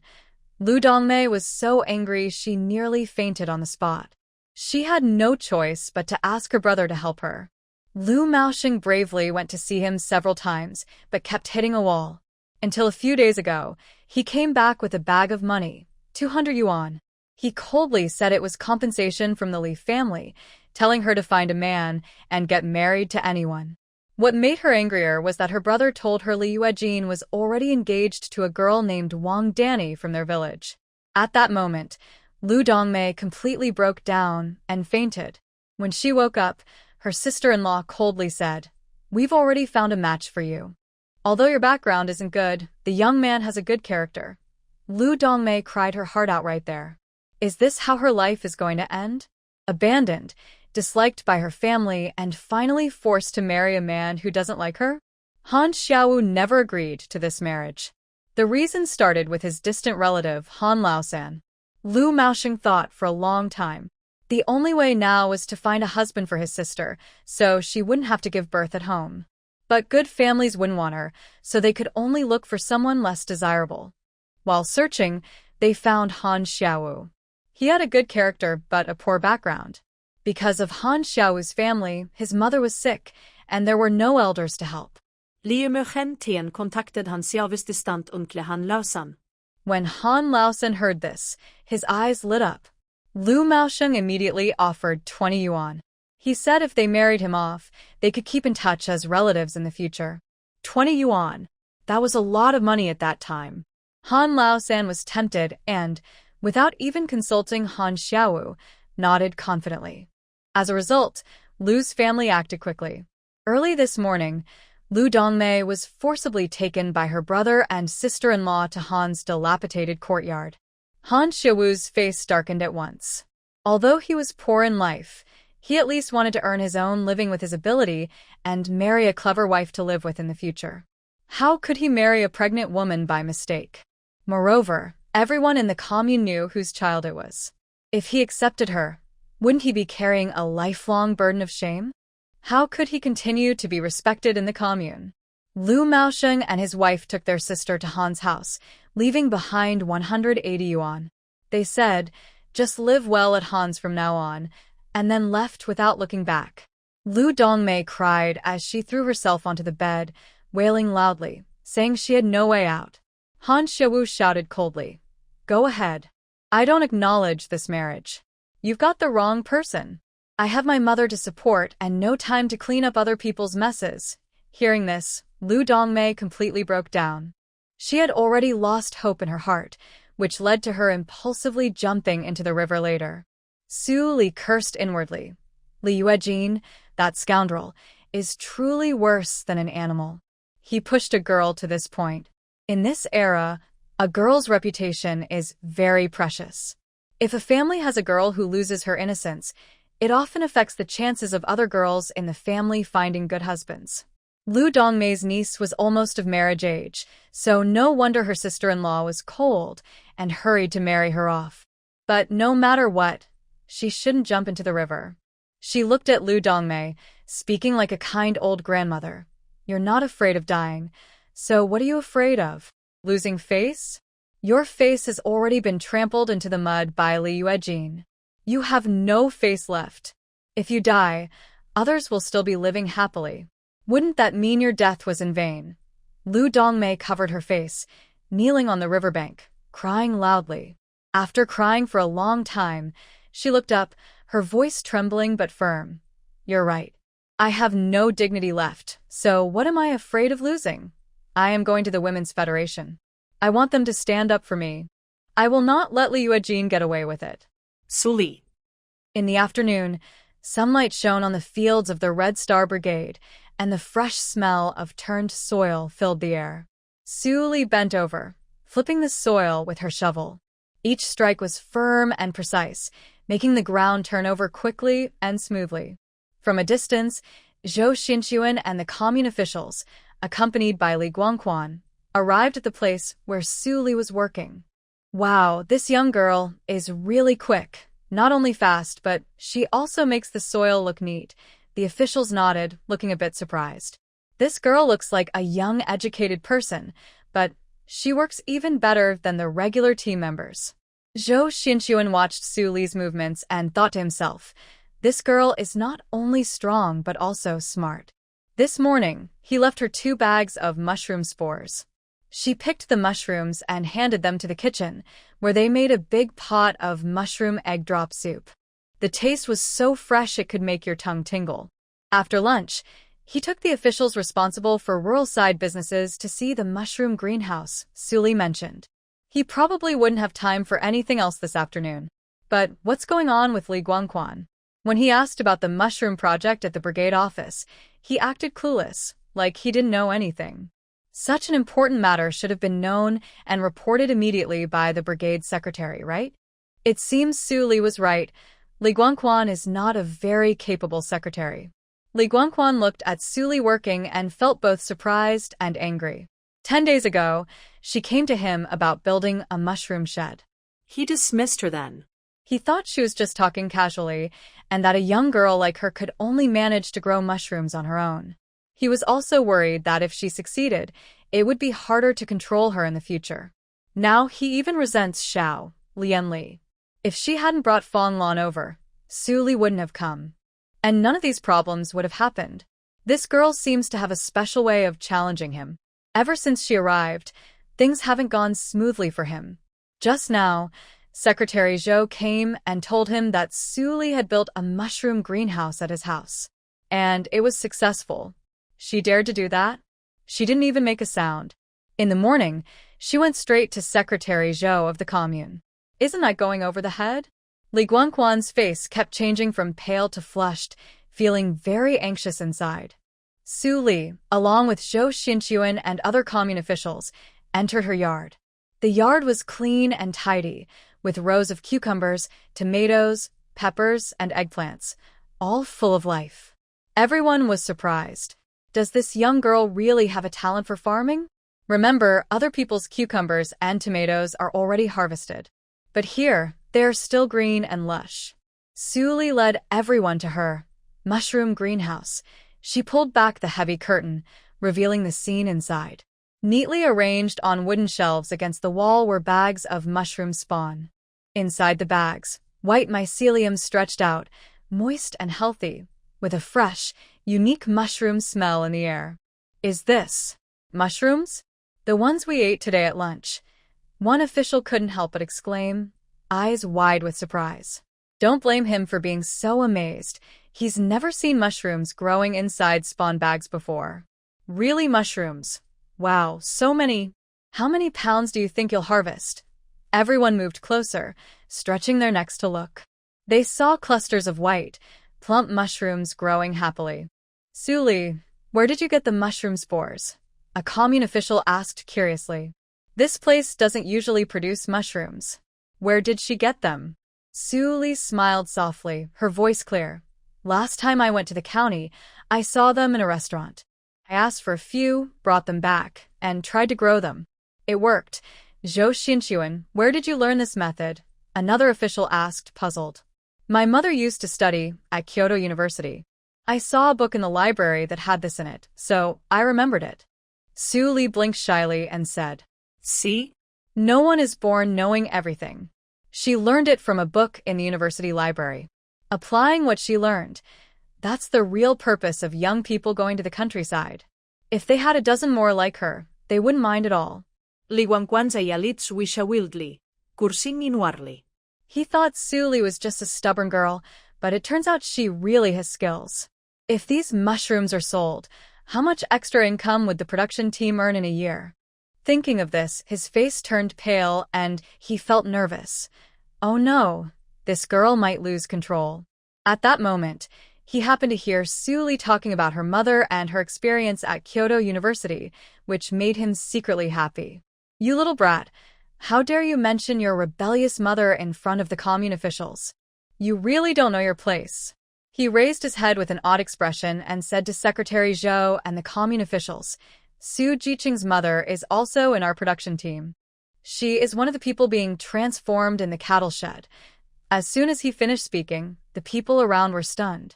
Two of them looked at Suli with different expressions.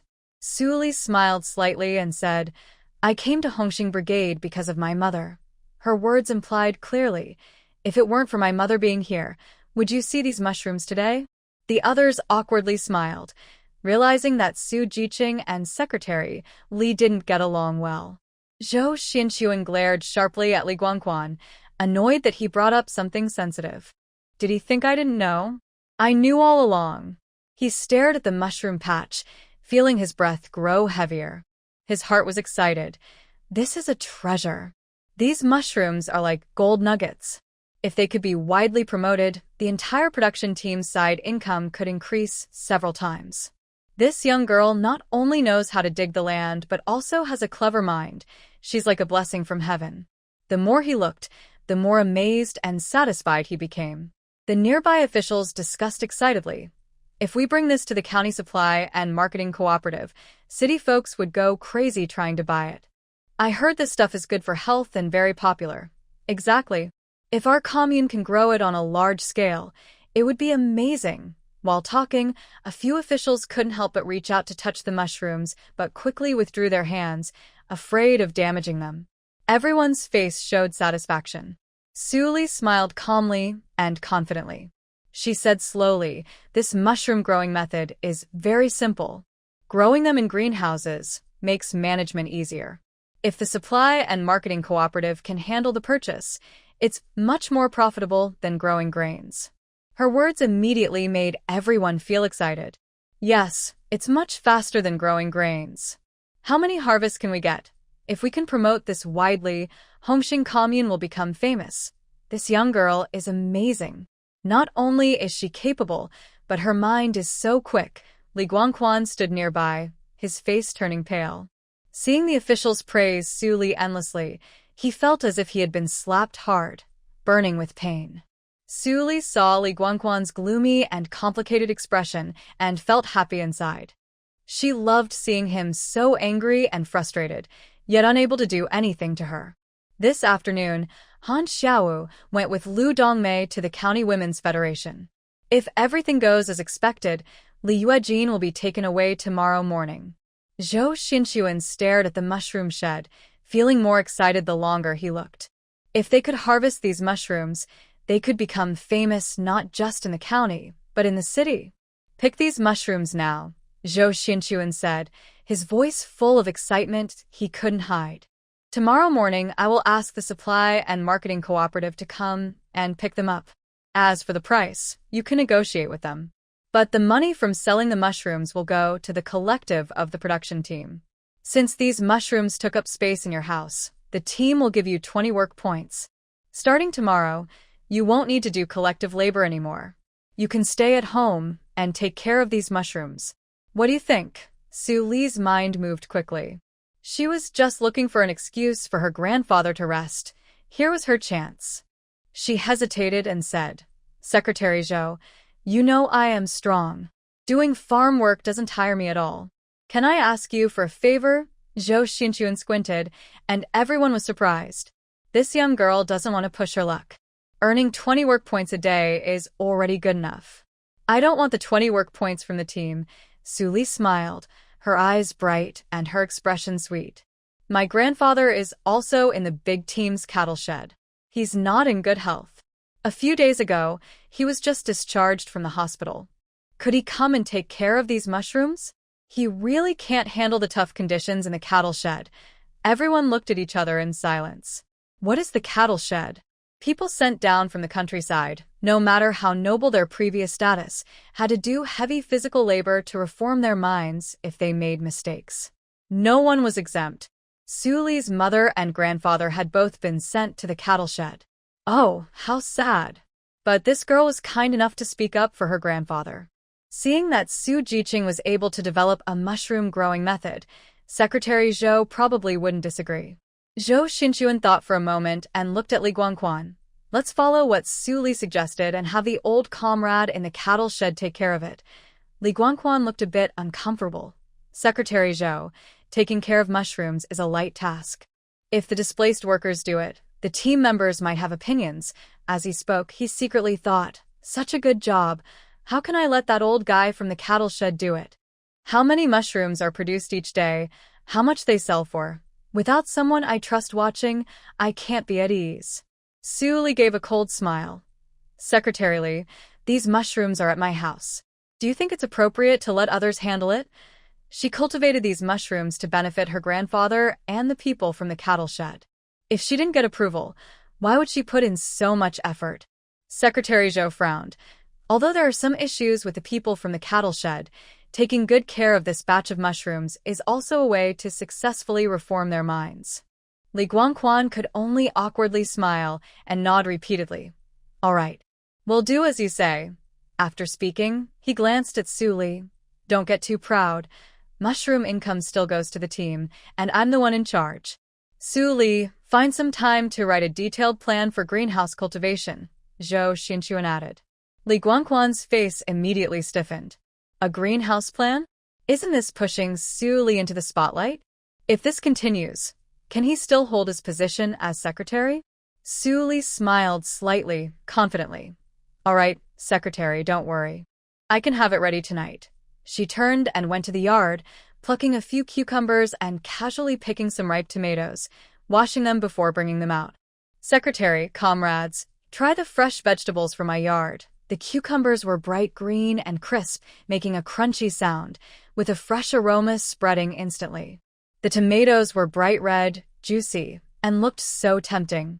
A few officials ate and nodded, their eyes constantly glancing at Su Li. If the mushroom greenhouse experiment succeeds this time, this girl will be the lucky star of the Red Star Brigade. As everyone left, Su Li cheerfully brought out a few baskets. Comrades, thank you for your hard work today. These mushrooms and the vegetables from my yard are not many, just a small token of my appreciation. Please enjoy them. She spoke and handed out a bag of fresh vegetables to everyone, along with a handful of mushrooms. Everyone was surprised at first, then their hearts warmed. This girl is not only capable, but also considerate. She knows how to behave. She's modest but confident, showing grace and kindness. Zhou Xinchuan watched her and felt even more pleased. He was worried at first because Su Li was young and inexperienced, and since she was a rural youth, he thought if the production team didn't lead, she might not do well. But now he saw she was brave and capable, understanding social skills, and seemed able to get along well with the villagers. That's good. He could confidently leave this task to her. Everyone carried their things and headed back, feeling happier than before. This girl has a bright future. News spread quickly.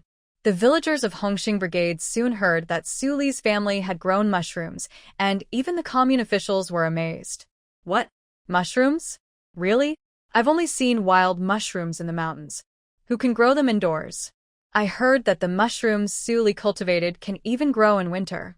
Don't talk nonsense. It's cold here in winter, not the south. Mushrooms can't grow in this climate.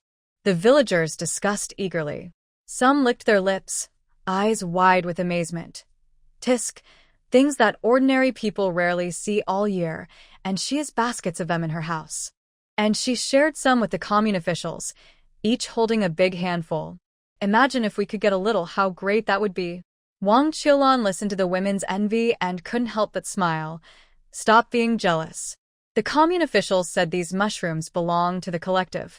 If it's successful, we might get a few extra yuan at the end of the year. That's true. If we get a bit more money, I'll send my second child to school in spring, said a woman nearby. But I worry that if the money goes to the brigade, we might only get a few cents, said another woman, glancing at Widow Wang sitting under the tree. Everyone fell silent. Someone whispered last year, our family worked so hard all year, and we only got less than 20 yuan in total. Your family is doing well. At the east end of the village, at Old Wang's house, the children are sick, and they borrowed 5 yuan from the team. They didn't earn a single penny and even owe the team 3 yuan. It's really sad. Widow Wang is better off. She has an easier job, and last year, she and her daughter earned over 60 yuan. Who can compare to them? Both mother and daughter have full work points, plus team subsidies. This production team, they are the ones living the most comfortably. But little did they know, the next day, Wang Danny's good days would come to an end.